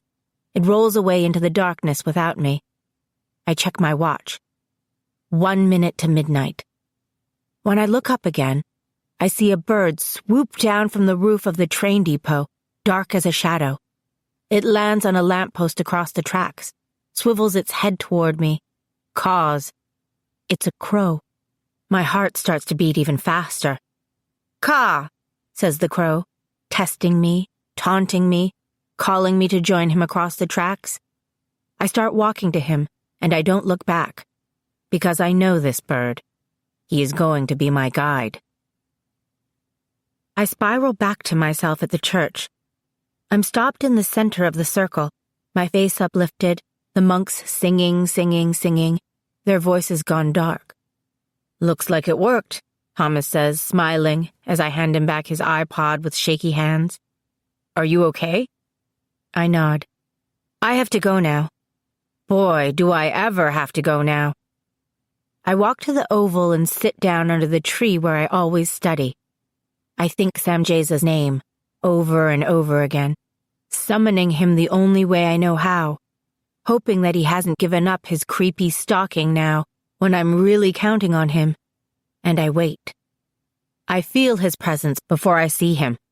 He steps out of the trees at the edge of campus, his amber eyes bewildered but curious. "You called me?" he says. Yes, I did, although I'm as surprised as he is that it worked. "I didn't expect to see you here again," he says. "You're in some trouble with Big Brother." So he already knows. Of course he does. I'm sure gossip really gets around in hell. You could say that. Anyway, I'm ready to tell you a story, I say. But I want something in return. He smiles, surprised and pleased and even more curious now. He opens his arms, palms up, and steps back in the semblance of a formal bow. The guy is cheesed to the core. "What can I do for you, little bird?" he says. This is it. Don't chicken out now, I tell myself. I meet his eyes. "The Blackwings took my friend Angela. Do you know where she is?" "Yes. Oziel has her." "In hell?" "Naturally." I swallow. "Have you seen her?" He nods. "Is she all right?" There's a cruel twist to his mouth. "No one is all right in that place." "Is she alive?" "Physically speaking, yes. Her heart was beating the last I saw her." "And when was that?" I ask. He finds the question funny. "Some time ago," he answers with a laugh. I bite my lip. This is the insane part, telling him my impromptu plan, putting it all out there, letting the chips fall where they may. The wind picks up and sends the trees into a furtive whispering, like a warning. Don't trust him, they say. But I trust the vision, and the vision tells me that I trust him. Samjaza's getting impatient. "I told you what I know about your friend. Now tell me the story." "Not yet. I need something else." I take a deep breath. "Be brave, my darling," my mother told me once. "You're stronger than you think." I can be brave, I tell myself. "I need you to take me to Angela," I say then. "In hell." He lets out a disbelieving laugh. "Whatever for?" "So I can get her out." His eyes widen. "You're serious?" "Serious as a heart attack," I say. which is appropriate because I feel like I'm about to have one. Impossible, he says, although his eyes take on an excited gleam. Why is it impossible? I ask, crossing my arms over my chest. Don't you have the power to do it? You took me there before. I'm provoking him, and he knows it. Still, he smiles. I could take you there easily enough. Getting you out would be infinitely more difficult. Chances are you'd lose yourself within a few moments and become as trapped as your friend. I'm strong, I tell him. You've said so yourself. Yes. And why is that? He asks. Why are you so strong, little Quartarius? I smile vaguely. You'd be waltzing in right under Oziel's nose and taking something that belongs to him, he says, like the idea is not altogether an unpleasant one. He's none too fond of Oziel, which works for me. Yes. Will you help me? All that for a mere story? Do you take me for a fool? Then I guess this is a pointless conversation. I shrug and stand up, brush grass off my jeans. Oh well, it was worth a shot. Wait, he says, all the humor gone from his voice now. I haven't said no exactly. Hope and terror bloom simultaneously in my chest. Then you'll take me? He hesitates. It's very dangerous for both of us, but especially for you. The likelihood that you will be caught. Please, I say. I have to try. He shakes his head. You don't understand the nature of hell. It will swallow you up. Unless... He starts to pace. He has an idea. Something good. I can tell by the way he stands up straighter, by the diabolical bounce in his step. I wait for him to tell me. All right, he says at last. If you cannot be talked out of it, I will take you. How soon can we go? I ask. Tonight. That will give you enough time to reconsider. He leans toward me. This is a futile endeavor, little bird, no matter how strong you think you are. When should I meet you? Where? I ask. Where's the nearest train station? A few blocks from here. Palo Alto. Meet me at the train station in Palo Alto then, he says. Midnight. I'm lightheaded. I already knew the time and place from the vision, but hearing him say it, knowing for sure that's what the vision is about, shocks me. That, and that he's ready to take me so soon. Like tonight. Tonight I am going to hell. Having second thoughts already? He asks with a hint of a smile. No, I'll be there. Wear black or gray, nothing conspicuous or flashy, and cover your hair, he says. Also, you must bring a friend, another of the Nephilim, or I can't take you. He turns like he's going to walk away. A friend? You can't be serious, I gasp. If you're going to succeed on this little excursion, you'll need someone to ground you, someone to help you keep back the sorrows of the damned. Otherwise, your gift of feeling what others feel will drown you. You won't last 2 minutes. All right, I say hoarsely. He turns into a bird. My eyes not quick enough to see the transition, but 1 second he's a man, the next a crow.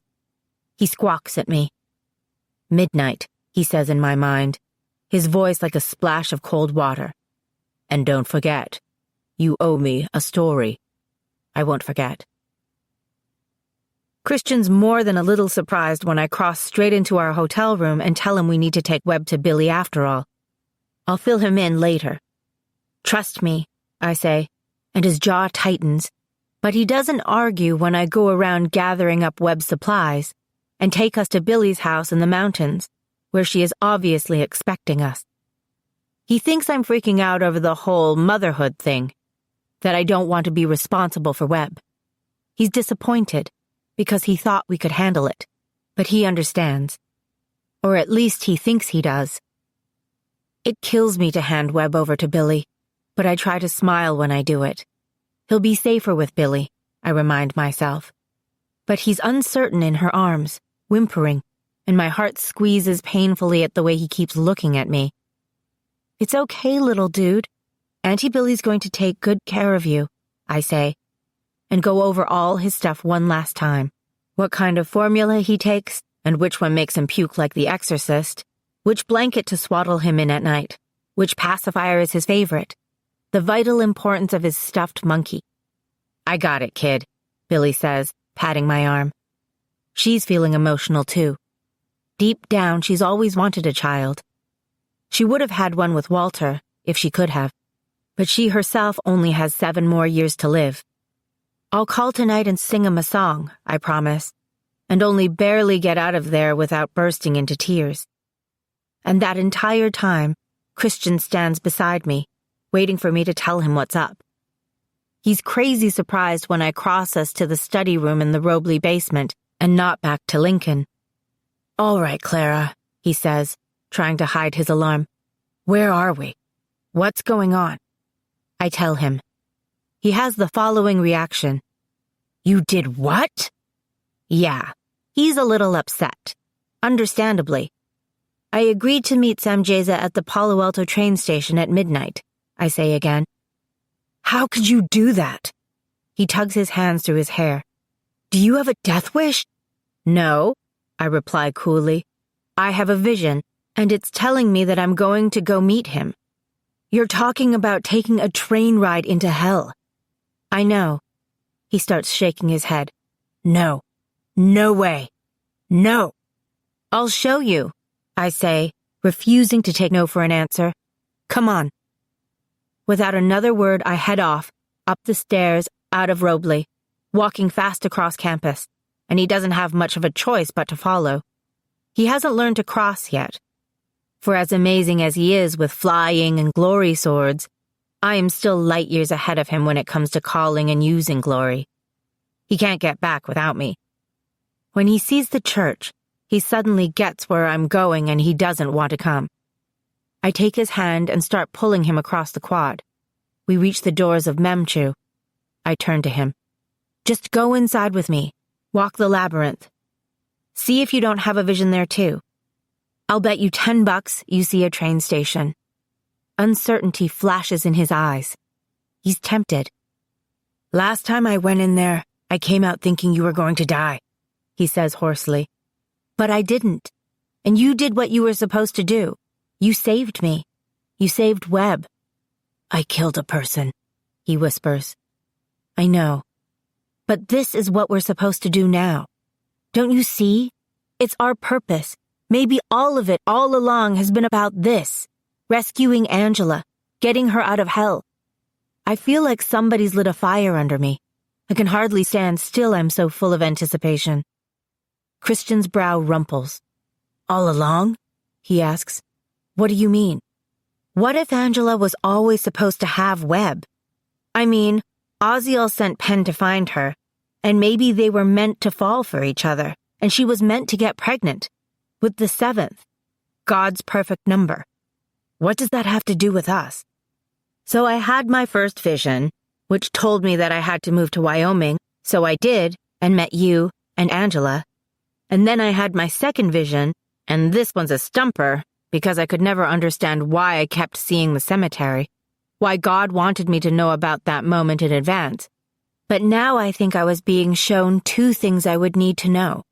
I was being shown that Samjeza was there, so I knew he would be there that day when I went to give him my mother's bracelet.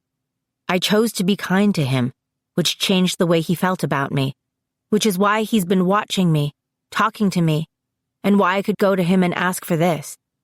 What's the second thing? Christian asks. You. My cemetery vision showed me that you make me stronger. You and me together. We can get through anything. We can be each other's anchor. We can be each other's strength. You sound exactly like Angela right now, you realize? He says. I laugh and keep on talking. And the third vision showed me what happened to her. If I hadn't had that vision, I would never have known that we had to go out to the Pink Garter that night. Angela would have just disappeared, and the twins would have burned down the theater, and Webb probably would have died, or they'd have taken him too. I was meant to be there, Christian. And now I'm meant to go get her. Clara, I don't know, he says doubtfully. It's not all about me, I say. It's about Angela. This entire time, it's been about her. Come on. I start tugging him into the welcoming coolness of the church. Walk the labyrinth one more time, with me. 10 minutes later, we're both sitting in the front pew of the church, catching our breath. There's no one else in the church, but when we talk, I get a sense that all the mosaic angels are listening. I saw it again, I say to Christian, quietly, triumphantly. 2 minutes to midnight. The train even has the Caltrain logo on it. One comes in, headed north, and then a few minutes later, another headed south. That's the one we're going to take. I didn't see it, he says, his face whiter than normal. Some of my excitement fades. You didn't see the train? He shakes his head. I saw Oziel, he murmurs. My breath freezes in my lungs. You saw him. I saw his face. He was talking to me. I don't know what he was saying, but he was less than 10 feet away from me. That's not good news. I mull this over for a minute. But I see the train so clearly, and I'm waiting for you. I keep looking at my watch. I'm waiting for you to show up. What if I don't show up? He says. You can't go then. Samjeza won't take you without me, right? But Christian, we have to go. It might be Angela's only chance. Angela's gone, he says. She might not be dead, but she's gone where the dead go. I stand up. When did you turn into such a coward? He gets up too. There's a vein standing out on his neck that I've never seen before. It's not cowardly to not want to do something crazy. Yes, this is crazy, I admit. I know that. Even in the vision, pretty much all I'm thinking is, this is crazy, but I still do it. We don't have to do this just because you see it, he counters. You and I both know that the visions never turn out quite how we expect them to. I can't leave Angela in hell, I say, gazing up at him. I won't. We'll figure out another way. What other way? Maybe the congregation already said that they can't help us. We could ask your dad. I shake my head. You remember what he said, don't you? He said I had to be ready to face whatever without him. Helping me is not part of the plan. He stares up at the angels, angrily. Then what is he good for? What was all of that? The training, the talks, all of it. What good did it do us? He sighs. I thought we were partners, he says softly. I thought we'd decide things together.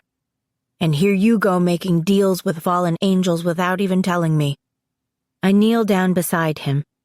You're right. I should have talked to you first. We are partners. I'm counting on it, actually. I need you. Because Samjeza said you needed to bring a friend. Because I can't do this without you. I need our strength, Christian. He looks cornered. This is his worst nightmare come to life, I realize. And what do you think will happen if we make it? If we get Angela out of there? You think they'll stand idly by? They'll come after us with a vengeance after that. I hadn't given much thought to what would happen after we got out. I was too busy imagining Angela's grateful tears, the joyous hugs, the woohoo, we're out of hell feeling. But he's right. They will come after us. We won't be able to go back to normal life then either. It won't change our fate. Not that way. It can only make things worse. Christian sees the realization on my face. We're here, Clara. We're safe, at least for the moment. I bite my lip. But Angela's in hell. His eyes are sad, resigned. You can't save everybody, Clara. Some things are beyond our ability to change. Like Jeffrey, or Mom dying, or being with Tucker. No, I whisper. What about the vision? He gives a bitter little laugh. When did you become so faithful all of a sudden? It hurts, him saying that, but I'll take it. And what I realize in this moment is that it's his fate too. It's his choice. I can't make it for him. I understand if you don't want to do it, I say then. On impulse, I reach up and hook my hand behind his neck, draw myself into his arms for a hug. I let his warmth infuse me and mine pour back into him. When I pull away, his eyes are shining. If I don't go, you can't either, he says. He won't take you. Oh, Christian, I think. Always trying to keep me out of trouble. I'll see you at midnight at the train station, I say. Or I won't. But I really hope I will. I kiss his cheek, and then leave him alone with the stained glass angels. Later, I review my mental before you go to hell checklist.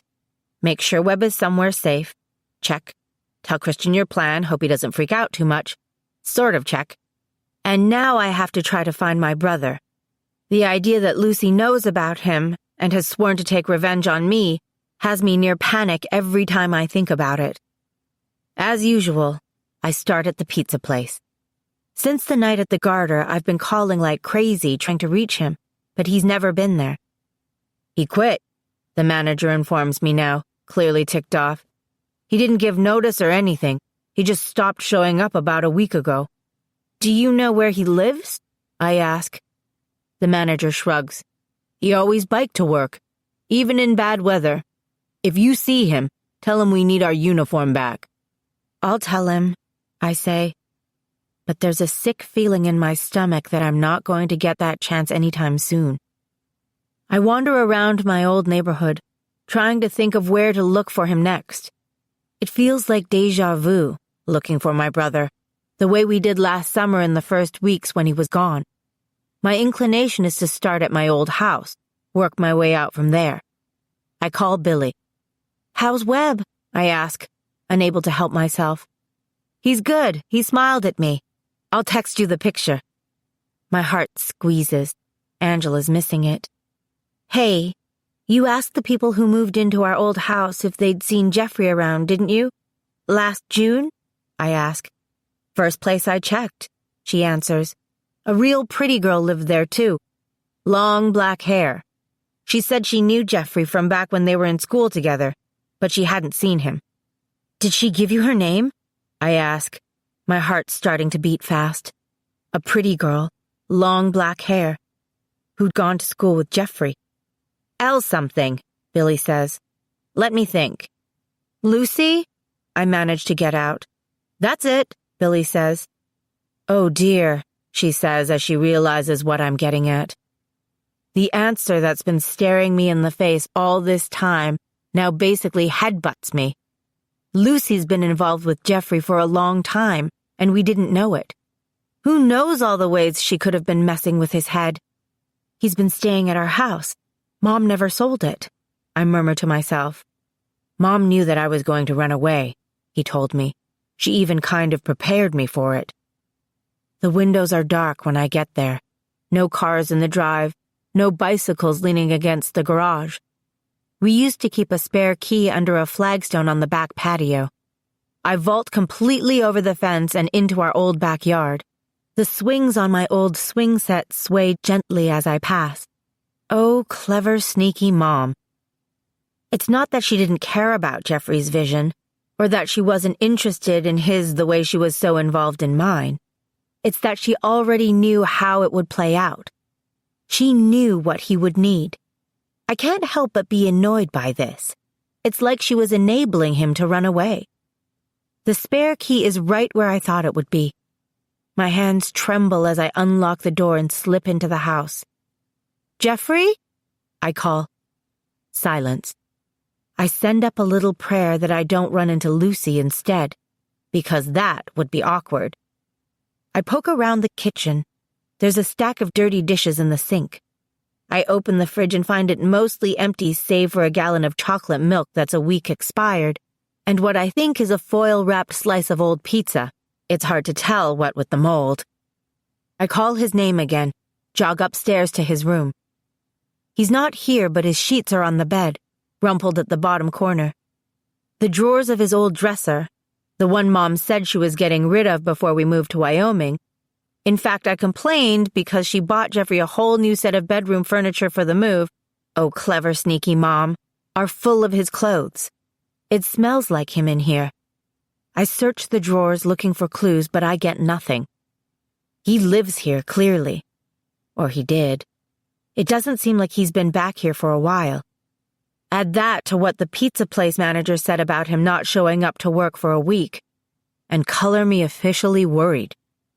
Lucy could have him, right now. Oziel could have him.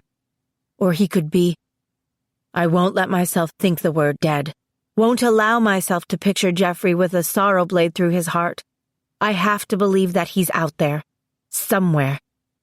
I sit down on his bed and dig for a scrap of paper in my purse. A pen. On the back of a Nebraska grocery store receipt, I write the following note. Jeffrey, I know you're mad at me, but I really need to talk to you. Call me. Please remember that I'm always in your corner. Clara. I hope he gets the message. Outside again, I hide the key back under the flagstone and take a long last look at the house where I grew up, and I wonder if I'll ever lay eyes on it again after tonight, or if I'll ever get to talk to my baby brother. Very soon now, I'll have to catch a train. Chapter 18. You'll see me again. At some point in the afternoon, it seems like I have nothing to do but wait for nightfall. I glance at my watch. I've got hours to go before I have to make the journey to the train station. Before I go to hell. I should do something frivolous, I think. Fun. Ride a roller coaster. Eat a ton of Rocky Road ice cream. Buy something ludicrous on credit. These very well could be my last hours on Earth. What should I do? What is the thing that, if everything changed, I'd miss the most? The answer comes to me like a song on the wind. I've got to fly. It's stormy at Big Basin. I climb quickly, easily, my nerves giving me even more speed than usual, and take my place on the rock at the top of Buzzard's Roost, legs dangling over the edge, staring out across the blue-black tangle of clouds that lies heavy over the valley. Not good flying conditions. I briefly consider going somewhere else. The Tetons, maybe, crossing there. But I don't. This is our thinking spot, Mom's and mine, and so I'll sit here and think. I'll try to be at peace with whatever's going to happen. I cast back to the day Mom first brought me here, when she broke the news to me that I was an angel blood. You're special, she kept saying. And when I laughed at her and called her crazy, denied that I was faster or stronger or smarter than any other perfectly normal teenage girl I knew, she said, so often we only do what we think is expected of us, when we are capable of so much more. Would she approve of what I'm about to do? The leap I'm about to make? Would she tell me I'm insane to think that I can do this impossible thing? Or, if she were here, would she tell me to be brave? Be brave, my darling. You're stronger than you think. I'm going to need to come up with a story to tell Samjeza, I remind myself. That's my payment. A story about Mom. But what story? Something that shows my mother at her very best, I think. Lively and beautiful and fun. The thing Samjeza most loves about her. It has to be good. I close my eyes. I think about the home movies we watched in the days before she died. All those moments strung together like a patchwork of memories. Mom wearing a Santa hat on Christmas morning. Mom whooping in the stands at Jeffrey's first football game. Mom bending to find a round, perfect sand dollar on the beach at Santa Cruz. Or that time we went to Winchester Mystery House on Halloween night, and she ended up more creeped out than we were, and we teased her. Oh man, did we tease her. And she laughed and clutched at our arms, Jeffrey on one side and me on the other, and she said, "Let's go home. I want to get in bed and pull the covers up over my head and pretend like there's nothing scary in the world."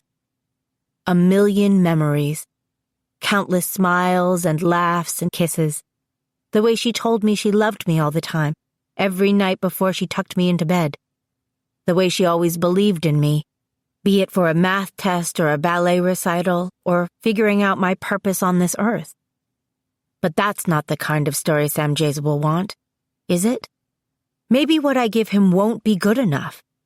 Maybe I'll tell him, and he'll laugh the way he does, all mocking, and then he won't take me to hell after all. I could fail at this before I even start. I feel dizzy and open my eyes, wobble unsteadily at the edge of the rock. For the first time in my life, I feel like I'm too high up. I could fall. I scramble back away from the edge, my heart hammering in my chest. Whoa, this is too much pressure, I think. I rub my eyes. It's too much. A gust of wind hits me, warm and insistent against my face, and my hair picks this moment to slide out of my ponytail and swirl around me into my eyes.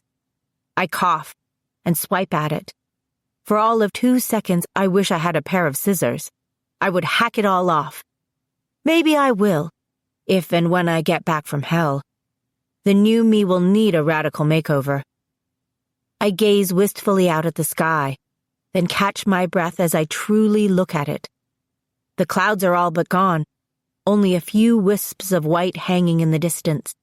The sky is clear. The sun is dropping slowly toward the ocean, glancing off the treetops in a golden blaze. What happened? I think dazedly. Did I do that? Did I dissipate the storm somehow? I know that Billy can control the weather, and sometimes things get wonky when she's feeling emotional, but I never thought that I might be able to do it myself. I stand up. Whatever the reason, it's good. I can fly now, even if it's only for a few minutes. It feels like a gift. I take off my hoodie, stretch my arms up over my head, and prepare to summon my wings. Just then, I hear a rustle below me, then the unmistakable sound of sneakers on rock, the small grunts of exertion as somebody climbs the rock wall. Somebody is coming up. Bummer. I've never seen anyone else here before. It's a public trail and anyone can hike it, I suppose, but it's typically deserted. It's a difficult climb. I've always counted on it being a place I could go to be alone. Well, I guess flying is out. Stupid somebody, I think. Find your own thinking spot. But then the stupid somebody's hand appears at the edge of the rock, followed by her arms, her face, and it's not a stupid somebody after all. It's my mother. "Oh, hi," she says. "I didn't know there was anybody here." She doesn't know me. Her blue eyes widen when she sees me, but it's not in recognition. It's in surprise.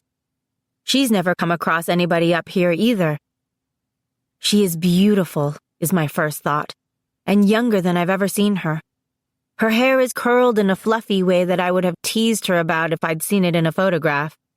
She's wearing light-colored jeans and a blue sweatshirt that slouches off the shoulder in a way that reminds me of this one time when she made me watch Flashdance on cable. She's a poster girl for the 80s, and she looks so healthy, so flushed with life. It makes an achy lump rise in my throat. I want to throw my arms around her and never let her go. She glances away uncomfortably. I'm staring. I close my mouth. "Hi," I choke out. "How are you? It's a lovely day, isn't it?" She's looking at my clothes now, my skinny jeans and black tank top, my loose blowing hair. Her eyes are wary but curious, and she turns and gazes out at the valley with me.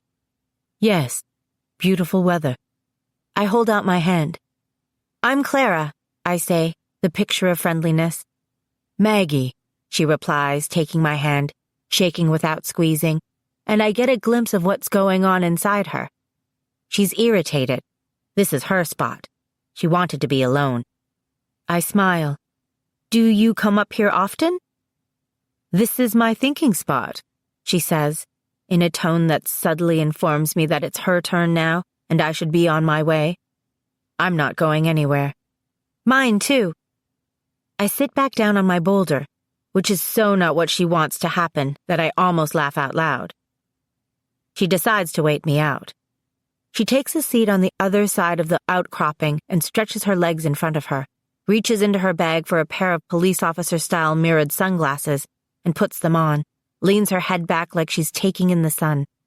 She stays that way for several moments, her eyes closed, until I can't stand it anymore. I have to talk to her. "So, do you live around here?" I ask. She frowns. Her eyes open, and I can feel her irritation giving way to a more general wariness. She doesn't like people who ask too many questions, who show up out of the blue in unexpected places, who are too friendly. She's had experiences with that kind of thing before, and none of them ended well. "I'm just finishing my freshman year at Stanford," I ramble on. "I'm still kind of new to the area, so I'm always hounding the locals with questions about the best places to eat and go out and that kind of stuff." Her expression lightens. "I graduated from Stanford," she says. "What's your major?" "Biology," I say, to see what she'll think of that. "Pre-med." "I have a degree in nursing," she says. "It's a hard path sometimes, making people better, fixing them up, but rewarding too." I had almost forgotten that about her. A nurse. We talk for a while, about the Stanford-Berkeley rivalry, about California and which beaches are best for surfing, about the pre-med program. Before 5 minutes are up, she's acting a whole lot friendlier, still kind of wanting me to leave so she can buckle down and make whatever decision it is that she came up here to make, but also amused by my jokes, curious about me, charmed. She likes me, I can tell. My mom likes me, even if she doesn't know she's supposed to love me. I'm relieved. "Have you ever been inside Memorial Church?" I ask her when there's a lull in the conversation. She shakes her head. "I don't go to church, as a rule." Interesting. Not that Mom was ever fanatical about church or anything, but I always got the impression growing up that she liked church. We only stopped going when I got to be a teenager, maybe because she thought that I'd do something in church that would give away that there was more to our family than met the eye. "Why not?" I ask. "What's wrong with church?" "They're always telling you what to do," she says, "and I don't like to take orders." "Even from God?" She glances at me, one corner of her mouth hooking up into a quiet smile. "Especially from God." Very interesting. Maybe I'm having a little too much fun with this conversation. Maybe I should tell her who I am, point blank, stop messing around. But how do you break it to someone that you're actually their as not yet even conceived child, come to visit them from the future? I don't want to freak her out. "So," she says after a minute, "what did you come up here to think about?" How to put this? "I'm supposed to go on a trip to help a friend who's in a bad place." She nods. "And you don't want to go?" "I want to. She needs me. But I have a feeling that if I go, I won't ever be able to really come back. Everything will change, you know?" "Ah." She's looking at my face intensely, seeing something there. "And there's a guy you're leaving behind." Trust her to miss nothing, even now. Something like that. "Love is a many-splendored thing," she says, "but it is also a pain in the ass." I give a surprised laugh. She swore. I've never heard her truly swear before. "Young ladies," she used to tell me all the time, "do not swear. It's undignified." "Sounds like the voice of experience," I say teasingly. "Is that what you came up here to think about? A man?" I watch her carefully frame the words before she says them. "A marriage proposal." "Whoa!" I exclaim, and she chuckles. "That's serious." "Yes," she murmurs. "It is." "So he asked you?" Holy crap. This must be Dad she's talking about. She's up here trying to decide whether or not to marry Dad. She nods, her eyes distant like she's remembering something bittersweet. "Last night." "And you said—" "I said I needed to think about it, and he said that if I wanted to marry him, to meet him today, at sunset." I give a low whistle, and she smiles in a pained way. I can't help myself. "So are you leaning toward yes or toward no?" "Toward no, I think." "You don't love the guy?" I ask, suddenly out of breath. This is my future we're talking about here. My entire existence on the line, And she's leaning toward no? She gazes down at her hands, at her ring finger, where there is very conspicuously no gorgeous engagement ring. It's not that I don't love him, but I don't think he's asking me for the right reasons. Let me guess. You're loaded and he wants to marry you for the money. She gives a little snort. No. He wants to marry me because he wants me to have his child. Child, singular. Because she doesn't know there's a Jeffrey in the plan. You don't want kids? I ask, my voice a tad higher than usual. She shakes her head. I like children, but I don't think I want to have my own. I'd worry too much. I don't want to love something that much and then have it taken away. She looks off across the valley, embarrassed by how much she's given away about herself. I don't know if I can be happy in that life. Housewife, mother. It's not for me. It's quiet for a minute while I try to think of something smart to say, and miraculously, I hit on it. Maybe you shouldn't look at it in terms of whether or not you'll be happy as this guy's wife, but if being his wife is true to the kind of person you want to be. We think of happiness as something we can take, but usually it comes from being content with what we have and accepting ourselves. Happiness class is coming in handy, at last. She looks over at me sharply. How old are you again? 18, sort of. How old are you? I ask with a grin, because I already know the answer. I've done the math. When Dad asked her to marry him, she was 99. She reddens. Older than that, she sighs. I don't want to become someone else simply because it's what's expected of me. So don't. Be more, I say. What did you say? She asks. Be more than what's expected of you. Look beyond that. Choose your own purpose. At the word purpose, her eyes narrow on my face. Who are you? Clara, I answer.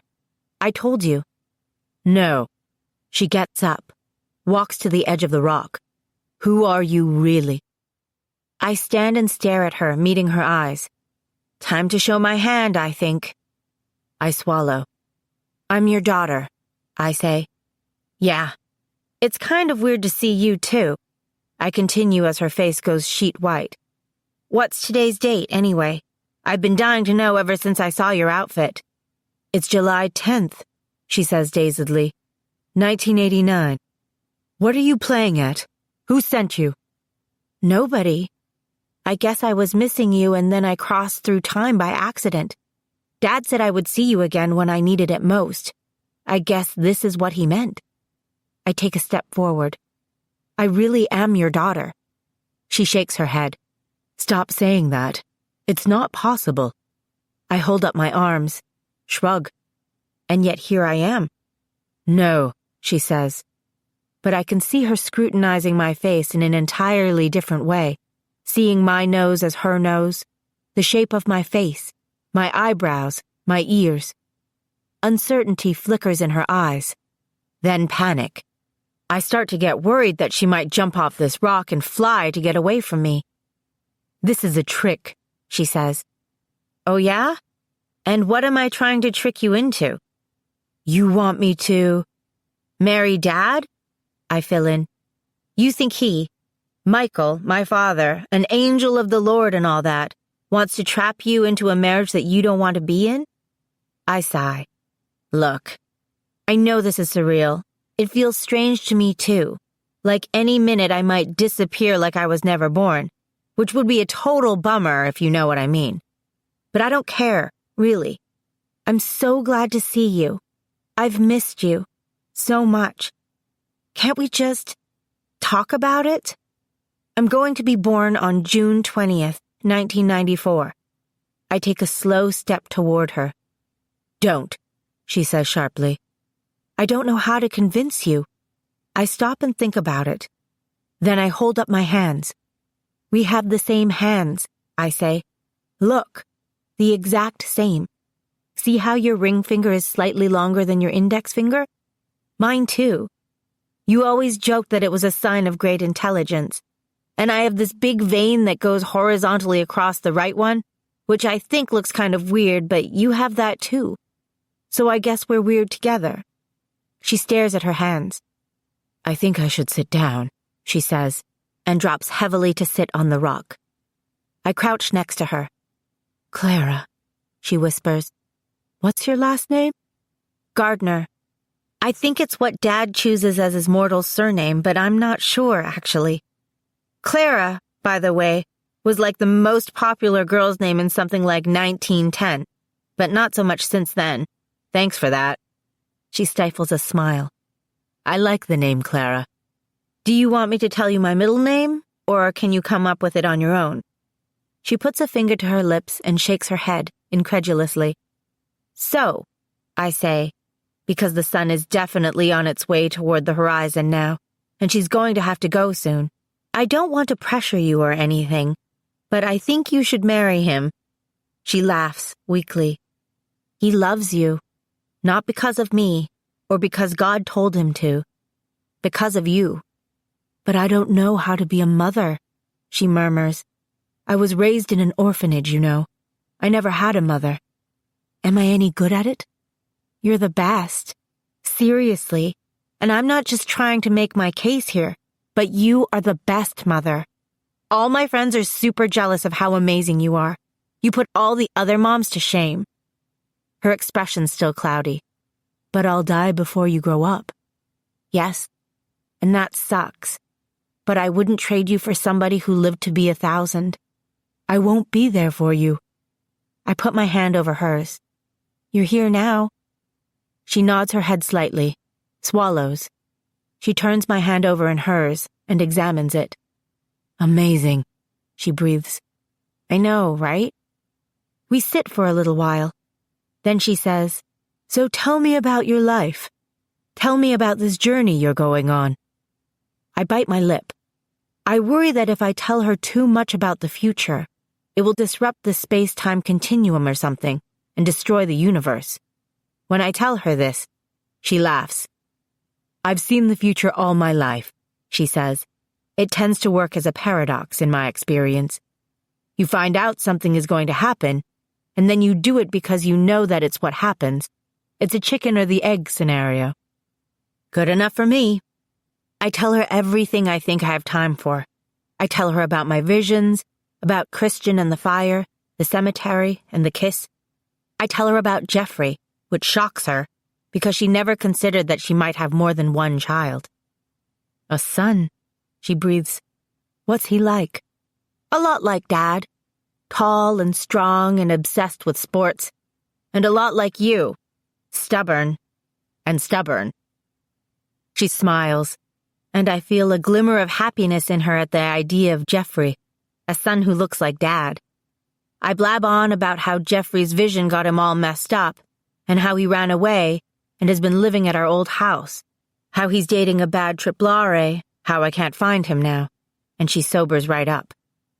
And finally, I tell her about Angela and Penn and Webb, and what happened in the garter, and how I'm starting to believe that Angela's what my purpose is really about.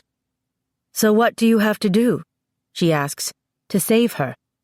I made a deal with the devil, so to speak. What devil? Samjaza. She flinches like I've slapped her. You know Samjaza? He considers himself a friend of the family. What does he want? She asks grimly. A story about you. I don't know why, really. He's obsessed with you. She bites the end of her thumb gently, contemplating. What kind of story? A memory. Something where he can imagine you alive, like a new charm on your bracelet. She looks surprised. Which you gave me and I gave back to him, the day of your funeral. It's complicated. I need a story, but I can't think of anything good enough. Her eyes are thoughtful.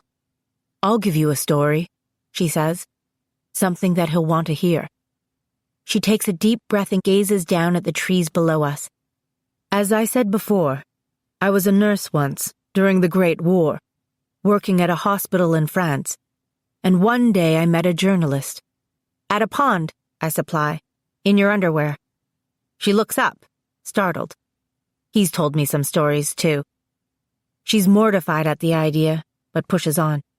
We became friends of a fashion. We became more than friends. At first, I think it was only a game for him, to see if he could win me. But as time went on, it became more, for both of us. She pauses, her eyes scanning the horizon like she's searching for something, but she doesn't find it. Then one night the hospital was bombed by the Huns. Her lips tighten. Everything was on fire. Everyone was... She closes her eyes briefly, then opens them again. Dead. I clawed my way out of there, and it was just fire, fire everywhere. And then Sam rode in on a horse and said my name, and reached out his hand for me, and I took it, and he pulled me up behind him. He took me away from there. We spent the night in an old stone barn near Saint-Céré. He pumped some water and made me sit down, and he washed the soot and blood off my face. And he kissed me. Kissed in a barn. Must be a genetic thing. But this story isn't going to cut it, I realize. Samjeza already knows it. It's the horse charm. He'd kissed me before, Mom continues. But after that night, it was different somehow. Things had changed. We talked until the sun came up. He finally admitted to me what he was. I had already guessed that he was an angel. I felt it when we first met. At the time, I wanted nothing to do with angels, so I tried to ignore him. Right, I smile. Angels can be a pain in the ass. Her mouth twists, her eyes twinkling for a moment before she gets serious again. But he wasn't merely an angel. He told me how he had fallen and why. He showed me his black wings, and he confessed that he'd been trying to seduce me because the Watchers wanted angel blood offspring. Whoa, he just admitted it? I was furious, she says. It was all that I'd been running away from my entire life. I slapped him. He caught my wrist and asked me to forgive him. He said he loved me. He asked me if I could ever love him back. She stops again. I am transfixed by her story. I can see it, the images pouring out with her feelings into my brain. His eyes, earnest, full of sorrow and love, pleading. His voice, soft as he told her, I know that I'm a wretch, but is it possible that you would ever love me? I gasp. You lied. I lied. I said I could never care for him. I told him I never wanted to see him again. And he looked at me for a long moment, and then he was gone. Just like that. I never told anyone about that night. Michael knows, I think. In a way, he seems to know everything, but I haven't ever talked about it until now. She exhales through her lips like she's just set down something heavy. So there's your story. I lied. You did care for him, I say carefully. I loved him, she whispers. He was my sun and moon for a time. I was crazy about him. And now he's crazy about you, I think. Emphasis on crazy. She clears her throat. It was a long time ago. And yet we both know that time can be a tricky thing. That must be uncomfortable for you to hear, she says, seeing my frown. Me saying I loved a man who's not your father. But I know you love Dad. I remember Mom and Dad together in her last days. How obvious the love was between them. How pure. I smile at her, bump my shoulder into hers. You love him. You do. She laughs, pushes back against me. All right, I'll marry him. I couldn't very well refuse him now, could I? She suddenly gasps. I have to go, she says, jumping up like Cinderella late to the ball. I'm supposed to meet him. On the beach at Santa Cruz, I say. I told you about it? She asks. What do I say to him? You just kiss him, I tell her. Now go on before you're late and I cease to exist. She moves to the edge of the rock and summons her wings. I'm startled by how gray they are, when normally, when I knew her best, they were so piercingly white. They're still beautiful now, but gray. Undecided. Uncertain. She hesitates. Go, I say. There are tears in her eyes. I don't want to leave you, she says in my mind. Don't worry, Mom, I answer, calling her Mom for the first time since I came here. You'll see me again. She smiles and caresses my cheek, then turns and takes off, the wind from her wings blowing back my hair, and glides toward the ocean, toward the beach where my father is waiting. I wipe my eyes, and when I look up again, I'm back in the present, like this entire afternoon has been some kind of beautiful dream. Chapter 19. Southbound Train. 2 minutes to midnight. For real this time. The vision hasn't prepared me for the sheer enormity of this moment. I feel like I'm going to jump out of my skin. I feel each tick of my watch's second hand like an electric charge pulsing through me again and again. I can do this, I tell myself, fiddling with the zipper of my black hoodie. Tick, tick, tick, tick. The northbound train comes and goes. Samjeza arrives, claims the lamppost, squawks at me. But Christian's not here. I turn a slow circle, looking for him, my eyes lingering on every empty space, every shadow, hoping to find him, but he's not here. He's not coming. For a minute, I think my fear is going to eat me up. Ka, says the crow impatiently. It's midnight. I have to go, with or without him. I face the stretch of pavement that will take me across the tracks. One step at a time, my heart's going like a rabbit's, my breath coming in shallow gasps. I cross the tracks. On the other side, Samjeza unfolds himself into a man. He looks pleased with himself, excited, the fox in the henhouse kind of excited, a wicked gleam in his eye. My skin prickles at the sight of him. A fine night for a journey. He glances around. I told you to bring a friend. Do you have any friends who'd go to hell for you?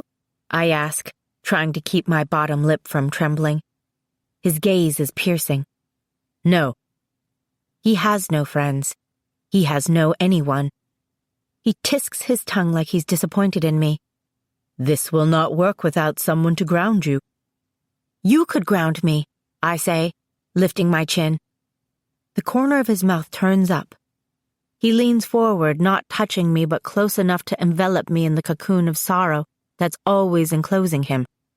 It's a deep, gut-wrenching agony, like everything beautiful and light in this world has slowly withered and died, crumbled to ash in my hands.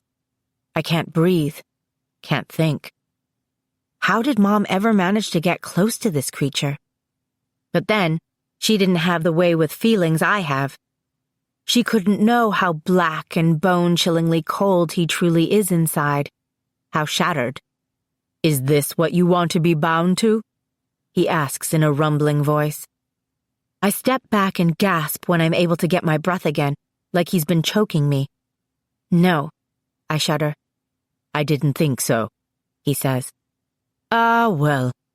He looks down the tracks, where in the distance I can hear the very faint whistle of an approaching train. It's probably for the best, he says. I'm going to miss my chance. Wait. I turn to see Christian hurrying across the tracks, wearing his black fleece jacket and gray jeans, his eyes wide, his voice ragged as he calls. I'm here. My breath leaves me in a rush. I can't help but smile. He reaches me and we hug, clutching at each other's arms for a minute, murmuring, I'm sorry, and I'm so glad you're here, and I couldn't miss it, and you don't have to do this. Back and forth between us, sometimes out loud, sometimes in our heads. Samjeza clears his throat, and we step back from each other and turn to him. He cocks his head at Christian. Who is this? He asks. I've seen him hanging around you like some lovesick puppy. Is he one of the Nephilim? Christian inhales sharply. He's never seen Samjeza before, never been this close to a Blackwing. I wonder for a moment if he wasn't wrong about seeing Oziel. Oziel and Samjeza look enough alike that maybe he confused the two. It's possible. This could still be his vision, I think. He's a friend, I manage, grabbing Christian's hand. Immediately I feel stronger, more balanced, more focused. We can do this. You said I needed a friend, and here he is. So now you can take us to Angela. Forgetting something, are we? Samjeza says. Your payment? What payment? Christian demands in my head. Clara, what payment? What did you promise him? I didn't forget. The train is approaching. A dull red light at its head, advancing down the tracks. I'll have to make this fast. I have a story, I tell him, but I'll show you. With my free hand, I reach up and touch Samjeza's cheek, which is smooth and cool, inhuman. His sorrow floods me, making Christian gasp as it reverberates through me and into him, but I surge against it, squeeze Christian's hand tighter, and focus on today, the hour with my mother on top of Buzzard's roost. I pour it all into Sam's shocked and open mind, her voice telling the story, the wind blowing her long auburn hair, the way she felt as she told it, the warm, soft clasp of her hand holding mine, and finally, the words. I lied. I loved him. Samjeza flinches. It is more than he expected. I feel him start to tremble under my hand. I step back and let him go. We wait to see what he will do. The train's approaching the station. It's different from the northbound one. This one is smudged with dirt or soot or something black and nasty, so that I can't read the words on the sides. The windows are crowded with black shapes. Gray people, I realize, on their way to the underworld. Sam's eyes are closed, his body absolutely still, like I've turned him into stone. Sam, I prompt, we should go. His eyes open, his eyebrows pushed together, the space between them wrinkling like he's in pain. He regards Christian and me like he doesn't know what to do with us anymore, like he's having second thoughts. Are you absolutely certain that you want to do this? He asks, his voice hoarse. Once you board this particular locomotive, there's no turning back. Why do we have to take a train? Christian asks impulsively. Can't you take us there, the way you did with Clara and her mother before? Samjeza seems to gain back a bit of his equilibrium. For me to expend energy in that way would call attention to what I'm doing, and the trail could be followed. No, you must go like all the common damned of this world, into the depths by ferry or carriage or train. All right, Christian says tightly. Train it is then. Are you sure? I ask him silently, looking into his eyes. I'll go where you go, he answers. I turn back to Sam. We're ready. He nods. Listen to me carefully. I will take you to your friend, where I have arranged for her to be at the given time, and you must convince her to go with you. Convince her? Christian interjects again. Won't she be eager to get out of there? Samjeza ignores him, focuses on me.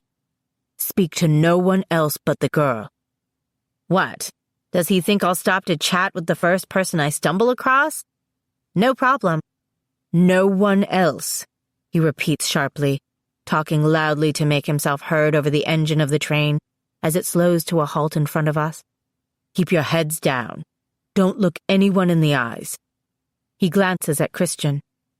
Try to maintain physical contact with your friend, but any outward sign of affection or connection between you will be noticed, and you do not want to be noticed. Stay close to me, but do not touch me. Do not look directly at me. Do not speak to me in public. If I am to stay with you, you must do exactly as I tell you when I tell you without question. Do you understand? I nod mutely. The train shudders to a complete stop. Samjeza takes 2 gold coins from his pocket and drops them into my hand. For passage. I pass one to Christian. Your hair, he says. And I pull my hood up over my head. The doors hiss open. I step closer to Christian so that our shoulders touch, take a deep breath of what is all at once oily, stale air, and let go of his hand. Together we follow Samjeza into the waiting car. The doors close behind us. There's no going back. This is it. We're going to hell. It's dark inside the car. I'm immediately overpowered by a claustrophobic feeling, like the grimy walls are shrinking, enclosing us, trapping us. It's not helped by the fact that there are people crowded around us like shadows, insubstantial and ghost-like, sometimes immaterial enough that I can see right through them or they seem to overlap one another, occupying the same space. There's an occasional moan from one of them, the sound of a man who's coughing wretchedly, a woman weeping. The lights over our heads are red and flickering, buzzing like angry insects. Outside the window is nothing but black, like we are passing through an endless tunnel. I'm scared. I want to clutch at Christian's hand, but I can't. People would notice. We don't want to be noticed. We can't be noticed. So I sit, head down, eyes on the floor, my heart going pump, pump, pump.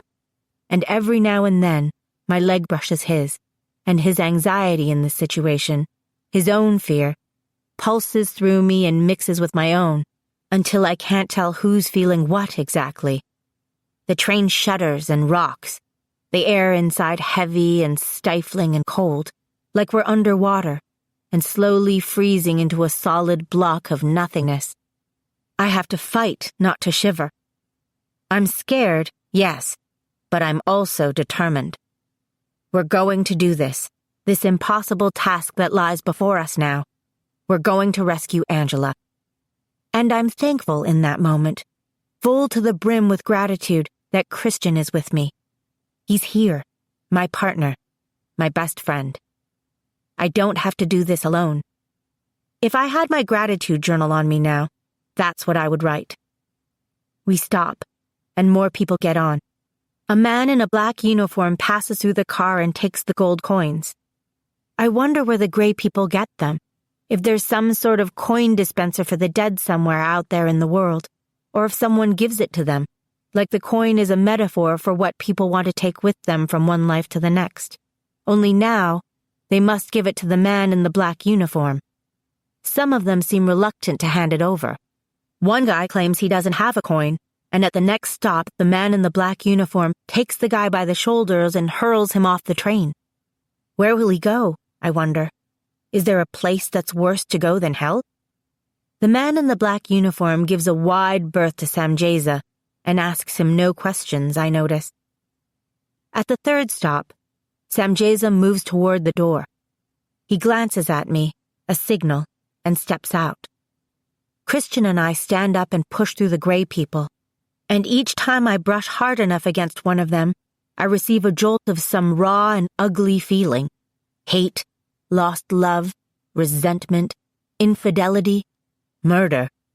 Then we're standing on the platform, and I can breathe again. I try to look discreetly for Samjaza, and I find him a few feet away. Already he looks different here. His humanness is fading. He's larger and more menacing by the moment, the blackness of his coat a stark contrast to the gray of those around him. "Where are we?" Christian asks in my mind. "This looks familiar." I turn around. It's Mountain View, I recognize immediately. The structure of the buildings is largely the same, only there's a cold, thick mist passing between the buildings, and no color to be seen, like we've stepped onto the set of a horror movie inside a black and white television. "Look at them," Christian says with an inner shudder of revulsion.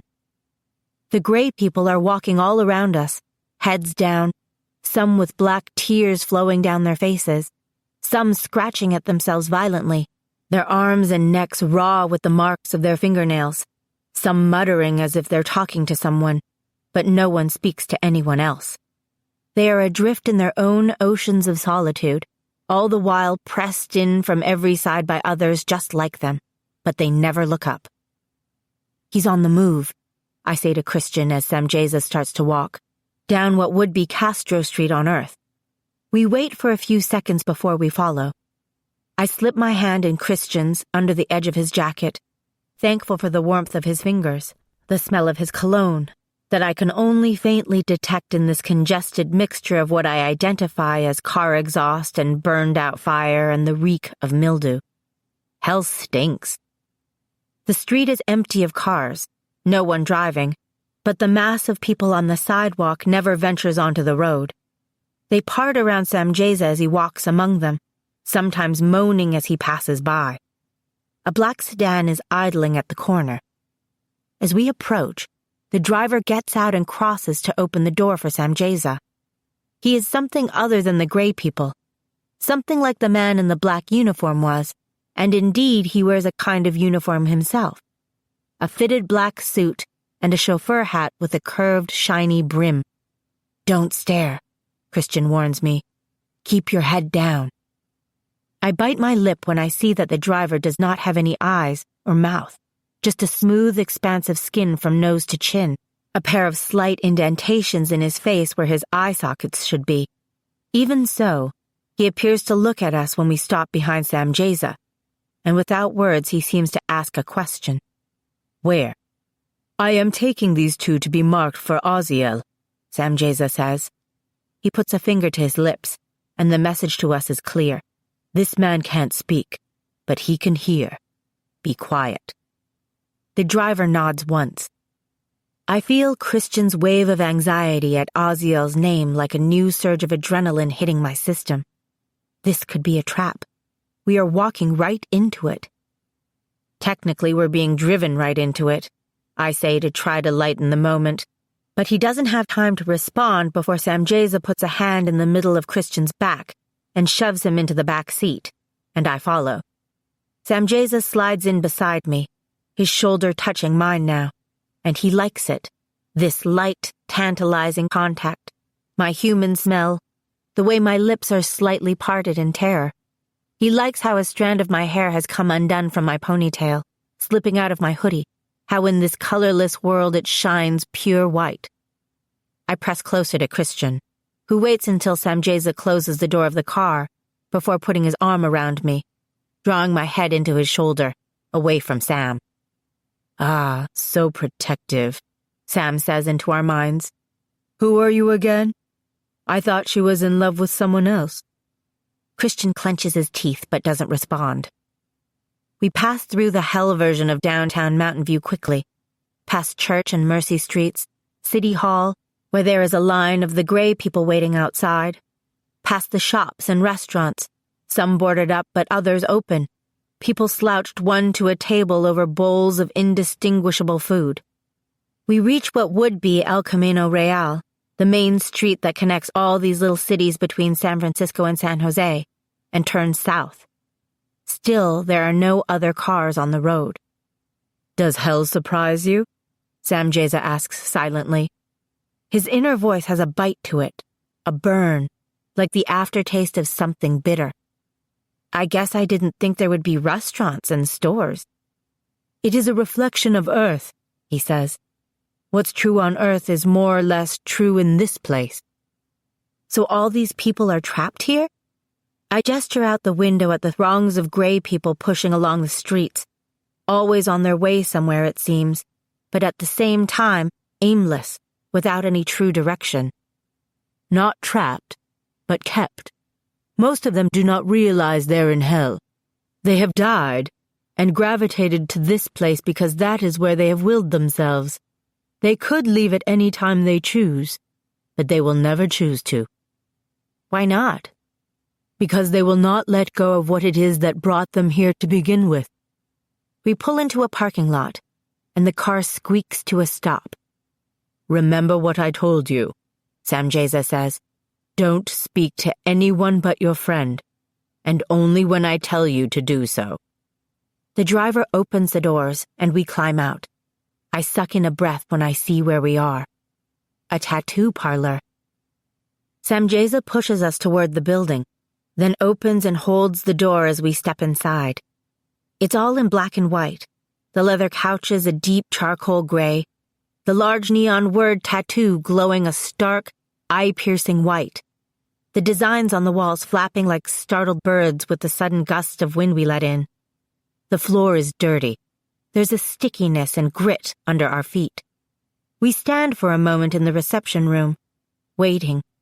A bubble rises up in the water cooler. Gray water in a gray container.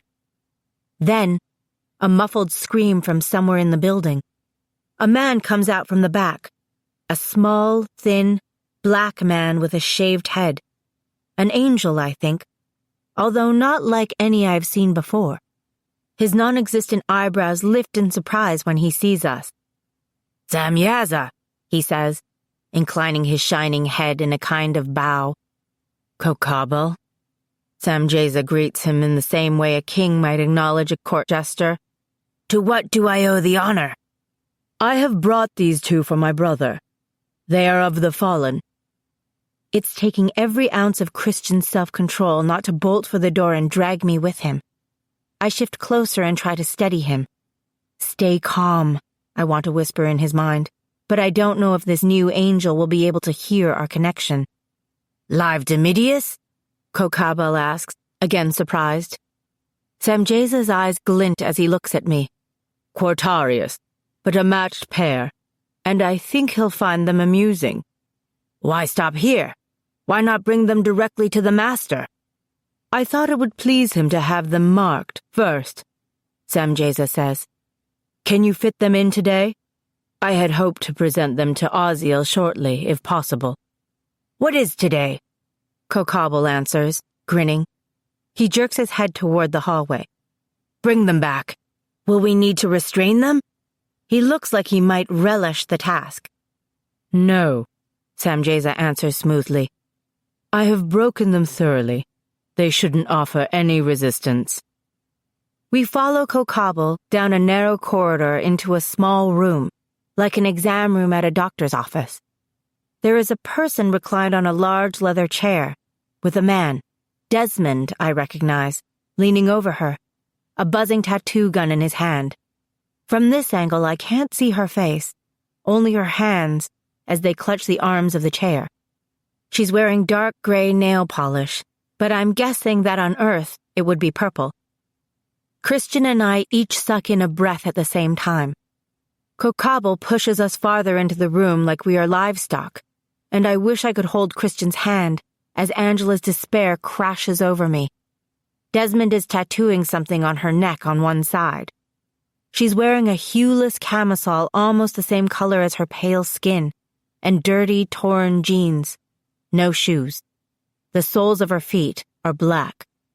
Her hair is pulled back in a ratty knot at the base of her skull. Her bangs overgrown so that they almost obscure her eyes, a few lanky strands sticking out like straw on a scarecrow.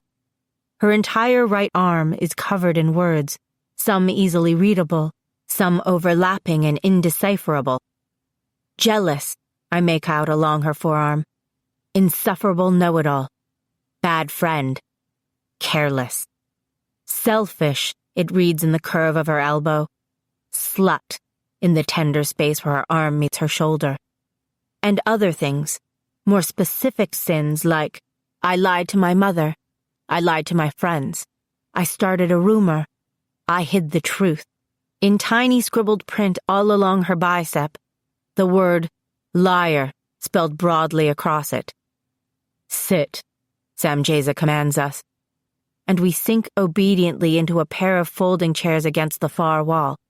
I try to keep my eyes down, but some part of me can't look away from Angela. Desmond, we've brought you some new customers, Kokabel says. I'm just finishing up here. Desmond sniffles like he has a cold, wiping his nose on the back of his hand. His eyes flit to Samjaza, then quickly away.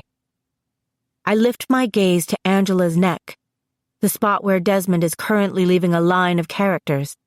He spreads his fingers to stretch the skin there, touching the gun into the tender space under her ear, wiping away a smear of black ink with a dirty cloth. The letters are dark and startling against the fragile whiteness of her flesh. Bad mother. A bad mother, Samjaza remarks. Who's her unlucky offspring? Kokabel shakes his head. Benamuways, I believe. I thought he didn't have it in him to sire children, but they say he's the father. She's a troublesome one. Oziel sends her back to us every time she displeases him, which is often. Angela takes a sudden breath, a strangled whimper escaping her, the cords on her neck standing out and halting Desmond's progress. Without blinking an eye, he rears back and slaps her, hard across the face. I have to bite my lip to keep from crying out. She slides down on the chair, closes her eyes. Gray tears slip down her cheeks as he finishes the words. Samjeza turns to Kokabel. "I'd like to choose the design for the female," he says. "Will you show me your book?" "Yes, this way," Kokabel says. "I'll be back for the girl," he directs at Desmond. And then he steps into the hall. Samjeza holds back a moment longer, reaches to slip something into Desmond's hand, a plastic bag, then follows Kokabel to deliberate on my ink. I'm thinking it's not going to be a pretty butterfly on my hip. Desmond puts the bag in his pocket and pats it, like it's a pet or something. He scoots his stool up to my chair. I force my eyes down as he takes my chin and turns my head from side to side. "Lovely skin," he says, his breath like sour cigarettes and gin. "I can't wait to work on you." Christian's body tightens like a bowstring. "Don't," I tell him with a look, not daring to speak even with my mind in here. Desmond gets up and peels off his gloves, throws them onto a counter in the corner, stretches, wipes at his nose again. "I need a refreshment," he says, clicking his fingers together in a kind of nervous rhythm. Then he goes out, sniffling and rummaging for the bag Samjeza gave him, and closes the door behind him. "You have perhaps 5 minutes to make your escape," comes Samjeza's disembodied voice in my head, the second we're alone with Angela. "Go back to the train station and take a northbound train, which will come shortly. Hurry. In a few minutes the whole of hell will be after you, including me. And remember what I told you. Don't speak to anyone. Just go. Now." Christian and I rush to Angela's side. Ange, get up!" She opens her eyes, the dark traces of tears still on her cheeks. She frowns as she looks at me, like my name isn't quite coming to her. "Clara," I supply. "I'm Clara. You're Angela. This is Christian. We have to go." "Oh, Clara," she says wearily. "You were always so pretty." Absently, she rubs at her arm where it says, "jealous." "I'm being punished, you know." "Not anymore. Let's go." I pull at her arm, but she resists. She whispers, "I've lost them." "Ange, please." "Pen doesn't love me. My mother did, but now she's lost too." "Webb loves you," Christian says from beside me. She stares up at him with anguish in her eyes. "I left him for you to find. Did you find him?" "Yes," he says. "We found him. He's safe." "He's better off," she says. Her fingers drift up to scratch at the fresh words on her neck. "Bad mother." I grab her hand. Her self-loathing churns through me. I get the sharp taste of bile in the back of my throat. No one loves her. She can never go back. "Yes, you can," I whisper in her mind. "Come with us." But I don't know if she can hear me. She never learned how to receive. "What's the point? It's over. Ruined," she says. "Lost." In that instant, I know that her soul is wounded. She'll never wake up from this trance she's in, not like this. She'll never agree to come with us. We came here for nothing. "No one loves me," she thinks. No, I will not let this happen. Not again. I grab her shoulders, force her to look at me. "Angela, I love you, for heaven's sake. You think I would have come all this way to freaking hell to rescue you if I didn't love you? I love you. Webb loves you. And what's more, he needs you, Ange. He needs his mother. And we don't have any more time to waste with you feeling sorry for yourself. Now get up," I command her. And at that precise instant, I send the smallest blast of glory straight into her body. Angela jerks, then blinks, shocked, like I threw a glass of water in her face. She looks from Christian to me and back again, her eyes going wide. "Angela," I whisper, "are you okay? Say something." Her lips slowly curve into a smile. "Geez," she says, "who died and made you boss?" We stare at her. She jumps to her feet. Let's go. No time to celebrate. We slip into the hallway, back to the deserted waiting room. It takes all of 2 seconds flat for us to be out the door and down the street, staying close together, Christian leading us north, toward the train station, followed by me close behind him, trying to walk in step to keep some kind of subtle physical contact between us, trailed by Angela. In this chain, we make our way past a row of dingy, falling-down apartments and onto Palo Alto Street, which on Earth has a charming hometown America feel, but in hell is like something out of a Hitchcock film, lined with twisted, leafless black trees that seem to claw at us as we pass, the houses decaying, the windows broken or boarded over, the paint peeling in gray flakes. We pass a woman standing in the middle of a yard, holding a hose, watering a patch of grassless, muddy ground, mumbling something about her flowers. We see a man beating a dog, but we don't stop. We can't stop. The rundown neighborhood gives way to more open city, commercial buildings, restaurants, and offices. Angela's looking around like she's never seen this place before, which I find odd considering she's the one who's been here for almost 2 weeks. We pop out on Mercy Street near the library, and City Hall looms over us. A huge granite building with lots of blackened windows, and suddenly, the street is flooded with the gray people again, groaning and crying and tearing at their skin. It's hard going, since the lost souls on the sidewalk are mostly moving south, the wrong direction. We're like fish pushing our way upstream against the current, but at least we're getting there, step by slow step. It feels like we've been walking for hours, but we can't have been gone longer than 5 or 10 minutes. Very, very soon, they're going to notice we're gone. We're just going to walk out of here? Angela thinks, incredulously. That's the plan. I give her a tiny nod, not sure that she can hear me. There are no locks in this place. It's not a prison.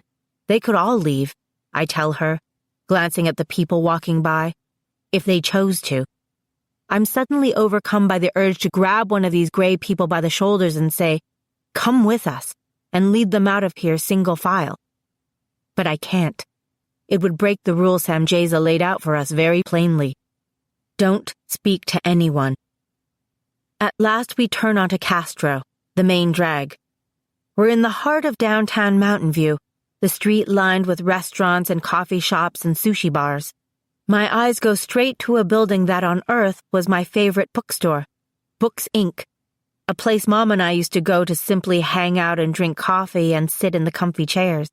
But here, something has scratched away the word books from above the door, leaving deep gouges in the stone like the building was set upon by an enormous beast. The black awnings are tattered and hanging in shreds, and smoke pours out from the shattered windows from a fire burning somewhere in the back. We trudge on about another 2 blocks, keeping our heads down as much as we can, like we are walking into the wind, until the black wrought iron archway that marks the entrance to the train station comes into view. My heart lifts at the sight of it. Almost there, Christian says. I hope we don't need a coin or something to get out of here, because Sam didn't give us anything for a return trip. We start moving faster. 1 block to go. 1 block and we're home free. Of course, I know it's not over. Getting out is only the first step, and then we'll have to run, hide, and stay hidden, leave everything behind for good. But at least we're alive. I don't know if, deep down, I really expected to survive this journey in one piece. It turned out to be so simple, almost, dare I say it, easy. But then I see the pizza place. I stop so suddenly that Angela bumps into me from behind. Christian yelps as I jerk on his arm. The gray souls jostle into us, moaning, shouting, but I stay for a minute with my feet planted and stare across the street at the small, box-like building where my brother used to work. Don't tell me you want pizza at a time like this, Angela says. Christian mentally shushes her. Clara? He stopped showing up, I think. I step off the curb and into the empty street. Clara, Jeffrey's not in there, Christian says urgently. Come back on the sidewalk. How do you know? I have a horrible, aching feeling in the pit of my stomach. Because he's not dead. He doesn't belong here. We're not dead. Angela wasn't dead, I say, and take another step, pulling them into the street with me. We have to go, Christian says, glancing wildly toward the black arch. We can't get off course now. I have to check, I say at the same time, and then I let go and pull away from their hands. Clara, no! But I'm going. The emotions of the souls wash over me all at once, now that I don't have Christian's added strength to help me block them out. But I grit my teeth and move quickly across the street, onto the opposite sidewalk, toward the pizza place. Each step draws me closer to the front window, which has a long horizontal crack in the glass, like it might collapse into 1,000 shards at any moment. But through the hazy pane I see Jeffrey, his head down, a filthy dish towel in his hand, swiping at a table in absent circles. It's worse than I thought. My brother's in hell. Chapter 20. Zombieland. I don't take time to think. I burst through the door and go to him, knowing that any second now, Kokabel and Samjeza and who knows who else could be after us, painfully aware that I promised Samjeza I wouldn't talk to anybody but Angela. But I don't care. He's my brother. In that moment, it occurs to me that maybe my purpose in coming to hell wasn't all about Angela after all. Maybe I was meant to save Jeffrey. He does a double take when I approach him, then scowls. Clara, what are you doing here? I guess I shouldn't expect him to be happy to see me. There's no time for small talk, no time for explanations. I spot Angela and Christian on the sidewalk, right outside the window, their mouths open in horror that I was right. I need you to do what I tell you, just this once, I say quietly, glancing around at the gray people in the restaurant, one person to a table, but none of them look up. Yet. I grab his hand and tug him toward the door. Come with me, Jeffrey. Now. He jerks away from me. You can't show up here and order me around. This is my job, Clara. My meal ticket. It sucks, but one of the things about having a job is I can't exactly come and go whenever I please. Bosses tend to frown on that. He doesn't know where he is. He thinks this is his normal life. I don't have time to ruminate about how depressing it is that my brother can't tell the difference between normalcy and eternal damnation. This is not your job, I say, trying to keep calm. Come on. Please. No, he says. Why should I listen to you? Last time you were really freaking rude to me, and you yelled at me, and then you didn't come back for all this time, and now you expect me to. I didn't know you were here, I interrupt. I would have come sooner if I'd known. What are you talking about? He tosses his dishcloth down on a nearby table and glares at me. Have you gone mental or something? Oh, I'm on my way. Already the barrier I've erected between me and the emotions of all these people around me is corroding, and little whispers are getting through. None of her business. I hate him. I deserve better. Cheated. They cheated me. I blink furiously and try to clear my head, concentrate on Jeffrey, but then, what is she doing here? Oh, crap. I stare over Jeffrey's shoulder, and there's Lucy, framed in the doorway, her expression totally shocked to see me. You! What are you doing here? She marches up and demands, her eyes full of fury, but her voice controlled. She slips her arm into Jeffrey's. Just seeing her again brings the memory of that night at the Pink Garter rushing back. The fireball she hurled at us, her shriek as Christian cut Olivia down, what she vowed afterward. I swear I will kill you, Clara Gardner, and I'll make you suffer first. Let go of him, I say in a low voice. Christian is suddenly by my side, staring at Lucy with fierce eyes that dare her to attack us here, like he's reminding her that he killed her sister, and he might have a glory sword with her name on it. Which makes me wonder if glory swords work in hell. I really, really hope they do. Lucy stares at me wordlessly, her hold on my brother's arm tightening. I feel her hatred of me, but also her fear. She wants to hurt me, to sever me in two with her blade, to avenge her sister, to earn the respect of her father. But she's scared of me. She's scared of Christian. Deep down, she's a coward. "We're going," Christian says. "Now." "I'm not going with you," Jeffrey says. "Shut up," I snap. "I'm taking you out of here."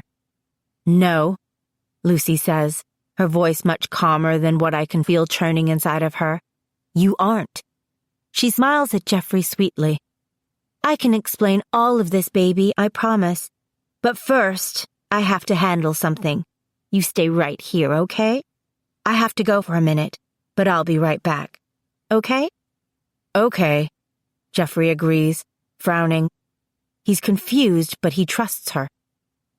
She leans up to kiss him softly on the mouth, and he relaxes. Then she lets go of him, which kind of shocks me that she's releasing him without a fight. I brace myself for a sudden sorrow blade to the chest, but she brushes past me without a second look in my direction. Then I feel what she intends to do. She's going to the club 3 blocks away, to find her father, to bring a whole world of hurt down on our heads. She hopes that Oziel will turn us all, me and Christian and Angela, to tiny piles of ash. When she's out of sight, I turn to Jeffrey, who goes back to wiping down the table. Jeffrey, look at me. Listen, we're in hell. We have to go, like now, so we can catch a train out of here." He shakes his head. "I told you, I have to work. I can't leave." He moves to another empty table and starts stacking dishes. "This isn't the place where you work," I say, careful to keep my voice even. "This is hell. Hades, the underworld.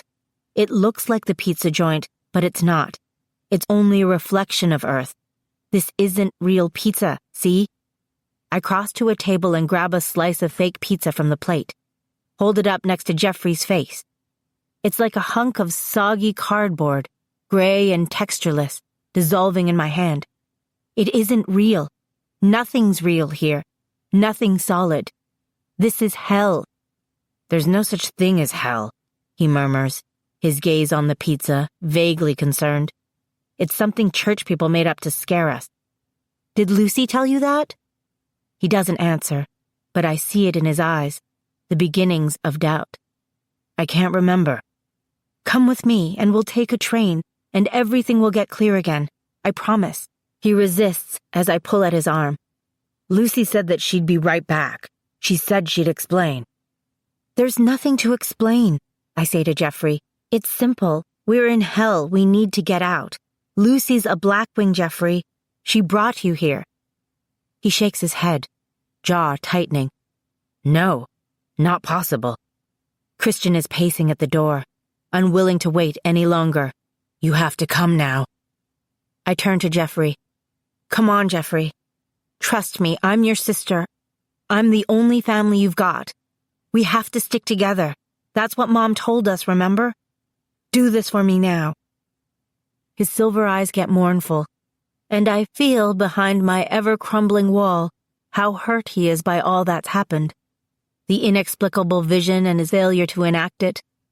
The way everything was always about me and never him. Dad abandoning us. Mom dying and leaving him with so many unanswered questions. Everything turning to ashes right before his eyes. Everyone's gone, and there's nobody left for him but Lucy, and there's something that he knows is missing in her. Something important, and he doesn't know if it's all his fault, if it's because he's not the person he's supposed to be. But he doesn't want to lose her, too. "Who am I?" he thinks. "Why am I here? Why do I have to hurt so much all the time?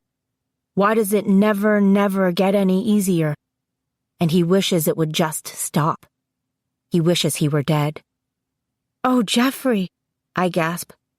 "Don't think that." I throw my arms around him, my heart in my throat.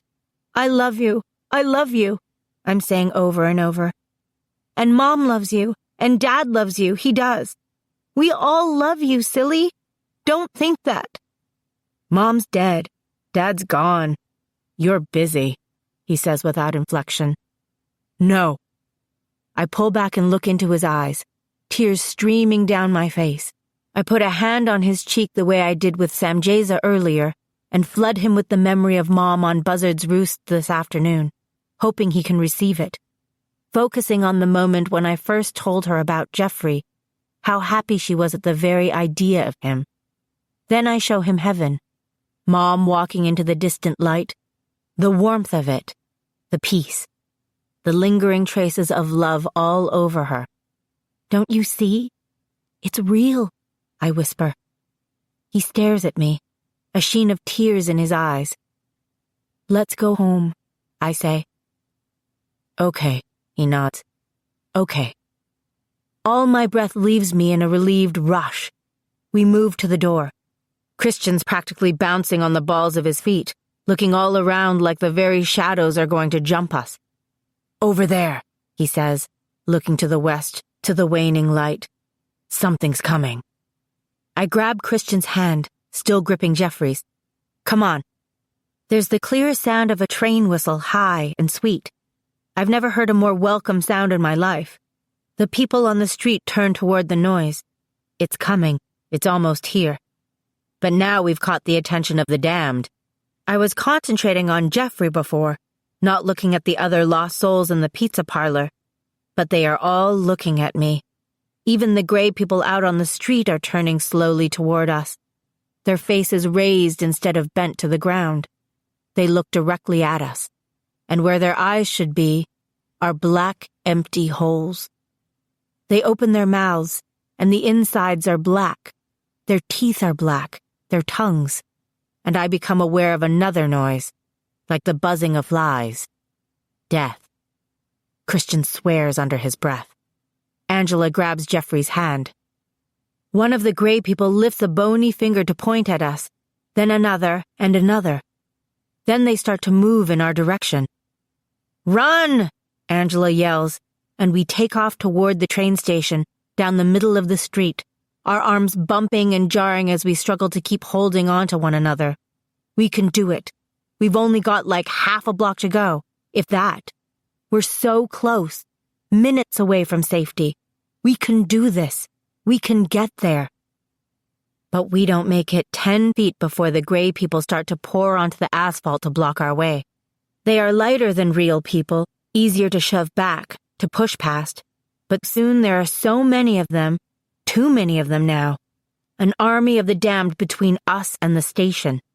Their fingers are cold and damp, zombie-like, their hands tearing at my hoodie and then at my hair. Angela kicking and screaming and crying, Jeffrey being jerked out of my grasp. They're all around us, on every side, moaning, yelling things in a language I don't understand. A litany of low, guttural noises. Shrieks. We're going to be torn to pieces, I think. We're going to die right here. But then they stop, as suddenly as they turned on us. They back away, then cast their faces down again, leaving the four of us gasping and panting in a small empty circle in the middle of the road. We're trapped. I warned you not to speak to anyone, comes Samjeza's voice ringing in my head, and I feel a kind of eagerness from him. Fear. Excitement. He expected this. He knew that Jeffrey was in hell, and he knew that I'd talk to him. He knew that I'd give us all away. I'm beginning to think he tricked us. Please, I say desperately. Help us. I can't help you now. Oziel has you. And then Samjeza's presence vanishes as quickly as it came. He's deserted us. The crowd of gray people is parting to let someone come through. I can't see him yet, but I feel him. I know him. My blood turns to ice at the wave of malevolent delight that radiates out of this man, this angel, which overcomes his sense of sorrow to the point that it chills my bones to think all that he could be capable of. He is powerful. He is hate. And he carries the image of a drowned woman like a tattoo on his heart. Oziel, I whisper. I turn to Christian. He smiles at me sadly, lifts my hand to his lips and kisses my knuckles. Angela puts her tattooed hand on my shoulder and squeezes. "Thanks for trying," she says. "It means a lot that you tried." "What's happening?" Jeffrey asks. "We're done," I answer. "There's no way out." "You could cross us." Christian's eyes meet mine, flaring with hope. "Call the glory, Clara. This is it. You were right.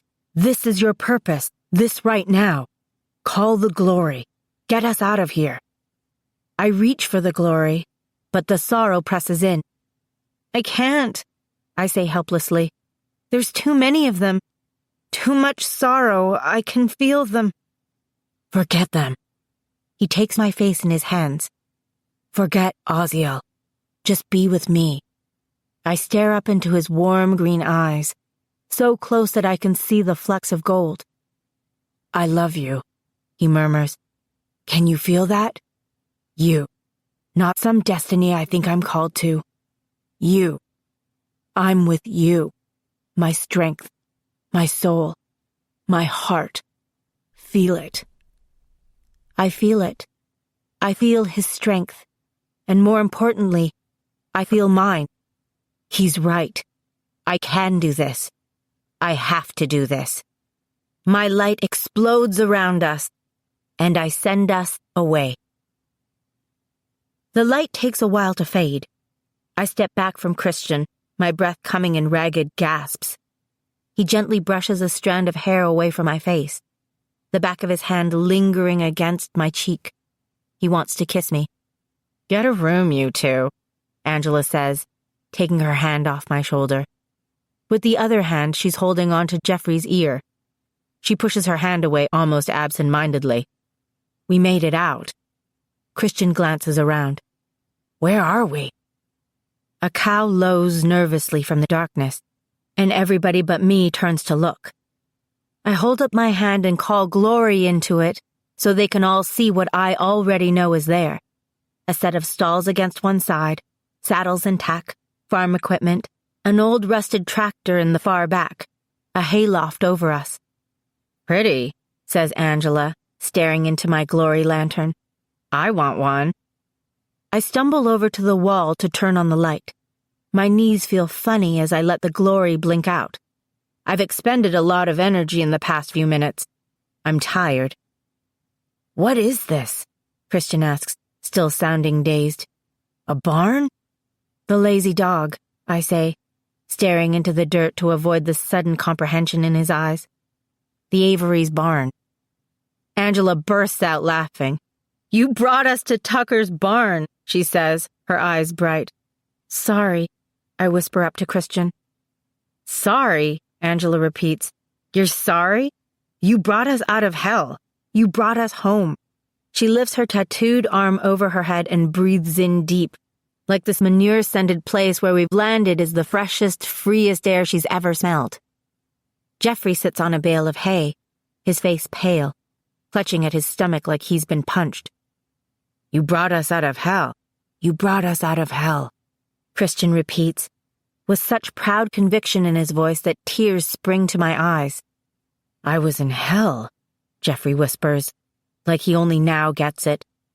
"Did you see those people's eyes? I was in freaking hell. How did I end up in hell?" "Where's Webb?" Angela asks suddenly. "Where is he?" "He's with Billy. He's safe." "I want to see him. Can we go see him? I bet he won't even recognize me. He's probably taller than me by now. Where is he, did you say? Where's Webb?" Christian and I exchange worried glances. "He's with Billy," I say again slowly. "He's still a baby, Ange. He's not even 3 weeks old." She stares at me, then at Christian. 3 weeks? "We've been taking good care of him. He's great, Ange. I mean, he cries. A lot. But outside of that, he's the best baby." But she closes her eyes, brings a trembling hand to her mouth. She laughs again wildly. "So I didn't miss it. Every day I thought, I'm missing it. I'm missing his life. All those years I wondered." Her eyes lift to mine. "But you brought me back." I knew time worked differently in hell, but I didn't expect this. Angela had been gone for 10 days when we decided to go find her, but it sounds like on her end, she's been gone for longer. Much longer. She stumbles, and Christian and I catch her between us, guide her to a hay bale and sit her down.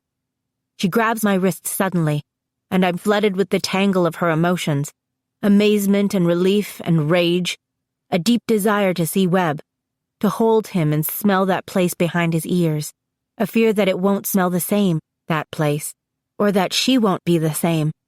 She's fractured now, she thinks, a broken doll with glassy eyes. Ange, it's okay, I say. Thank you for coming, she murmurs, then shakes her head, brushes her bangs out of her eyes, and looks up at me earnestly. Thank you, she tries again, for coming for me. How did you find me? Yes, how did you find her? Booms a voice from behind us. That's the part I couldn't figure out. Angela looks up. Then she bends her head to her knees and groans, a dying, hopeless noise. I spin around. There, standing in the shadows at the back of the barn, is Oziel. He looks like Samjeza, I think. They're both tall, but that's kind of a given for angels, with coal-black glossy hair. This man's is cut so that it ends just past his ears, a bit wavy, whereas Samjeza's is straight, but they have the same deep-set amber eyes. I see Angela in his face, too. Something about the Roman nose with the slight hook at the bridge, her full bottom lip. And there's something else about him that strikes me as familiar, but I can't put my finger on it. Lucy is standing beside him, arms crossed, looking pouty. Jeffrey stands up. Luce? Mr. Wick? Mr. Wick, Lucy's dad. The man who owns the club and the tattoo parlor. Hello, Jeffrey, Oziel says. He takes a step forward. I counter by summoning a circle of glory around us. I'm so tired. It starts to waver immediately, but before it goes out, Christian replaces it with his own glory. I sigh with relief. At least for the moment, we're safe. Oziel stops short, annoyance on his face, like we've done something incredibly rude. He looks first at Jeffrey, who's staring at him all freaked out, the way you naturally would if you ever encountered your girlfriend's dad in a random barn in another state. Then at Angela, who doesn't move or raise her head. Then at Christian. Then me. I don't believe we've met, he says, lingering on me. I'm Mr. Wick. You're Oziel, I say. You're the leader of the Watchers, I say for Jeffrey's sake. A Blackwing. Oziel turns his hands up, imploringly. Why must you insist on such labels? Black, white, gray. What does it matter? Jeffrey, you know me. Have I ever been unkind to you? No, says Jeffrey, but he's starting to look queasy, confused. It doesn't matter, I say to my brother. Good and evil exist, Jeffrey. They're real. This guy is about as evil as they come. Can't you feel it? Oziel laughs like the idea is preposterous, and Lucy joins in. Come on, Jeffrey, she says. Come back with us. You don't belong with these people. You belong with me. In hell? He asks. Her eyes flash. That wasn't hell. It's an alternate world to our own, yes, but it's not hell. Did you see any boiling pit of lava or a guy in a red suit with a tail and a pitchfork? That's a myth, baby. What's important is that we can be together. We're meant to be together, right? For an awful second, I think he's going to say, right, and walk across to them. And I'll lose him again, this time forever. But then his jaw tightens. No, he says quietly. I don't belong with you. What? She sounds truly shocked. What are you saying? He's saying that he thinks the two of you should see other people, I quip. Enough with the small talk, I say to Christian, mind to mind. Let's get out of here. I'd feel a lot better if we were on hallowed ground. Can you do it? Christian asks. You're not too tired? I'm tired, but I'm pretty motivated to give the getting the heck out of there plan a try. I'm fine. Christian takes my hand, and instantly I feel stronger. I can do this, I think. Christian bends and whispers something to Angela. She stands, studiously not looking at Oziel or Lucy, and tucks her arm in his. I hold my hand out to Jeffrey. Let's go home, I say. Jeffrey, listen to me, Lucy says. I start to imagine our place in Jackson, only a few miles from here. The aspen tree in the front yard, the wind in the pines, the sense of well-being and warmth that I always associate with our house, the squirrels staking out their territory in the trees, chattering, the birds flitting from branch to branch. That's where I'll take us. We'll be safe there. We can figure things out. Jeffrey takes my hand, which makes me feel stronger still. Let's go, he says. Oziel makes an angry noise in the back of his throat, but he can't stop me. He can't touch me, and I close my eyes. I'm 2 seconds from willing us out of there. 2 seconds. But then, the barn door opens and Tucker walks in. I know the minute I see him that we're screwed. Chapter 21. Safe and sound. Tucker doesn't see Oziel or the others immediately. He only has eyes for me. You came back, he says, such relief in his voice that I want to cry. And then, before I can warn him, Oziel is by his side, moving faster than the human eye can perceive, blocking the way out. And who is this, come to join the party? Oziel asks. For a moment, nobody speaks. Tucker stands up straighter, and I know he's wishing that he'd brought the shotgun this time. Not that the shotgun would do any good. Lucy approaches from the back, giving us and the Glory a wide berth. This must be Tucker, she says, coming to stand on the other side of him. Jeffrey's told me all about him. He's Clara's boyfriend. Ah, and a fragile human one at that, Oziel says. Interesting. I find my voice. He's not my boyfriend. Oh, no? Oziel turns to me with an amused expression, like he can't wait to hear what I'm about to say. He's enjoying this, the way he's got us all standing so completely still, afraid. He thrives on this. We broke up. It's like you said. He's a human. He didn't understand me. It didn't work. Christian's hand tightens in mine as he registers how, even though what I'm saying is technically the truth, it's also a lie. And he can feel how desperately I want to be convincing in this lie, because if Tucker's not worth anything to me, he can't be used as leverage. But then, if Tucker's not worth anything to me, he can also be discarded like an empty paper cup, used and thrown away. I have to be careful. She's with me now, Christian says. He's so much better at lying than I am. There's no telltale catch in his voice. It's true that you two seem awfully fond of each other, Oziel says thoughtfully. But then it begs the question, why did you come here? Why, out of all the places on earth you could have gone, did you send yourself here, to this boy? I meet Tucker's eyes and swallow. This is the lie I'm not going to get away with. Because he's my home. Lucy, be a dear and hold the human, will you? Oziel says. And now there's a black blade at Tucker's throat. Lucy takes his arm and pulls him a few steps away from Oziel, her own eyes glinting with the excitement of it all. I hear the sorrow that makes up the blade sizzle slightly as it touches Tucker's neck, and he flinches. Oziel appears happy, like his day is looking up. Now, he says, suddenly all business, let's negotiate. I think a trade might be in order. A life for a life. I'll go, Angela volunteers immediately. She clears her throat and says it again louder. I'll come back with you, Father. Her voice wavers on the word.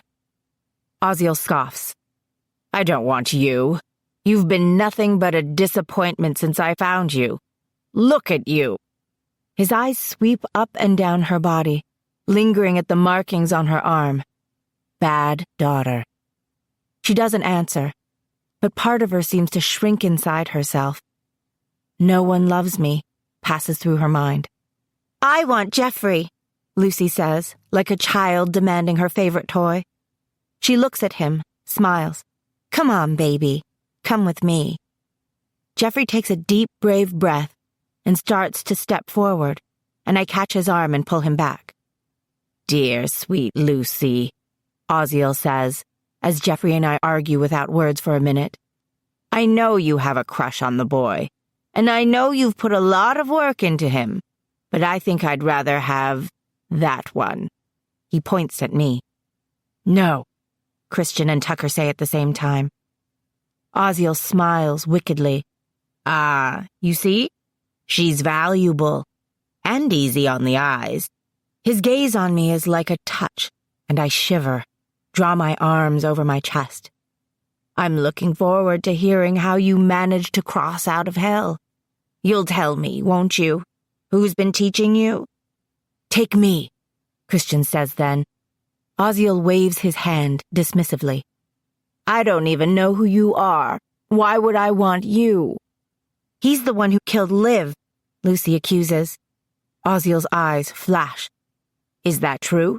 You killed my daughter?" I understand Christian's intention about a second too late. "Christian, don't." "Yes," Christian says. "But I'm your son." His son. Oh boy, I didn't see that one coming. But Christian, I realize, has been seeing this moment. This is his vision, facing down the man who killed his mother. His father. Lucy gasps, her face turning up again, eyes wide. If Christian is Oziel's son, it means that he's also her brother and Angela's brother. It's quite the family reunion we're having in here. How long has he known that? I wonder.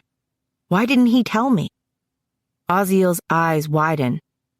"My son? Why ever would you think that you're my son?" "You're the collector, right?" Christian looks down at his feet. "You collected my mother. Bonnie was her name. A Demidius. You met her in New York City, 1993. "Ah, I remember," Oziel says. "Green eyes, long pale hair." Christian's jaw clenches. "A shame what had to happen with her," Oziel continues. "I hate to destroy beautiful things, but she simply would not tell me where I could find you. Tell me, do you have black spots on your wings?"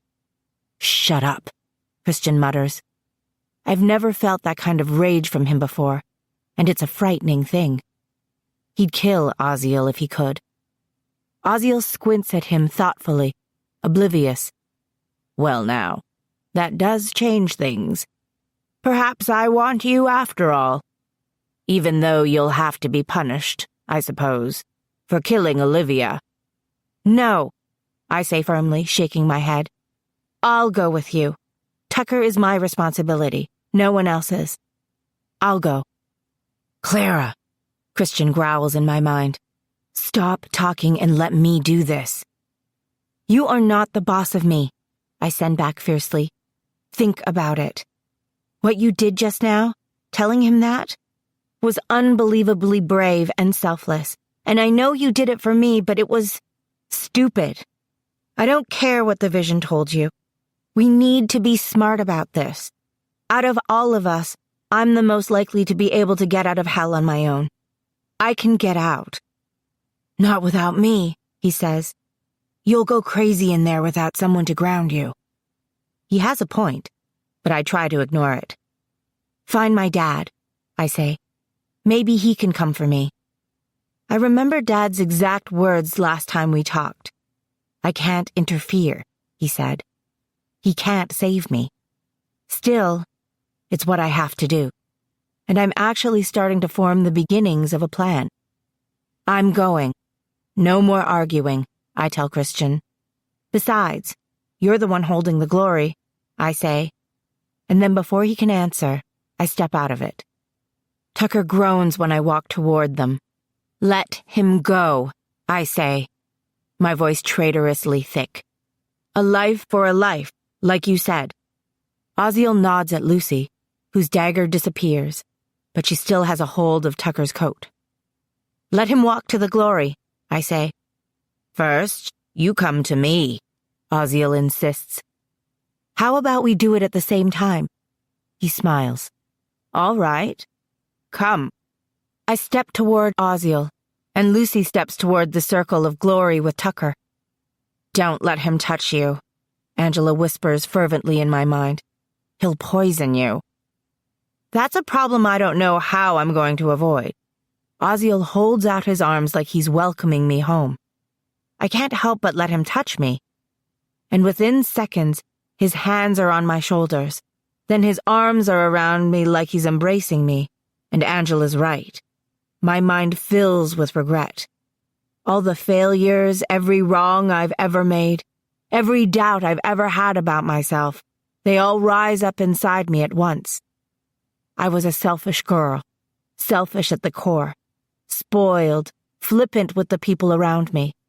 I was an ungrateful, disobedient daughter, a bad sister, a terrible friend, weak, coward, failure. Oziel murmurs something under his breath, and his wings appear, an ebony cloak that he draws around me. The world is fading into blackness and cold, and I know that in one more moment we'll be in hell again. And this time, there will be no way to fight the sorrow. It will swallow me whole. I turn my head to get a final glimpse of Tucker through Oziel's oily black feathers. I lied to him.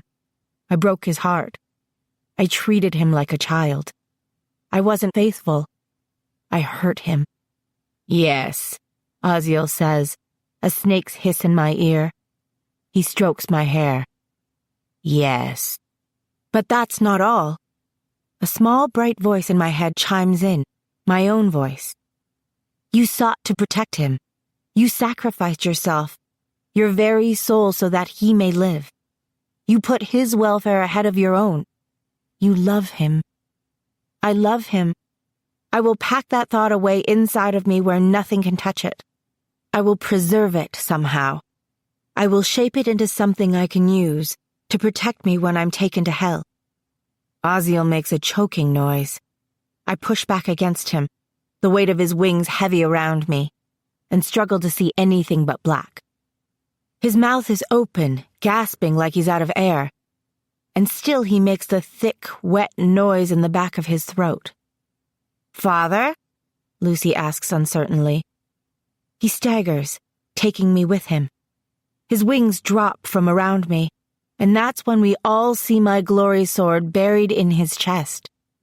I have struck his heart. The blade brightens as I readjust my grip on the handle. All around the wound, his flesh sizzles. It heats and burns, the way it did the day in the woods with Samjeza so long ago, when I destroyed his ear with glory. But this wound is on a much greater scale. Oziel's mouth opens and closes, but no words come. The light of my sword is pouring into him.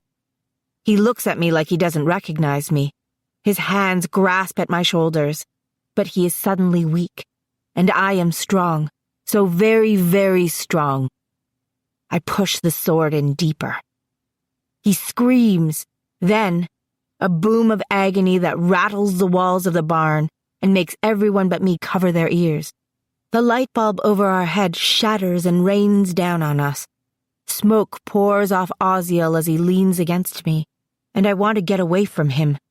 My teeth come together as I put my hand against his collarbone and draw the bright sword out of his body. I step back. He falls to his knees, and my arm moves almost with a mind of its own, a mighty sweep that severs one enormous black wing from his shoulder. It bursts into bits of feathers and smoke. Oziel doesn't even seem to feel it. His hand is still at his heart, and suddenly he lifts his arm toward the sky in some sort of silent plea. "Forgive me," he croaks. and then he falls onto his face on the dirt floor of the barn and disappears. No one speaks. I bow my head for a minute, my hair falling wild around my face, the heat of the glory sword still moving through me, up my arm, curling around my elbow in bright tendrils. Then I look up at Lucy. She's still clutching Tucker by the arm, her face slack with horror and dismay. "Let go of him," I say. She pulls him closer. The sorrow blade appears in her hand again, wavering but there, substantial enough to do damage, and she holds it out, gestures at all of us. "Get back," she says, her dark eyes wild with panic. She's outnumbered now, outmatched without her big bad father to get her what she wants, but she's still dangerous. She could kill Tucker easily. She wants to. "Let go of him," I say again more firmly. "Luce," Jeffrey says gently, stepping forward. Christian has dropped his circle of glory, and the barn feels plunged in darkness. I don't even know what time it is, day or night. The pale light outside the barn windows, sunrise or sunset. Since time is wonky there, I don't know how long we were in hell. "No," Lucy says. She glares at me, dashes tears from her eyes with the back of her sleeve. You have taken everything from me." "Luce," Jeffrey cajoles her. "Put down the knife." "No!" she screams. "Get back!" I raise the sword, threatening, and she shrieks. Her wings are out in a flurry of black feathers, like Christian's but the opposite, obsidian with splatters of pure white across them, and she lifts Tucker effortlessly, caught by one arm and the front of his coat, her wings beating furiously, carrying them upward, crashing through the high window in the hayloft. For the second time that night, glass showers down on us, and I cover my face with my arm to keep it out of my eyes, and when I look again, she's gone. My glory fizzles out. She's taken Tucker. Without a word, I'm after them. I'm flying before my wings are all the way unfurled. I pause in the air above the ranch, turning, searching for where she's gone, and to the east I see a small black smudge against the light of the sun, rising in the east. It's morning then. I hear Christian's voice somewhere behind me, his cry of, "Wait, we'll go at her together." But I can't wait. I streak off after her, flying harder, faster than I've ever flown before. I fly and fly, following her over the mountains, high where the air grows thin and cold. I follow her as she veers north and then east again, and then it becomes clear to me that she doesn't know where she is going. She has no destination. She's simply flying to get away. She's running scared. "Anywhere you go, I will follow," I promise her silently. She's strong. What with the sorrow blade and the speckled wings and all, the child of Oziel and some unfortunate angel blood like Christian's mother. She's fast and powerful, but she can't fly forever. Within minutes, we're deep in the Grand Teton National Park, Jackson Lake appearing below like a long gleaming mirror against the land.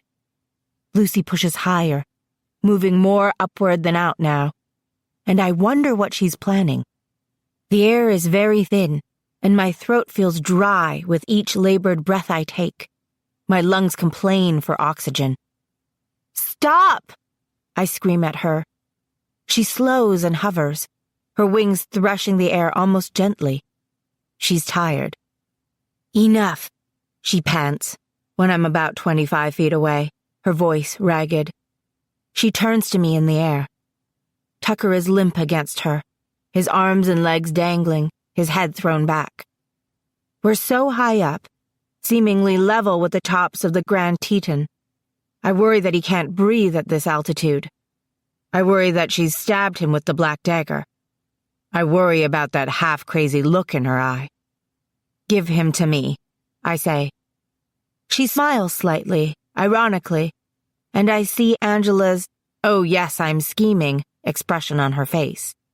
I wonder if I'll ever be able to see Angela the same way again, as only herself and not related to these people. Then come and take him, she spits out. The sorrow blade singing through the air catches me off guard. It's a bad throw, but it clips my shoulder and part of my left wing.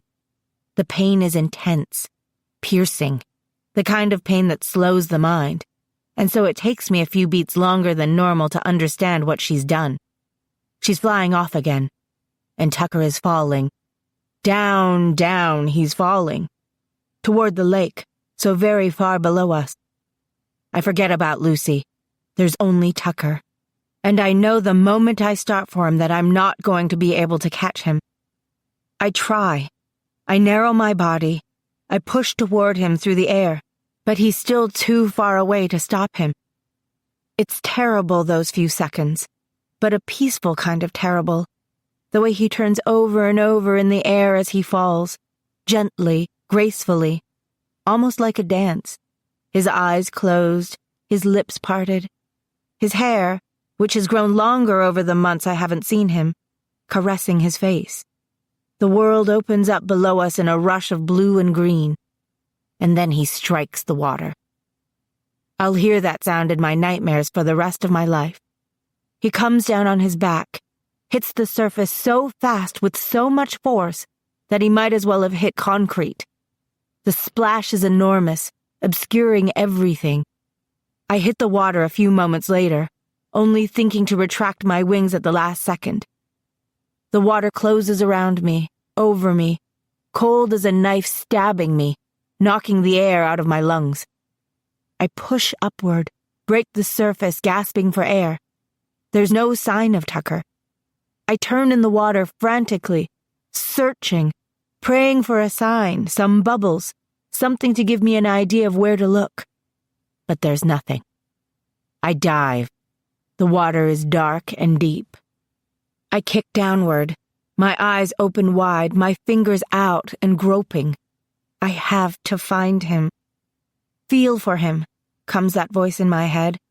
Feel for him with more than just your hands. I push deeper, turn in a different direction. My chest asks for more air and I deny it. I dive deeper, reaching for him with my mind. A tiny flicker of something that might be him, and when I'm about to give up hope and go for more air, my fingers catch his boot. It takes an agonizingly long time for me to get him to the surface, then to the shore, then out of the water. I drag him up on the rocky bank, screaming for help at the top of my lungs, then fall to my knees beside him and put my ear near his chest.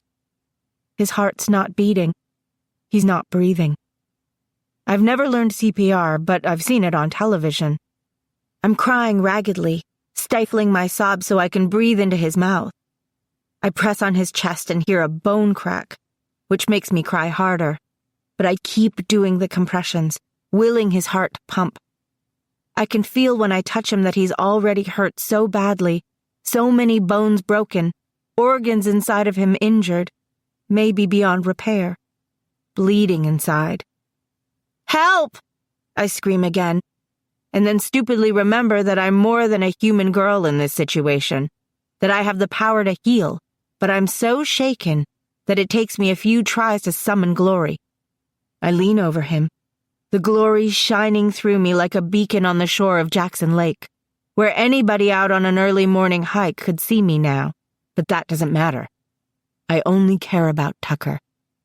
I put my glowing hands on his body and will his flesh to mend.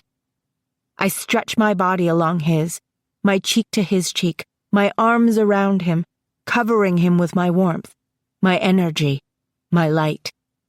But he doesn't take a breath. My glory fades with my hope. I hear my wings behind me. A voice. Now you know how it feels, she says, and I raise my arm to block her dagger, but I'm not quick enough. She's going to kill me too, I think dazedly. But then she doesn't. There's a strange noise, something whistling by my head. And then there's a glory arrow sticking out of Lucy's chest. Jeffrey's standing behind her, his face resolute but also shocked, like he didn't even know what he was doing up until now. He drops his arms. Lucy's dagger is gone. She crumbles to the ground, gasping like a beached fish. Jeffrey, she says, reaching for him. Baby. He shakes his head. She turns onto her stomach like she's going to drag herself away from us. Then without warning, she rolls into the lake, and she's gone.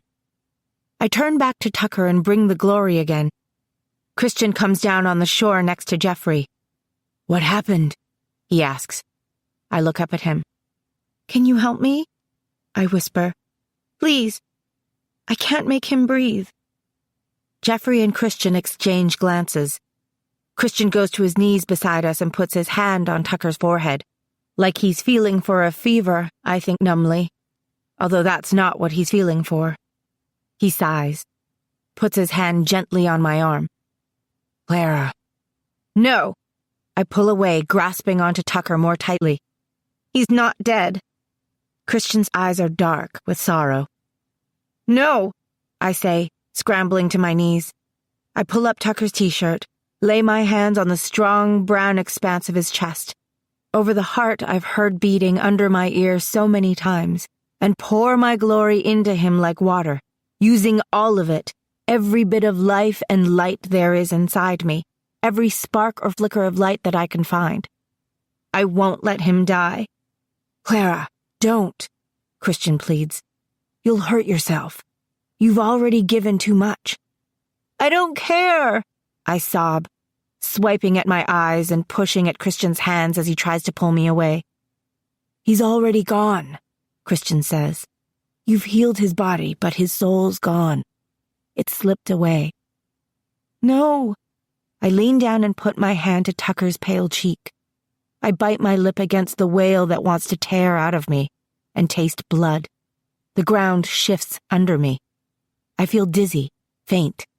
I gather Tucker's body into mine, hold him against me, my hands curling and uncurling in his coat, spilling out jelly beans on the wet rock beneath us.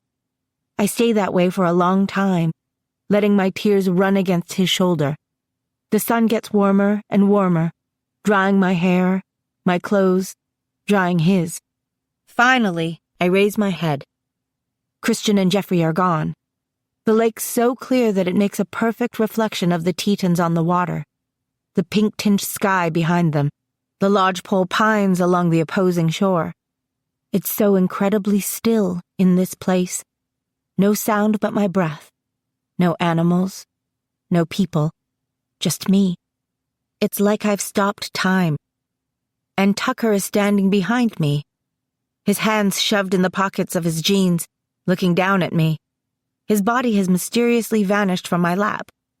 Huh, he says bemusedly. I had a feeling you might be in my heaven. Tucker, I gasp. Carrots. This is heaven, I say breathlessly, looking around, noticing at once how the colors are brighter, the air warmer, the ground under me more solid somehow than it is on Earth. It would appear so. He helps me up, keeps my hand in his as he leads me along the shore. I stumble, the rocks on the bank too hard for my feet. Tucker has less trouble, but it's difficult for him too. Finally, we make our way up to a sandier spot and sit, shoulder to shoulder, looking out at the water, looking at each other. I'm drinking in the sight of him unbroken and healthy, perfect in his beauty, warm and smiling and alive, his blue eyes even bluer here, sparkling. I don't think this dying thing is half so bad as it's cracked up to be, he says. I try to smile, but my heart's breaking all over again, because I know I can't stay here. What do you think I'm supposed to do now? He asks. I peer over my shoulder at the mountains. On Earth, the sun would be on the other side of them as it rises, to the east. But here, the light is behind them. Always growing. It's always sunrise in heaven, the way that hell is in perpetual sunset, never breaking into the full light of day. But there's the promise of it. Soon, maybe. Go into the light, I say, and scoff at how cliché it sounds. He snorts. Get out of town. No, seriously. You're supposed to go that way. And you know this because... I've been here before, I say. Oh. He didn't know that. So you can come and go? You could come back? No, Tucker. I don't think so, not where you're going.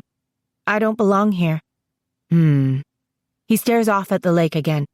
Well, I'm glad you found a way this time. Yeah, me too. He reaches for my hand, takes it in both of his, strokes my palm. I love you, you know. I love you too, I say. I would cry, but I don't think I have a tear left in me. I'm so sorry this happened. You had this beautiful life in front of you, and now it's gone. It's good to be here with him, to see him safe and sound. But my heart hurts when I think of Wendy and his parents, the way his death is going to open a big black gaping hole in their lives, a wound that won't ever fully heal. I hurt when I think of spending my whole life on Earth without seeing him again. He tilts my chin up. Hey, it's okay. If I just left you alone. Don't do that, he says. Don't regret us. I don't. I won't. Ever. We sit there together like that for I don't know how long, our hands tangled, my head against his shoulder. He tells me about all the things I missed this year. How he took up bull riding at the rodeo, for the adrenaline of it, he says, because he wanted something to make him feel alive when he was otherwise feeling pretty low. You're lucky you didn't break your neck, I say. He grins, shrugs. Okay, not so lucky. I missed you every minute. I wanted to drive out to California and grab you by that pesky hair of yours and drag you back to Wyoming and make you see sense. Then I thought, well, if I can't bring her to me, I'll go to her. So you applied to UC Santa Clara. Wendy told you about that? He asks, surprised. I nod. What a tattletale. He sighs, thinking of her. Sobers. You sure we can't stay here forever? He asks, wistfully. No. You're supposed to move on. You too, I guess. Can't hang out with a dead guy all your life. I wish I could. Prescott's a good egg, he says, his voice strained. He'll take care of you. I don't know what to say. He stands up, brushes the non-existent heavenly dirt off his pants out of sheer force of habit. Well, I should let you go, I think. I've got a hike ahead of me. He pulls me into his arms. We've had some goodbyes, Tucker and me. Off and on again, but nothing like this. I cling to him, breathing in his smell, his cologne and horse sweat and hay, a hint of Oreo cookies, feeling the solidness of his arms, knowing this is the last time I'll feel that. And I look up at him all desperate and heartbroken, and then we're kissing. I hang on to him for dear life, kissing him like the world's about to end, and I guess in a way it is. I kiss him like I probably should be embarrassed to do in a place like heaven, which feels like church, a place where God is looking right at you. But I don't stop. I give him my whole heart through my lips. I love him. I open up my mind and show him how much I love him. He gives a startled, agonized laugh and breaks away, breathing hard. I can't leave you, he says hoarsely. I can't leave you either, I say, shaking my head. I can't. Then don't, he says, and grabs me behind the neck and kisses me again, and the world is tilting, and everything goes black. Chapter 22. The Prophet. I wake up in my room in Jackson. For a minute, I consider whether or not it was all a bad dream. It feels like one, but then reality settles over me. I groan and turn onto my side, curling into the fetal position, pressing my hands to my forehead until it hurts, rocking, because I know that Tucker is gone. Ah, now, says a voice. Don't cry. There's an angel sitting on the edge of my bed. I can feel that he loves me. He's thankful that I'm all right. Home. I can feel his relief that I'm safe. I turn over to look at him. Dad? It isn't Dad. It's a man with clean-cut auburn hair, eyes the color of the sky after the sun's gone down, when the light has almost left it. He smiles. Michael couldn't come this time, I'm afraid. But he sends his love, he says. I am Uriel. Uriel. I've seen him before. Somewhere in my brain, I'm storing an image of him standing next to Dad, looking all fierce and regal. But I don't know where that comes from. I sit up, and I am instantly flooded with weakness, a hollowness in my stomach, like I haven't slept in days. Uriel nods sympathetically as I sink back onto the pillows. You've had quite the adventure, haven't you? He says. You did well. You did what you were meant to do. And perhaps more than you were meant to do. But not well enough, I think, because Tucker's dead. I'll never see him again. Uriel shakes his head. The boy is fine. He's more than fine, as a matter of fact. That's why I've come to talk to you. It's like my whole body goes limp with relief. He's alive? He's alive. So I'm in trouble? I ask. Was I not supposed to save him? Uriel gives a little laugh. You're not in trouble. But what you did for him, the way you poured yourself into him, it saved him, yes, but it will also have changed him. You need to understand. It changed him? I repeat, dread curling in my gut. How? He sighs. In the old days, we called a person with so much glory, so much of the power of the divine inside them, a prophet. What does that mean, a prophet? He will be slightly more than human. The prophets of the past have sometimes been able to heal the sick, or conjure fire or storms, or see visions of the future. It affects the little things, their sensitivity to the part of the world that humans don't usually see, their awareness of good and evil, their strength in both body and spirit. Sometimes it also affects their longevity. I take a minute to digest this information and wonder what the word longevity actually means in this case. Uriel's expression is almost mischievous. You should keep an eye on him. Make sure he doesn't get into trouble. I stare at him, try to swallow. What about Oziel? Is he going to come after us? You've dealt with Oziel quite efficiently, he says, a touch of pride in his voice. Did I kill him? No, he answers. Oziel's returned to heaven. His wings are white once more. I don't understand. A glory sword is not just a weapon. It is the power of God, and you thrust it right into the center of Oziel's being. You filled him with light, vanquished him with truth. Like maybe I am that Buffy-type chick. All I did was use a sword one time, I say, embarrassed at the thought. Oh, is that all? He asks lightly, like he's teasing me, but I can't be sure. What about the other Watchers? Will they come? When Oziel fell, leadership of the Watchers reverted back to Samjeza. And for some mysterious reason, I don't believe he's going to attack you. That worked out well, I think. It all seems too good to be true, if I'm being honest. I'm supposed to keep an eye on Tucker. I'm safe from the Blackwings.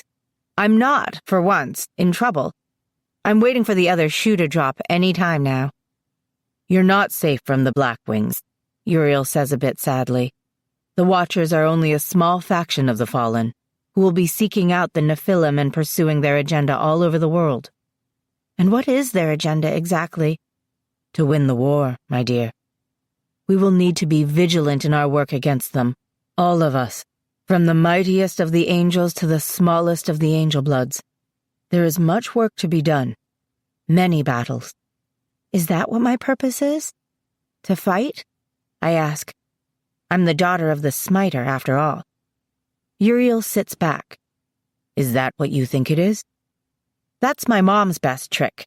Answer a question with a question, which frankly I'm getting sick of. I think about the sizzling noise the glory sword made when I pushed it into Oziel's chest, his screams of anguish, his gray face. Revulsion ripples through me.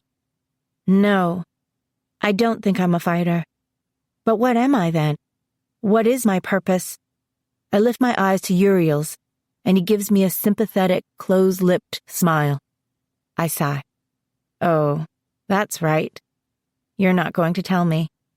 I can't tell you, he says, which startles me. You are the only one who can decide what your purpose is, Clara. I decide? Now he says I decide? Hello, newsflash. But the visions. The visions show you forks in the path along becoming who you are meant to be. I shake my head. Wait. So, which turn in the road am I supposed to go down? I mean, which is it? I decide, or it's meant to be? Both, he says. Okay, so that's an infuriating answer. What is your purpose, Clara? Uriel asks me gently. Christian, I think immediately. In every vision there's Christian. He's present anyway, at every fork in my path. But does that mean he is my purpose? Can a person be a purpose? My purpose is you, my mother told me once. But what did she mean by that? Was she being literal? Or was she, too, talking about some kind of decision? Every answer leads me to 5 more questions. It's not fair. I don't know, I admit. I want to be good. I want to do good things. I want to help. He nods. Then you must decide what will allow you to do that.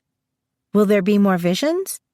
Somehow, even before he answers, I think the answer is yes. Do you think there will be more forks in your path? Uriel asks, another question for a question.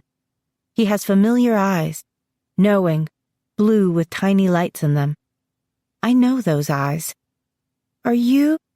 I start to sit up again, to get a better look at his face. His hands gently push my shoulders back down. He draws the covers up over me. No, he says. Sleep, my dear. That's enough for now. You need to rest. And before I can argue, before I can ask him who he really is, he puts his hand at my temple, and I fade back into a deep and dreamless sleep. I open my eyes to find Christian's face hovering over mine. Hi, he whispers.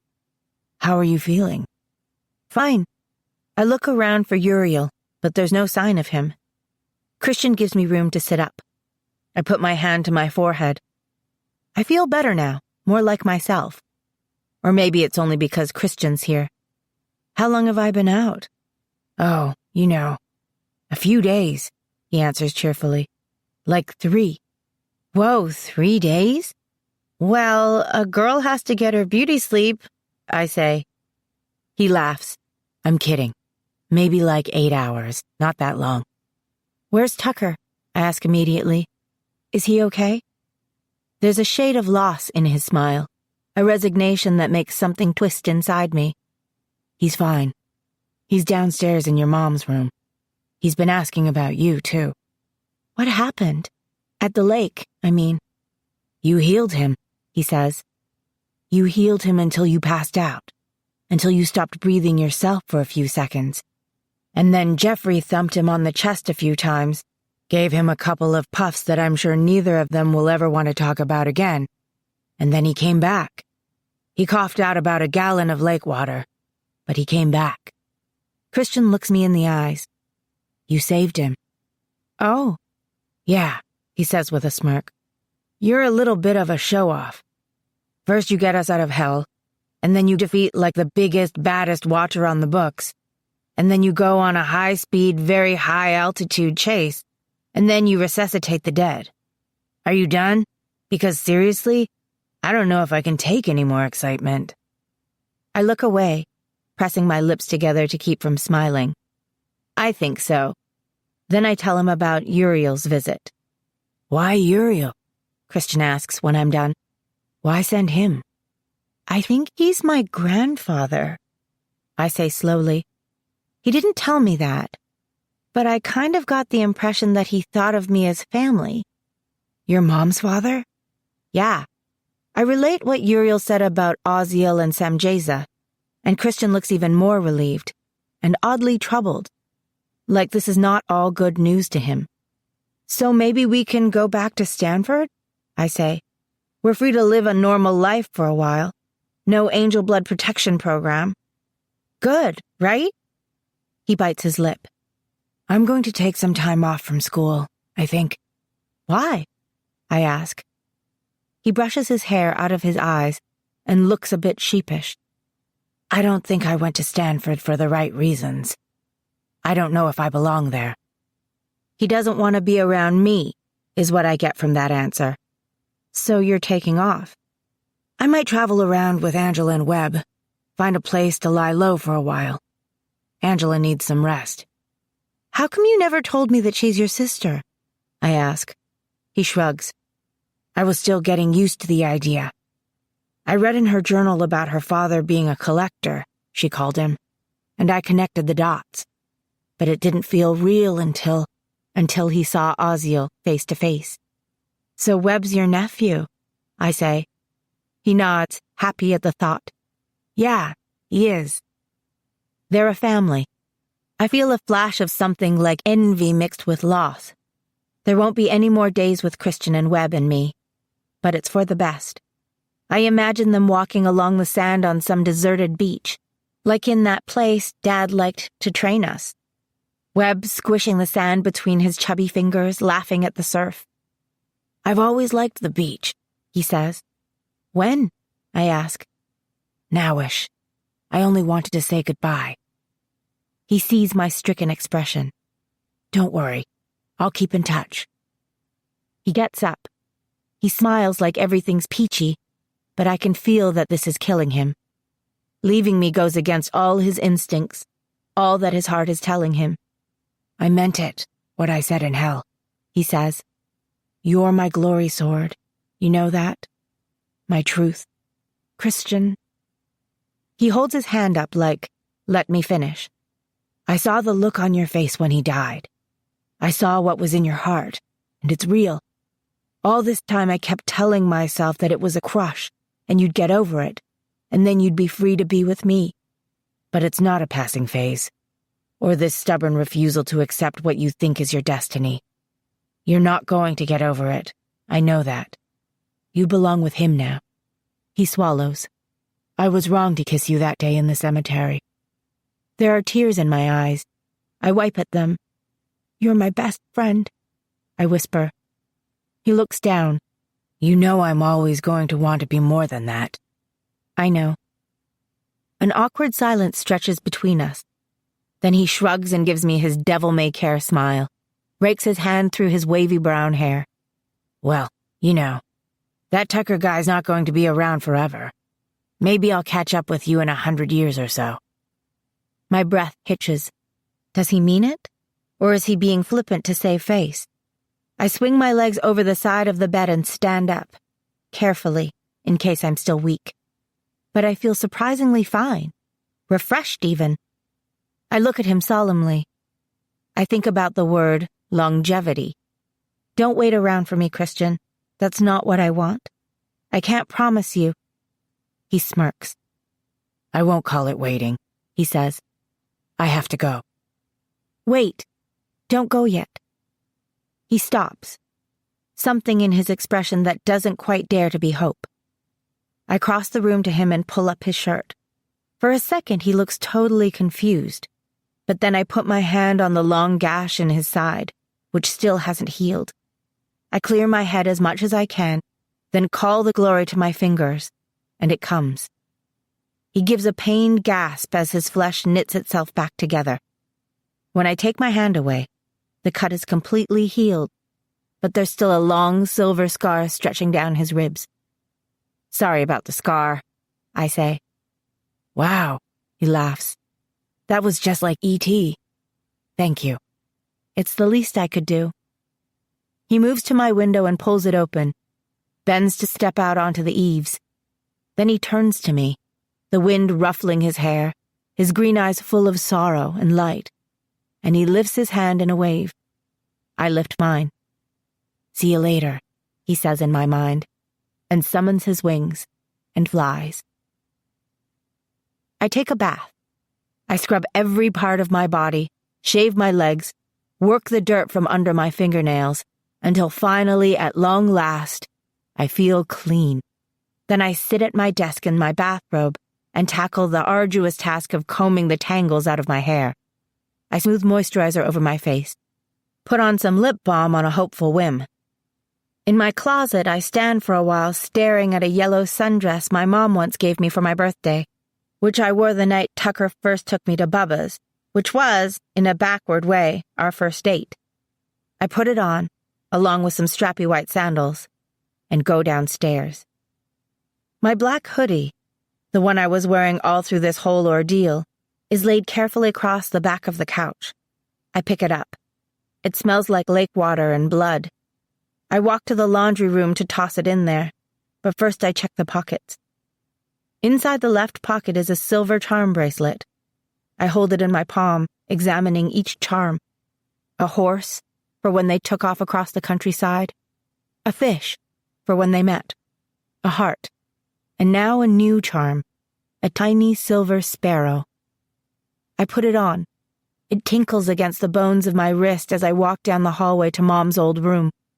My heart starts to beat fast. My breath quickens, but I don't hesitate. I want to see him. I open the door.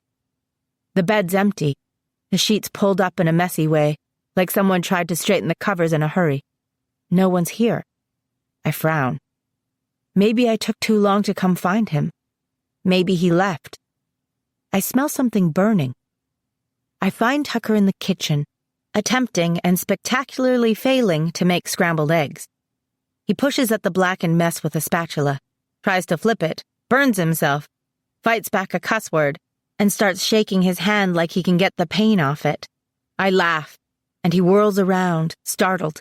His blue eyes widen. "Clara," he says. My heart lifts looking at him. I walk up to him and take the spatula out of his hand. "I thought you'd be hungry," he says. "Not for that." I smile and grab a dish towel, pick up the frying pan, march it over to the trash can, and scrape the eggs into it. Then I go to the sink and rinse it out.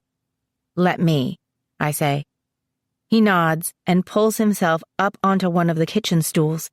He's not wearing a shirt, just a pair of my brother's old pajama pants. Even so, he looks like Sunday morning, I think the expression goes.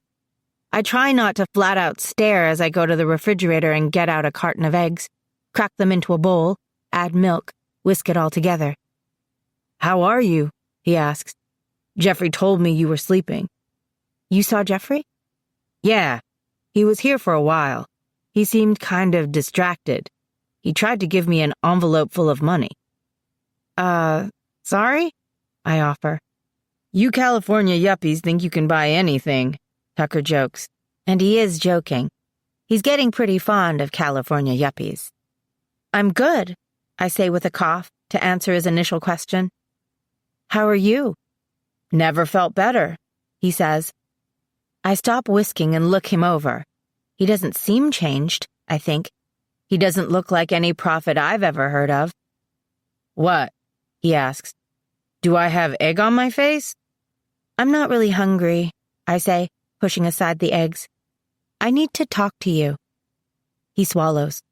"Please don't let this be the part where you tell me what's best for me again." I shake my head, laugh. "Why don't you put on some clothes?" "That's a great idea," he says, "but they seem to be missing. I guess they got trashed beyond repair earlier.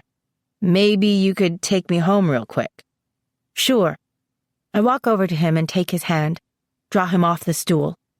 He looks at me uncertainly. "What are you doing?" he asks. "Do you trust me?" "Of course." I delight in his quick intake of breath as I reach up and cover his eyes with both of my hands. I call the glory, a warm, pulsing circle of light around us. I close my eyes, smiling, and send us both to the lazy dog, to the barn, on purpose. "Okay, you can look," I say, and take my hands away, and the light slowly fades around us, and he gasps. "How did you do that?" I shrug. I click my heels 3 times and say there's no place like home. "Uh-huh. So, you think this is your home? My barn?" His tone is playful, but the look he's giving me is dead serious. A question. "Haven't you guessed by now?" I say, my heart hammering. "My home is you." He's got a kind of laughing disbelief all over his face. He clears his throat. And I don't feel sick with the glory this time. Why is that? I'll tell you all about it, I promise. Later. So, he says, does poking that guy through the heart with a sword mean you don't have to run away now? I'm not running away. He grins.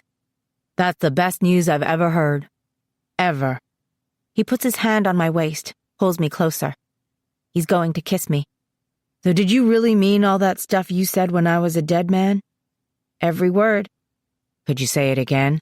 He asks. My memory's a little fuzzy. Which part? The part where I said I wanted to stay with you forever? Yeah, he murmurs, his face close to mine, his breath hot on my cheek. When I said that I love you? He pulls back a little, searches my eyes with his. Yes, say it. I love you. He takes a deep, happy breath. I love you, he says back. I love you, Clara. Then his gaze drops to my lips again, and he leans in, and the rest of the world simply goes away. Epilogue. Look at me, Webb shouts from Midas's back as Tucker leads him around the pasture. From the porch, where I'm sitting with Angela drinking lemonade, I raise my hand and wave. Every time I see him, he's like a foot taller, that kid, although he's small for a 9-year-old, always talking your ear off. He takes after his mother that way, always grinning up at you with mischievous golden eyes from underneath his mop of unruly blue-black hair. As we watch, he gives Midas a little kick to get him to go faster, and Tucker has to jog along beside them to keep up. You be careful out there, Angela calls, more to Tucker than to her son. Tucker nods, rolls his eyes, pats Midas on the neck, and slows him down. As if falling off a horse would do anything besides startle that indestructible little boy. You're kind of a helicopter parent, you know that? I tease. She scoffs and lifts her arms above her head in a stretch. If I look hard, I can see the faint markings on her right arm, only a few left now. The tattoos started to fade the moment she held Webb in her arms again, like his love is washing her clean, she always says. Still, I wonder if the words will ever completely go away. I think I'm more of an attachment-style parent, she argues. Of course you are. In a few hours, the whole loud bunch of us will be gathered around the Avery's big table in the farmhouse for supper.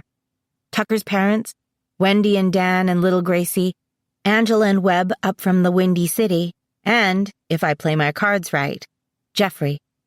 We'll all eat and laugh and talk about the news and everybody's jobs, and I'll almost certainly take some flack, mostly from Angela, for going to Stanford to get my fancy medical degree, fully intending to wind up back here as a plain old family doctor.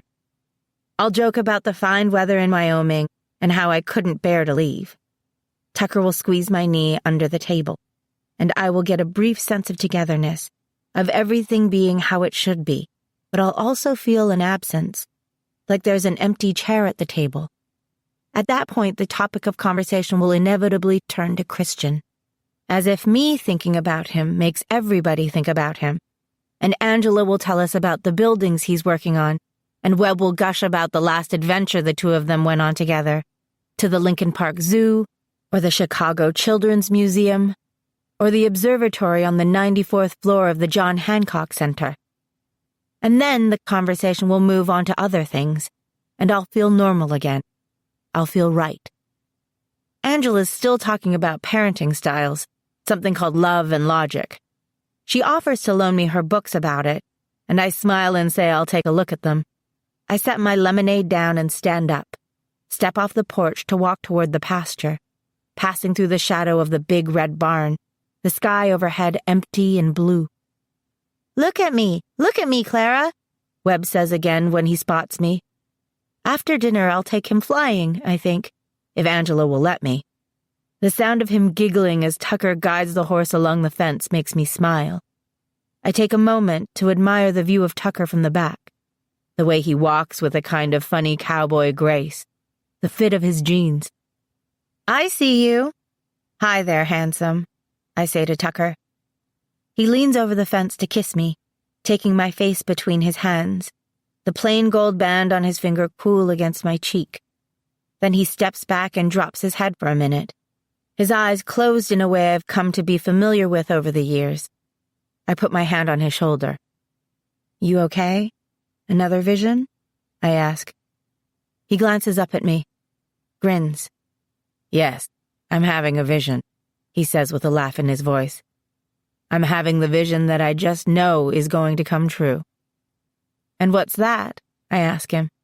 "We're going to be happy, carrots," he says, tucking a strand of my flyaway hair behind my ear. That's all.